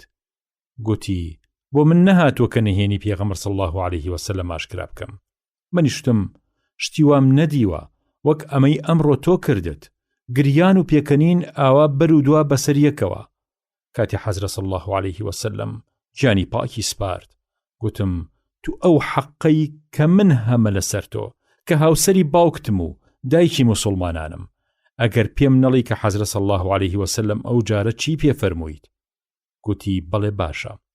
ئێستا قەیدی نییە پێتەڵێم کە لە جاری یەکەما چپەی لەگەڵ کردم پێی فەرمووم کە جوبرەئیل لەمەو پێش هەموو ساڵی یەک جار دەوری قورئانی لەگەڵا دەکردمەوە. لە مانگی ڕەمەزانە گوێی لێگرتم، بەڵام ئەم ساڵ 2 جار دەوری قورئانی لەگەڵا کردومەتەوە. جاوا ئەزانم کە ئاکامم هاتووە، تۆش یەکەم کەسەبی لە کەسوکارم کە دەی بۆلام، و من بەرایی و پێشڕەوی چاکم بۆ تۆ. دەی تۆیش لە خوا بترسە و لە کاتی مردنە ددان بە خۆتا بگرە و کاری ناڕەوا و ناشایستە مەکە. ئەوە بوو لەبەر ئەوە منیش دەستم کرد بەو گریانە دوور لە بێشەرعیەی کە دیت. جاکە حەزرەت صلی الله علیه وسلم دی من پەرۆژ بووم، دیسان بەشبە فەرمووی پێم: ئەی فاتیمە، ئەدی باشە تۆ ڕازی نابیبەوە کە تۆ سەرگەورەی ژنانی بڕواداران بیت، یان فەرمووی کە تۆ گەورەی ژنانی ئەم ئوممەتە بی؟ جا ئەوە بوو منیش لە خۆشی ئەوە پێکەنیم بەو شێوەیەی کە تۆ دیت. لە تاجا ئەم پتریەی هەیە، گفتەی تا و بە ئاوایە. لە پاشا گوتی پێم کە من سەرگەورەی خانمە بەهەشتیەکانم، مەریەمی کچی عیمڕانی لێ دەرچێ. ئەوە بوو منیش پێکەنیم. ثابت ڕەزا و ڕەحمەتی خوای لەسەر بێ فەرمووی: ئەنەس ڕەزا و ڕەحمەتی خوای لەسەر بێ فەرمووی: لەناو کوڕاندا خەریک بوو یاریم دەکرد. پێغەمبەر صلی الله علیه وسلم هات بۆلام و ناردمی بۆ کارێکی خۆی کە چوومەوە بۆ ماڵەوە. دایکم فەرمووی: بۆ درەنگ هاتیتەوە؟ گوتم: پێغەمبەر صلی الله علیه وسلم ناردمی بۆ کارێ. فەرمووی: ئیشەکەی چی بوو؟ وتم: ئیشێکی نهێنیە. فەرمووی: نهێنی پێغەمبەر صلی الله علیه وسلم بە کەس مەڵێ. ئەنەس فەرمووی: ئەی ثابت، بەخوا ئەگەر ئەو نهێنیم بۆ کەسێکی تر بگێڕایەتەوە بۆ تۆیشم دەگێڕایەوە. باسی ئەمەکداری و پەیمان بردنە سەر و جێبەجێکردنی بەڵێن. خۆی گەورە دەفەرمێ وأوفوا بالعهد إن العهد كان مسؤولا. هەروەها دەفەرمێ وأوفوا بعهد الله إذا عاهدتم. سورة النحل آية 91. هەروەها دەفەرمێ يا أيها الذين آمنوا أوفوا بالعقود. سورة المائدة آية 1. وتخوي گەورە دەفەرمێ ئەی کەسانێک کە خاوەنی باوەڕ و ئیمانن، هەموو ئاد و پەیمان بەستن واتە عاقدێکی خۆتان ببەنە سەر. يا أيها الذين آمنوا لم تقولون ما لا تفعلون. تفسير أم آياتا لباسكاني بيشوا هاتوا. عبد الله كري عامر رضا ورحمتي خو إلى سربي لحزرته وصلى الله عليه وسلم دەگەڕێتەوە ودفرمي هەر کەسێ خوو بگرێ بەم چوارشتەوە ئەوە منافق و ناپاکی تەواوە، و هەر کەسێ خوو بگرێ بە یەکێ لەم چوارەوە ئەوە ڕێگێکی ناپاکی و نیفاقی تێدایە تا وازی لێدێنێ. یەکەم کاتێ بوو بە ئەمیندار و گزی و ناپاکی بکە. دووهەم کاتێ قسە و گفتوگۆ دەکات درۆ دەکا. سێهەم کاتێ پەیمان ئەدا بە کەسێ دەیشکێنێ و بێپەیمان دەرەچێ. چوارەم کاتێ داوایەکی هەبوو لەسەر کەسێ ناحەقی لێکا و بە حەق ڕازی نابێ و بە حەق و ناحەق ئەیەوێ قسەی خۆی سەرکەوێ. زاناکان دەفەرمون مسلمان بەکردنی هیچ تاوانێک کافر نابێ لە دائیرەی ئیمان دەرناچێ، بەڵام مەبەست لەم جۆرە هەڕەشەیە زۆرشتە. بە پێی شوێن حکمەتی هەڕەشەکە زۆر یان کەم دەردەکەوێ، وەلێ دەشێ ئەوەشمان لەبیر نەچێ درۆی شەرعی جیایە لە درۆی لوغەوی. بۆ نمونە ئەگەر کەسێ بە مناڵەکەی بڵێ وەرە بەخوا بێی بۆ لام دینارێک تەدەمێ، مناڵەکەی بچێ و ئەو دینارەی نەداتێ، ئەمە بە پێی زمان و دەستوری ناو کۆمەڵ درۆی کردووە لەگەڵ مناڵەکەی، بەڵام پێی ناوترێ درۆزن. هەروەها بەر ئەو درۆیەش ناکەوێت کە فەرموودە و قورئان هەڕەشەیان لە خاوەنەکەی کردووە، وەک ئەم فەرموودەی بەردەستمان، یان وەک ئەم ئاەتەی سوورەتی مجادلەیە کە دەفەرمێ ويحلفون على الكذب وهم يعلمون. سوورەتی المجادلە ئاەتی 14. هەروەها زاناکان دەفەرمون بۆ ئەوەی عەوام سڵ بکا لە تاوان و ترسی لێ نەشکێ، باش وایە ئەم کوڵکوموەی بۆشی نەکرێتەوە.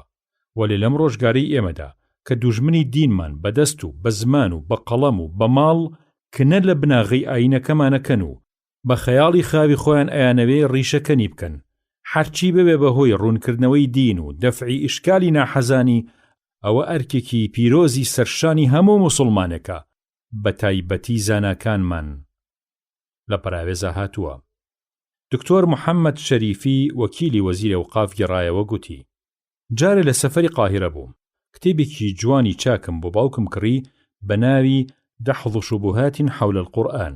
کاتێ بە خزمەتی باوکم گەیشتم، وەک موژدەیەکی خۆش و کوڕێکی بە ئەمەک عەرزم کرد بابەکیان، دیارێکی زۆر نایاب و جوانم لەم سەفەرەیە بۆ هێناوی کە بریتیە لە کتێبێ لەبارەی قورئانی پیرۆزەوە.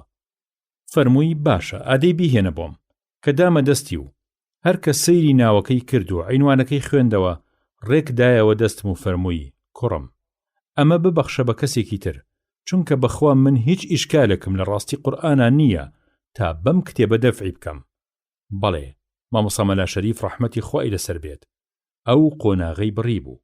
جارێک لە ماڵی دکتۆر محەممەی کوڕی لە بەغا بە خزمەتی گەیشتم، عەرزم کرد قوربان تۆ سەفای ڕۆحیت هەیە، ڕابەریەکم بفەرموو، خەریکی علمی وەفقم، بەڵکو ئیجازەیە فایدەیەکم پێ بگەێنێ. فەرمووی پێت بڵێم ئەگەر ببی بە ئیمامی غەزالیش ڕەزا و ڕەحمەتی خوای لەسەر بێت، لەم علمەیە هیچی لێ نابەستیتەوە هەتا خۆڵ و زێڕت لەلا چوون یەک نەبێ، کەواتە ئیتر بۆ چیتە؟ ئیتر منیش لەسەر فەرمایشتەکەی ئەو وازم لێ هێنا، وەلێ لە دڵەوە هەر بە تەمام خوایار بێ مەکتەبەی کوردی بە کتێبێکی وەفق دەوڵەمەند بکەم، چونکە علم گاڵتە نییە، نەخوازەڵا علمی وەفق، ئیتر بە تەمای خودا، چونکە هەموو زەمانێ دەستور و چەک و یاسای تایبەتی خۆی هەیە، چەکی دەستی موسڵمان بە پێی کات و شوێن دەگۆڕێ. ئەوەی لە بەرچاوە ئەمڕۆ زۆر کەس بڕوای بە زۆربەی نامە ئاینیەکان نەماوە، باوەڕی بە معنەویات کەم بووە، چونکە ئیعتیمادی کولی لەسەر مادەیە.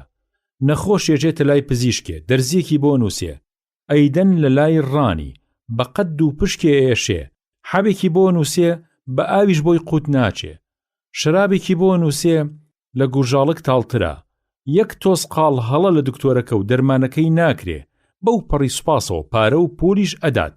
ئەمە بۆ چونکە باوەڕی بە مادیات هەیە. وەلێکە فەرمودەیەکی سەحیحی بوخاری و مسلم ڕەزا و ڕەحمەتی خۆیان لەسەر بێ دەبینێ، بێشەرمانە ئەڵێ ئەمە وا و ئەوە وا. لە ڕاستی ئەم جۆرە قسانە تاوانێکی گەلێ گەورەیە. لە موسڵمانی ساغ شتی وا ناوەشێتەوە. ئەم نامە و کتێبە پیرۆزانە پلەی پیرۆزی و دەرەجەی قودسیاتیان لە پلەی دووهەمایە. لە دوای قورئانی پیرۆز فەرمودەی ڕەسوول الله دێ صلی الله عليه وسلم. کەواتە برای موسڵمان، تۆ خۆت لەم دەردە مەدە، هەمیشە بە چاوی قەدر و ڕێزەوە تەماشای فەرمودەی ساغی حەزرەتی ڕەسوول الله بکە صلی الله عليه وسلم. چۆن لە ڕووتیەت بە چاوی ڕەخنە تەماشای فەرمودەی حەزرەتی ڕەسوول الله بکەی صلی الله عليه وسلم، کەچی ناوێری ڕەخنە لە پزیشکێکی ناتەواوی وەک خۆت بگری. خوای گەورە لەم جۆرە ئاەتانەیە هەڕەشە لەو جۆرە کەسانە ئەکات کە بەبێ بەڵگەی ڕۆشن و شایستەیی دەم لە قسەی مەترسیدارە کوتن، بە عەقڵەکێتی خۆیان دەمەدەمێ لەگەڵ خوا و پێغەمبەرە ئەکەن صلی الله عليه وسلم، کە لە قورئانی پیرۆزە ئەفەرمێ وتحسبونه هينا وهو عند الله عظيم، سورەتی ئەن-نور ئایەتی 15. واتە بە خەیاڵی خۆیان ئەو قسەیە بە قسەیەکی ئاسانە زانن کە هیچ قەیدی نییە، بەڵام قسەی وا کەمە بەس لی تانە و تەشەردانە لە ناموسی موسڵمانان و لە ئاینی پیرۆزی ئیسلام تاوانێکی گەلێک گەورەیە لای خوای گەورە. ئازیزەکەم، بە شەهادە و شتی وا مەنازە و لە خۆت بایی مەبە. زانستی تۆ لە چاو زانستی خوا وەک دەرزی بکەی بە دەریایە ئاوایە. ئەگەر ڕاستە کە تۆ شەهادەت هەیە و زانای ئەبێ دانایش بی و ڕوو لە خوابی، ڕاستە کە تۆ پسپۆڕی ئەندازیاریت یان پسپۆڕی ئابووریت، بەڵام تۆ شەهادەی مەلایەتیت نییە. حافزێکی قورئان خوێن لە تۆ باشتر قورئان نەزانێ، کوتە مەلایەکی کوێرەدەیەک لە تۆ باشتر ئاین نەزانێ. دین گاڵتە نییە، مەلا هەروە بە هەوانتە نابێ بمەلا، مەلایەتیش وەک هەموو پایەیەکی بەرزی تر هەوڵی گەرەکە، شەونخوونی ئەوێ، سەرڕای ئەوەیش وەرع و خۆپارێزی لە پارەی حرام و تەقوا و تاعەت و لەخواترسان و ڕەوشتی بەرزی ئەوێ. برالە کورت و پوخت پێت بڵێم، تۆ شوێن قسەی ئەو خوێڕیانە مەکەوە کە ئەڵێن مەلا نەزانە و حاجی سوخۆرە و شێخ قۆڵبرە و دەروێش دەزبڕە و سۆفی دواکەوتوویە و نوێژ و ڕۆژوو خووە و بە مێزەر و شاڵ و کەشیدە و ڕیش و پرچ نییە و دڵ حلێ بە و بەس. ئەگەر ئەم گوتەیە ڕاست بێ و سەفسەتە نەبێ، ئەی ئەبێ کێ موسڵمانی ڕاست و دروست بێ؟ بەم قسەیە بێ دیارە ئارەخۆر و قومارچی و بێدینەکان موسڵمانی چاک و پاک بن. کاکەی موسڵمان، بزانە دینی ئیسلام دینی خوایە، پەیوەندی تایبەتی بەم و بەوەوە نییە. دیفاع و بەرگری لە ئیسلام وەک شێخی نەوەوی دەبێ ڕەزا و ڕەحمەتی خوای لەسەر بێ، زۆر بە ئەدەب و ڕێزەوە دەدوێ جزمێ بۆ تەوجیهی ئیشکالێکی نەحوی دەنووسێ کە لە ناو مەتنی فەرمودەیەکە بەرچاو دەکەوێ، یان پەنا بە 1001 احتیمال و ڕێتێکچوونی لاواز و بێهێز دەبا بۆ ڕاستکردنەوەی ڕستەیەک. بەڵام خوا نەخواستە زمانی لاڵ ببێ قسەیەکی نابەجێ لە شەرحی فەرمودەیەکان ناکا، بە تایبەتی ئەو فەرمودە ساغانەی کە لە کتێبە عومدە و بڕوا پێکراوەکانە جێی خۆیان کردوتەوە. گەلی ئیسلام بەو پەڕی ڕەزامەندیەوە وەریان گرتووە. فەرمودەی حەزرەت صلی الله عليه وسلم گەوهەر و ئەڵماسە، ئەوەی کە بە نەزانی و نەفامی شەنوکەوی دەکا سەری خۆی لە بەردەدا. براکەم، من ڕووی دەم لە تۆیە کە خۆت بەڕووناکبیرێکی موسڵمانی دڵسۆزە زانی، بەڵام بە ناوی ڕۆشنبیری و ئازادی ڕاو بیر و ڕاوە ڕێزی بەستەکانی ئیسلامەشکێنی، وەک ئەوەی کە بەرگۆمانەکەوێ هەندێ لاوی موسڵمان ئەڵێن بابی ئەم جۆرە فەرمودانە نەماوە، ئەمڕۆ چەرخی کارەبا و لێزەر و ڕۆبۆت و کۆمپیوتەرە. براکەم، بزانە خزمەتی ئیسلام گەورەترین بەهرەیە. ئیسلامیش ئەوەیە کە لە قورئان و ئەم کتێبە فەرمودانەیە هەیە. ئاین هەوێنی ژینە، مەرهەمی سەر برینە، تیشکی خۆری زێڕینە، ئەدا لەم سەرزەمینە، مەلا و مزگەوت و پیاوی خوا، گوڵن بۆ دڵ و کلن بۆ چاو و هێزن بۆ هەنا و گیانن بۆ ژیان. شیرازەی کۆمەڵ بەمانەوە بەندە، خوا نەخواستە ئەمانە نەمێنن کۆمەڵگە ئەبێ بە کۆمەڵەگا. جابر ڕەزا و ڕەحمەتی خوای لەسەر بێ فەرمووی، پێغەمبەر صلی الله عليه وسلم فەرمووی پێم، ئەگەر ماڵی بەحرین هات ئەوەندە و ئەوەندە و ئەوەندە دەدەمێ. ئیتر وا ڕێکەوت ماڵی سەرانەی بەحرین هەر نەهات هەتا پێغەمبەر صلی الله عليه وسلم گیانی پاکی سپارد. بەڵام کاتێ ماڵی بەحرین گەیشت ئەبوبەکر ڕەزا و ڕەحمەتی خوای لەسەر بێ بوو بەجێنشین. فەرمانی فەرموو جارچی جاڕیدا هەر کەسێ بەڵێنی یان قەرزێکی هەیە لەسەر پێغەمبەر صلی الله عليه وسلم با بێ بۆ لای ئێمە. منیش چووم بۆ لای و عەرزم کرد. پێغەمبەر صلی الله عليه وسلم وای بە من فەرموو ئەویش لا گوێلێکی لە ماڵەکە پێدام کە ژماردم 500 بوو. فەرمووی 2 ئەوەندەی تریش هەڵبگرە بۆ خۆت. کەسێ خۆی گر بە چاکەیەکەوە وا باشە لەسەری بڕوات. خۆی گەورە دەفەرمێت إن الله لا يغير ما بقوم حتى يغيروا ما بأنفسهم. سورة الرعد آية 11. واتا هەتا کۆمەڵ ڕەوشت و ڕەفتاری خۆیان نەگۆڕن خوا بارودۆخی ژیانیان ناگۆڕێ. کۆمەڵی بێڕەوشتی لە گوناهە نقمبووی دواکەوتووی ژێرکەوتووی ژێردەستەی لە خوددا دوور هەتا واز لە بێڕەوشتی نەهێن و لە خوددا نزیک نەبنەوە. خوا لە خۆیەوە نە پێشیانە خاو نە سەریانە خاو نە لە ژێردەستی زاڵم ڕزگاریانەکە. هەروەها کۆمەڵی باشی بەڕەوشتی خوداناسی سەرکەوتوو هەتا دەست نەکەن بە خراپە و گوناه و بێوێڵی خوا لە خۆیەوە خراپیان ناکا و ژێرکەوتیان ناکات. خۆی گەورە فەرمێ ولا تكونوا كالتي نقضت غزلها من بعد قوة أنكاثا. هەروەها دەفەرمێ ولا تكونوا كالذين أوتوا الكتاب من قبل فطال عليهم الأمد فقست قلوبهم. هەروەها دەفەرمێ فما رعوها حق رعايتها.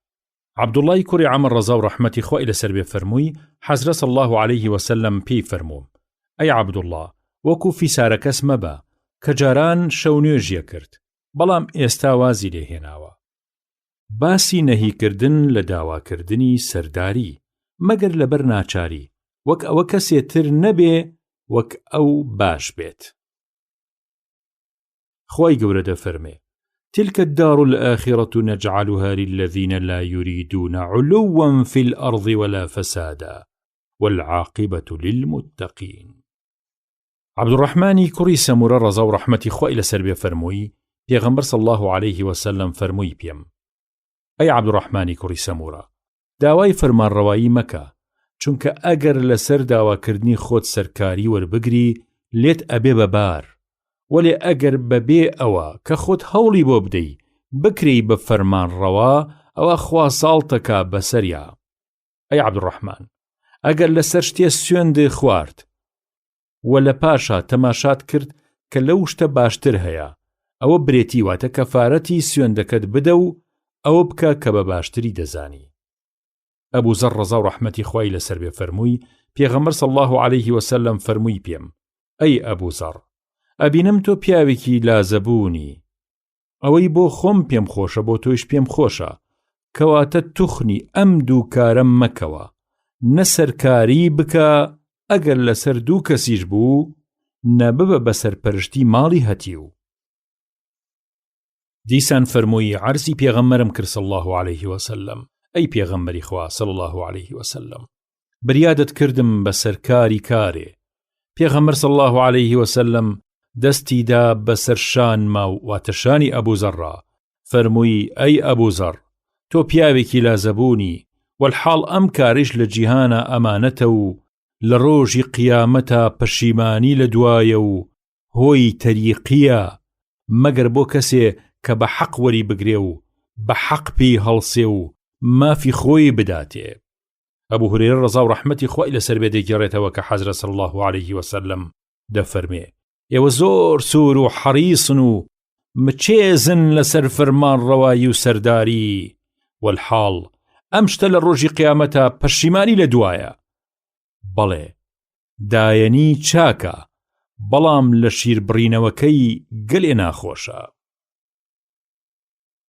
باسی هەندانی کاربەدەست و قازی و دادوەر و پاشا و کاربەدەستانی تر کە هەر کەسیان سەر و وەزیر و یاریدەدەری باش بۆ خۆیان دابنێن و هوشیارکردنەوەیان لە هاوڕێیانی بەدوو خراپ.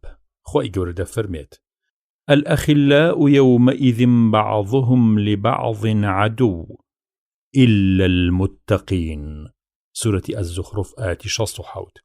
واتە دۆستی ئەم جیهانە لە ڕۆژی قیامەتە لە یەکتریە بن بە دوژمن، چونکە بۆیان ڕوونە بێتەوە کە ئەو دۆستیان هۆی ئەم سزایانە، وەلێ کەسانێ کە لە دنیا لەبەر ڕەزای خوا یەکتریان خۆش دەبێ و لە خوا ئەترسن، ئەوانە لەو دنیایش دۆستی و خۆشەویستیەکەیان دەمێنێ و بگرە بەهێزتریش دەبێت.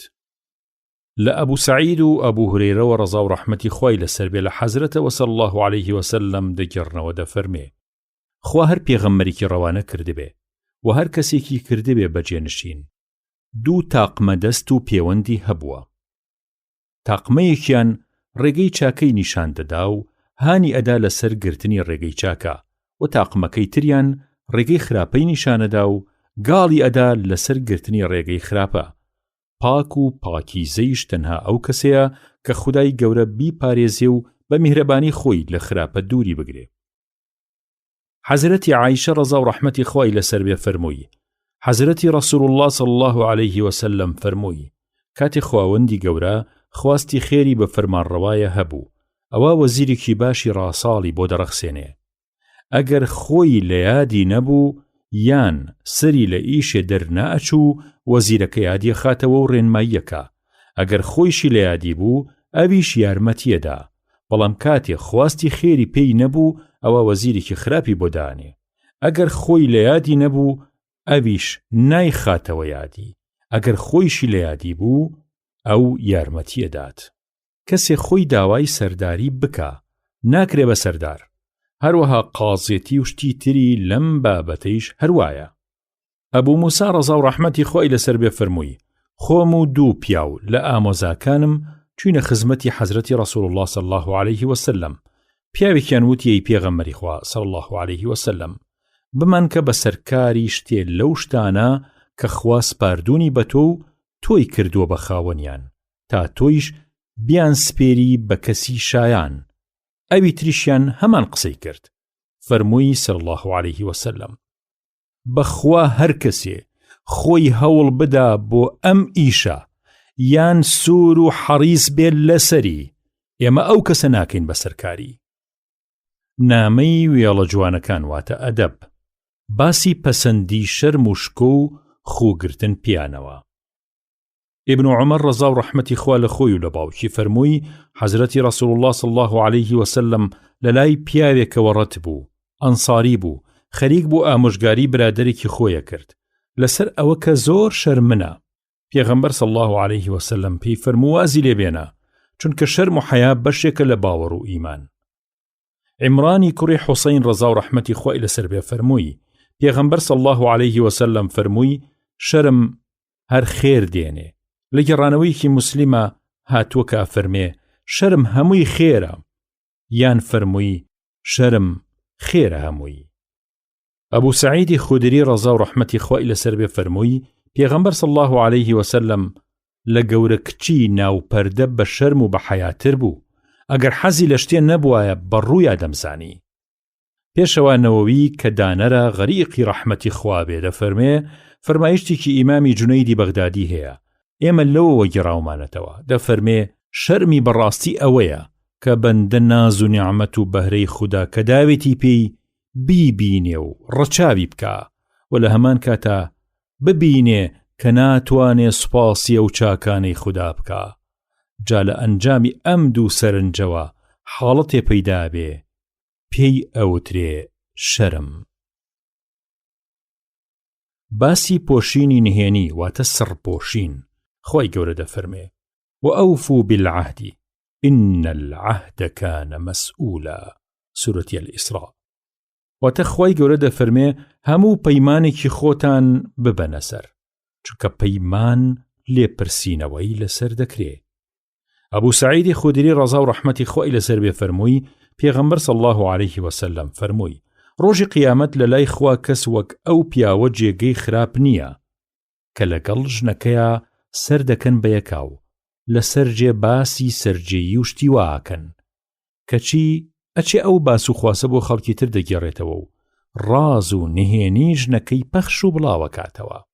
ئیبن عومەر ڕەزا و ڕەحمەتی خوای لەسەر بێ فەرمووی خونەیسی کوڕی حوذافەی ئەلسەهمی کە یەکێک بوو لە یارانی پێغەمبەر صلی الله عليه وسلم لە مەدینە وەفاتی کرد. حەبسەی ژنی کە کچی عومەر بوو بێوەژن کەوت. حەزرەتی عومەر ڕەزا و ڕەحمەتی خوای لەسەر بێ دەیفەرموو حەبسەم پێشکەشی عوسمان کرد. عوسمان وتی با بیرێ لە کاری خۆم بکەمەوە، ئەوسا وەڵامت دەدەمەوە. جا لە پاش چەند شەوێ عوسمان تووشم بوو.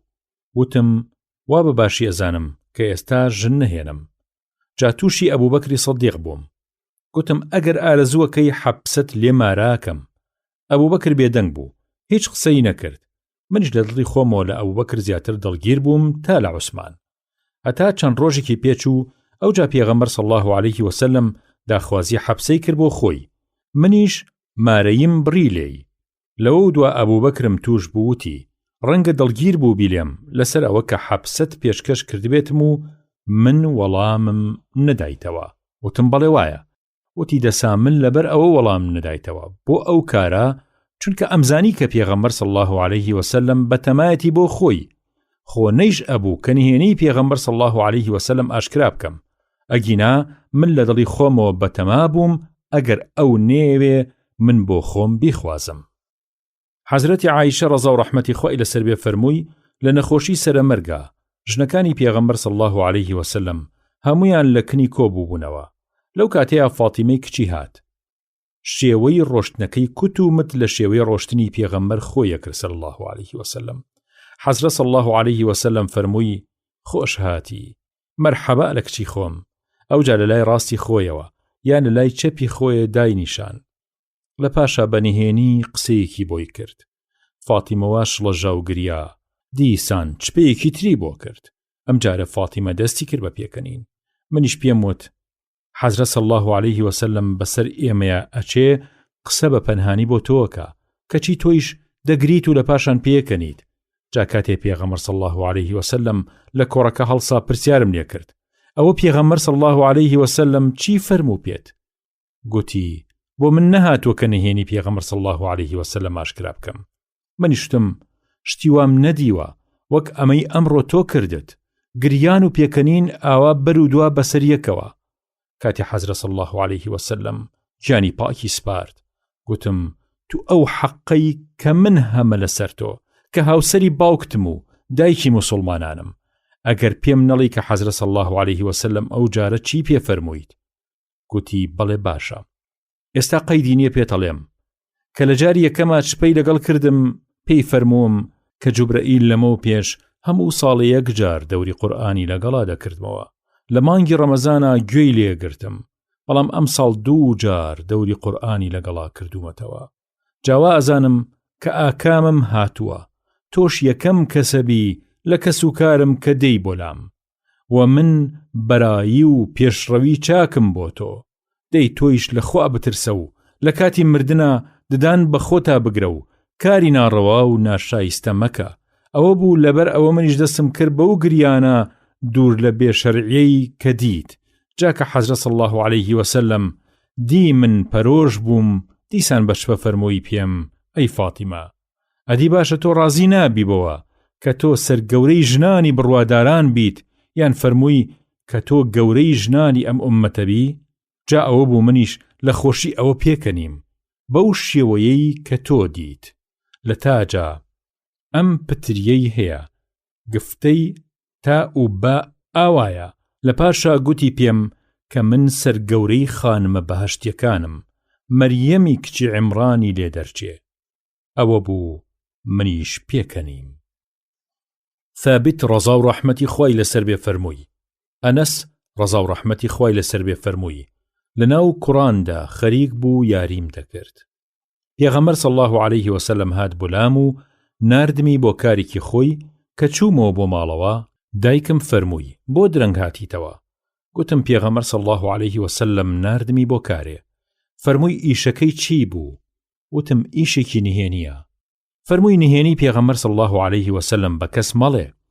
ئەنەس فەرمووی ئەی ثابت بەخوا ئەگەر ئەو نهێنیم بۆ کەسێکی تر بگێڕایەتەوە بۆ تۆیشم دەگێڕایەوە.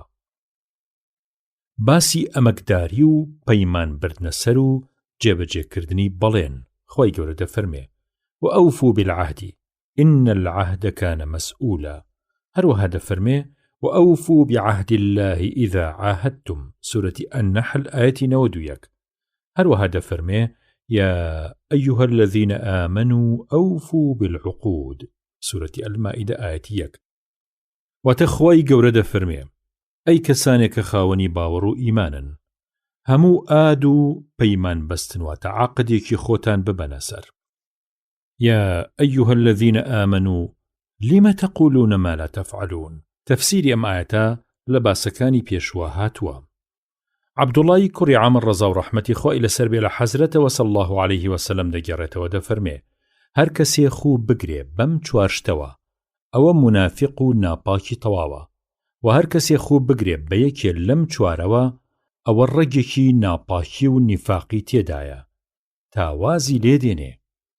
یەکەم کاتێ بوو بە ئەمیندار و گزی و ناپاکی بکە. دووهەم کاتێ قسە و گفتوگۆ دەکات درۆ دەکا. سێهەم کاتێ پەیمان ئەدا بە کەسێ دەیشکێنێ و بێپەیمان دەرەچێ.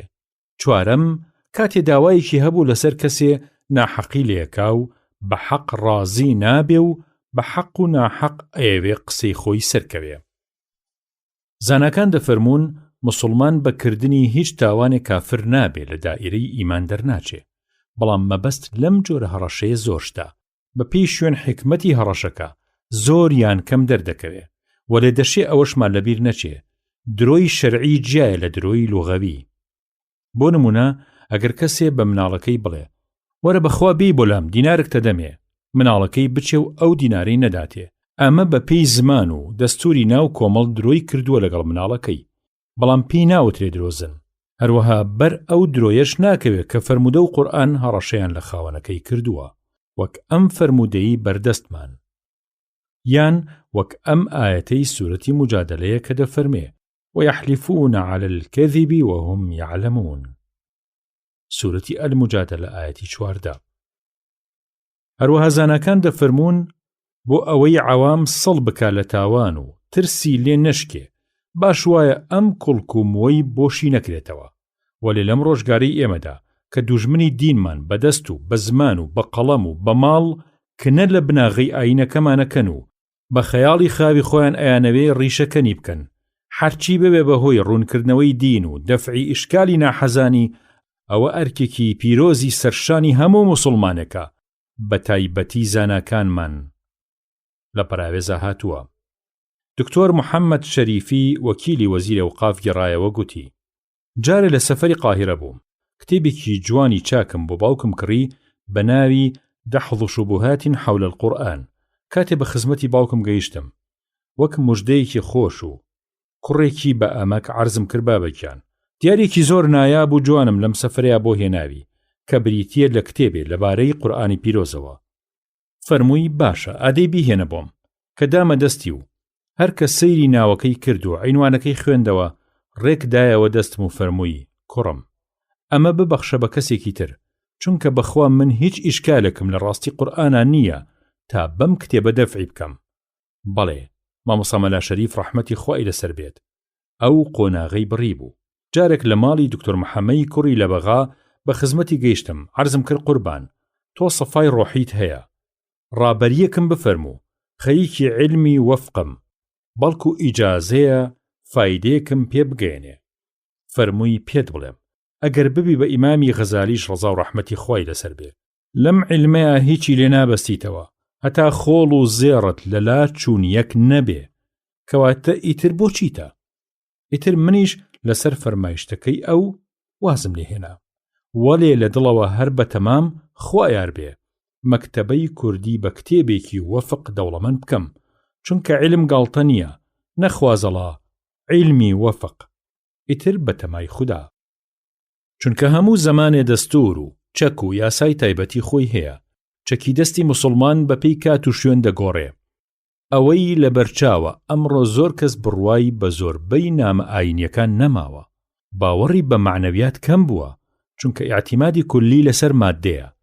نەخۆش یەجێتە لای پزیشکێ دەرزیەکی بۆ نووسێ ئەیدەن لە لای ڕانی بە قەد و پشکێ ئێشێ حەبێکی بۆ نووسێ بە ئاویش بۆی قوت ناچێ شرابێکی بۆ نووسێ لە گوژاڵک تاڵترا یەک تۆز قاڵ هەڵە لە دکتۆرەکە و دەرمانەکەی ناکرێ بەو پەڕی سوپاسەوە پارە و پولیش ئەدات. ئەمە بۆ چونکە باوەڕی بە مادیات هەیە. وەلێ کە فەرمودەیەکی سەحیحی بوخاری و مسلم ڕەزا و ڕەحمەتی خۆیان لەسەر بێ دەبینێ بێشەرمانە ئەڵێ ئەمە وا و ئەوە وا.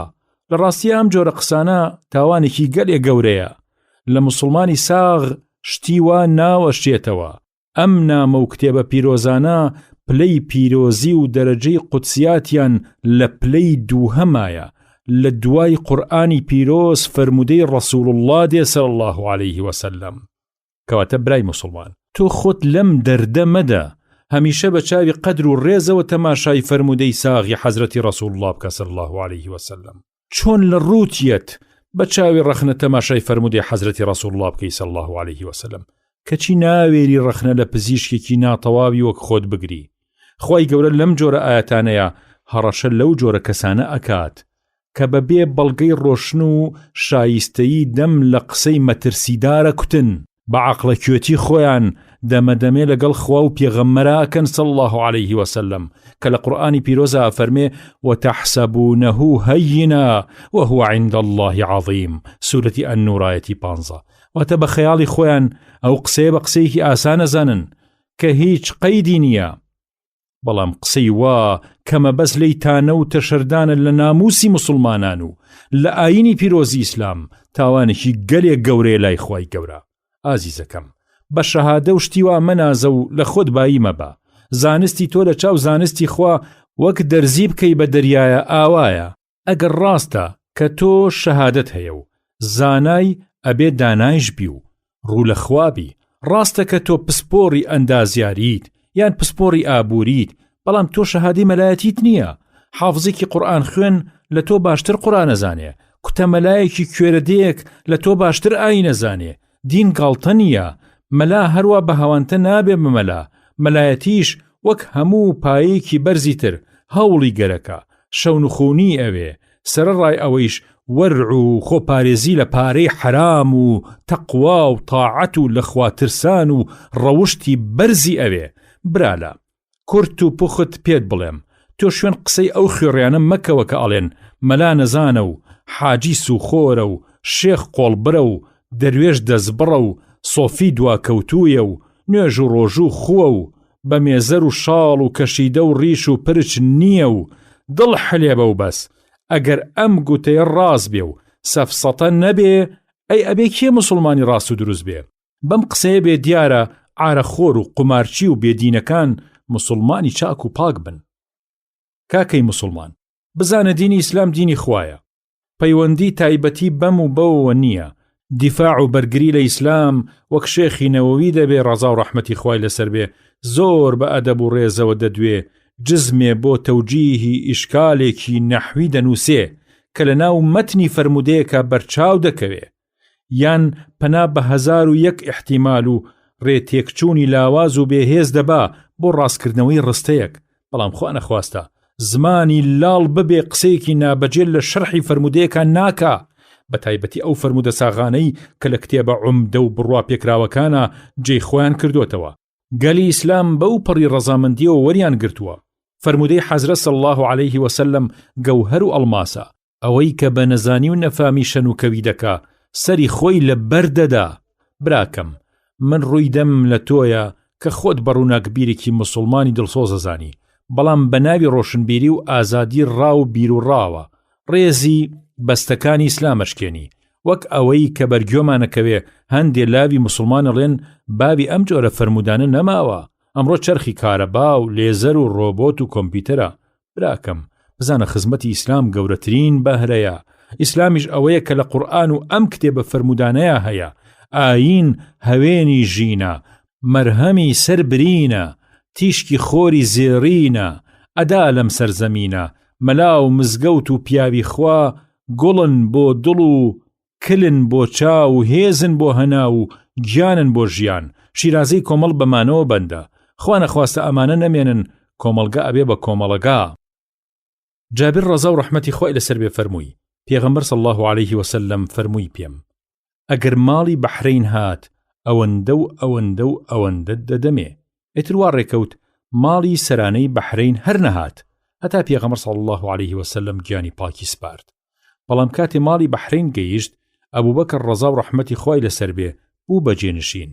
فەرمانی فەرموو جارچی جاڕیدا، هەر کەسێ بەڵێنی یان قەرزێکی هەیە لەسەر پێغەمبەر صلی الله عليه وسلم با بێ بۆ لای ئێمە. منیش چووم بۆ لای و عەرزم کرد.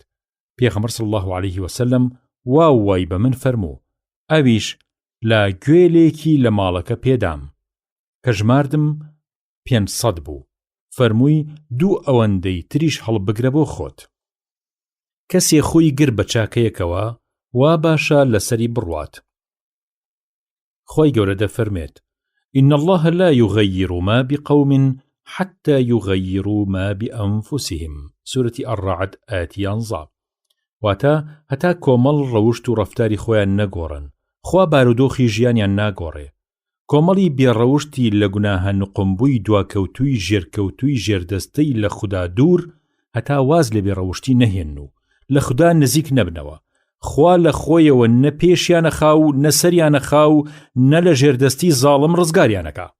هەروەها کۆمەڵی باشی بەڕەوشتی خوداناسی سەرکەوتوو هەتا دەست نەکەن بە خراپە و گوناه و بێوێڵی خوا لە خۆیەوە خراپیان ناکا و ژێرکەوتیان ناکات.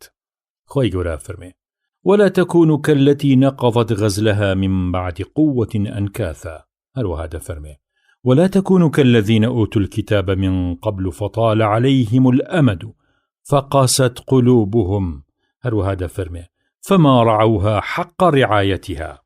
عبد الله كري عمر رضا ورحمتي خوا إلى سربي فرموي حزر صلى الله عليه وسلم بي فرموم أي عبد الله وكو في سارك اسم با كجاران شونيوجيا كرت بەڵام ئێستا وازی لێهێناوە. باسی سنەتی ڕووخۆشی و قسەخۆشی لە کاتی بەیەکگەیشتنا.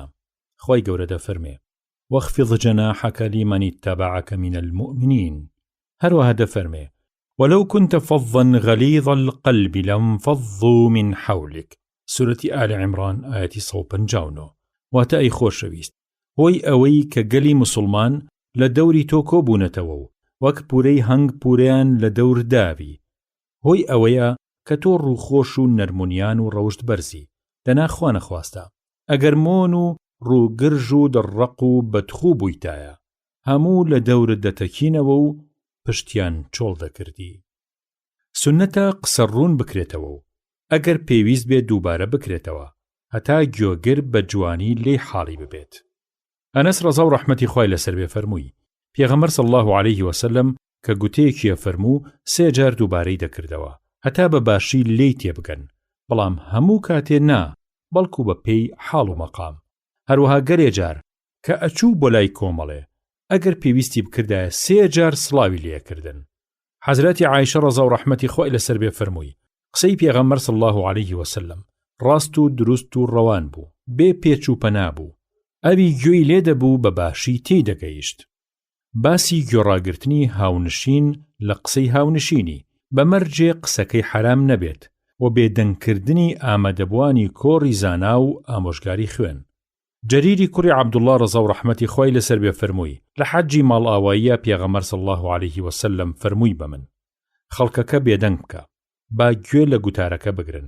ئەوجا فەرمووی لە پاش مەرگی من پاشگەز مەبنەوە و لەناو خۆتانە وەک کافرەکان دەدەن لە گردنی یەکتری ئاوا لە گردنی یەکتری مەدەن. باسی تەمێ و ئامۆژگاری لەسەر شێوەیەکی مەیانەکار. خوای گەورە دەفەرمێ ادعو إلى سبيل ربك بالحكمة والموعظة الحسنة. سورة النحل آية 125. أبو وائل رضا ورحمة خوای لەسەر بێ فەرمووی عەبدوڵڵای کوڕی مەسعود ڕەزا و ڕەحمەتی خوای لەسەر بێ دەستوری وابوو هەموو ڕۆژی 5 شەموانێ تەمێ و ئامۆژگاری دەکردین. ڕۆژێ پیاوێ پێیوت ئەی باوکیا و ڕەحمان خۆزگەم هەموو ڕۆژێ تەمێ و ئامۆژگاری تەکردین. فەرمووی ئەدی من لەبەر ئەوە وا ناکەم چونکە حەز ناکەم وەڕستان بکەم. منیش وەک جارانی پێغەمبەر صلی الله علیه وسلم چۆن ئەو ناو بەناو پەندیدا ئەداین و ئامۆژگاریە کردین نەبەدا ئەگەر هەموو ڕۆژێ پەنتاندا بدەین جاڕس ببن. منیش ئێستا لەگەڵ ئێوە ئاوا دەکەم و چاو لەو دەکەم. ئەبوو یەقظان فەرمووی لە حەزرەتم ژنە و دەی فەرموو صلی الله عليه وسلم نوێژی درێژ و وتاری کورتی پیا و نیشانەی ئەوەیە کە پیاوێکی زانا و شارەزایە کەواتە درێژە بە نوێژ بدەن و وتار کورت بکەنەوە. معاویەی کوڕی حەکەمی ئەلسەلەمی ڕەزا و ڕەحمەتی خوای لەسەر بێ فەرمووی: جارێ لە پشتی پێغەمبەرەوە صلی الله عليه وسلم بە کۆمەڵ نوێژمانە کرد. پیاوێ لە کۆمەڵ پژمی. منیش وتم یەرحەموکە الله، واتە خوا ڕەحمە پێ بکە. کەچی نوێژکەرەکان خێسیان لێ کردم. منیش وتم ئای ببم بە کۆستی دایکم. ئەوە چیتانە کەوا سەیری من ئاواکەن؟ بەڵام بەدەستیشیان ماڵیان بەڕانیانە هەتا بێدەنگم بکەن، کە دیم واکەن ئیتر بێدەنگ بووم. کاتێ پێغەمبەر صلی الله علیه وسلم نوێژەکەی تەواو کرد فەرمووی: بەڕاستی ئەم نوێژە بە کەڵکی قسەی دنیایی نایە، چونکە نوێژە هەر ئەبێ بریتی بێ لە تەسبیحات و الله ئەکبەر کردن و باسی ستایش و گەورەی خواکردن و قورئان خوێندن. وتی پێغەمبەر صلی الله عليه وسلم یا ئاوای فەرموو یا فەرمایشتێکی لەم بابەتەی فەرموو، وەلێ بە باوکم و بەدایکمەوە بە قوربانی بم. هیچ مامۆستایەکم نەدیوە، نەبەر لە ئەو نە لە دوای ئەو کە ئاوا وەک ئەو بە جوانی مەردوم فێر بکە. دەسا بەخوا نە پیامە هەڵشاخە، نە سەرزەنشتی کردم و نە لێی دام و نە گوێنی پێدام. عەرزیم کردەی پێغەمبەری خوا صلی الله عليه وسلم، من نۆ موسڵمانم و تازە لە سەردەمی نەزانیدا بڕاوم. خودایش ئەم ئاینە نازداری ئیسلامی بۆمان ڕەخساندووە. زویر مەبە ئەگەر پرسیارە لێ بکەم وەک ئەم پرسیارە. پیاوی وامان هەیە هامۆشۆی کۆڵەنانیەکان دەکەن. ئەوە چۆنە؟ تۆ بۆ ئەمە دەفەرمووی چی؟ فەرمووی تۆ هامۆشەیان مەکە. گوتم هەندێک کەسیشمان هەیە نوقڵانە لێ ئەدەن. ئەی ئەوە چییە؟ فەرمووی ئەوە شتێکە دێ بە دڵتانە و خوو و عادەتتان پێوە گرتووە، بەڵام بایەخی نییە و دەربەستی مێن و لە بڕیاری خۆتان سارتان نەکاتەوە. باسی سەلاری و هێدێتی خۆی گەورە دەفەرمێ: وعباد الرحمن الذين يمشون على الأرض هونا وإذا خاطبهم الجاهلون قالوا سلاما. واتە بەندە خوددا پێداوەکانی خودای میهرەبان کە هەمیشە سەرگەرمی بەندەی خوددان، ئەو کەسە بەڕێز و بەقەدر و سەلارانن کە بەهێدی و هێمن و سەلاری لەسەر زەوی بە شوێنەیی دەڕۆن تا بڵێ قسەیان شیرینە و گوتاریان جوانە. یاد و زیکر و فکر و بیری خوددا هەمیشە لە ناو دڵ و لەسەر زاریانە. تەنانەت ئەگەر نەفامی قسەی ڕق بەڕوویاندا بکە، نەفامانە و بێوێڵانە وەڵامی نادەنەوە و قسەیە دەکەن کە پاک و بێگرد بێت. حەزرەتی عایشە ڕەزا و ڕەحمەتی خۆی لەسەر بێت فەرمووی: من بەش بە حاڵی خۆم قەت نەمدیوە کە حەزرە صلی الله عليه وسلم بە تەواوی پێ بکەنێ و وەها دەمدا بپچڕێ کە زمانە بچکۆلەی دەربکەوێ، وەلێ زەردەخەنەی دەکرد. سنەتە مرۆ بە شوێنەیی و بە سەلاری بڕوا بۆ نوێژ و کۆڕی زانست و شتیوە. خۆی گەورە دەفەرمێ: ومن يعظم شعائر الله فإنها من تقوى القلوب. ئەبوو هورەیرە فەرمووی ڕەزا و ڕەحمەتی خۆی لەسەر بێ: بەگوێی خۆم لە زاری پیرۆزی حەزرەتم بی صلی الله عليه وسلم دەیفەرموو: تەنانەت لەم کاتەیشا کە قامەتی نوێژ دەکرێ بە پەلەپەل مەچن بۆی و هەرا مەکەن، بەڵام بە شوێنەیی و بە سەلاری بچن بەلای نوێژەوە. جا ئەوەی بە جەماعەت فریاکەوتن بیکەن و ئەوەیشی پیادا نەگەیشتن خۆتان تەواوی بکەن. موسلیم ڕەزا و ڕەحمەتی خۆی لەسەر بێ ئەمەی پتر کردووە، چونکە هەر کامێ لە ئێوە کە بەویستی دڵ چوو بەلای نوێژەوە ئیتر بە نوێژ حلێپە بۆی.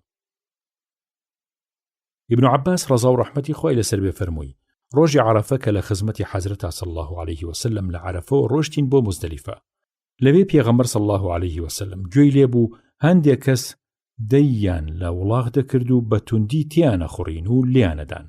جا پێغەمبەر صلی الله عليه وسلم بە قامچیەکەی ئاماژەواتە ئیشارەتی بۆ کردن و فەرمووی: ئەی موسڵمانینە، لەسەر خۆ بن، پەلەپەل باش نییە. باسی ڕێزگرتنی میوان. خۆی گەورە لە سوورەتی ئەلفورقان ئایەتی 63 دەفەرمێ: هل أتاك حديث ضيف إبراهيم المكرمين إذ دخلوا عليه فقالوا سلاما قال سلام قوم منكرون فراغ إلى أهله فجاء بعجل سمين فقربه إليهم قال ألا تأكلون. وتأي پێغەمبەری خۆشەویست، ئایا داستانە سەیرەکەی میوانە بەڕێزەکانی ئیبراهیم پێغەمبەری باپیرە گەورەی خۆتت پێ نەگەیشتووە؟ کە دەستەیە فریشتە لەگەڵ جوبرەئیلا چوون بۆ سەردانی و سڵاویان لێ کردو. ئەویش بە جوانی وەڵامی سڵاوەکەی دانەوە و فەرمووی: نەبێ بە بێوێڵی، ناتان ناسم. جا نەیهێشت ئەوان پێی بزانن، چوو بۆ ماڵەوە، گوێرەکەیەکی ناسکی قەڵەوی سەر بڕی و برژاندی و بۆی بردن و بەڕێزەوە لە بەردەمیانە داینا و فەرمووی: نافەرمون بخۆن؟ خۆی گەورە لە سوورەتی هود ئاەتی 78 فەرمێ: وجاءه قومه يهرعون إليه ومن قبل كانوا يعملون السيئات قال يا قوم هؤلاء بناتي هن أطهر لكم فاتقوا الله ولا تخزوني في ضيفي أليس منكم رجل رشيد. واتكات فریشتە فروستادەکانی ئێمە لە شێوەیەکی جوانکیلانەیە چونە لای لوط پێغەمبەر عەلەیهی سەلام، خەمی لێنیشت و تەنگی پیاڵچنرا و بوون بە بار لەسەر دڵی و فەرمووی: ئای لەم ڕۆژە ڕەشە، بەڕاستی ڕۆژێکی دژوار و ناهەموارە. ئیتر هۆزەکەی بە هەڕاکردن ڕۆشتن بۆ ماڵی لوط بۆ گیانی میوانەکانی بەنیازی پیسی خۆیان. ئەو هۆزە بەدبەختە لە مێژەوە خویان بەو خۆ بۆگەنەوە گرتبوو. شەرم و شکۆیان لەم بارەیەوە نەما بوو. لوط لە ناچاریا و لە شەرمانە و بۆ ڕێزی میوانەکانی و بۆ نەهێشتنی خراپتر بە خراپ فەرمووی خزمینە: شەرمێ لە خوا بکەن، لە خوا بترسن، پارێز لە بێفەرمانی خوا بکەن، ئابڕووی من و میوانەکانم مەبەن و تەریقمان مەکەنەوە. ئەگەر هەر بە قسەم ناکەن، هیچ نەبێ واز لە ڕیسواکردنی میوانەکانم بێن و چار نییە ئەوە کچەکانی خۆمتان لە تۆڵی ئەوانە ئادەمێ، چیان لێکن بیکەن، هەر چۆن بێ ئەمان بۆ ئەو ئیشە بۆگەنە لە بارترن و کەمتر پیسن. ئەو بۆ پیاوێکی مەردی فامیدەتان تیا نییە، ئالەم قسانەی من تێبگا و ئێوەی پێ قایل بکات. ئەبوو شوڕەیح خۆی لیدی کوڕی عەمری ئەلخوزاعی ڕەزا و ڕەحمەتی خوای لەسەر بێ فەرمووی: لە پێغەمبەرم صلی الله عەلەیه وسلم دەی فەرموو: ئەوەی کە بە ساغی باوەڕی بەخوا و بە ڕۆژی دوایی هەیە بە قەدری میوانی خۆی بگرێ و خەڵاتی بکە. یاران وتیانەی پێغەمبەری خوا صلی الله عەلەیه وسلم، میوان کامەیە؟ فەرمووی: ئەوەیە کە لە شەو و ڕۆژی یەکەمە زیادە خزمەتی بکە. لە ڕاستیشدا میوانداری 3 ڕۆژە، لەوە زیاتر خێرپێکردنە. لە گێڕانەوەیەکی موسلیمە دروست نییە بۆ هیچ موسڵمانێ کە بە میوانی لە لای برای موسڵمانی دای بکوتێ هەتا گوناهباریەکە. گوترایی پێغەمبەری خوا صلی الله عەلەیه وسلم چۆنی تووشی گوناهیەکە، فەرمووی: لە لای دای بکوتێ هەتا هیچی نەمێنێ بۆی بکە بە میوانداری. مژدەی خۆش و پیرۆزبایی لە کاری خێرا سنەتە. خۆی گەورە دەفەرمێت: فبشر عبادي الذين يستمعون القول فيتبعون أحسنه. سورة الزمر آية 7-8. واتە ئەی خۆشەویست، مزگێنی خۆش بەو بەندە باشانەی من بدە کە شایستەی نازناوی پیرۆزی بەندە باشەکانی خۆ من، کە ئەو کەسانن کە گوێ بۆ قسەی ڕەوا شل دەکەن، بە تایبەتی بۆ قورئانی پیرۆز و فەرمایشتی شەریعەت. ئەوجا کە بەباشی لێی حاڵی بوون بە جوانی پەیڕەوی فەرمایشتە جوانەکانی دەکەن و بگرە بەوەشەوە ناوەستن هەتا باشتر وەستا بێ بەلای کەمێ باشدا ناچن. هەروەها خۆی گەورە لە سوورەتی تەوبە ئاەتی 21 فەرمێ: يبشرهم ربهم برحمة منه ورضوان وجنات لهم فيها نعيم مقيم. واتە ئەو خوددا پێداوانەی کە بەسەر و بەماڵ بۆ خودای خۆیان لێبڕاو بوون و حاڵیان ئاوا بوو کە لە پێشەوە ڕوون کرایەوە. ئادەمیزاد ئەوانە خوددا بۆ خۆی مزگێنی خۆشیان دەداتێ، لە ڕۆژی قیامەتە بانگیان ئەکا و موژدەیان دەداتێ، یان لەسەر زمانی فریشتەکانی یان لە جیهانە لەسەر زمانی پێغەمبەر صلی الله عەلەیه وسلم یا بەهۆی ئاەتەکانی قورئانی پیرۆزەوە مزگێنی ئەوەیان دەداتێ کە ڕەحمەتی گەورە و ناز و بەهرە و نیعمەت و بەخشی جوانی خۆی چاوەڕێیانە لەگەڵ چەند بەهەشتێ کە هی خۆیانە و پڕە لە ناز و نیعمەتی نایابی نەبڕاوە. خۆی گەورە دەفەرمێ: وأبشروا بالجنة التي كنتم توعدون. هەروەها لە سوورەتی صافات ئاەتی 100 فەرمێ: فبشرناه بغلام حليم. وتمجدي كوركي سلار وهمني باش من داب إبراهيم. هروها لسورة هود آية 69 فرمي: ولقد جاءت رسلنا إبراهيم بالبشرى.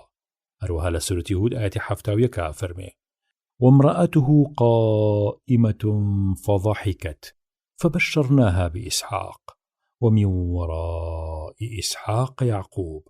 وتفرشت برزكاني إما مجدي خوشي دو منالي رحمتيان برد بو إبراهيم و ساري خيزاني. إبراهيم كاتك فرشتكان مجدي أمانو آسايشيان بإبراهيم دا سارة لبي وستابو لخوشي أو بيكني. هروها لسورة آل عمران آياتي 39 فرميت: فنادته الملائكة وهو قائم يصلي في المحراب أن الله يبشرك بيحيى. وتزكريا بيغمر عليه الصلاة والسلام لناو محرابا بپاورا وستابو نوێژیە کرد. لەو کاتەیە جوبرائیل بانگی کرد و پێی فەرموو: ئەی زەکەریا، مزگێنیت لێبێ، نیزاکەت گیرا بوو، خوددا موژدەت دەداتێ، کوڕێکتان دەداتێ، ناوی یەحیایە. هەروەها دەفەرمێ: إذ قالت الملائكة يا مريم إن الله يبشرك بكلمة منه اسمه المسيح. سورة آل عمران آيات 35. واتە ئەی خۆشەویست، لەم قورئانە پیرۆزەیە کە یادنامەی ناوی خوددا پێداوانە باسی ئەو کاتە پیرۆزە بکە کە جوبرائیلی هێمن واتە ئەمین بە مەریەمی فەرموو: ئەی مەریەم، خودای گەورە موژدەت پێئەدا بە کوڕێکی جوان مەرد کە بە فەرمانی تایبەتی لە تۆ دەبێ، کە لەسەر فەرمودەی خوددا بە وشەی کون فەیەکون ببە ئیتر دەبێ، دروست دەبێ، کە لەلایەنی خوددا خۆیەوە دەگوترێ نازناوی مەسیحە، واتە پیرۆز و دڵساف و پاک، ناوی ڕاستی عیسایە، ناوبانگ بە کوڕی مەریەم دەردەکات. عەبدوڵڵای کوڕی ئەبوو ئەوفا ڕەزا و ڕەحمەتی خۆی لەسەر بێ فەرمووی: حەزرە صلی الله عليه وسلم موژدەی ئەوەیدا بە خەدیجە کە خوددا لە بەهەشتا کۆشکێکی بۆ داناوە، لە مرواری هۆڵۆڵ دروست کراوە، نەدەنگەدەنگ و قڕەقڕیتیایە و نەناڕەحەتی و شەکەتی. ئەبوو موسای ئەشعەری ڕەزا و ڕەحمەتی خۆی لەسەر بێ فەرمووی: جارێ دەستنوێژم گرت و لە ماڵەوە دەرچووم وتم ئەمڕۆ لە خزمەتی حەزرەتە ئابم صلی الله عليه وسلم لی جانابمەوە. ئەوجا چووم بۆ مزگەوت و پرسیاری پێغەمبەرم کرد صلی الله عليه وسلم. وتیان ڕووی کردە ئێرەوە و بەرەو ئێرە ڕۆشت. ئیتر بە شوێنیان ڕۆشتم و بە پرسیار دوای کەوتم تا چوومە باخەکەی بیری ئاریس. ئیتر من لەبەر دەرگاکەیە دانیشتم تا پێغەمبەر صلی الله عليه وسلم دەستی بە ئاو گەیاند و دەستنوێژی کرد. ئەوجا هەڵسام و چوومە خزمەتی کە تەماشام کرد وا بۆ خۆی لەسەر ئاخڵەی بیرەکە دانیشتووە لە ناوەڕاستەکەیدا و هەردوو لاقی هەڵماڵیوە و شۆڕی کردوونەتە خوارەوە بەناو بیرەکەیە. منیش سڵاوم لێ کرد و سڵاوەکەی سنمەوە و بە شوێنی خۆما گەڕامەوە و لەبەر دەرگاکە دانیشتم و گوتم: ئەمڕۆ ئەبم بە دەرکەوانی پێغەمبەر صلی الله عليه وسلم. دوا بەدوای ئەوە حەزرەتی ئەبوبەکر هات و دەستی نا بە دەرگاکەوە کە بیکاتەوە. گوتمەوە کێیە؟ فەرمووی: ئەبوبەکرە. گوتم هێواش بە. جا چووم گوتم: ئەی پێغەمبەری خوا صلی الله عليه وسلم، ئەوە ئەبوبەکرە هاتووە، داوای ڕێگە پێدان دەکا کە بێتە ژوورەوە. فەرمووی ڕێگەی پێ بدە با بێ و مژدەی بەهەشتیشی بدەرێ. جا چوومەوە بۆ لای و پێم گوت: فەرموو وەرە ژوورەوە، پێغەمبەر صلی الله عليه وسلم مژدەی بەهەشتت دەداتێ. ئەبوبەکر هاتە ژوورەوە و لە لای ڕاستی پێغەمبەرەوە صلی الله عليه وسلم دانیشت، لەسەر ئاخڵەکە و قاچەکانی داهێشتە ناو بیرەکە و ئەویش وەکو پێغەمبەر صلی الله عليه وسلم هەردوو لاقی خۆی هەڵماڵی هەتا پێغەمبەر صلی الله عليه وسلم بە ئیسراحەتی خۆی دابنیشێ و بەهۆی هاتنی ئەوەوە وەزعی لێ تێک نەچێ. اینجا گەڕامەوە بۆ شوێنەکەی خۆم و لەبەر دەرگاکەیە دانیشتم. کاتێ لە ماڵ دەرچووم براکەم خەریک بوو دەستنوێژیە گرت، بەنیازی ئەوە کە بە شوێنما بێ بۆلام. جاوتم: ئەگەر خوا خواستی لەسەر ئەوە بێ کە فیسارە کەسواتە براکەی تووشی خێر بکە، ئەوە دەیهێنێ بۆ ئێرە تا لەو خێر و بێرەی بەربکەوێ. لەم خەیاڵانەیە بووم لەو کاتەیە مرۆڤێکی تریش دەرگاکەی جوڵانەوە. گوتمەوە کێیە؟ گوتی: عومەری کوڕی خەتابە. گوتم هێواش بە. چوومەوە خزمەتی پێغەمبەر صلی الله عليه وسلم و سڵاوم لێ کردەوە و عەرزم کرد: ئەوە عومەرە هاتووە، داوای ڕێگە پێدانەکە کە بێتە ژوورەوە. فەرمووی ڕێگەی پێ بدە با بێ و مژدەی بەهەشتیشی بدەرێ. چوومەوە بۆ لای عومەر و پێم گوت: فەرموو وەرە ژوورەوە، پێغەمبەر صلی الله عليه وسلم مژدەی بەهەشتت دەداتێ. ئەویش هاتە ژوورەوە و لەگەڵ پێغەمبەرا صلی الله عليه وسلم لە لای چەپیەوە لەسەر ئاخڵەی بیرەکە دانیشت و هەردوو قاچی داهێشتە ناو بیرەکە. دیسان چوومەوە لە شوێنەکەی خۆم دانیشتمەوە و گوتمەوە: ئەگەر خوا خواستی خێری بە براکەی هەبێ، ئەوە ئێستا ئەیهێنێ بۆ ئێرە. لەم دەمەیە مرۆڤێکی تریش دەرگاکەی جوڵاندەوە. گوتمەوە کێیە؟ گوتی: عوسمانی کوڕی عەفانە. گوتم: تۆزی هێواشکە، چوومەوە خزمەتی حەزرەت و هەواڵەکەم پێڕاگەیاند صلی الله عليه وسلم. فەرمووی ڕێگەی پێ بدە و مژدەی بەهەشتیشی پێ بدە، ئەگەر چی تووشی مەینەتی و بەڵایەکی شەبێ. چوومەوە بەلای و پێم گوت، فەرموو وەرە ژوورەوە، پێغەمبەر صلی الله عليه وسلم مژدەی بەهەشتت دەداتێ، وەلێ تووشی مەینەت و بەڵایەکی شەبیت. ئەویش هاتە ژوورەوە، ڕوانی ئاخڵەکە پڕبووە و کەسی تر ناگرێ. ئیتر بەرابەری ئەوان لە لاکەی تری بیرەکەوە دانیشت. سعیدی کوڕی موسەیب بەفەرمێ، ئەم چۆنێتی دانیشتیانم لێکدایەوە بە چۆنێتی شوێنی گۆڕەکانیان کە ئەبوبەکر و عومەر لەگەڵ حەزرەتا صلی الله عليه وسلم لە گومەزە سەوزا قوبەت الخەضراءەکەدا لە مەدینەی پیرۆز نێژراون، وەلێ عوسمان لەوان جێئەبۆتەوە و لە گۆڕستانی بەقیع نێژراوە. لە گێڕانەوەیەکە ئەمەی زیاترە، حەزرەت صلی الله عليه وسلم فەرمانی پێفەرمووم کە ئاگاداری دەرگاکە بکەم. حەل لەم گێڕانەوەیە دەفەرمێ کاتی ئەبوو موسا مژدەکە ئەدا بە عوسمان، سوپاس و ستایشی خوددا دەکا و دەفەرمێ والله المستعان، یا الله المستعان، هەر خوددایە کە داوای یارمەتی لێ ئەکرێ و بە تەمای خوددا.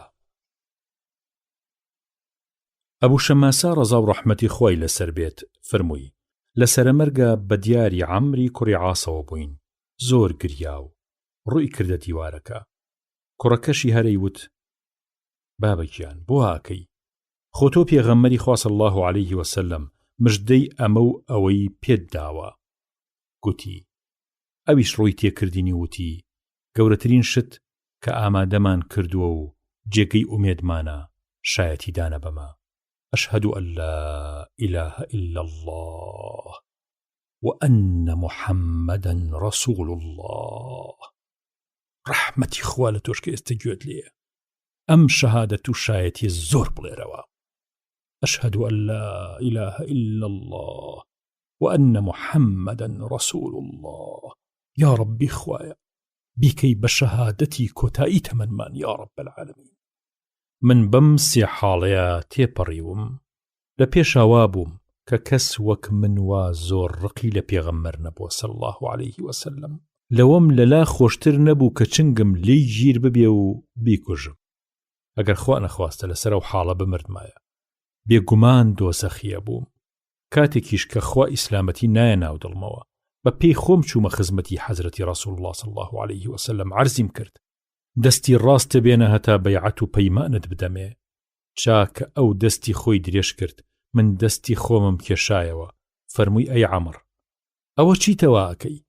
عەرزیم کرد ئەمەوێ مەرج دابنێم. فەرمووی مەرجی چی دانەی؟ عەرزم کرد کە خوا لێم خۆش ببێ. فەرمووی ئەدی نازانی کە ئیسلامەتی هەرچی گوناهێ لە پێش خۆیەوە بوو بێ دەیڕمێنێ، هەروەها کۆچ و ڕەوکردنیش لە وڵاتی کوفرەوە بۆ وڵاتی ئیسلام هەرچی گوناه و تاوانی پێش خۆیەتی ئەی ڕوخێنێ، هەروەها حەجکردنیش هەرچی گوناهێ لە پێشیەوە بوو بێ ئەی سڕێتەوە. ئیتر لەمە و دوا کە موسڵمان بووم، کەسی تر وەکو پێغەمبەر صلی الله عليه وسلم ئاوا خۆشەویست و نازدار نەبوو لە بەرچاوم. ئەوەندە نازدار و بەقەدر و بەڕێز و بەسام و شکۆ بوو، پڕکێشیم نەئەکرد کە پڕ بەدڵ تێر و پڕسەیری بکەم. تەنانەت ئەگەر کەسێ داوام لێ بکە کە ناونیشانی هەڵ بدەم، ناتوانم بۆم هەڵ نادرێ، چونکە لەبەر خۆشەویستی و سام و شکۆی زاتم نەئەکرد بە وردی سەرنجی بدەم. ئەگەر لەسەر ئەم حاڵە بمردمایە، ئەوە هیوام وابوو کە بەهەشتی بوومایە. وەلێ لە دوای ئەوە بووین بەسەر کار و کار بەدەست لەسەر هەندێشت لە ماوەی ئەو کار بەدەستیە نازانم حاڵم چۆنە بێ. جاکە مردم نەسەر دۆلکە بێژ واتە نائیحا ژنی شیوەنکەر واتە نە ئاگرو بخوردم لەگەڵدا نێ بۆ سەر گۆڕخانە، وە لە کاتی ناشتنمدا خۆڵ و گڵەکە کەمە کەمە بکەن بەسەرما. لە پاشدا ئەوەندە لە دەوری گۆڕەکەم بوەستن کە وشترێ سەر ببڕێ و گۆشتەکەی دابەش بکرێ، هەتا هۆ بگرم پێتانەوە و بە ذاتی ئێوەوە سامم بشکێ و بیرێ بکەمەوە کە چۆن وەڵامی فروستادەکانی پەروەردگارم بدەمەوە و چی بەنەکیر و منکر بڵێم. ئیمامی موسلم ڕەحمەتی خوای لێبێ ئەم فەرمودەی گێڕاوەتەوە. بسم الله الرحمن الرحيم. الحمد لله رب العالمين، والصلاة والسلام على سيدنا محمد وعلى آله وصحبه أجمعين. ئازیز و خۆشەویستەکانم، سەلام و ڕەحمەت و بەرەکەتی خواتان لێبێت. لە خزمەت فەرموودە مبارەکەکانی حەزرەتی ڕەسوول اللهین صلی الله عليه وسلم. باسی بەڕێکردنی هاوڕێ و ئامۆژگاری خێرکردنی لە سەفەر و لە کاتی لە یەک بڕاندا و نیزاکردن بۆی و داوای نیزاکردن لێی. خوای گەورە دەفەرمێت: ووصى بها إبراهيم بنيه ويعقوب يا بني إن الله اصطفى لكم الدين فلا تموتن إلا وأنتم مسلمون أم كنتم شهداء إذ حضر يعقوب الموت إذ قال لبنيه ما تعبدون من بعدي قالوا نعبد إلهك وإله آبائك إبراهيم وإسماعيل وإسحاق إلها واحدا ونحن له مسلمون. سورة البقرة آيات 132 و 133. واتە باوکی پێغەمبەران ئیبراهیم کە دۆست و خەلیل و پێغەمبەری خودایە، هەروەها پێغەمبەری گەورە و بەڕێز یعقوب. ئەم ئامۆژگاری و ڕاستپێریە جوانیان بۆ کوڕەکانی خۆیان کرد. ڕۆڵەکانم، کوڕە شیرینەکانم، گوێ بۆ تەمێ و ئامۆژگاری باوکی دڵسۆزی خۆتان شل بکەن. بزانن یەزدانی مەزن ئاینی ئیسلامی پیرۆزی بۆ ئێوە هەڵبژاردووە. هەتا مردن لەم ئاینە پاکە واز مەهێن و بە موسڵمانی بژین و بە موسڵمانی بمرن، هەتا بە موسڵمانێتیش زیندوو دەکرێنەوە. دیارە ئێوە بە دیاری یعقوبەوە نەبوون لەسرە مەرگا، لەبەرەوە ناشزانن کە چی ڕاستپێریەکی کوڕەکانی کردووە، بەڵام ئێمە ئاگامان لە هەموو شتێکە. فەرمووی بە کوڕەکانی: لەو کاتی جیابوونەوەیە لە پاش مەرگی من چیە پەرستن؟ فەرموویان: هەر ئەو خوایە ئەپەرستین کە هەتا ئێستا لەگەڵ تۆدا پەرستومانە، کە خوای خۆت و خودای باو باپیرانتە، کە خودایەکی تاک و تەنهایە. ئێمەش وەک خۆت و باوەپیرانت کە ئیبراهیم و ئیسماعیل و ئیسحاقن لەسەر ئاینی پیرۆزی ئیسلامین و موسڵمانی ساغی خوداین. مالیکی کوڕی حوەیرث ڕەزا و ڕەحمەتی خوای لەسەر بێ فەرمووی: دەستەیەکی لاو بووین، لە یەک تەمەنا بووین، چووینە خزمەتی پێغەمبەر صلی الله عليه وسلم. 20 سەو لە خزمەتیان ماینەوە. پێغەمبەر صلی الله عليه وسلم گەلێ ڕەحم و دڵسۆز بوو بۆمان. لەو ماوەیە گەلێشت لە حەزرەتەوە فێر بووین صلی الله عليه وسلم. حەزرەت صلی الله عليه وسلم بە دڵسۆزی خۆی هەستی کرد کە یاد و بیر و تاسەی کەس و کارمانەکەین. لەم بارەیەوە پرسیاری لێکردین کە کێمان لە وڵاتی خۆمان هەیە. ئێمەش عەرزمان کرد. فەرمووی: دەی بگەڕێنەوە بۆ ناو کەس و کاری خۆتان و لە ناویانە بمێننەوە و فێری شەریعەتیان بکەن و فەرمانیان پێ بکەن بە خوداپەرستی و ئەو نوێژە لەو کاتەدا بکەن و ئەو نوێژەی تریش لەو کاتەی تردا بکەن. هەر کاتێ نوێژ بوو با کەسێ لە خۆتان بانگتان بۆ بدا و کامتان بەتەمەن لە هەمووتان گەورەتر بوو ئەوە بەرنێژیەکەتان بۆ بکات. بوخاری ڕەحمەت لە گۆڕی ناسداری لە گەڕانەوەیەکی تایبەتی خۆیدا ئەمەی پتر کردووە: تەماشای خۆم بکەن چۆن نوێژ دەکەم، ئێوەش ئاوا نوێژ بکەن. حەزرەتی عومەری کوڕی خەتاب ڕەزا و ڕەحمەتی خوای لەسەر بێ فەرمووی: داوای ڕێپێدانم لە پێغەمبەر کرد صلی الله عليه وسلم کە بچم بۆ عەمرە. حەزرەتی ڕەسوول الله صلی الله عليه وسلم ڕێگەی پێدام و فەرمووشی: ئەی برالە، هەتا کۆتایی لە زنجیرە 45 لە باسی زیارەت ئەهل الخەیردا ڕابرد باسەکەی. سالیمی کوڕی عەبدوڵڵای کوڕی عومەر ڕەزا و ڕەحمەتی خوا لە خۆی و باوک و باپیری فەرمووی: دەستوری عەبدوڵڵای کوڕی عومەر وابوو پیاوێ ئەیویست بچێ بۆ سەفەرێ پێ فەرموو: لێم نزیک بەرەوە با بە پێی ڕێباز و سنەتی پێغەمبەر صلی الله عليه وسلم بەڕێت بکەم، وەک چۆن جاران حەزرەتی ڕەسوول الله صلی الله عليه وسلم ئێمەی بەڕێیە کرد. کە دەچووین بۆ ڕێبوارێ ئاوا دەی فەرموو صلی الله عليه وسلم: ئەستەودیع الله دینەکە و ئەمانەتەک و خەواتیمە عەمەلیکە. دین و ئاین و ماڵ و مناڵ و کەسوکارتان کە سپاردەی خودان لە لای ئێوە و سەرنجامی سربەخێری هەموو کار و فرمانێکتانم ئەسپارد بە یەزدانی پاک. عەبدوڵڵای کوڕی یەزیدی خەتمی کە هاوڕێی حەزرەتی ڕەسوول الله بوو صلی الله عليه وسلم فەرمووی: حەزرەتی ڕەسوڵ الله صلی الله عليه وسلم دەستوری وابوو کە سوپایەکی بەڕێ ئەکرد بۆ غەزا پێ فەرموون: ئەستەودیع الله دینەکم وأمانتكم وخواتم أعمالكم. دین و ئاین و ماڵ و مناڵ و کەس و کارتان کە سپاردە و ئەمانەتی خوددان لەلای ئێوە، سەرنجامی سربەخێری هەموو کار و ئیشێکی ئێوەم سپارد بە خودا کە چاوی خێری لێتان بێت. ئەنەس ڕەزا و ڕەحمەتی خوای لەسەر بێ فەرمووی: پیاوێ هاتە خزمەتی حەزرەتی ڕەسوڵ الله صلی الله عليه وسلم وتی: ئەی پێغەمبەری خوا صلی الله عليه وسلم، نیازی سەفەرم هەیە، ئەمەوێ بچم بۆ ڕێبواری، دەی بفەرموو بەم بۆنەیەوە توێشوویەکم بدەرێ و نزایەکی خێرم بۆ بکە. حەزرەتی ڕەسوڵ الله صلی الله عليه وسلم فەرمووی: خوا لە توێشووی لە خوا ترسی و تەقوا بەشت بدا، کە خۆی لەم ئاەتە پیرۆزە دایناوە بە باشترین توێشوو کە دەفەرمێ: وتزودوا فإن خير الزاد التقوى. سورەتی ئەلبەقەرە ئاەتی 197. وەرگێڕ لە پراوێزاوەتە مامۆستا نووری فارس هەڵێت: ئەی کاکەی ڕێبوار لە سەفەری ژین، توێشوو هەڵبگرە بە پێی ئەمری دین، توێشە بەرەی دڵ پڕ بکە لە تەقوا، گەنجی گەوهرت بدەرە دەستخوا، کوڕە لە گۆڕە کۆڕی لێدەگرین، زادمان پێ نەبێ لە برسا دەمرین. ئەچینەوە سەر فەرمودەکەی حەزرەتی ڕەسوڵ الله صلی الله عليه وسلم کە ئاەتەکە ئەفەرمێ: وتزودوا فإن خير الزاد التقوى. وتم قوربان، دوعایەکی تریشم بۆ بکە. حەزرەتی ڕەسوڵ الله صلی الله عليه وسلم فەرمووی: وەلە گوناهیشت خۆش ببێ. وتم باوکو دایکم بە قوربانت بێ یا ڕەسوڵ الله صلی الله عليه وسلم، نیزایەکی تریشم بۆ بکە.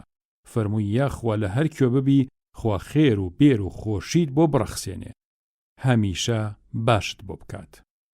بەپێی فەرمانی ئەم فەرمودەیە دەقێکی تری نزای بەڕێکردنی ڕێبوار ئاوایە: زودك الله التقوى وغفر ذنبك ويسر لك الخير حيثما كنت.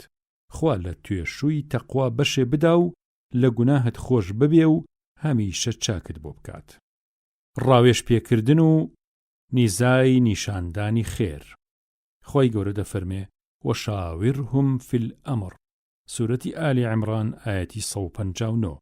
واتە ئەی خۆشەویست صلی الله عليه وسلم، تۆ لە ڕەحمەتی خوداوە بە نەرمونیانی لەگەڵ یانە دەجوڵەیتەوە و بە نەرمی دەیان لاوێنی. دیارە خوا نەخواستە ئەگەر مۆن و ڕووگرژ و دڕەق و بەدخوو بوویتایە، هەموو لە دەورت ئەتەکینەوە و پشتیان چۆڵە کردی. دەی عەفو و چاوپۆشی لە هەڵەیان بکە بە پیشەی هەمیشەیت و سەرەڕای ئەوەیش لە خودایش داوای لێبوردن و لێخۆشبوونیان بۆ بکە. ڕێزی ڕایان بگرە و لە کاروباری جەنگ و لە ئیش و فەرمانی جیهانیە ڕاوێژی جوانیان پێ بکە و بەوە دڵیان ڕابگرە. جا لە پاش گفتوگۆ و ڕاوێژکردن لە ناو خۆتانە چیتان بڕیارداوە، ڕای جەماوەر لەسەر چی یەکی گرت، بەبێ خاوە خاو ڕاڕایی ئەوە بکەن و ورەتان بەرز بێ و عەزمتان نەشکێ و بۆ دڵنیایی و زیاتە پشتەستوری پشت بە یاریدەی خودا ببەستن. خوای گەورە فەرمێ: وأمرهم شورى بينهم. سورەتی ئەشورا ئاەتی 38. واتە و ئەو بەشە باشە و بەلای خوداوە بۆ ئەو کەسانەیشە کە فەرمانی خوددا بە جوانی بەجێدێن و نوێژەکان بە پوختەیی دەکەن و ئیشوکاری گرنگیان بەڕاوێژە، پرسوڕا و لێکدانەوە ئەنجامەدەن و لەو ماڵی ڕەحمەتیەش کە خوا پێیداون چاکە و خێر و پیاوەتی لێ دەکەن. جابر ڕەزا و ڕەحمەتی خوای لەسەر بێ فەرمووی: پێغەمبەر صلی الله عليه وسلم دەستوری وابوو بۆ هەموو کار و فرمانێ فێری دوعا و نوێژی ئیستیخارەی دەکردین، وەک چۆن فێری سورەتەکانی قورئانی دەکردین. ئاوا بەڕەوانی و ڕوونی وشە بە وشە نیزاکەی فێرە کردین. ئەی فەرموو ئەگەر یەکێکتان نیازی کارێکی هەبوو و نەی ئەزانی باشە یان خراپە، با لە پێشە 2 ڕکەعەت نوێژی سوننەت بکە. اینجا بڵێ: اللهم إني أستخيرك بعلمك وأستقدرك بقدرتك وأسألك من فضلك العظيم فإنك تقدر ولا أقدر وتعلم ولا أعلم وأنت علام الغيوب. اللهم إن كنت تعلم أن هذا الأمر خير لي في ديني ومعاشي وعاقبة أمري ينفرمي عاجل أمري وآجله فاقدره لي ويسره لي ثم بارك لي فيه. وإن كنت تعلم أن هذا الأمر شر لي في ديني ومعاشي وعاقبة أمري ينفرمي عاجل أمري وآجله فاصرفه عني واصرفني عنه واقدر لي الخير حيث كان ثم رضني به. واتای ئەم دوعا جوانە بەم جۆرەیە کە پێغەمبەر صلی الله عليه وسلم فێرمانەکە ئیستیخارە و پرسوڕا بەخوای گەورە بکەین. ئەی خودایە، داوا لێکەم کە بە عیلم و زانستی خۆت و بەدەسەڵات و توانایی خۆت چاکە و خێرم نیشان بدە و ئەوەی باشە بۆم بە سەرکردنیا زاڵم بکە و داوای بەش و بار و بەخششی گەورەی خۆتت لێکەم، چونکە تۆ توانای هەموو شتێکت هەیە و من بێدەسەڵاتم و توانام نییە. تۆ هەموو شت ئەزانی و من نازانم و هەر خۆت دانا و زانایی بە هەموو نهێنی و ئاشکرایەک.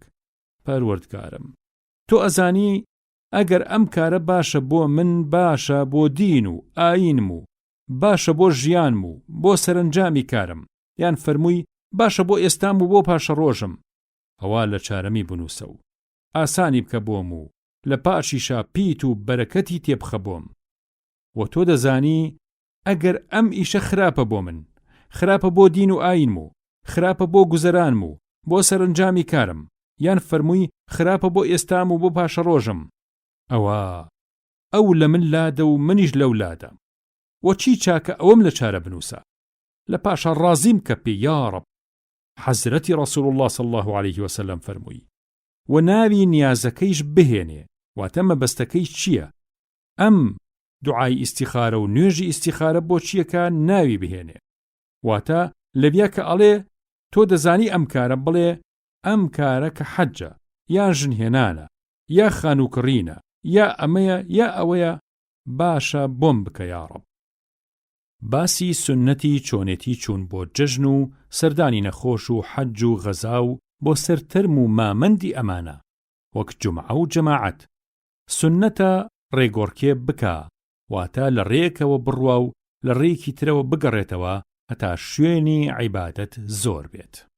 جابر ڕەزا و ڕەحمەتی خوای لەسەر بێ فەرمووی لە ڕۆژی جەژنە عادەتی حەزرەتی ڕەسوول الله صلی الله عليه وسلم وابوو کە دەردەچوو بۆ نوێژی جەژن لە ڕێگەیەکەوە دەڕۆی کە دەیشگەڕایەوە لە ڕێگەیەکی ترەوە دەگەڕایەوە. ئیبن عومەر ڕەزا و ڕەحمەتی خوای لەسەر بێت فەرمووی پێغەمبەر صلی الله عليه وسلم کاتێ لە مەدینەوە دەرچوو لە ڕێگەی ئەل-شەجەرەوە دەرچوو، کاتێ ئەهاتەوە بۆی لە ڕێگەی مزگەوتی معەڕیسەوە دەهاتەوە کە تەشریفی ئەچوو بۆ مەکە، لە لای سەرەوە لە ثەنیەت العولالەوە دەچووە ناو شارەکەوە، کە لێی دەرەچوو لە لای خوارەوە لە ثەنیەت السوفلاوە لە شار دەرەچوو. هەموو جارێ ئاوا ڕێگەۆڕکێی دەکرد. لە پەراوێزە وەرگێڕهێناوێتی و دەفەرمێ عند ذكر الصالحين تنزل الرحمة.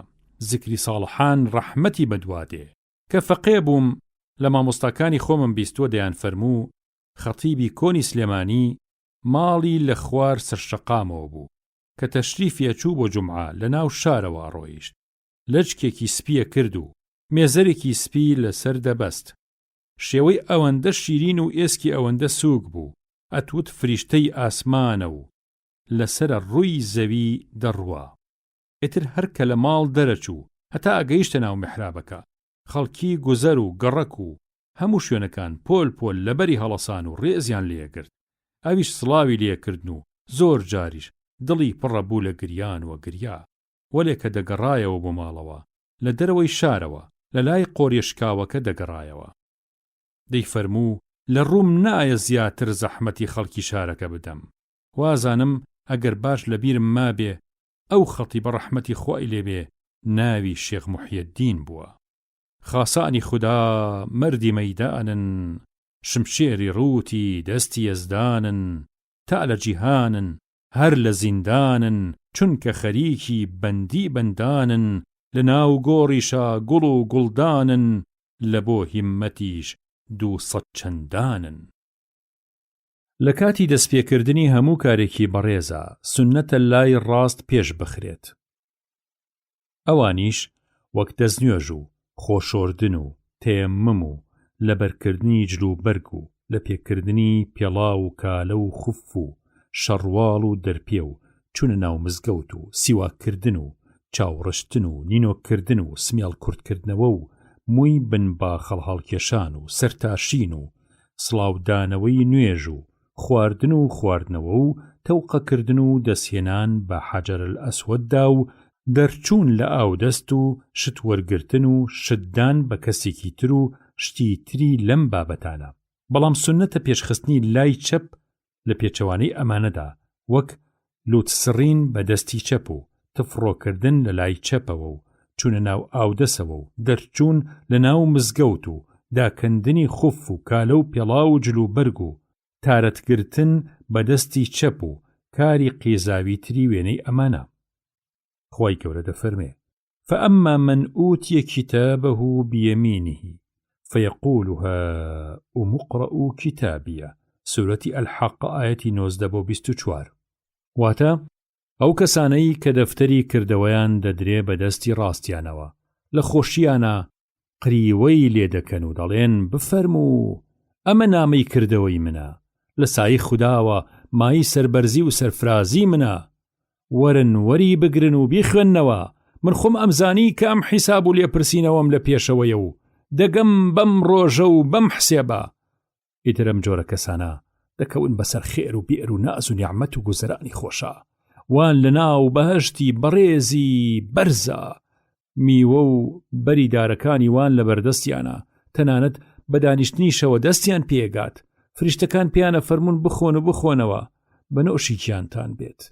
ئەمە بەری ڕەنجەشانی خۆتانە و خرمانی ئەو گشتەیە و بەری ئەو باخەیە کە لە جیهانی ڕابردووە چاندووتانە.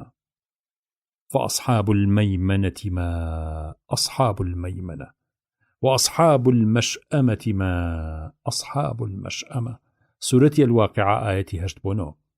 واتكات قيامة قوما يو أبن بسي دستي خدا پێداوان مەگەر خوا هەر بۆ خۆی بزانێ کە چەندە پیرۆز و سەرکەوتو و بەڕێز و نازدار و بەهرەدارن کە ئەمانە نامەی پیرۆزی کرداری شیرینی خۆیان بە دەستی ڕاستیان وەرەگرن، دەستەی کۆمەڵەی خاوەنی شومی و نەکبەتی بێپایە و مایە، مەگەر هەر خوا بزانێ چەندە بەدبەختن. عایشە ڕەزا و ڕەحمەتی خوای لەسەر بێ فەرمووی: پێغەمبەر صلی الله عليه وسلم لە هەموو کاروبارێکی گرنگی خۆیان حەزی لەوە بوو کە لای ڕاستی پێش بخات، وەک دەستنوێژ شۆردن و قشانەکردن و پێڵاو لە پێکردن. دیسان فەرمووی: حەزرەت صلی الله عليه وسلم بەدەستی ڕاستی دەستنوێژیە گرت و خۆیە شۆرد و هەر بەدەستی ڕاستی نان و ئاویە خوارد، وەلێ بەدەستی چەپی تارەتیە گرت و پیسایی و شتی وای لە خۆی دوورە خستەوە. ئوم عەتیە ڕەزا و ڕەحمەتی خوای لەسەر بێ فەرمووی: پێغەمبەر صلی الله عليه وسلم بۆ شۆردنی تەرمی زەینەبی کچی فەرمووی پێمان لە ئەندامە ڕاستەکانیەوە لە ئەندامەکانی دەستنوێژەوە دەست پێ بکەن بە شۆردنی. ئەبوو هورەیرە ڕەزا و ڕەحمەتی خوای لەسەر بێ فەرمووی: پێغەمبەر صلی الله عليه وسلم فەرمووی کاتێک کە پێڵاو لە پێکەن لە پێشا بیکەنە پێی ڕاستان، لە کاتی داکەندنیشیا لە پێشا پێی چەپ داکەنن، با قاچی ڕاست یەکەم بێ لە کاتی لە پێکردنا و دواهەم بێ لە کاتی داکەندندا. حەفسە خوای لە ڕازی بێت فەرمووی جاران پێغەمبەر صلی الله عليه وسلم بەدەستی ڕاستی نان و ئاو و خواردن و خواردنەوەی دەخوارد و لە جلوبەرگیشدا لە پێشدا لای ڕاستی لەبەر دەکرد، بۆ شتی تریش دەستی چەپی بەکاردەهێنا. ئەبوو هورەیرە خوای لە ڕازی بێ فەرمووی حەزرەت صلی الله عليه وسلم فەرمووی کاتێ شت لەبەرەکەن و کاتێ دەستنوێژەگرن بەلای ڕاستان دەست پێ بکەن. ئەنەس ڕەزا و ڕەحمەتی خوای لەسەر بێ فەرمووی پێغەمبەر صلی الله عليه وسلم ڕۆیشت بۆ مینا و چوو بۆ کۆگا بەردەکەی عەقەبە و بەردی بۆ فڕێدا. اینجا هاتەوە بۆ بارەگاکەی خۆی لە مینا، لەوێ قوربانی کرد. ئەوجا بەسەر تاشەکەی فەرموو سرم بتاشن. و پێی گوت لە پێشە لای ڕاستی سەری بتاشێ، اینجا لای چەپی. لە پاشا فەرمانیدا بۆ مفەڕەک و بۆ یادگاری پیرۆزی قژەسەرەکەیان بەسەر خەڵکەکەیە دابەش کرد. لە گێرانەوەیەکیشە هاتووە ئەنەس ڕەزا و ڕەحمەتی خوای لەسەر بێ فەرمووی پێغەمبەر صلی الله علیه وسلم کە لە مینا بەردی فرێدا بۆ کۆگا بەردەکەی عەقەبە و ئاژەڵی قوربانی و دیاری سەر بڕی، ئیتر لەسەر ئەم شێوەیە سەری خۆی تاشی، لای ڕاستی سەری کردە سەر تاشەکە. ئەویش ئەو لایی تاشی و ئەوجا حەزرەت صلی الله علیه وسلم ئەبوو تەڵحەی بان کرد و مووەکەی دا پێی. ئەوجا لای چەپیشی تێکرد، سەر تاشەکە ئەویشی تاشی و مووی ئەویشیدا بە ئەبوو تەڵحە و پێی فەرموو بەسەر خەڵکیە دابەشی بکە. لە گێڕانەوەیەکی تاج الئوسوڵە ئەویش تەڵە تەڵە و دوو تەڵتەڵ دابەشی کرد بەسەر مردومەکەیە. نامەی دەستوری نان خواردن و خۆراک خواردن، باسی ناوی خوداهێنان لە سەرەتاوە و سوپاس و ستایشکردنی خودای گەورە لە دوایی و لە کۆتاییدا. عایشە ڕەزا و ڕەحمەتی خوای لەسەر بێ فەرمووی پێغەمبەر صلی الله علیه وسلم فەرمووی کەنان دەخۆن ناوی خوددا بهێنن، ئەگەر لە سەرەتاوە لە بیرتان نەبوو و ناوی خوداتان نەهێنا کەی یادتان کەوتەوە بڵێن بسم الله ئەوەلەه و ئاخرەه، بە پیرۆزی ناوی خوددا لەبەر و دوایەوە. جابر ڕەزا و ڕەحمەتی خوای لەسەر بێ فەرمووی بۆ خۆم بەگوێی خۆم ژنەوتم لە زاری حەزرەتی پیرۆزی ڕەسوڵ الله صلی الله علیه وسلم فەرمووی پیاو کە ئەچێتەوە بۆ ماڵەوە ئەگەر لە کاتی چوونە ماڵ و لە کاتی نانداناندا ناوی خوددا بهێنێ، ئیتر شەیطان بەدەستە و بەستەی خۆی دەڵێ نەجێی شەو نەشێوتان لێرە بۆ نەماوە. بەڵام ئەگەر لە کاتی چوونە ماڵدا یادی خوددا نەکا، شەیطان دەڵێ هەم جێگەی شەو و شێوتان دەستکەوت. بۆ ئەم جۆرە بابەتە وەک دەلیل الفالحینە فەرمێ ژنیش مانەندی پیاوە. حەزرەت دەفەرمێ صلی الله علیه وسلم النساء شقائق الرجال، ژن مانەندی پیاوە، واتە ژنانیش بە هەمان جۆر ئەنجام بدەن. حوزەیفە ڕەزا و ڕەحمەتی خوای لەسەر بێ فەرمووی جاران کە لە خزمەتی حەزرەتا صلی الله علیه وسلم نانیان بۆمان دانا، دەستیان بۆ نەدەبر هەتا پێغەمبەر صلی الله علیه وسلم دەستی پێ نەکردایە. جارێ لە خزمەتیا بووین، نانیان دانا، لەو کاتەیە کچێ هات، ئەدوگوت بە پاڵ ئەیهێنن، کچەکە ویستی دەست ببا بۆ نانەکە، بەڵام پێغەمبەر صلی الله علیه وسلم تون دەستی گرت و نەیهێشت. لە پاشە عەرەبێکی دەشتەکیش هات، ئەویش دەتگوت بە پاڵ ئەیهێنن، ویستی لە نانەکە بخوا. پێغەمبەر صلی الله علیه وسلم دەستی ئەویشی گرت و فەرمووی هەر خواردەمەنی و نانێ ئەگەر ناوی خودای لەسەر نەبرێ شەیطان بە حەڵاڵی ئەزانێ. ئەوە بۆیە لە پێشە ئەم کچۆڵەی هێنا تا نانەکەی پێ حەڵاڵ بکە، بۆیە منیش دەستیم گرت. اینجا ئەوە بوو لە پاشە ئەم عەرەبە دەشتەکەی هێنا تا بەو حەڵاڵی بکە. ئەوە بوو دەستی ئەویشم گرت، بەو کەسە کە گیانی منی بەدەستە. دەستی شەیطان وا لە ناو دەستی ئەو کچۆڵەیە و ئەم کابرایەدا کە دەستیان وان لە ناو هەردوو دەستی مندا. ئەوجا حەزرەت صلی الله علیه وسلم ناوی خوای هێنا و دەستی کرد بە نۆشکردنی نانەکە. ئومەیەی کوڕی مەخشی ڕەزا و ڕەحمەتی خوای لەسەر بێ کە خۆی لە یارانی حەزرەت صلی الله علیه وسلم بووە دەفەرمێ ڕۆژێ پێغەمبەر صلی الله علیه وسلم تەشریفی دانیشت بوو، پیاوێکی ژنانیە خوارد و ناوی خوای نەهێنا تا یەک پارووی مایەوە. ئەو پاروەی بر بۆ دەمی لەو کاتەیە گوتی بسم الله ئەوەلەه و ئاخرەه، بە ناوی خوا لە سەرەتایەوە هەتا کۆتایی.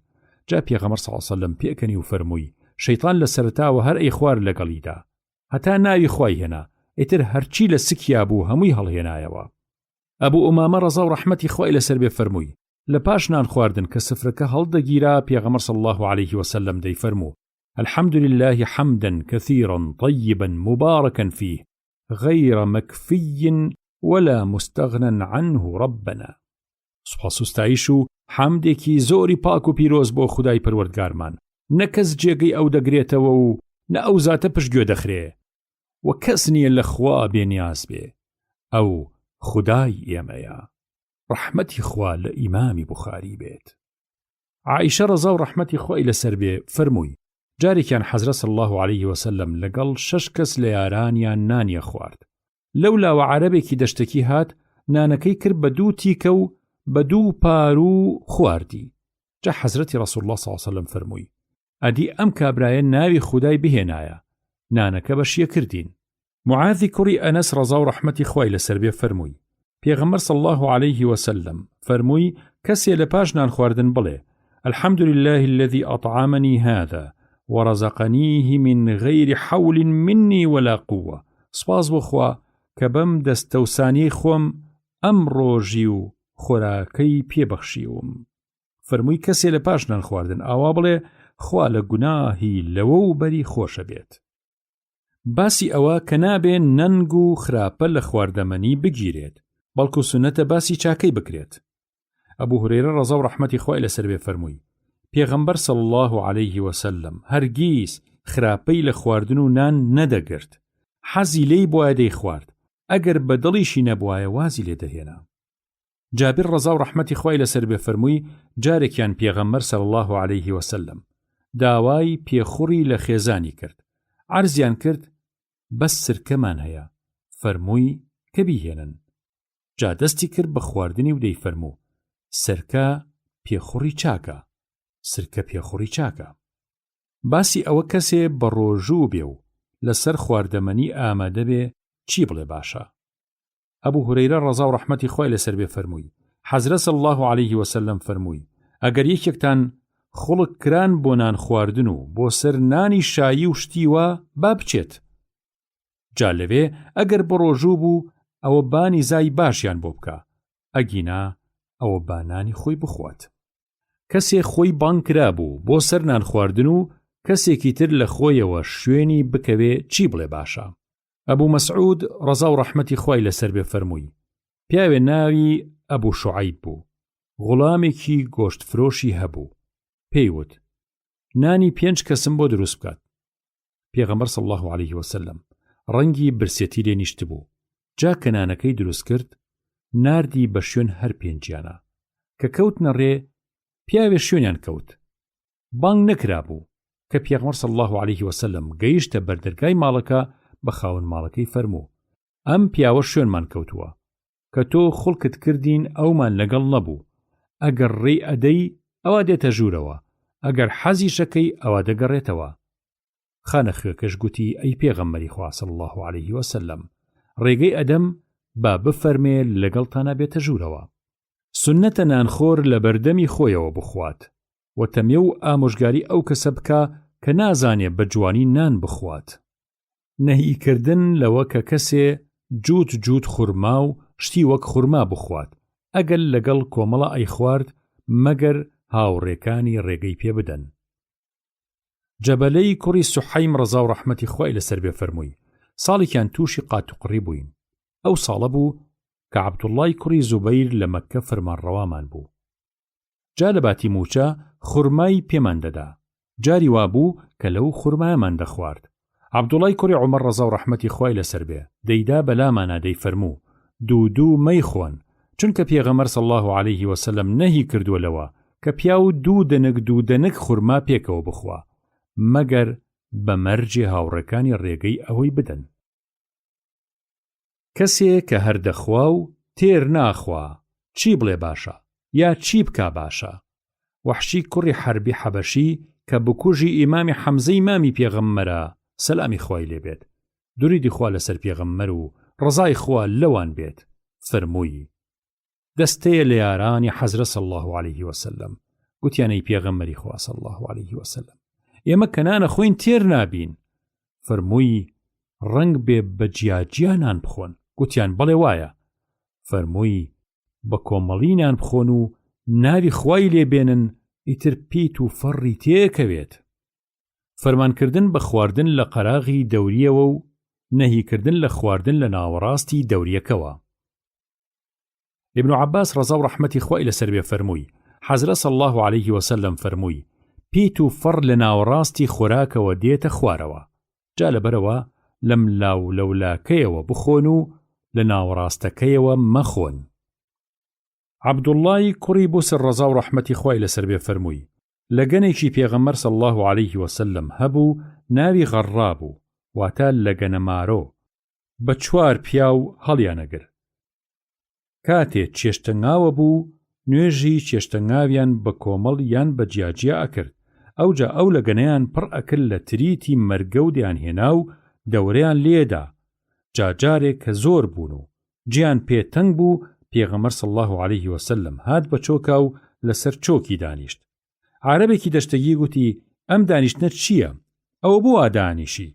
حەزرەتی ڕەسوڵ الله صلی الله عليه وسلم فەرمووی: لە سایەی خوداوە من بەندەیەکی سەلار و بەڕێز و بێهەوام، لەخوا بەزیابێ کە نەیکردوم بە زەلامێکی ملهوڕی سەرکەشی سەربزێ و ئەوجا فەرمووی صلی الله عليه وسلم: لە تەنیشت و قەراغەکانیەوە بخۆن و لە پۆپە و تەوقەسەرەکەیەوە مەخۆن، ئیتر پیت و فەڕی تێکەوێت. خواردن بە پاڵەوە خراپە. ئەبوو جوحەیفە ڕەزا و ڕەحمەتی خوای لەسەر بێ فەرمووی: حەزرەت صلی الله عليه وسلم فەرمووی: من بە پاڵەوە شت ناخۆم.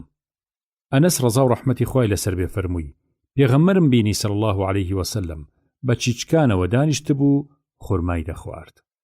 ئەم شتانە پەسەندن. خواردن بە سێ پەنجە.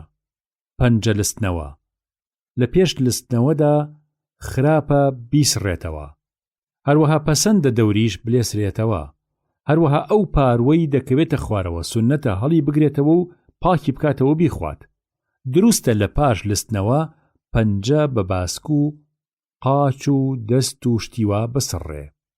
ئیبن عەباس ڕەزا و ڕەحمەتی خوای لەسەر بێ فەرمووی: پێغەمبەر صلی الله عليه وسلم فەرمووی: کە نانە خۆن دەستی خۆتان مەسڕن هەتا خۆتان دەیلێسنەوە، یان یەکێکی تر بۆتانی دەلێسێتەوە. کەعبی کوڕی مالیک ڕەزا و ڕەحمەتی خوای لەسەر بێ فەرمووی: حەزرەتم بینی صلی الله عليه وسلم نانیە خوارد، بە سێ پەنجە نانەکەی دەخوارد و بەر لەوە دەستی خۆی بسڕێ بە زمانی لستیەوە. جابر ڕەزا و ڕەحمەتی خوای لەسەر بێ فەرمووی: حەزرەت صلی الله عليه وسلم فەرمانی ئەدا بە لستنەوەی دەست و پەنجە و دەوری و قاپ و شتیوە. دەی فەرموو: چونکە ئێوە نازانن کە پیت و بەرەکەتی خواردەمەنیەکەتان بە کامەوەیەتی. دیسان جابر ڕەزا و ڕەحمەتی خوای لەسەر بێ فەرمووی: پێغەمبەر صلی الله عليه وسلم فەرمووی: شەیطان بۆ هەموو کاروبارێکتان دێتە لاتان، تەنانەت لە کاتی نان خواردنی شادێت بۆ لاتان. جا ئەگەر تیکەی کەسێکتان کەوتە خوارەوە، با لە ئازار و شتیوا پاکی بکاتەوە، اینجا بیخوات و نەیهێڵێتەوە بۆ شەیطان. کە لە نان خواردن لێبووەوە با پەنجەکانی بلێسێتەوە، چونکی کەس نازانێت کە پیت و بەرەکەتی خواردەمەنیەکەی بە کامەوەیەتی.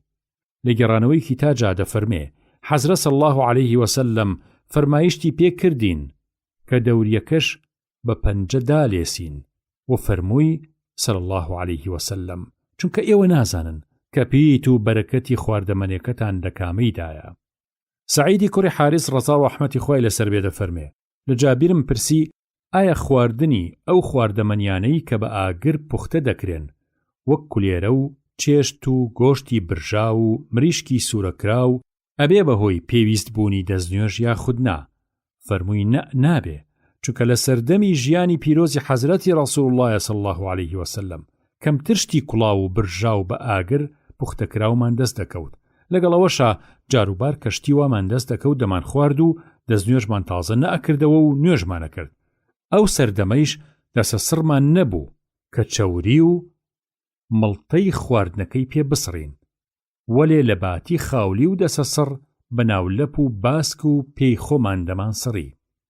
نان خواردن بە جەماوەری واتە بە کۆمەڵ.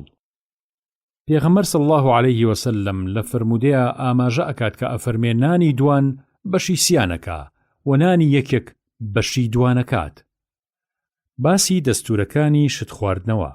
سنەتە 3 جار هەناسەدان لە دەرەوەی جامەکەیە کە جامەکە بەلای ڕاستی ئەو کەسەدا کە یەکەم جار ئەیخواتەوە چرخە بکات. ئەنەس ڕەزا و ڕەحمەتی خوای لەسەر بێ فەرمووی: پێغەمبەر صلی الله عليه وسلم بە 3 بین شتی ئەخواردەوە، هەموو بینێ لە دەرەوەی جامەکە هەناسەیەدا. ئیبن عەباس ڕەزا و ڕەحمەتی خوای لەسەر بێ فەرمووی: پێغەمبەر صلی الله عليه وسلم فەرمووی: وەک وشتر بە 1 بین بینی پێوە منێن، بەڵام بە 2 بین یان بە 3 بین شت بخۆنەوە. ئەبوو قەتادە ڕەزا و ڕەحمەتی خوای لەسەر بێ دەفەرمێ پێغەمبەر صلی الله عليه وسلم فەرمووی: کەشتە خۆنەوە لە ناو جامەکەیە هەناسە مەدەن.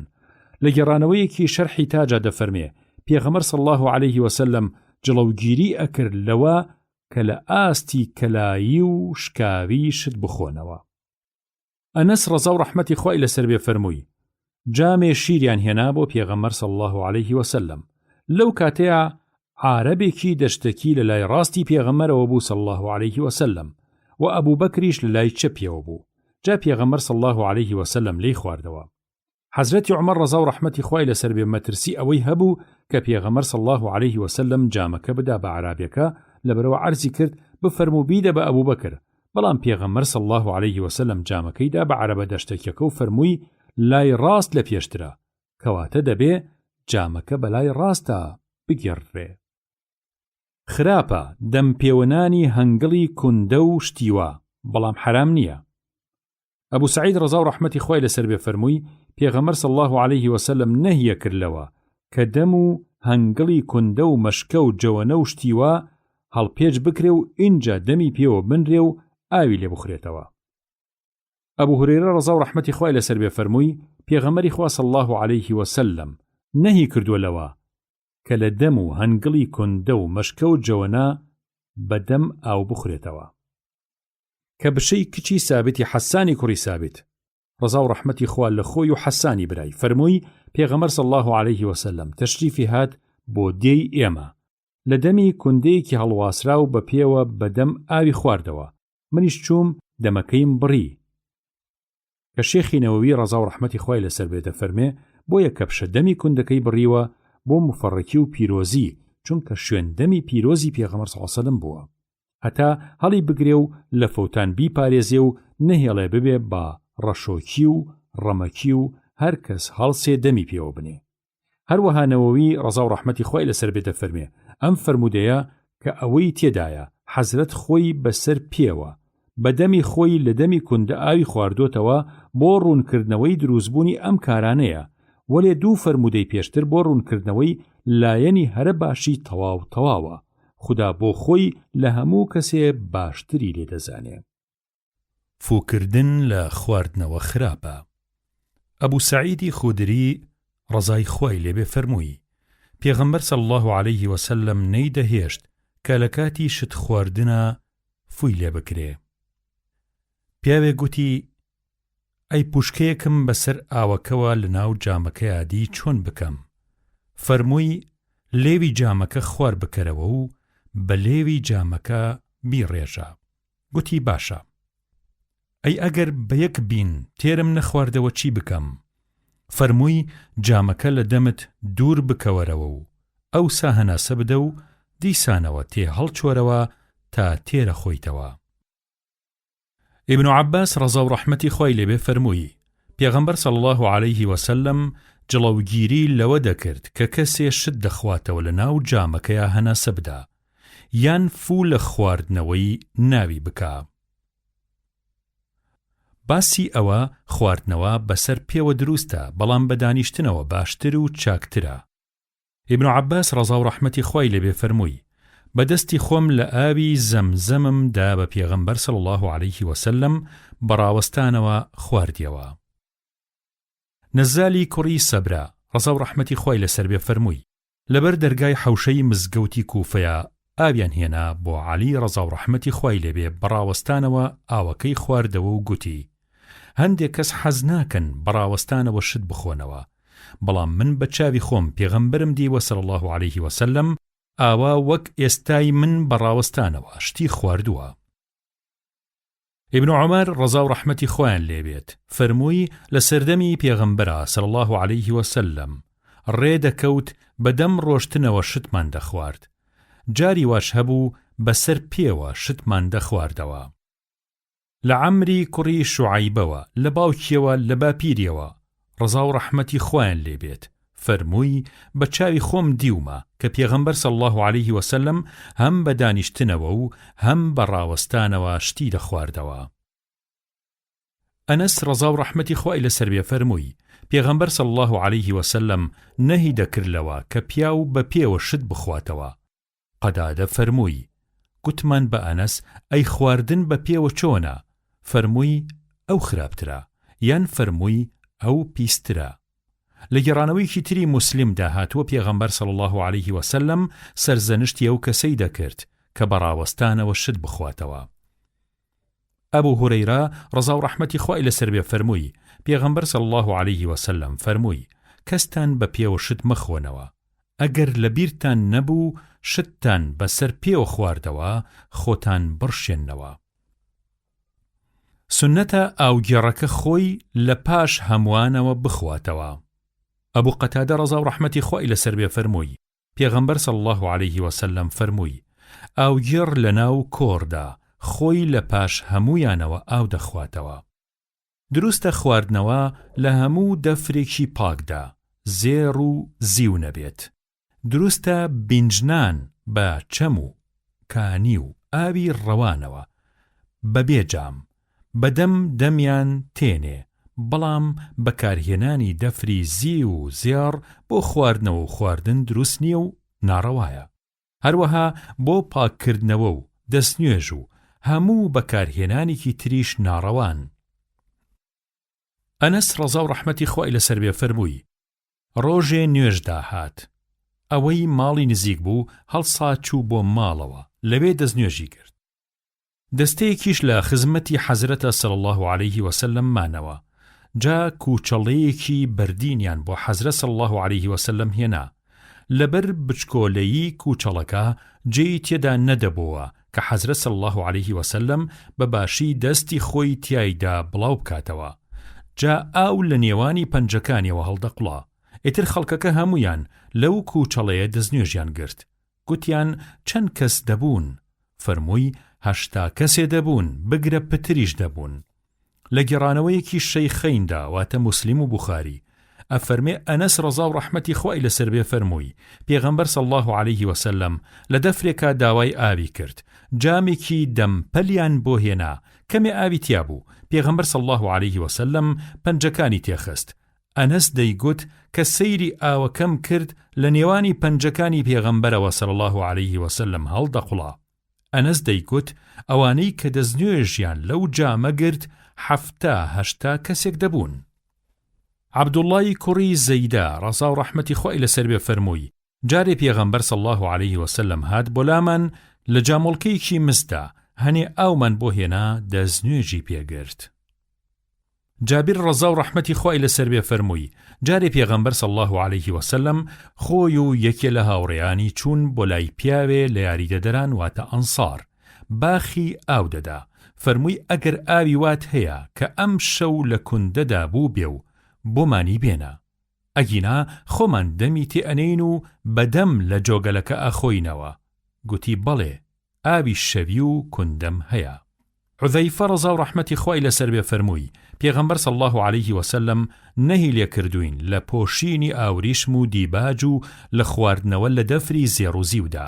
دەیفەرموو پێمان ئەمانە لە ژیانی جیهاندا بۆ ئەوانە واتە بۆ ناموسڵمانانە، بەڵام لە دوا ڕۆژدا بۆ ئێوەیە واتە بۆ موسڵمانانە. ئومو سەلەمە ڕەزا و ڕەحمەتی خوای لەسەر بێ فەرمووی حەزرەت صلی الله عليه وسلم فەرمووی ئەوەی لە حاجەتی زیوە شت بخواتەوە، ئەوە قەڵپەقەڵب ئاگری سووری دۆزەخ دەڕژێنێتە ناو سکی خۆیەوە. لە گێڕانەوەیەکی موسلیمدا دەفەرمێ ئەوەی لە حاجەتی زی و زێڕدا شت بخوا یا شت بخواتەوە. لە گێڕانەوەیەکی تری موسلیمدا دەفەرمێ هەر کەسێ لە حاجەتی زێڕدا یان لە دەفری زیودا شت بخواتەوە ئەوە قەڵپەقەڵب ئاگری سووری دۆزەخ دەڕژێنێتە ناو سکی خۆیەوە. نامەی پۆشەنی و پۆشاک سنەتە جل و بەرگ سپی بێ، جلی سوور و سەوز و زرد و ڕەشیش دروستە جل لە لۆکە و پەموو کەتان و مو خوری و ئەم جۆرەشتانە دروست بکرێت. خۆی گەورە لە سورەتی عەراف ئایەتی 27 فەرمێت يا بني آدم قد أنزلنا عليكم لباسا يواري سوآتكم وريشا ولباس التقوى ذلك خير. واتا ئەینەوەی ئادەم ئێوە لە لای خوددا خاوەنی ڕێز و پلەپایەن، ئەو تا خوددا بە ڕەحمەتی خۆی پۆشەنی باش کە شەرم و عەورەتتاندا بپۆشی و جل و بەرگی جوان و ڕازاوی وا کە هۆی خۆشی ژیانی جیهانە، بۆی ئامادەکردوون هۆی ئەوەی بۆ ڕەخساندوون. لە هەمووی باشتریش کاڵای لە خوددا ترسانە کە عابای جوانی سەرشانی خوددا ناسانە. دەی ئازا و مەرد و هوشیار بن و خەڵاتی خوددا ڕەد مەکەنەوە و ئەم کاڵا باشەی خوددا مەگۆڕنەوە بە هەڵگرتنی ئاڵای خوددانەناسی. خۆی گەورە دەفەرمێ: وجعل لكم سرابيل تقييكم الحر وسرابيل تقييكم بأسكم. خدای گەورە دەفەرمێ: خوددا پۆشەنی جۆرا و جۆری بۆ ئێوە دروست کردووە، وەکو کەوا و کراس و دەرپێ و شتیوا کە لە سەرما و گەرما دەتان پارێزێ. هەروە جۆرە پۆشاکێکی تری بۆتان دروست کردووە، وەکو زرێ و کڵاوزڕێ و شتی لەم بابەتانە کە لە زەبر و زەنگی یەکتری دەتان پارێزێت. ابن عباس ڕەزا و ڕەحمەتی خۆی لەسەر بێ دەفەرمێ: حەزرەت صلی الله عليه وسلم دەفەرمێ جلوبەرگی سپیش لەبەر بکەن، چونکە ئەویش گەلێ جلی چاکە بۆ ئێوە، و هەروەها بیکەن بە کفنیش بۆ مردوەکانیشتان. سەمورە ڕەزا و ڕەحمەتی خۆی لەسەر بێ فەرمووی: پێغەمبەری خوا صلی الله عليه وسلم فەرمووی کاڵای سپی بپۆشن، چونکە چڵک هەڵناگرێ، وەکی تریش پیرۆز و کەمتر دەبێ بەهۆی فیز و داعیە و کەشخە، و مردوشتانی تیاکفن بکەن. بەڕائی کوڕی عازب ڕەزا و ڕەحمەتی خۆی لەسەر بێ فەرمووی پێغەمبەر صلی الله عليه وسلم پیاوێکی باڵا ناوەندی بوو، سنگی پان بوو، قژی سەری زۆر و پڕ بوو، ئەیدا لە نەرمایی گوێچکەی. جارێ دیم دەستێجلی سووری لەبەرا بوو، هەرگیز لە ژیانی خۆماشتی وا جوان و نازدارم وەکو ئەو دەمەی حەزرەت صلی الله عليه وسلم نەدیوە. ئەبوو حوذەیفە ڕەزا و ڕەحمەتی خۆی لەسەر بێ فەرمووی لە مەککە لە ئەبتەح پێغەمبەرم دی صلی الله عليه وسلم لە ناو چادرێکی سووری چەرمیندا بوو کە هی خۆی بوو.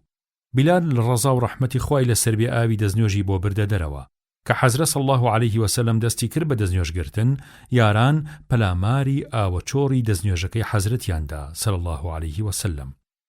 هەبوو ئەوەندەی بەردەکەوت دەستی خۆی پێتەڕ دەکرد و دەیسوی لە خۆی، هەیش بوو پتری دەستەکەوت. کە حەزرەت صلی الله عليه وسلم لە چادرەکە هاتە دەرەوە، دەستێجلی سووری لەبەردا بوو، زۆر باش لە یادمە. دەڵێ ئێستایە بریقەی سپیایی لاقەکانیم هەر لەبەر چاوە. ئیتر ئاوا دەستنوێژەکەی تەواو کرد. بیلالیش بانگی فەرموو، لەو کاتەیە سەرنجی دەمیمدا. بەدەم بانگدانەوە دەخولایەوە و ئەم لاو لای دەکرد و دەمی خۆی بەڕاست و بەچەپە دەسوڕاند، و دوو پەنجەی خۆشی نابوونە ناو هەردوو کونەگوێی خۆی تا دەنگی تەواو بەهێز بێ و بە هەر چوار لادا بگا. کاتێک گەیشتە سەر حەی عەلە الصەلا، ئەستۆی خۆی بەلای ڕاستە بادا، و کاتێک گەیشتە سەر حەی عەلە الفەلاح، ئەستۆی خۆی بەلای چەپە بادا، بەڵام سنگی نەدەسوڕان لەگەڵیا، بەڵکو سنگی بەرامبەر قیبلە ڕاگرت بوو. اینجا بیلال لە بەردەمیەوە ڕۆشت، نێزەیەکی پێبوو لە زیخەڵانەکەی بەطحادا، دای چەقاند و کردی بە بەربەست، واتە سوترە بۆ نوێژەکە. ئیتر حەزرەت صلی الله عليه وسلم بەرەو ئەو نێزەیە نوێژی دابەست. جا لەو دی و نێزەکەوە سەگ و کەر و ئاژەڵ و ماڵات و خەڵک و بەبەر نوێژەکەیە هەمووشیان دەکرد و قەدەغە نەدەکران. ڕیفاعی تەیمی ڕەزا و ڕەحمەتی خۆی لەسەر بێ فەرمووی بە چاوی خۆم پێغەمبەرم دی صلی الله عليه وسلم دوو بەرگی سەوزی لەبەرا بوو. جابر ڕەزا و ڕەحمەتی خۆی لەسەر بێ فەرمووی حەزرەت صلی الله عليه وسلم لە ڕۆژی ئازادکردنی شاری مەککەیە کە تەشریفی هاتە ناو شاری مەککەوە، مێزەرێکی ڕەشی بەسەرەوە بوو. ئەبوو سەعید عەمری کوڕی حوڕەیث ڕەزا و ڕەحمەتی خۆی لەسەر بێ فەرمووی زۆر باش لە یادمە، دەڵێ ئێستایە بە چاوی خۆم حەزرەتم بینی صلی الله عليه وسلم، مێزەرێکی ڕەشی بەسەرەوە بوو، چمکەکەی بەناو شانیا شۆڕ کرده بوو. لە گێڕانەوەیکی تری موسلیمە فەرمێت حەزرەت صلی الله عليه وسلم دوانێکی خوێندەوە بۆ مردوم، لەو کاتەیە مێزەرێکی ڕەشی بەسەرەوە بوو. تێبینیەک لێرەیە گرنگە بیڵێم، هەر کاتێ ئەڵێین حەزرەت یاخود پێغەمبەری خوا، ئێوە خێرا بڵێن صلی الله عليه وسلم.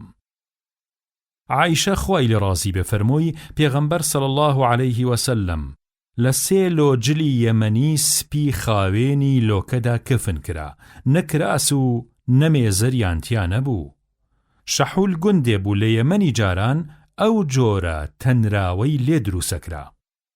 دیسان فەرمووی ڕۆژێ پێغەمبەر صلی الله عليه وسلم تەشریفی چووە دەرەوە، شاڵینەیەکی پێچا بوو بە بەرکۆشیەوە، بە وێنەی کۆپانە وشتر نەخشا بوو، لە مووی ڕەش دروست کرا بوو. مغەیرەی کوڕی شوعبە ڕەزا و ڕەحمەتی خۆی لەسەر بێ فەرمووی شەوێ لە سەفەرێکا لە خزمەتی پێغەمبەرا بووم صلی الله عليه وسلم فەرمووی ئاوت پێیە؟ گوتم ئا پێمە. جا لە وڵاخەکەدا بەزی و دوور کەوتەوە تا لەبەر تاریکی شەوەکە لێمون بوو، لە پاشا کە دەستی بە ئاو گەیاند هاتەوە. منیش لە جەوەنەیە ئاوم کرد بە دەستیا، جا ڕوخسار و هەردوو دەستی خۆی شۆرد. جبەیەکی خوری لەبەرا بوو، قۆڵەکانی تەسک بوون، ویستی باڵی هەڵماڵێ، بەڵام لەبەر تەسکی قۆڵی جبەکە نەیتوانی بە هەڵماڵین باڵی لێوە دەربێنێ. جا لە ژێر جبەکەوە هەردوو قۆڵی خۆی دەرهێنا و هەردوو باسکی خۆی شۆرد. اینجا دەستی تەڕیهێنا بەسەریا. منیش دانەویمەوە کە کالاواتە خوفەکانی لە پێدا بکەنم، فەرمووی لیان گەڕێ، لەسەر پاکی لە پێم کردوون، واتە بە دەستنوێژەوە لە پێم کردوون. ئیتر قاچەکانی نەشۆرد و لە جیاتی ئەوە دەستی تەڕیهێنا بەسەر خوفەکانیە. لە گێڕانەوەیەکە هاتووە جبەیەکی شامی قۆڵتەسکی لەبەردا بوو.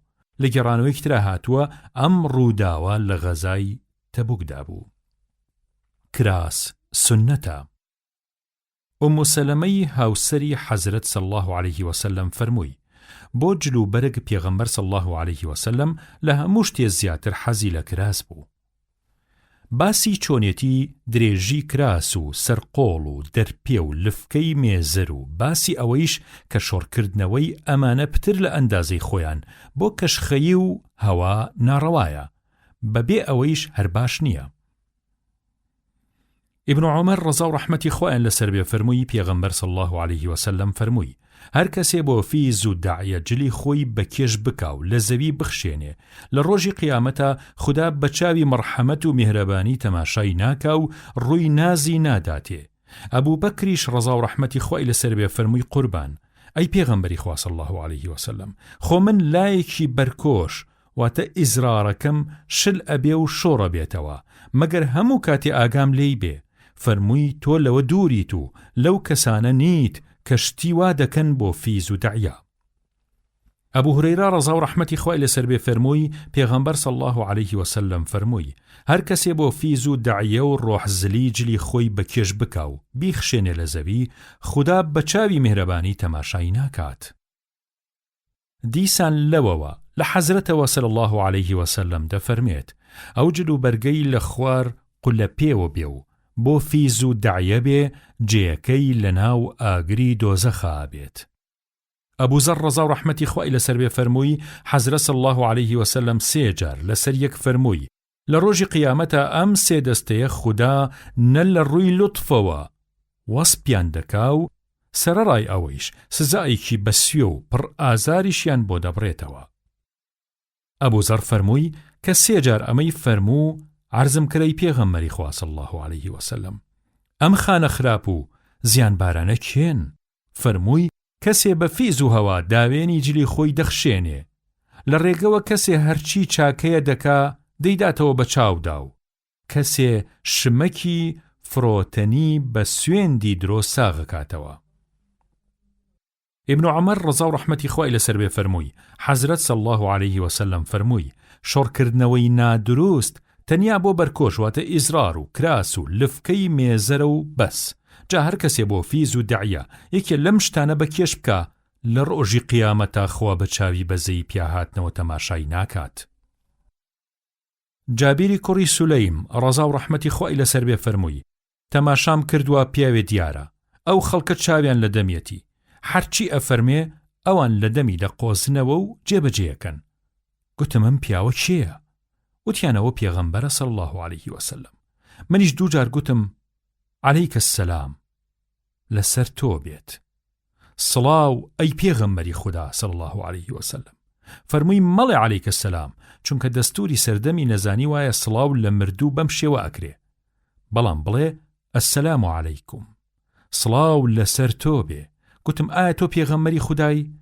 فەرمووی بەڵێ، من پێغەمبەری ئەو خودایم کە کاتێ تووشی تنگانەیە دەبیت و هاواری بۆ ئەبەیت تێت بەهاناتەوە و دەرود لێکاتەوە، وە کاتێ تووشی ساڵی نەهاتیە بی و هاواری لێکەی دێ بە هاوارتەوە و بارانە بارێنێ و شینایی سەوزەکا بۆت، وە کاتێ لە شوێنێکی چۆڵە یا لە بیابانێ وڵاخەکەت ونە بێ و لێ پاڕیتەوە وڵاخەکەت پێداتەوە. گوتمەی پێغەمبەری خوا صلی الله علیه وسلم ئامۆژگاریم بفەرموو، فەرمووی جنێو بە کەس مەدە. گوتی ئیتر لەو ساکەوە هەتا ئێستا جمێنم بە هیچ کەس نەداوە، نە بە ئازاد و نە بە بەندە و نە بە وشتر و نە بە مەڕ و نە بە هیچ شتێکی تر. فەرمووی ئەوەی چاکە بێ قەت بە کەمی مەگرە و بە سووکی مەزانە. قسەکردن لەگەڵ برای خۆتا بەڕووی خۆشەوە، ئەویش هەر لە چاکەیە. جلەکانیشت هەتا نیوەی لاقت بێ ئەگەر بەوە قایل نابیت هەتا قاپەڕەقەڵەکان بێ خۆت بگرە لە شۆڕکردنەوە و بەردانەوەی جلوبەرگ، چونکە شتیوا فیز و داعیەیە و لە خۆبایی بوونە. خدا خۆشی لە شتیوا نایەت. ئەگەر کەسێ جنێوێکی پێدایت یان تانوتێکی لێدایت والحاڵ جنێ و تانوتەکەی لە تۆدا هەبوو، بەرپەرچی مەدەرەوە بە جنێ و تانوتێ کە لەوە هەبێ و تۆ ئاگال لێبێ، ئیتر ئۆباڵی ئەوە بە ئەستۆی ئەوە. ئەبوو هورەیرە ڕەزا و ڕەحمەتی خوای لەسەر بێ فەرمووی جارێ پیاوێ بەرکۆشەکەی شۆڕ کردبووە لەسەر زەوی دەخشا. پێغەمبەر صلی الله علیه وسلم پێی فەرموو بڕۆ دەستنوێژێ بگرە. پیاوەکە ڕۆشت دەستنوێژی گرت و لە پاشا هاتەوە. حەزرەت صلی الله علیه وسلم فەرموویەوە بچۆ دەستنوێژێ تر بگرەوە. پیاوەکەش بە حەزرەتی گوت قوربان صلی الله علیه وسلم. ئەو بۆ دوو جار پێت فەرموو کە دەستنوێژ بگرێ و ئیتر دەنگت نەکرد. فەرمووی چونکە کە نوێژی دەکرد جلەکەی شۆڕێکی نادروست بوو. خودایش نوێژی ئەو کەسانە گیرا ناکا کە لەسەر ئەم شێوەیە نوێژ دەکەن. قەیسی کوڕی بشری تەغلیبی فەرمووی باوکم کە هاونشینی ئەبوو دەردا بوو ڕەزا و ڕەحمەتی خوایان لێبێ. ئەبوو دەردا خۆی لە هاوڕێن ناودارەکانی پێغەمبەر بوو صلی الله علیه وسلم.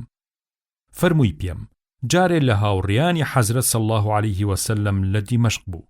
پێیان دەگوت ئیبن حەنظەلیە. بەڕاستی پیاوێکی لە خوا ترسی گۆشەگیر بوو. حەزی لە تەنیایی بوو. زۆر کەم لەگەڵ خەڵکدا دەنیشت مەگەر چۆنها هەر خەریکی نوێژ بوو کە لە نوێژیش دەبووەوە هەر خەریکی یاد و زیکری خوا بوو وەک تەسبیحات و الله ئەکبەر کردن و ئیتر هەتا دەگەڕایەوە بۆ ماڵەوە بۆ لای کەسوکاری ئەمەکاری بوو. ڕۆژێ لە خزمەتی ئەبوو دەردا بووین. ئەو پیاوە کە ناوی سەهل بوو ناودار بوو بە ئیبن حەنظەلیە. هات بۆ لامان. ئەبوو دەردا ڕەزا و ڕەحمەتی خوای لەسەر بێ پێی فەرموو وشەیەکمان پێ بڵێ سوودی بۆ ئێمە دەبێ و زیانی بۆ تۆ نابێت. فەرمووی جارێ حەزرەت صلی الله علیه وسلم لقێ سوپای نارد بۆ غەزایەک کە گەڕایەوە پیاوێکیان هات وەک جارانی خۆی لە کۆڕی دانیشتنی حەزرەتا صلی الله علیه وسلم دانیشت. پیاوێ لە تەنیشتیەوە بوو. پێی وت خۆزگایە چاول لێمان دەبوو لەو حەلەیە کە لەگەڵ دوژمن بەرەنگاری یەک بووین کە چۆن فیسارە کەسمان هەڵمەتی شێرانی برد و دەستی خۆی وەشاند و گوتی بەوەی کە ڕمەکەی لێیە ها بگرە لە دەستم من فیساری ڕۆڵەی غیفارم. جا تۆ بۆ ئەم خۆ هەڵکێشانەی چی ئەڵێی ڕات چییە لەسەرەما؟ هاونیشینەکەی وتی من وازانم ئەمە خۆ هەڵکێشان و خۆپەسەندیە و شتیوا ناڕەوایە و پاداشتەکەی پوچەکاتەوە. نە ئەبوو شتیوا بڵێ. پیاوێکی تریش گوێی لەم گفتەیە بوو گوتی بەڵام من وازانم کاوە قەیدی نییە چونکە بۆ زەندەقبردنی دوژمنە نەک بۆ خۆ هەڵکێشانی ڕوت. ئیتر لەسەر ئەمە بوو بە دەمەقاڵێ و مقۆمقۆیان تا گەیشت بە پێغەمبەر صلی الله علیه وسلم و ئەویش قسەی ژنەوت و فەرمووی سوبحان الله لەم سەیرە.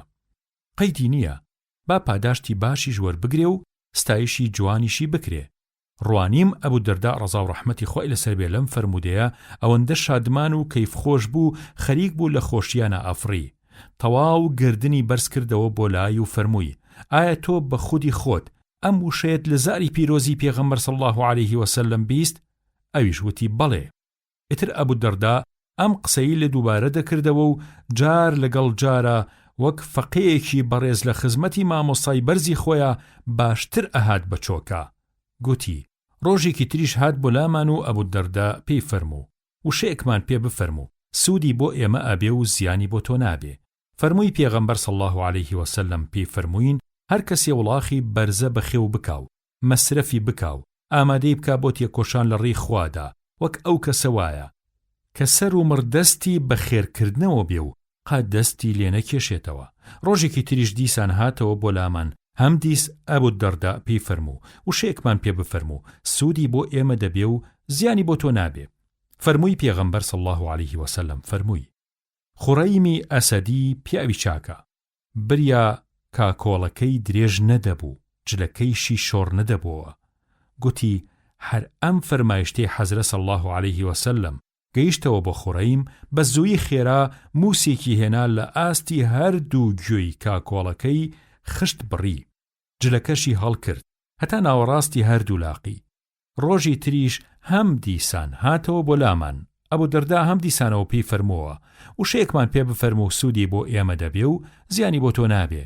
فەرمووی لە پێغەمبەرم بیست صلی الله عليه وسلم دەی فەرموو ئێوە وا لەم سەفەری غەزایە سبەینێ دەگەڕێنەوە بۆ ناو برادرانی خۆتان، دەی وڵاخەکانی ژێرتان ڕێک بخەن و هەروەها جلوبەرگەکەی بەریشتان ڕێک و پێک بکەن و لەسرە شێوەیەکی لەبار و سەلار بشنەوە ناویان، ئەوەندە قنج و ڕێک و پێک و پاک و تەمیز بن لە ناو خەڵکی تردا وەک نیشانە چۆن بەلەشەوە دیارە ئێوەش ئاوا دیار بن، چونکە بەڕاستی خودای گەورە حەزی لە مرۆڤی ناڕێک و شڕ و شێوا و هەرزەگۆ نییە. عەبدوڕەحمان ڕەزا و ڕەحمەتی خوای لەسەر بێ فەرمووی بۆ ئەندازەی شۆڕی جلوبەرگ لە ئەبوو سەعید پرسیارم کرد و فەرمووی باش بوو لە کەسێکی شارەزات پرسی. پێغەمبەر صلی الله عليه وسلم فەرمووی شۆڕی کاڵای پیاوی مسلمان هەتا نیوەی لاقە، لەوە خوارتریش هەتا قاپەڕەقەڵەکانە قەیدی نییە، یان فەرمووی گوناهی نییە، بەڵام ئەوەی لە خوار قولە پێوە بێ و بۆ فیز و دەعیە بێ جێگەی لە ناو ئاگری دۆزەخا دەبێ. هەر کەسێکی جلوبەرگی خۆی بۆ هەوا بەسەر زەویە بە کێش بکا خوا بە چاوی ڕەحمەت تەماشای ناکات. ئیبن عومەر ڕەزا و ڕەحمەتی خوای لەسەر بێ فەرمووی چوون بەلای پێغەمبەر صلی الله عليه وسلم، جلەکەم هەنێ شۆڕ بوو، فەرمووی ئەی عەبدوڵڵا جلەکەت هەڵکێشە، منیش کەمێک هەڵم کێشە. فەرمووی زیاتریش، منیش زیاترم کرد. ئیتر هەر چاوەڕوان بووم کە بزانم تاکو کوێ هەڵی بکێشم، تا پیاوێ لە یارانی گوتی قوربان هەتا کوێ؟ فەرمووی هەتا نیوەی هەردوو لاق. دیسان فەرمووی حەزرە صلی الله عليه وسلم فەرمووی ئەو کەسەی بە فیز و دەعیە جلوبەرگی خۆی بەسەر زەویە بە کێش بکە، خدا لە ڕۆژی قیامەتە بە چاوی میهر و سۆز تەماشای ناکا. ئومو سەلەمەی هاوسەری حەزرەت صلی الله عليه وسلم عەرزی کرد قوربان ئەی ئافرەتان چی لە داوێنیان بکەن؟ خۆ ئەوان فەرمانیان پێکراوە کە داوێنیان بەر بدەنەوە. فەرمووی یەک بست شۆڕی بکەن. فەرمووی ئاخر بستێ بەش ناکە، قاچیان دەرەکەوێ. فەرمووی دەیبا یەک باڵ شۆڕی بکەن و نابێت لەوە زیاتری بکەن.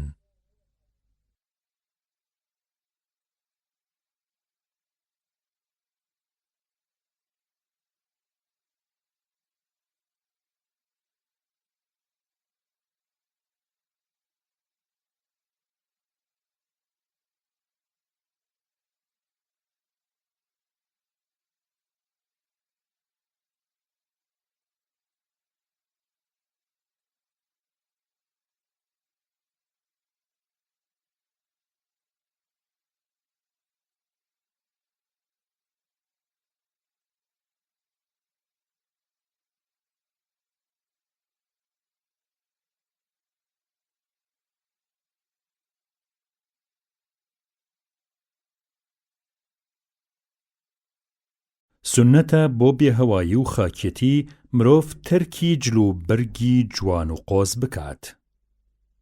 معاذی کوڕی ئەنەس ڕەزا و ڕەحمەتی خوای لەسەر بێ فەرمووی پێغەمبەر صلی الله عليه وسلم فەرمووی هەر کەسێ بۆ بێهەوایی و خاکێتی واز لە جلوبەرگی قۆز بێنێ و مەبەستی ساغ ڕەزای خوا بێ و لەبەر ڕەزیلی نەبێ، لە هەمان کاتا لە توانایشیە هەبێ کە بیکە، ئەوە لە ڕۆژی قیامەتا خوددا لە بەرچاوی ئەو هەموو دروستکراوانەی خۆی دەستی ڕێز و قەدری لێدەنێ و بانگی دەکا و دەیکا بەسەر پشک کە بەدڵی خۆی کام قاتەی بەدڵە لەو قاتانەی کە خەڵاتی خاوەن ئیمانەکانن لەبەری بکات. سنەتە پۆشاک ناوەندی بێت، نابێ شتێکی وابێ کە ببێ بەهۆی ڕەخنە و نەنگ لێگرتنی خەڵک مەگەر لەبەر ناچاری یان لەبەر مەبەستێکی ڕەوا. عەمری کوڕی شوعەیب لە باوکیەوە لە باپیریەوە ڕەزا و ڕەحمەتی خوای لێبێ فەرمووی حەزرەت صلی الله عليه وسلم فەرمووی خدا حەزەکە نیشانەی ناز و نیعمەت و چاکەی خۆی بە بەندەی خۆیەوە دیار بێت. عومەر ڕەزا و ڕەحمەتی خوای لەسەر بێ فەرمووی حەزرەت صلی الله عليه وسلم فەرمووی ئەی پیاوەکان ئاوریشم لەبەر مەکەن، چونکە هەر کەسێ لە پیاوان لەم جیهانەیە ئاوریشم لەبەر بکە لەو جیهان لەبەری ناکە. دیسان فەرمووی ژنەوتم لە حەزرەت صلی الله عليه وسلم دەی فەرموو کەسێ ئاوریشم لەبەر دەکا کە بەشی بەو جیهانەوە نەبێ. لە گەڕانەوەیکی بوخاریە تەنیا ئەو کەسانە ئاوریشم لەبەر دەکەن کە بەشی باشیان لە دوا ڕۆژدا نییە. ئەنەس ڕەزا و ڕەحمەتی خوای لەسەر بێ فەرمووی حەزرەت صلی الله عليه وسلم فەرمووی هەر پیاوێ لەم جیهانەیە ئاوریشم لەبەر بکە لەو دنیا لەبەری ناکات. ئیمامی عالی ڕەزا و ڕەحمەتی خوای لەسەر بێ فەرمووی بە چاوی خۆم چاوم لێبوو پێغەمبەر صلی الله عليه وسلم پارچەیە ئاوریشمی بەدەستی ڕاستی هەڵگرت و پارچەیە زێڕیشی بەدەستی چەپی هەڵگرت و فەرمووی ئەم دووشتە لەسەر نێرینەی گەلی من حرامن. ئەبوو موسای ئەشعەری ڕەزا و ڕەحمەتی خوای لەسەر بێ فەرمووی پێغەمبەری خوا صلی الله عليه وسلم فەرمووی پۆشینی ئاوریشم و زێڕ بۆ نێرینەی گەلی من واتە ئومەتی من نادروستە، وەلێ بۆ مێینەیان دروستە. حوذەیفە ڕەزا و ڕەحمەتی خوای لەسەر بێ فەرمووی پێغەمبەر صلی الله عليه وسلم قەدەغەی کردووە لێمان کە لە دەفری زێڕ و زیودا شت بخۆینەوە یان شت بخۆین، لەوەیش کە لەسەر کەلوپەلی ئاوریشم و دێباج دابنیشین. کەسێ ئاڵۆش و خوروی هەبێ پۆشینی ئاوریشمی بۆ دروستە. ئەنەس ڕەزا و ڕەحمەتی خوای لەسەر بێ فەرمووی پێغەمبەر صلی الله عليه وسلم ڕێگەی زوبەیری کوڕی عەوام و عەبدوڕەحمانی کوڕی عەوفیدا کە ئاوریشم لەبەر بکەن چونکە ئاڵۆش و خورو لە لەشیانە هەبوو. معاویە ڕەزا و ڕەحمەتی خوای لەسەر بێ فەرمووی حەزرەت صلی الله عليه وسلم فەرمووی نە لەسەر سەرزینی ئاوریشمەوە سواری وڵاغ ببن و نەکەوڵی پڵنگ بکەن بە سەرزین. ئەبوو مەلیح لە باوکیەوە ڕەزا و ڕەحمەتی خوای لەسەر بێ فەرمووی پێغەمبەری خوا صلی الله عليه وسلم فەرمووی سواری کەوڵ و پێستی درندە مەبن. لە گەڕانەوەیەکی ترمذیە هاتووە حەزرەت صلی الله عليه وسلم نەهی کردووە لە ڕاخستن و داخستنی کەوڵ و پێستی درندە. لە دوا لەبەرکردنی پۆشاک و پێڵاوی نوێ چی بڵێ باشە؟ ئەبوو سەعید ڕەزا و ڕەحمەتی خوای لەسەر بێ فەرمووی پێغەمبەر صلی الله عليه وسلم کە کاڵایەکی تازەی لەبەر دەکرد بە ناوی خۆیەوە ناوی دەهێنا وەک مێزەر یان کراس یان لەشپۆش ئەمجا دەیفەرموو اللهم لك الحمد أنت كسوتنيه أسألك خيره وخير ما صنع له وأعوذ بك من شره وشر ما صنع له. خدایە ستایش هەر بۆ تۆیە، تۆ ئەم پۆشاکت بە من بەخشیوە، داوا لێکم کە بەشم بدەی لە خێری ئەم پۆشاکە و لە خێری ئەو شتەیش کە ئەم پۆشاکەی بۆ دروست کراوە و پەنا ئەدەگرم بە تۆ لە شەڕی ئەمە و لە شەڕی ئەو شتەیش کە ئەمەی بۆ دروست کراوە. لە کاتی جل لەبەرکردن سنەتە لای ڕاست پێش بخرێت. نامەی دەستورەکانی نووستن و ڕاکشان و دانیشتن و کۆڕی دانیشتن و هاونشین و خەوبینین. بەڕای کوڕی عازب ڕەزا و ڕەحمەتی خوای لەسەر بێ فەرمووی حەزرەت صلی الله عليه وسلم کە دەچووە سەر نوێنی نووستنەکەی لەسەر لای ڕاست ڕادەکشا و دەیفەرموو اللهم أسلمت نفسي إليك ووجهت وجهي إليك وفوضت أمري إليك وألجأت ظهري إليك رغبة ورهبة إليك لا ملجأ ولا منجى منك إلا إليك آمنت بكتابك الذي أنزلت ونبيك الذي أرسلت. عائشة رضا و رحمەتی خوای لەسەر بێ فەرمووی پێغەمبەر صلی الله عليه وسلم بە شەو 11 ڕکعات نوێژی سنەتی ئەکرد کە شەبەقیەدا 2 ڕکعات نوێژی سووکەڵەی پێش نوێژی بەیانی دەکرد. ئەم جار لەسەر لای ڕاستی ڕادەکشا هەتا بانگ دەرەکە دەهات و ئاگداری دەکردەوە کە نوێشکەرەکان لە مزگە و کۆبوونەتەوە هەتا تەشریفی بڕوا بەرنوێژیەکەیان بۆ بکات. حوذەیفە ڕەزا و ڕەحمەتی خوای لەسەر بێ فەرمووی گەلێ جار حەزرەت صلی الله عليه وسلم کە بە شەو دەچووە سەر پێخەفەکەی دەستی ڕاستی دەنایە ژێر کوڵمی ڕاستی و دەیفەرموو اللهم بسمك أموت وأحيا خدایە بە پیرۆزی ناوی تۆ دەژیم و دەمرم کە لە خەویش خەبەری دەبووەوە دەیفەرموو الحمد لله الذي أحيانا بعدما أماتنا وإليه النشور سپاس بە ئەو خوایی کە لەم خەوە خەبەری کردینەوە لە پاشەوە کە خەوی لێ خستین لە ئەنجامە ئەچینەوە بەردیوانی خۆی. یعیشی کوڕی طیفخەی غیفاری ڕەزا و ڕەحمەتی خوای لێبێ فەرمووی باوکم فەرمووی جارێک لە مزگەوت لە بەر ژانەسکی لەسەر سک ڕاکشا بووم جارێک لە مزگەوت لەبەر ژانەسک لەسەر سکم ڕاکشا بووم ڕوانیم و پیاوێ بە قاچی ڕام دەوەشێنێ و دەفەرمێ خوا ڕقی لەو جۆرە پاڵکەوتنەیە فەرمووی جا کە تەماشایم کرد پێغەمبەر بوو صلی الله عليه وسلم. ئەبوو هورەیرە ڕەزا و ڕەحمەتی خوای لەسەر بێ فەرمووی پێغەمبەر صلی الله عليه وسلم فەرمووی هەر کەسێ لە هەر شوێنێدا بنیشێ و زیکر و یادی خودای تێدا نەکا لە ڕۆژی قیامەتە خوددا بۆیەکە بە دەخ و خەفەت هەروەها هەر کەسێ لە هەر جێگایەکە ڕابکشێ و زیکر و یادی خودای تێدا نەکا لە ڕۆژی قیامەتە خوددا دەیکا بە داخ و خەفەت بۆی. ئەم شتانە دروستن ڕاکشان لەسەر پشت و لنگ لەسەر لنگنان و قاش لەسەر قاشدانان بە مەرجێ شەرمگای دەرنەکەوێ هەروەها هەموو جۆرە دانیشتنێکی تریش دروستە وەکو چوارمشقی و دەستە و ئەژنۆ دانیشتن. عەبدوڵای کوڕی زەید ڕەزا و ڕەحمەتی خوای لەسەر بێ فەرمووی بە چاوی خۆم پێغەمبەرم بینی صلی الله عليه وسلم لەناو مزگەوتا لەسەر پشت ڕاکشا بوو لنگی نابووە سەر لنگ. جابیری کوڕی سەمورە ڕەزا و ڕەحمەتی خوای لەسەر بێ فەرمووی جاران پێغەمبەر صلی الله عليه وسلم کە نوێژی بەیانی دەکرد لە شوێنی خۆیان لەسەر جێنوێژەکەی چوار مەشقی دادەنیشت هەتا خۆر بە جوانی دەکەوت لەو ماوەیە یان زیکر و یادی خوایە کرد یان دەستیە کرد بە قسە و گفتوگۆ لەگەڵ هاوڕێکانیە. عەبدوڵای کوڕی عومەر ڕەزا و ڕەحمەتی خوای لەسەر بێ فەرمووی لە حەوشەی کەعبەیە پێغەمبەرم بینی صلی الله عليه وسلم بە چیچکانەوە دانیشت بوو دەستی گرتبوو بە بەر ئەژنۆیەوە ئاوەهای کردبوو. ڕاویە فەرمێ ئیبن عومەر بە دەستی چۆنیەتی دەستگرتنەکەی حەزرەتی دەستنیشان کرد کە بریتی بوو لە کڕوشکەکردن و هەڵتروشکان کە ئەویش ئاوایە کەسێ لەسەر قنگدا بنیشێ و ئەژنۆکانی بنووسێنێ بە سنگیەوە و هەردوو دەستی تێکپەڕێنێ بە بەر ئەژنۆیە. قەیلەی کچی مەخرەمە ڕەزا و ڕەحمەتی خوای لەسەر بێ فەرمووی جارێ حەزرەتم بینی صلی الله عليه وسلم بە چیچکانەوە تروشکەی کردبوو کە سەرنجمدا حەزرەت صلی الله عليه وسلم وا بە ملکەچی و گەردنکەچیەوە دانیشتووە لە ترسانە لەرزم لێ هات. شەریری کوڕی سوەید ڕەزا و ڕەحمەتی خوای لەسەر بێ فەرمووی جارێ پێغەمبەر صلی الله عليه وسلم لەلامەوە ڕەت بوو ئاوەها دانیشت بووم دەستی چەپم لە پشتمەوە دانابوو خۆم دابوو بەسەر قنگە پاژنەی دەستمدا. پێغەمبەر صلی الله عليه وسلم فەرمووی ئەوە چۆن ئاوادا دەنیشیت؟ وەک دانیشتنی ئەو کەسانە کە بەر قار و قینی خواکەوتون کە جوولەکەکانن. باسی دەستورەکانی کۆڕی دانیشتن و هاونشین. ئیبن عومەر ڕەزا و ڕەحمەتی خوای لەسەر بێ فەرمووی پێغەمبەر صلی الله عليه وسلم فەرمووی کەس لە جێی خۆی هەڵنەسێنێ و خۆی لە جێگەکەی ئەو دابنیشێ بەڵام تەکەتەک بکەن و جێگەی یەکتری بکەنەوە. یاسای ئیبن عومەر وابوو ئەگەر پیاوێ جێگەکەی خۆی بۆ چۆڵ بکردایە تیادا نانیشت. ئەبوو هورەیرە ڕەزا و ڕەحمەتی خوای لەسەر بێ فەرمووی پێغەمبەر صلی الله عليه وسلم فەرمووی ئەگەر کەسێ لە جێگەی خۆی هەڵسا لە پاشا گەڕایەوە بۆی خۆی لە پێشترە پێی واتە خۆی بچێتە شوێنی دانیشتنەکەی خۆی. جابیری کوڕی سەمورە ڕەزا و ڕەحمەتی خوای لەسەر بێ فەرمووی دەستورمان وابوو کە ئەچوین بۆ خزمەتی حەزرەت صلی الله عليه وسلم ریزی کۆڕەکە تا کوێ دانیشت بوو لەوێدا دادەنیشتین.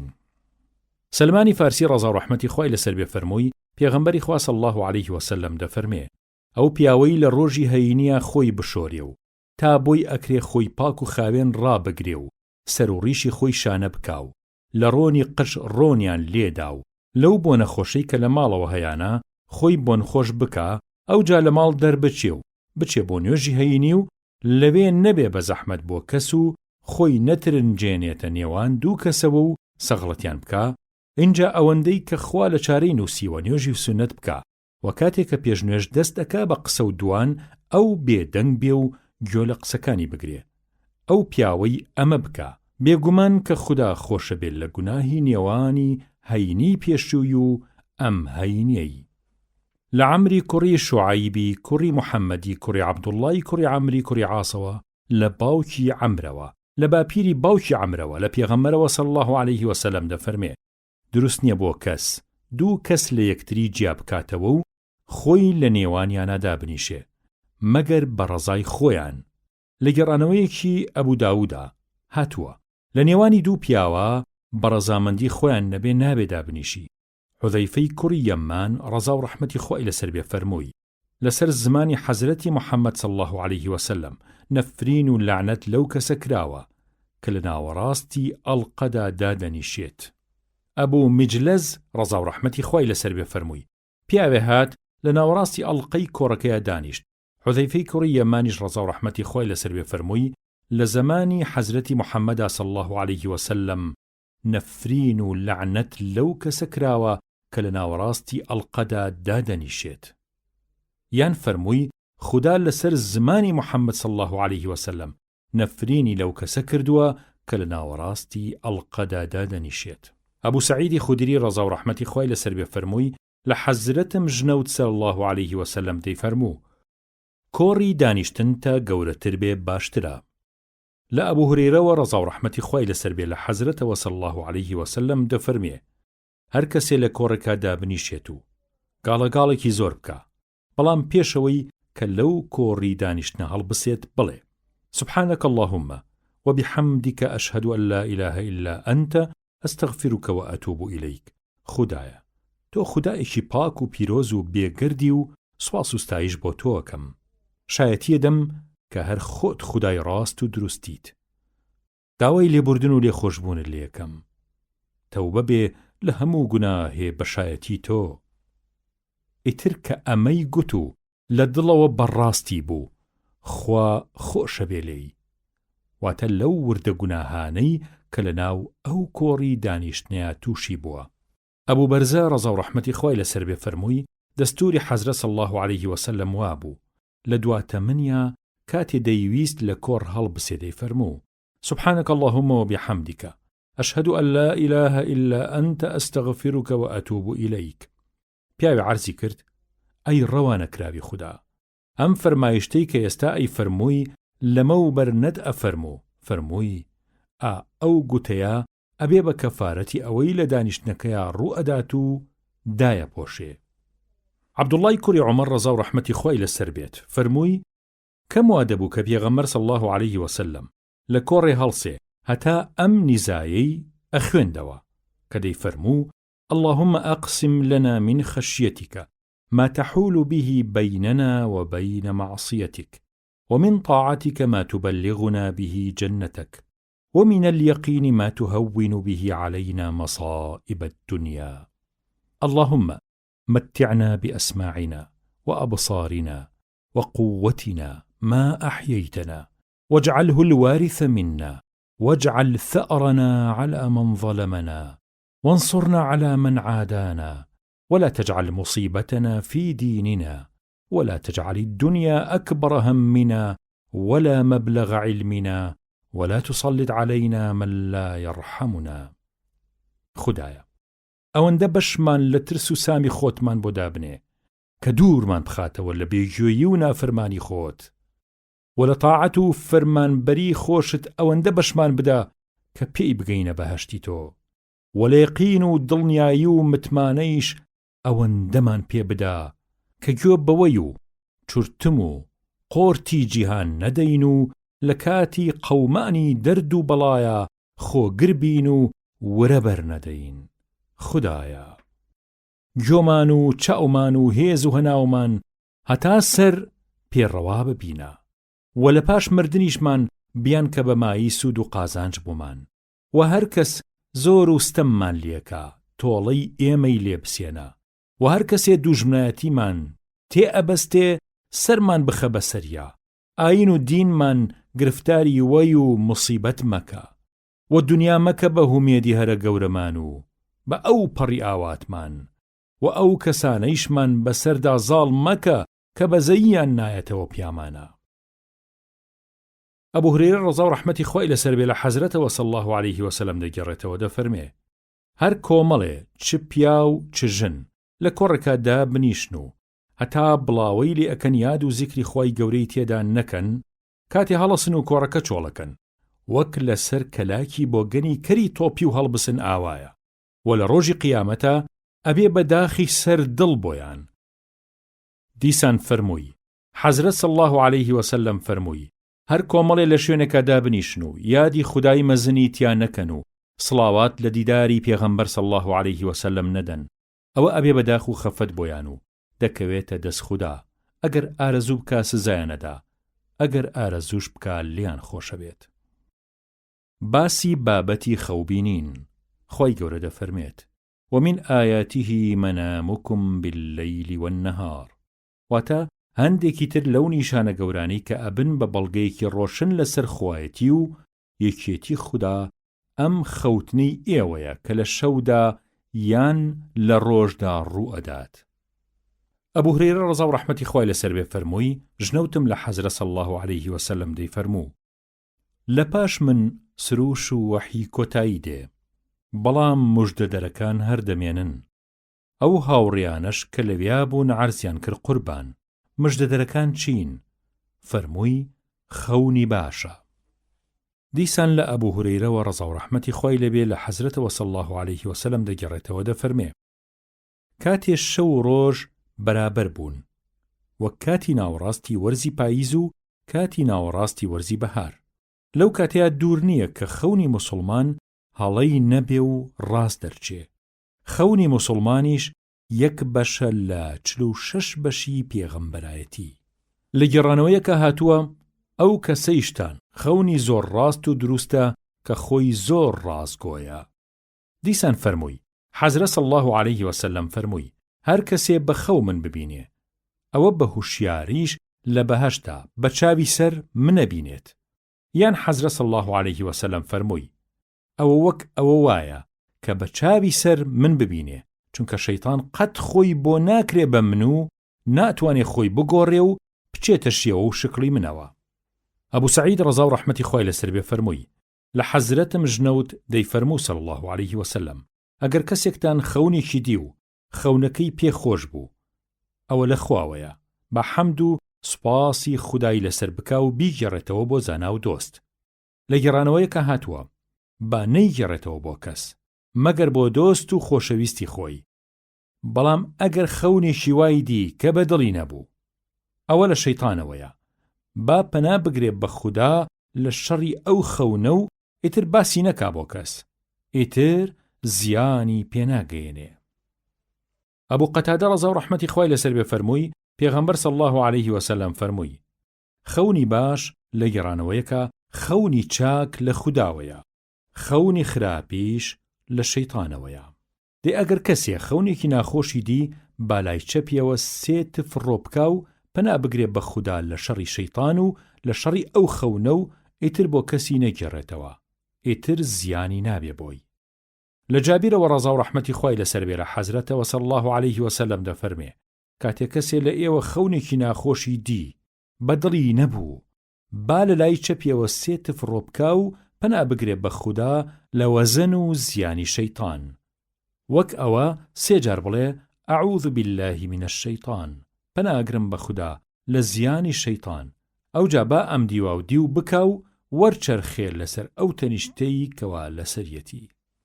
ئەبوو ئەسقع وائیلەی کوڕی ئەسقع ڕەزا و ڕەحمەتی خۆی لەسەر بێ فەرمووی حەزرەت صلی الله عليه وسلم فەرمووی هەڵاتێکی گەورە و بوختانێکی فرزلە کە کەسێ خۆی بکا بە کوڕی غەیری باوکی خۆی یان بڵێ لە خەومە ئەوە و ئەوەم دیوە و نەیشیدی بێ یان درۆ بەدەم پێغەمبەرەوە هەڵبەستێ صلی الله عليه وسلم.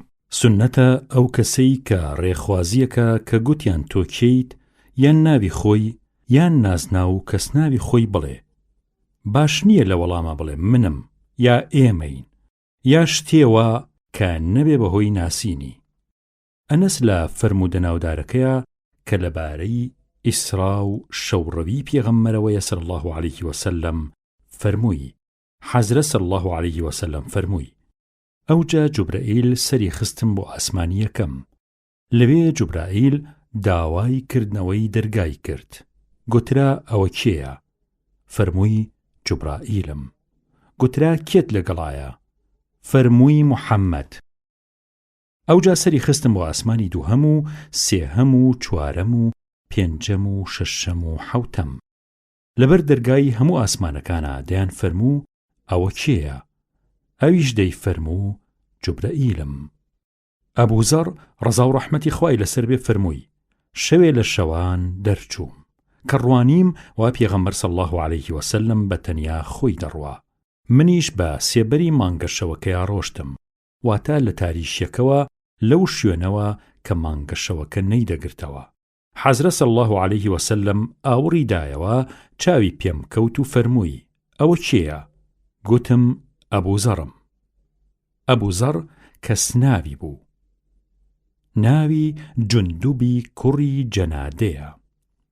لێرەدا لە دواکەیەوە ئەمەی زیاتر و پترە. حەزرەت صلی الله عليه وسلم فەرمووی: ئەوە کێیە؟ گوتم: منم، ئوم هانیئەم، واتە دایکی هانیئەم. جابر ڕەزا و ڕەحمەتی خوای لەسەر بێ فەرمووی: چوون بۆ لای پێغەمبەر صلی الله عليه وسلم کە لە دەرگامدا فەرمووی: ئەوە کێیە؟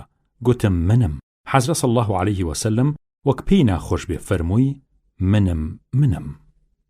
سنەتە ئەگەر پژمی و ستایشی خوای کرد نیزای چاکی بۆ بکەی، بەڵام ئەگەر سوپاسی نەکرد باش نییە نیزای بۆ بکە. هەروەها باسی ڕوونکردنەوەی دەستورەکانی نیزای پژمین و باوێشک. لە ئەبوو هورەیرەوە ڕەزا و ڕەحمەتی خوای لەسەر بێ لە پێغەمبەرەوە صلی الله عليه وسلم دەفەرمێ: خوا پژمەی خۆشەوێ، بەڵام باوێشکی پێخۆش نییە. دەی ئەگەر یەکێکتان پژمی و سوپاسی یەزدانی کرد، ئەوە ئەبێ بە ماف و حەق لەسەر هەموو موسڵمانێ کە گوێی لێتی پێی بڵێ: یەرحەموکە الله، واتە خوا ڕەحمت پێ بفەرمێ. بەڵام باوێشک لە شەیتانەوەیە.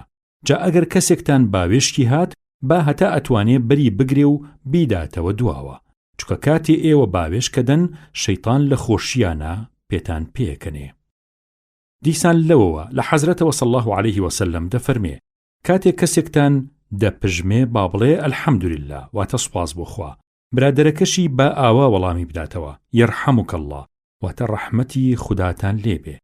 ئەو کاتە با پژمیوەکەش بەو بڵێتەوە: یەهدیکم الله وەیوصلح بالکم، یاخوا خوا شارەزای ڕێی حەقتان بکا و هیدایەتتان بدا و هەموو کاروبارێکتان بەباشی بۆ بسازێنێ.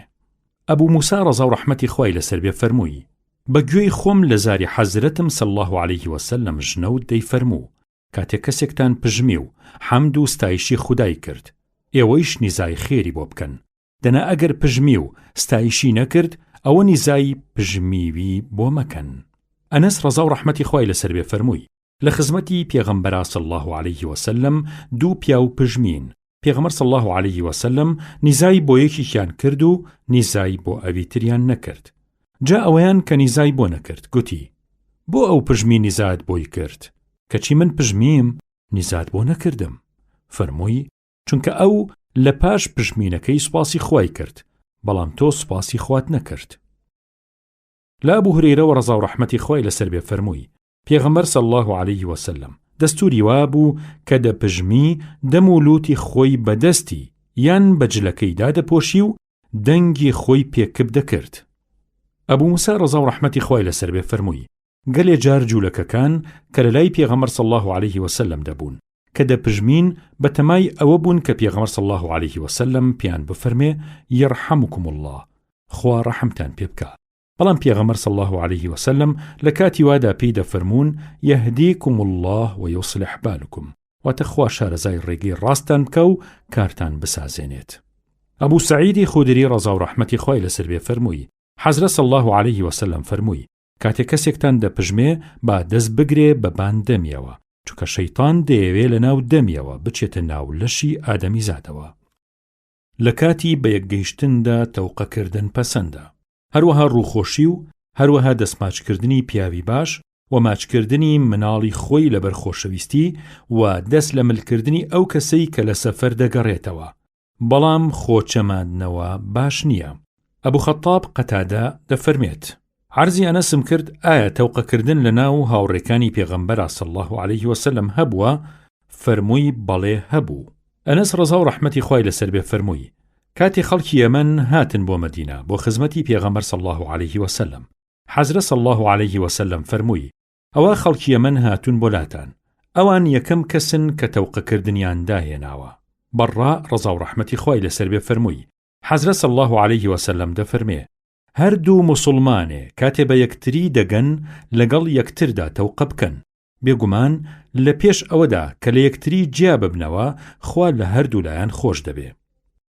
ئەنەس ڕەزا و ڕەحمەتی خوای لەسەر بێ فەرمووی پیاوێ وتی قوربان ئەی پێغەمبەری خوا صلی الله عليه وسلم کاتێ پیاوێ لە ئێمە دەگا بە برادەرێکی خۆی یان بە خۆشەویستێکی خۆی ئایا بچەمێتەوە بۆی؟ فەرمووی نە. گوتی ئەی دەست بکاتە ملی و ماچی بکە؟ فەرمووی نە. گوتی ئەی دەست بخاتە ناو دەستی و تەوقەی لەگەڵ بکە؟ فەرمووی بەڵێ. سەفوانی کوڕی عەسال ڕەزا و ڕەحمەتی خوای لەسەر بێ فەرمووی دوو جوولەکە دەبن یەکێکیان دەڵێ بە هاوڕێکەی هەستە با بڕۆین بۆ لای ئەو پێغەمبەرە صلی الله عليه وسلم. دوایی هاتنە لای پێغەمبەر صلی الله عليه وسلم لە مەعنا و مەبەستی ئەم ئایەتە پرسیاریان لێ کرد وَلَقَدْ آتَيْنَا مُوسَى 9 آيَاتٍ بَيِّنَاتٍ. جا فەرموودەکەی بە تەواوی گێڕایەوە تا ئەوێ کە دەفەرمێ جا هەردووکیان هەستان هەردوو دەست و هەردوو پێی حەزرەتیان ماچ کرد و گوتیان صلی الله عليه وسلم ئێمە شایەتی ئەدەین کە تۆ پێغەمبەری خودای صلی الله عليه وسلم. ابن عمر ڕەزا و ڕەحمەتی خوای لەسەر بێ داستانێکی گێڕایەوە لەو داستانەدا فەرمووی ئیتر پەلاماری دەستی پێغەمبەرماندا و ماچمان کرد صلی الله عليه وسلم. حەزرەتی عایشە ڕەزا و ڕەحمەتی خوای لەسەر بێ فەرمووی زەیدی کوڕی حارثە هات بۆ مەدینە و هات بۆ لای حەزرەتی ڕەسوول الله صلی الله عليه وسلم لەو کاتەیە لە ماڵی من بوو کە هات لە دەرگایدا حەزرەتی ڕەسوول الله صلی الله عليه وسلم هەڵسا چوو بە پیریەوە لە خۆشیە ئەوەندە بە پەلە چوو بە پیریەوە فریا نەکەوت کە جلەکەی ڕێک بخا بەدەم ڕێگەوە بە کێشیە کرد ئەوجا دەستی کردە ملی و ماچی کرد. نامەی سەردانی نەخۆش و بەڕێکردنی مردوو باسی نوێشکردن لەسەری و ئامادەبوونی ناشتنی و کەمێک مانەوە لەسەر گۆڕەکەی لە پاش ناشتنی باسی سەردانی نەخۆش. ئەبوو هورەیرە ڕەزا و ڕەحمەتی خوای لەسەر بێ فەرمووی پێغەمبەری خوا صلی الله عليه وسلم فەرمووی لە ڕۆژی قیامەتە خوای گەورە و سەروەردە فەرمێ ئەی ئادەمیزاد من نەخۆش بووم کەچی تۆ نەهاتی بۆ سەردانم دەڵێ ئەی پەروەردگارم تۆیە کە خودای هەردوو جیهانی ئیتر من چۆنی بێم بۆ سەردانت؟ خدا دەفەرمێ تۆ دەتزانی کە کاتی خۆی فیسارە بەندەی من نەخۆش بوو بۆچی سرت لێ نەدا؟ ئەدی نەتزانی ئەگەر سرت لێ بدایە و سەرخۆشیت لێ بکردایە لەو کاتیان من لەوێ لەلای بووم؟ ئەی ئادەمیزاد داوای نان و خۆراکم لە تۆ کرد کەچی بەشت نەدام دەڵێ ئەی پەروەردگارم تۆیە کە خودای هەموو لایەکی ئیتر من چ ڕادەیەکم دەکەوێ و چۆنی نان و خۆراکت پێ بدەم؟ دەفەرمێ تۆ دەتزانی کە کاتی خۆی فیسارە بەندەم لە فیسارە ڕۆژە لە جیهانە لە دنیاە داوای نان و خواردەمەنی لێ کردیت کەچی بەشت نەدا ئەدی نەتزانی بەشیت بدایە ئێستا کە پاداشتی ئەوەت لە لای من هەبوو؟ ئەی ئادەمیزاد من تینوم بوو داوای ئاوم لێ کردی کەچی تۆ بەشت نەدام دەڵێ پەروەردگار تۆیە کە خودای هەمووانی من چ ڕادەم هەیە و چۆنی ئاوت بدەمێ؟ دەفەرمێ فیسارە بەندەی من لە جیهانە داوای ئاوی لێ کردی کەچی تۆ بەشت نەدا ئەدی ئەگەر ئەو ئاوت پێ بدایە ئێستا پاداشتی باشی ئەو چاکەیەت لە لای من بوو. ئەبوو موسا ڕەزا و ڕەحمەتی خوای لەسەر بێ فەرمووی حەزرەت صلی الله عليه وسلم فەرمووی سەر لە نەخۆش بدەن و نان بە برسی بدەن و دیل بەرەڵا بکەن. ثەوبان ڕەزا و ڕەحمەتی خوای لەسەر بێ دەفەرمێ پێغەمبەر صلی الله عليه وسلم دەفەرمێ کاتێ مسلمان ئەچێ بۆ هەواڵپرسینی برای مسلمانی نەخۆشی ئەوە ئەچێت بۆ ڕنینی میوەی بەهەشت هەتا دەگەڕێتەوە. گوترا ئەی پێغەمبەری خوا صلی الله عليه وسلم مەبەست لەم ڕنینی میوەیە چییە؟ فەرمووی یانی بەری باخی بەهەشت دەڕنێ و ئەم ئیشە باشەی دەبێ بەمایەی چوونە بەهەشتی. حەزرەتی عالی ڕەزا و ڕەحمەتی خوای لەسەر بێ فەرمووی: بەگوێی خۆم لە زاری حەزرەتم ژنەوت دەیفەرموو صلی الله عليه وسلم: هەر موسڵمانێ سەر لە بەیانی بچێ بۆ سەردانی موسڵمانێکی نەخۆش 7,000 فریشتە تا ئێوارێ نیزای باشی بۆ ئەکەن و ڕەحمەتی بۆ دەنێرن، و ئەگەر سەر لە ئێوارێ بچێ بۆ سەردانی 7,000 فریشتە تا سبەینێ بەیانی بۆیە پاڕێنەوە و ڕەحمەتی لێەکەن و ئەبێ بەمایی چوونە بەهەشتی و لە بەری باخی بەهەشت دەخوات. ئەنەس ڕەزا و ڕەحمەتی خوای لەسەر بێ فەرمووی: کوڕە جوولەکەیە خزمەتی پێغەمبەریە کرد صلی الله عليه وسلم. کوڕەکە نەخۆش کەوت. حەزرەت صلی الله عليه وسلم تەشریفی چوو بۆ سەردانی و لە لای سەریەوە دانیشت و پێی فەرموو: موسڵمان ببە. کوڕەکەیش سەیری باوکی کرد.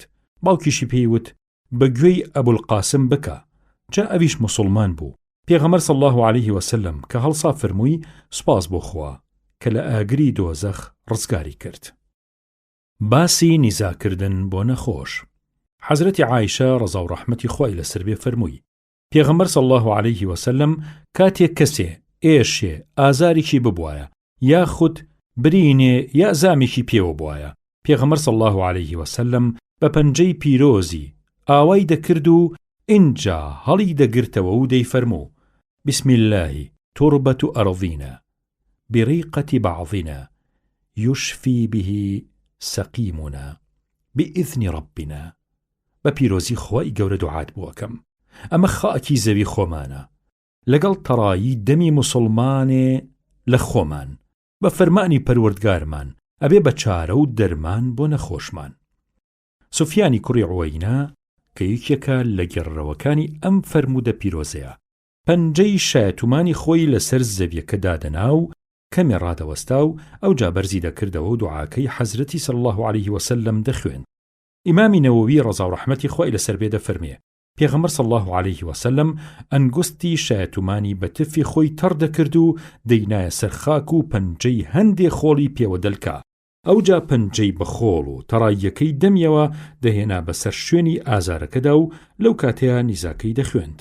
دیسان حەزرەتی عایشە ڕەزا و ڕەحمەتی خوای لەسەر بێ فەرمووی: پێغەمبەر صلی الله عليه وسلم کە دوعای بۆ یەکێ لە کەسوکاری خۆی دەکرد دەستی ڕاستی ئەهێنا بەسەر جەستەی نەخۆشەکەیا و دەیفەرموو: اللهم رب الناس أذهب البأس واشفي أنت الشافي لا شفاء إلا شفاؤك شفاء لا يغادر سقما.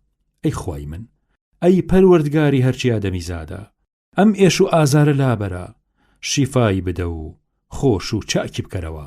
شیفا دەری بەڕاستی هەر خۆتیت و خۆشبوونەوە هەر بەدەستی تۆیە. بێجگەرە تۆ شیفادەری تر نییە. چارەساز هەر خۆتی، چاککەرەوە هەر تۆی. ئەگەر خواستی تۆی لەسەر نەبێ دەرمان و نوشتە پارە ناکا و دەرمانی هیچ دەردێ ناکا. شیفایەکی تەواوی وا کە هیچ دەردێ نەهێڵێ. سابت ڕەزا و ڕەحمەتی خوای لەسەر بێ بە ئەنەسی فەرموو: نەخۆشم. ئەویش پێی فەرموو دەبا بە دوعاکەی پێغەمبەر صلی الله عليه وسلم خۆی دوعات بۆ بکەم. عەرزی کرد بفەرموو. ئەنەس فەرمووی: اللهم رب الناس مذهب البأس اشفي أنت الشافي لا شافي إلا أنت شفاء لا يغادر سقما. سعدی کوڕی ئەبی وەقاس ڕەزا و ڕەحمەتی خوای لەسەر بێ فەرمووی: پێغەمبەری خوا صلی الله عليه وسلم تەشریفی هات بۆ سەرلێدانم چونکە نەخۆش بوو. 3 جار لەسەر یەک فەرمووی: اللهم اشفي سعدا اللهم اشفي سعدا اللهم اشفي سعدا. خوای دەرمانی دەردی سعد بکە و شیفای بفەرموو. 3 جار بەم جۆرە فەرمووی.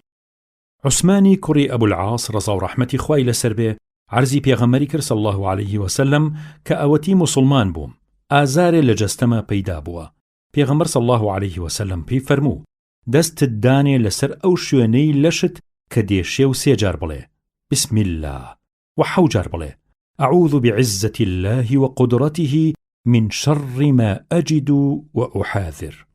پەناگرم بە گەورەی خوا و بە توانایی ئەو لە زیانی ئەم ئازارەی کە هەستی پێکەم و مەترسیم لێی هەیە.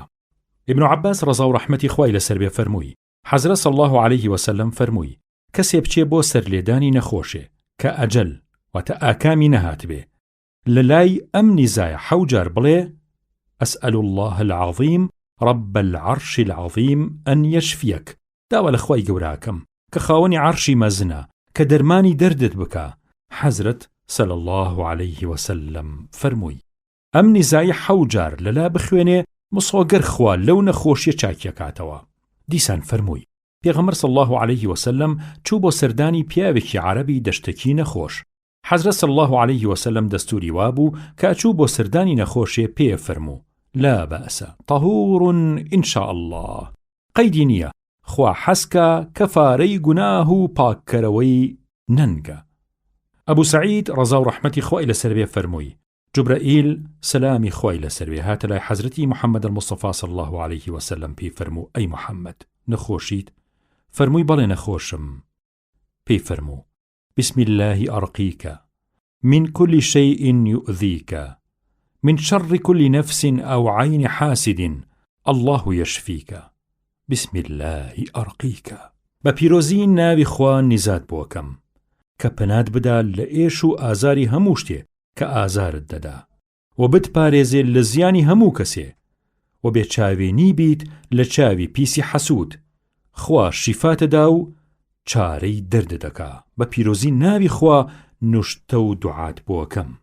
ئەبوو سەعیدی خودری و ئەبوو هورەیرە ڕەزا و ڕەحمەتی خوایان لەسەر بێ فەرموویان شایەتیەدەن کە پێغەمبەر صلی الله عليه وسلم فەرمووی هەر کەسێ بڵێ لا إله إلا الله والله أكبر، هەر خدا خدایە و بەس، خدا لە هەموو کەسێک گەورەترە، خدای پەروەردگار بۆی مۆرەکاوە فەرمێ لا إله إلا أنا وأنا أكبر، ڕاستە وایە هەر خۆم خودام و بەس، من لە هەموو کەسێک گەورەترم.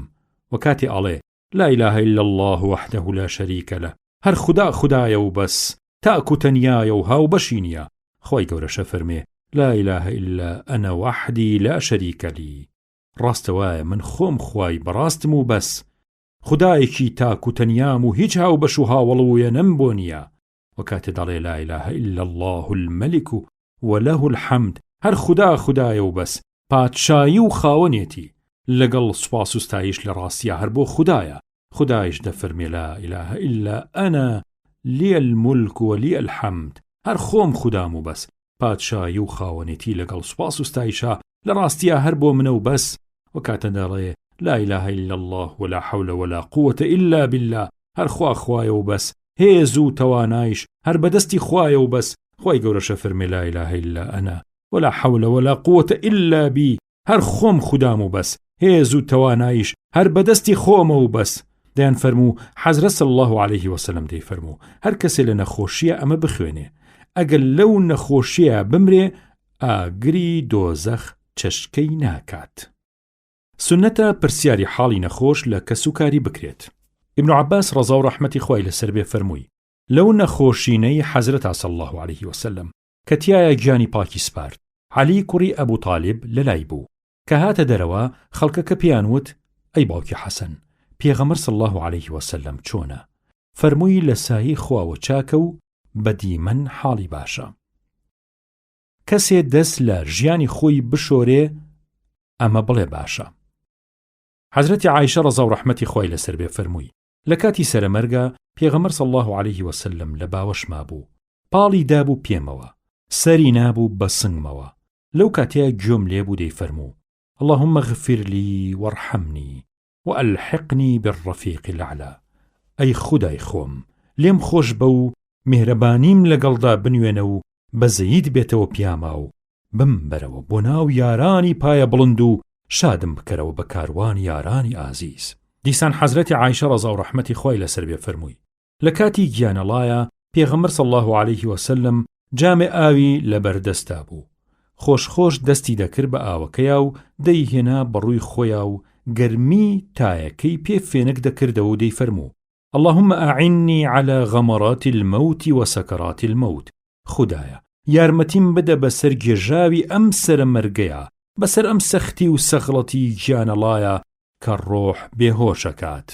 هێنانەوەی ئەم دوو فەرمودەیە لەم جێگەیەدا و بەم بۆنەیەوە لەلایەن ئیمامی نەوەویەوە ڕەزا و ڕەحمەتی خوای لەسەر بێ معنای وایە کە سونەتە بۆ هەموو موسڵمانێ لە کاتی سەرەمەرگە ئەم دوو نیزا پیرۆزەیە بۆ خۆی بکە، خدا بە ڕەحمەتی خۆی لە سەرەمەرگە ڕەحممان پێ بکە و ئیمانمان بەنصیب بکە.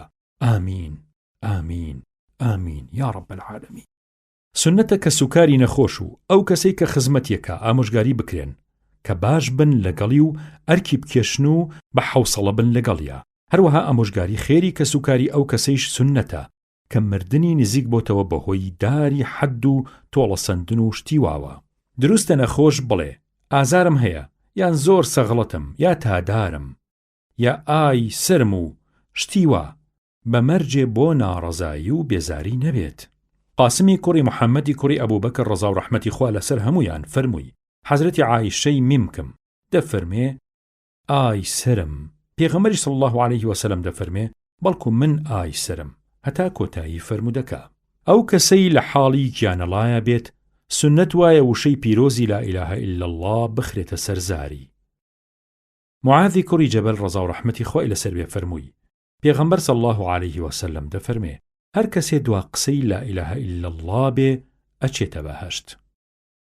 ئەبوو سەعیدی خودری ڕەزا و ڕەحمەتی خوای لەسەر بێ فەرمووی پێغەمبەر صلی الله عليه وسلم فەرمووی ئەو کەسانەتان کەوان لەسەر مەرگا لا إله إلا اللهیان بەگوێدا بدەن و ئەم وشە پیرۆزەیان لەو کاتە ناسکەیە یاد بخەنەوە و لە بەرچاویان بیڵێن سابەشک و ئەوانیش چاو لە ئێوە بکەن و لە دوا ئێوە بیڵێن و بەر ئەو فەرمودە پیرۆزەیە بکەون کە دەفەرمێ من كان آخر كلامه لا إله إلا الله دخل الجنة.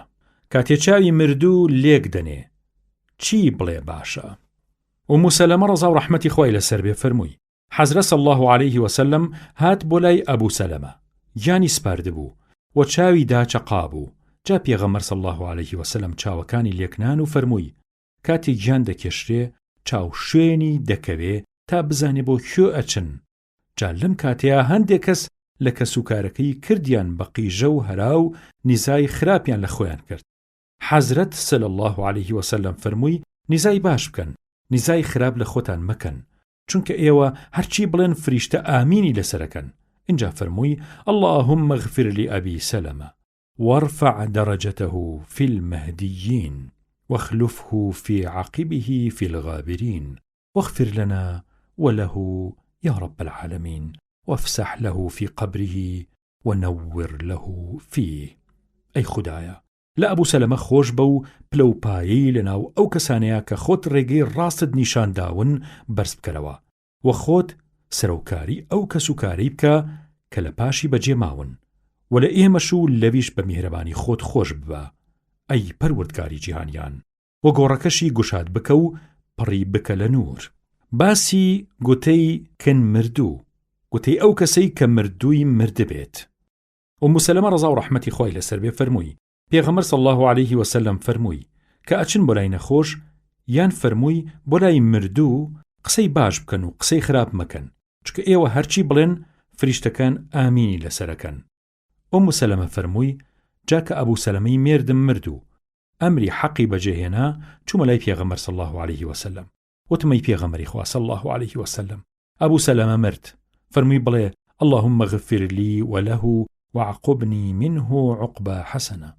ئەی خودایە لە منیش و لەویش خۆش بە و تۆڵەیەکی باشم بۆ بکەرەوە. گوتی منیش واموت. ئەوە بوو خوا لە شوێنی ئەو محەممەدی پێم داوە کە زۆر زۆر لە ئەبوو سەلەمە باشترە بۆم بۆ دین و دنیام. ئیمامی موسلیم ڕەزا و ڕەحمەتی خوای لەسەر بێ ئاوای دەگێڕێتەوە فەرمووی کە ئەچن بۆ لای نەخۆش یان فەرمووی کە ئەچن بۆ لای مردوو ئاوا بە گومانەوە دەیگێڕێتەوە. بەڵام ئەبوو داود و کەسانی تر بەبێ گومان ئاوای دەگەڕنەوە کە دەچن بۆ لای مردوو. دیسان ئومو سەلەمە ڕەزا و ڕەحمەتی خوای لەسەر بێ فەرمووی لە زاری حەزرەتم ژنەوت دەی فەرموو صلی الله عليه وسلم هەر بەندێ کاتێ تووشی نەخۆشیەک دەبێ بڵێ ئینا لله وئینا ئیلەیه ڕاجعون.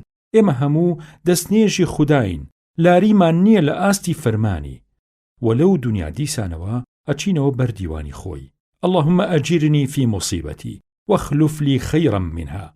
أي خدايا لهوي أمنا خوشيوا كبهوي أمويو مصيبتو بسرم هاتوا پاداشتی باشم بدروا وبوجليشي باشتر طولم بوبكروا. هر بنده لكاتي آوايا أم نزايا بباوري دل بيكات البت كخواي گورو مزن لهوي أو ناخوشيو پاداشتی باشي أداتوا. فەرمووی جاکاتێ ئەبوو سەلەمەی مێردم جاکاتێ ئەبوو سەلەمەی مێردی پێشوم ئەمری خۆی کرد و ئەمری حەقی بەجێهێنا. فەرمانەکەی پێغەمبەرم صلی الله عليه وسلم بەجێهێنا و ئەو نیزایی خۆی پێیگوتم خوێندم. ئیتر ئەوە بوو کە خوا لە وەجەڵی ئەودا بە محەممەد صلی الله عليه وسلم تۆڵەیەکی باشتری بۆم کردەوە کە بۆ هەردوو جیهانم لە ئەبوو سەلەمە باشترە، چونکە محەممەد پێغەمبەری خوایە صلی الله عليه وسلم. ئەبوو موسا ڕەزا و ڕەحمەتی خوای لەسەر بێ فەرمووی پێغەمبەر صلی الله عليه وسلم فەرمووی کاتێک کە بەندێ مناڵێکی ئەمرێ خوا بە فریشتەکانی فەرمێ گیانی مناڵی بەندەکەمتان کێشا دەڵێن بەڵێ، دەفەرمێ جگەر گۆشەکەیتان لێ سند و بەش و بارەی دڵتان لێ وەرگرت دەڵێن بەڵێ. جا دەفەرمێ ئەی بەندەکەم چیوت؟ دەفەرمون حەمد و سپاسی تۆی کرد و گوتی ئینا لله وئینا ئیلەیه ڕاجعون. ئەوجا خۆی گەورە دەفەرمێ کۆشکێ لە بەهەشتا دروست بکەن بۆ ئەو بەندەیەم و ناوی لێ بنێن کۆشکی حەمد و سپاس. گریان لەسەر مردوو دروستە بە مەرجێ بەلاوانەوە و شین و زاریەوە نەبێت. ئیمامی نەوەوی ڕەزا و ڕەحمەتی خۆی لەسەر بێ دەفەرمێ دیارە کە گریە و زاری و شین و شەپۆڕ ناڕەوایە و نادروستە. خوایار بێ لە کتاب النەهیدا باسێ لەم بابەتەوە دێت، بەڵام گریانی ڕوت چەند فەرمودەیە هەیە ڕێگەی نادا، وەک ئەوە کە دەفەرمێ هەندێ مردوو سزای دەدرێت بەهۆی هەندێ لەو گریانەوە کە کەس و کارەکەی لەسەری دەگرین. ئەڵبەت مەبەست لەم جۆرە فەرمودەیە ڕواڵەتی دەرەوەیان نییە و مەبەست لێیان شتێکی ترە، وەک ئەمە بۆ کەسێ وایە کە خۆی ڕابسپێرێ کە بۆی بگرین، یان مەبەست ئەو گریانەیە کە لاوانەوە و شین و شەپۆڕی تیابێ، چونکە گەلێ فەرمودە هەیە کە دەبن بە بەڵگە لەسەر دروستبوونی گریان بەبێ لاوانەوە و گریە و زاری، وەک ئەمەی کە دەفەرمێ. ئیبن عومەر ڕەزا و ڕەحمەتی خۆی لەسەر بێ دەفەرمێ جارێک سعدی کوڕی عوبادە نەخۆش بوو، پێغەمبەر صلی الله عليه وسلم ڕۆیشت بۆ سەردانی. عەبدوڕەحمانی کوڕی عەوف و سعدی کوڕی ئەبی وەقاص و عەبدوڵڵای کوڕی مەسعودیشی لەگەڵدا بوون کە پێغەمبەر صلی الله عليه وسلم ڕۆشتە ژوورەوە بۆ لای ڕوانی وا بوراوەتەوە و پەل و پۆی شکاوە و کەس و کارەکەی دەوریان لێداوە. جا فەرمووی ئایا ماوە یا مردووە؟ گوتیانەی پێغەمبەری خوا صلی الله عليه وسلم هێشتا ماوە. ئیتر پێغەمبەر صلی الله عليه وسلم دەستی کرد بە گریان کە خەڵکەکەش بینیان وا پێغەمبەر صلی الله عليه وسلم دەگری، ئەوانیش دەستیان کرد بە گریان. ئەویش فەرمووی صلی الله عليه وسلم گوێتان لێبێ خوا لەسەر فرمێسکی چاو لەسەر خەم و پەژارەی دڵ ئازار و سزاتان نادا، بەڵام بەهۆی ئەم زمانەوە سزاتانەدا ئەگەر شیوەن و ناسوپاسی پێ بکەن یا ڕەحمتان پێکا، ئەگەر لە کاتی سەختی و قۆرت و کۆستا قسەی باشی پێ بکەن، وەک ئەوە بڵێن ئینا لله وئینا ئیلەیه ڕاجعون، ئێمە هەموو دەستنێژی خوداین و دیسانەوە ئەچینەوە بەردەستی خۆی. ئەنەس ڕەزا و ڕەحمەتی خۆی لەسەر بێ فەرمووی لە خزمەتی پێغەمبەر صلی الله عليه وسلم چوین بۆ ماڵی ئەبوو سەیفی ئاسنگەر کە مێردی دایانەکەی ئیبراهیمی کوڕی پێغەمبەر بوو صلی الله عليه وسلم، واتە باوکی شیرینی ئیبراهیم بوو. پێغەمبەر صلی الله عليه وسلم ئیبراهیمی هەڵگرت و گرتیە باوەش و تێر ماچی کرد و بۆنی کرد. لە پاشان چاوەکانی پێغەمبەر صلی الله عليه وسلم هۆن فرمێسکیان پیادە هاتە خوارەوە. عەبدوڕەحمانی کوڕ عەوف پێی گوت ئای قوربان ئەو تۆشەگریتەی پێغەمبەری خوا صلی الله عليه وسلم، خۆ خۆت ڕێگەی ئەمەد نەئەدا. فەرمی ئەی کوڕی عەوف ڕێگەی ڕەحم ناگیرێ، ئەمە نیشانەی ڕەحم و میهرەبانیە. اینجا فرمێسکێکی تری بە شوێنە ڕژا و فەرمووی چاو پڕەبێ لە ئەسر و دڵکەی لەبێ لە خەم و خەفەت، بەڵام بە زمان ئەوەی ڕزای خۆی پروردگارمانی لەسەر نەبێ نایڵین. لە ڕاستیایی ئیبراهیم ئێمە لە دووری تۆ خەمگین و خەمبارین، بە کۆچی بێوەختت پەرۆشین. موسلیمیش هەندێکی لێگەڕاوەتەوە لە تاجا فەرمێ بوخاری و موسلم و ئەبوو داود و ترمذی ئەم فەرمودەیان گێڕاوەتەوە.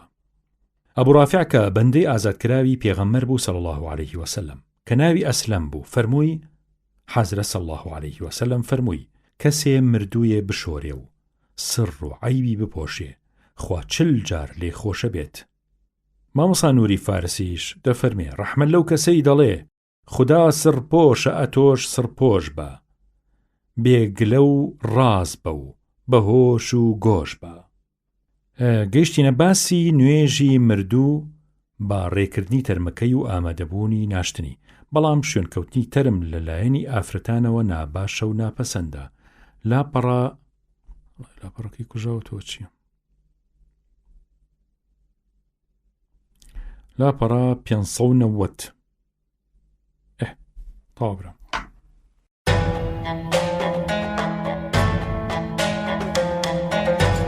درود بەحری نور، ڕۆژە ئیمانیەکانی درود، دەریای محبات، هەناسەکانی ژیانەوە، توێشووی ڕێی هەتاهەتایی و نیشتیمانی چاوەڕوان کراو، گەڕان بەدووی ئەو دێوانانەی کە بیریان لە خۆشیەکانی خۆیان نەکردەوە و چاویان لە پلە و پارە و پارو نەبوو، چاوی بینایتان بکەنەوە و ئیمانتان ڕزگار بکەن. بسم الله الرحمن الرحيم، الحمد لله رب العالمين، والصلاة والسلام على رسول الله محمد صلى الله عليه وسلم. السلام عليكم ورحمة الله وبركاته. يواراني درود كوري ذكرو چرای فكرو دریای محبة محمد صلى الله عليه وسلم. سنوري آوابوني خمو بيري رزقاري إيمانو رهيل باراني رحمة. أعوذ بالله من الشيطان الرجيم. إن الله وملائكته يصلون على النبي يا أيها الذين آمنوا صلوا عليه وسلموا تسليما. سلامي إليك صلاتي عليك رسول السلام عليك السلام. اللهم صل على سيدنا محمد وعلى آله وصحبه وسلم. اللهم صل على سيدنا محمد وعلى آله وصحبه وسلم. اللهم صل على سيدنا محمد وعلى آله وصحبه وسلم. اللهم صل على سيدنا محمد وعلى آله وصحبه وسلم. اللهم صل على سيدنا محمد وعلى آله وصحبه وسلم. اللهم صل على سيدنا محمد وعلى آله وصحبه وسلم. اللهم صل على سيدنا محمد وعلى آله وصحبه وسلم. اللهم صل على سيدنا محمد وعلى آله وصحبه وسلم. اللهم صل على سيدنا محمد وعلى آله وصحبه وسلم. اللهم صل على سيدنا محمد وعلى آله وصحبه وسلم.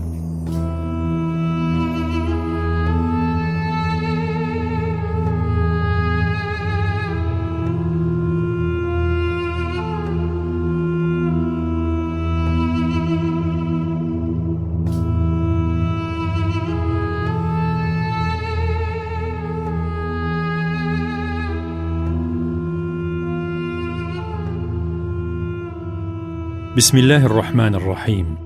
الحمد لله رب العالمين، والصلاة والسلام على سيدنا محمد وعلى آله وصحبه أجمعين.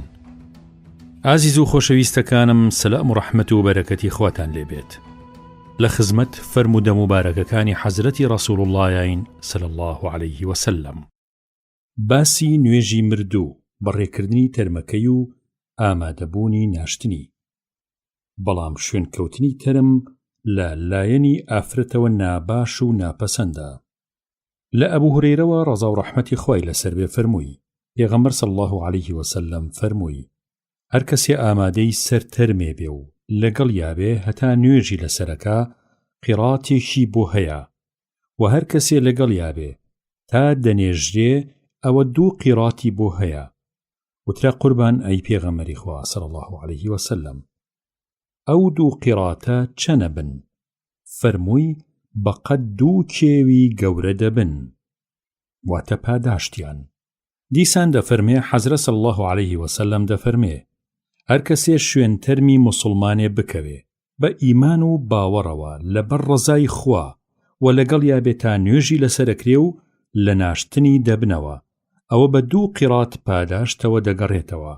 هەر قیراتەی بەقەد کێوی ئوحود ئەبێ، وەلێ کەسێک کە نوێژی لەسەر کرد بەر لەوە بە خاک بسپێررێ بگەڕێتەوە، ئەوە بە 1 قیراتەوە دەگەڕێتەوە. ئوم عاتیە خۆشنودی یەزدانی مەزنی لێبێ فەرمووی، حەزرەت صلی الله عليه وسلم جڵەوگیری کرد. حەزرەت صلی الله عليه وسلم جڵەوگیری کرد لە ئێمەی ژنان کە لەگەڵ تەرمی مردووە بڕۆین بۆ سەر قەبران، بەڵام بە حرامی دانەنا، لەبەرەوە زۆر بەتوندی بە جەخت جڵەوگیری لێ نەکردین. وا جوانە ژمارەی نوێشکەرەکانی سەر تەرمەکە زۆر بکرێن و ڕیزەکانیشیان لە 3 کەمتر نەبن. عائیشە ڕەزا و ڕەحمەتی خوای لەسەر بێ دەفەرمێ حەزرەت صلی الله عليه وسلم دەفەرمێ هەر مردوویە کە کۆمەڵێ موسڵمان ژمارەیان بگاتە 100 کەس نوێژی لەسەر بکەن و هەمویان تکای بۆ بکەن بێگومان کە خوا تکاکەیان گیرا دەکات. مەرثەدی کوڕی عەبدوڵڵای یەزەنی ڕەزا و ڕەحمەتی خوای لەسەر بێ فەرمووی مالیکی کوڕی هوبەیرا ڕەزا و ڕەحمەتی خوای لێبێ دەستوری وابوو کاتێ لەسەر تەرمێ نوێژیە کرد ئەگەر نوێژکەرەکان لە بەرچاوی کەمیان بنواندایە دەیکردن بە 3 بەشەوە و هەر بەشێکی ئەکرد بە ڕیزێ. لە پاشایی فەرموو من بۆیە واکەم چونکە حەزرەتی ڕەسوول الله صلی الله عليه وسلم دەفەرمێ هەر موسڵمانێ بمرێ و 3 ڕیز لە موسڵمانان نوێژی لەسەر بکەن بێگومان بەهەشت بۆ خۆی دەردەست دەکا. نوێژی مردوو بەم شێوەیەیە. نوێشکەرەکە بە دەستنوێژەوە بەرەو قیبلە ڕادەوەستێ. تەرمەکە لە بەردەمیا دەبێ. اینجا ئاوان نیەتدا ئەبەسێ یەکسەر ئەڵێ ئەعوذ بالله من الشەیطان الرەجیم.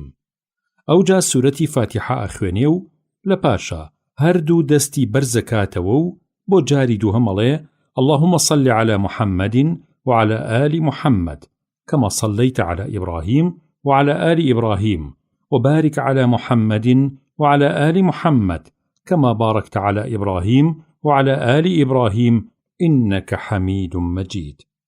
واتا أي خدايا برجينا مهرباني ورحمة بوسر محمد كسكار محمد صلى الله عليه وسلم وك أو مهرباني ورحمتي كرجاندوت بسر إبراهيم كسكار إبراهيم دا عليه السلام وبيتو فر بركة برجينا خدا بسر محمد بنمالي محمد صلى الله عليه وسلم وك أو بيتو فر بركتي كرجاندوت بسر إبراهيم بنمالي إبراهيم دا عليه السلام. براستي تو أي خدايا شایستەی هەموو ستایش و سوپاسی کیت و تۆ خوایشی گەلێ گەورە و پیرۆزیت. اینجا دەستەکانی بەرزکاتەوە و بۆ جاری 3 دەڵێ الله ئەکبەر. اینجا نیزای باش بۆ مردووەکە و کۆمەڵەی موسڵمانان دەکا و بە یەکێ لەم نیزا بیسراوانە کە بە پشتی خوای گەورە لەم فەرمودانەی دواوە باسیانەکەین نیزایان بۆکە. وا باشە بەم شێوە نزاي بوكاتو بليت اللهم هذا عبدك وابن عبدك خرج من روح الدنيا وسعتها ومحبوبه وأحبائه فيها إلى ظلمة القبر وما هو لاقيه كان يشهد أن لا إله إلا أنت وأن محمدا عبدك ورسولك وأنت أعلم به. اللهم إنه نزل بك وأنت أكرم الأكرمين وضيف الكرام لا يضام وأنت خير منزول به وأصبح فقيرا إلى رحمتك وأنت غني عن عذابه وقد جئناك راغبين إليك شفعاء له. اللهم إن كان محسنا فزد في إحسانه وإن كان مسيئا فتجاوز عنه ولقه برحمتك ورضاك وقه فتنة القبر وعذابه وافسح له في قبره وجاف الأرض عن جنبيه ولقه برحمتك الأمن من عذابك حتى تبعثه إلى جنتك يا أرحم الراحمين. وتخدايا خوتزاني أما هم خوي هم باو با پیری پشتا و پشت بندەی خۆتن زادە و دەستنێژی دەستی خۆتن ئەوە بە تاقی تەنیا بە دەستی بەتاڵەوە ئەم جیهانە بەرینە پڕ لە ناز و نیعمەت و خۆشی بەجێهێشت دڵخواز و دۆست و خۆشەویستانی خۆی هەموو لە دەستچوو بەرەو گۆڕی تاریک و نوتەک سەری نایەوە ئاو قەدی چارەنووسی خۆی بوو ئێمە شایەتی بۆ دەین کە تۆی بە حەق ئەزانی و باوەڕی ساغیوا بوو کە جگە لە تۆ خوای بە حەقی تر نییە و محەممەدی کوڕی عەبدوڵڵایش سەلی الله عليه وسلم بەندە و پێغەمبەر و ڕەوانەکراوی نازداری تۆیە. خودایە خۆت لە هەموو کەسێ باشترەی ناسی و ئاگات لە حاڵیەتی خودایە میوانە و بەردەرگای پێت گرتووە تۆش خانەخوێی چاکی و بە سەخێتی و بەخشندەیی بێوێنەی خۆت سەرگەورەی دەستەی بەخشندە و سەخیەکان یا ڕەب خانەخوێ خاوەن قۆناغ و بەڕێز و بەخشندەکانیش زۆر ناحەقی لە میوانی خۆیان ناکەن و ڕێزیان لێگرن. خودایە قۆناغی تۆیە و بەس. ئەوە ئەم هەژارەیش ڕووی تێکردووە و بە تەمای ڕێژەی ڕەحمەتی تۆیە. ئەمەیش لە کاتێکە کە تۆ بێنیازی لە سزای ئەو، هیچ کارێکت بە ئازاردانی ئەو نییە. ئەوە ئێمەش بە حەزی خۆمان هاتووین بۆ خزمەتی تۆ تکا بۆ ئەم برایەمانەکەین، بە تەمای ئەوەین کە نائومێدمان نەکەی یا ڕەب. خودایە ئەگەر خۆی باشە باشتری بۆ بکە، ئەگەر خراپیشە چاوپۆشی لێ بکە و بە ڕەحمەتی خۆت شادی بکە بە ڕەزامەندی خۆت و لە ئاژاوە و سزای گۆڕ بیپارێزە یا ڕەب. گۆڕەکەی بۆ خۆش و گوشاد بفەرموو، وەلا تەنیشتەکانی لە ڕەقی و زەقی زەوی دوور بخەرەوە و لەناو گۆڕەکەیە مەیترنجێنە بەسەریەکە یا ڕەب. خودایە بە ڕەحمەتی خۆت ئاسایش و ئاسوودەی پێ ببەخشە و لە سزای خۆت بێترس و ئەمنی بکەرەوە تا ئەو دەمەی لە خاک ڕاستی دەکەیتەوە و گیانیەکەیتەوە بەبەردا و دەیبەیت بۆ ناو بەهەشتی خۆت. ئەمە تکا و هیوای ئێمەیە لای تۆ یا ڕەب. تۆیش ئەڵبەت خوایەکی ئەرحەم الراحیمینی، لە هەموو بەڕەحمێ بەڕەحمتری. وا باشە لە پێشەم نیزایەشەوە ئەم نیزایە بۆ تێکڕای مسلمانان بکە. اللهم اغفر لحينا وميتنا وشاهدنا وغائبنا وصغيرنا وكبيرنا وذكرنا وأنثانا. اللهم من أحييته منا فأحيه على الإسلام، ومن توفيته منا فتوفه على الإيمان. اللهم هذا عبدك وابن عبدك. تاكوتاي أو جهردو دستي تا آستي هردو شاني هالبريو تكبيري چوارم بكاو بلي الله أكبر. لباش الله أكبر چوارميش بلي اللهم لا تحرمنا أجره ولا تفتنا بعده واغفر لنا وله. خدايا لپاداشتی باشی لدەستچوونی ئەم برایەشمان بێبەشمان مەفەرموو یا ئەنەخۆی یا خود ئەم خوشکەمان و لە ئێمەیش و لەویش خۆش بە. ئەوجا بەلای ڕاستا سڵاو بداتەوە بڵێ ئەسەلام عەلەیکم ڕەحمەت الله. ئەم جار بەلای چەپیشا سڵاو بداتەوە و هەمان گوتە بڵێتەوە. نیزا بیسراوەکانیش لە دەما و دەم لە پێشینانەوە ڕەوان کراون زۆرن جێگیان پاش الله ئەکبەری سێهەمە. وەک عەوفی کوڕی مالیک ڕەزا و ڕەحمەتی خوای لەسەر بێ فەرمووی پێغەمبەر صلی الله عەلەیه وسلم لەسەر تەرمێ نوێژیە کرد. ئەمەم لە نیزاکەی لەبەر کرد کە فەرمووی اللهم اغفر له وارحمه وعافه واعف عنه وأكرم نزله ووسع مدخله واغسله بالماء والثلج والبرد ونقه من الخطايا كما نقيت الثوب الأبيض من الدنس وأبدله دارا خيرا من داره وأهلا خيرا من أهله وزوجا خيرا من زوجه وأدخله الجنة وأعذه من عذاب القبر ومن عذاب النار. خدايا أي پروردگار لي خوش بو رحمي بيبكو سر آسودي هردو جيهاني بكو سر فرازو سر برزي لاي خوتي بكو لي ببورو میوانو هاتو بردرگای پێگرتووی دەی ڕێزی بگرە و میوانداری بۆ بکە و گۆڕی گوشاد بکە و بە ئاو و بەفر و تەرزە بیشۆرە و لە گوناه پاکی بکەرەوە وەک چۆن جلێکی سپی پاک ڕا بگرێ و لە چڵک دووری بگرێ ئاوا و ماڵێ لە ماڵەکەی خۆی باشتر و خێزانێ لە خێزانەکەی خۆی باشتر و هاوسەرێ لە هاوسەرەکەی خۆی باشتری بدەرێ بیبەرە بەهەشت و پەنای بدە لە سزای گۆڕ و لە سزای ئاگری دۆزەخ. عەوف فەرمووی تەنانەت ئەم نیزایم ئەوەندە بەدڵ بوو خۆزگەم خوارد کە من ئەو مردووە بوومایە. ئەبوو هورەیرە و ئەبوو قەتادە و ئەبوو ئیبراهیمی ئەشهەلی لە باوکیەوە کە باوکی هاوڕێی پێغەمبەر بووە صلی الله عەلەیه وسلم.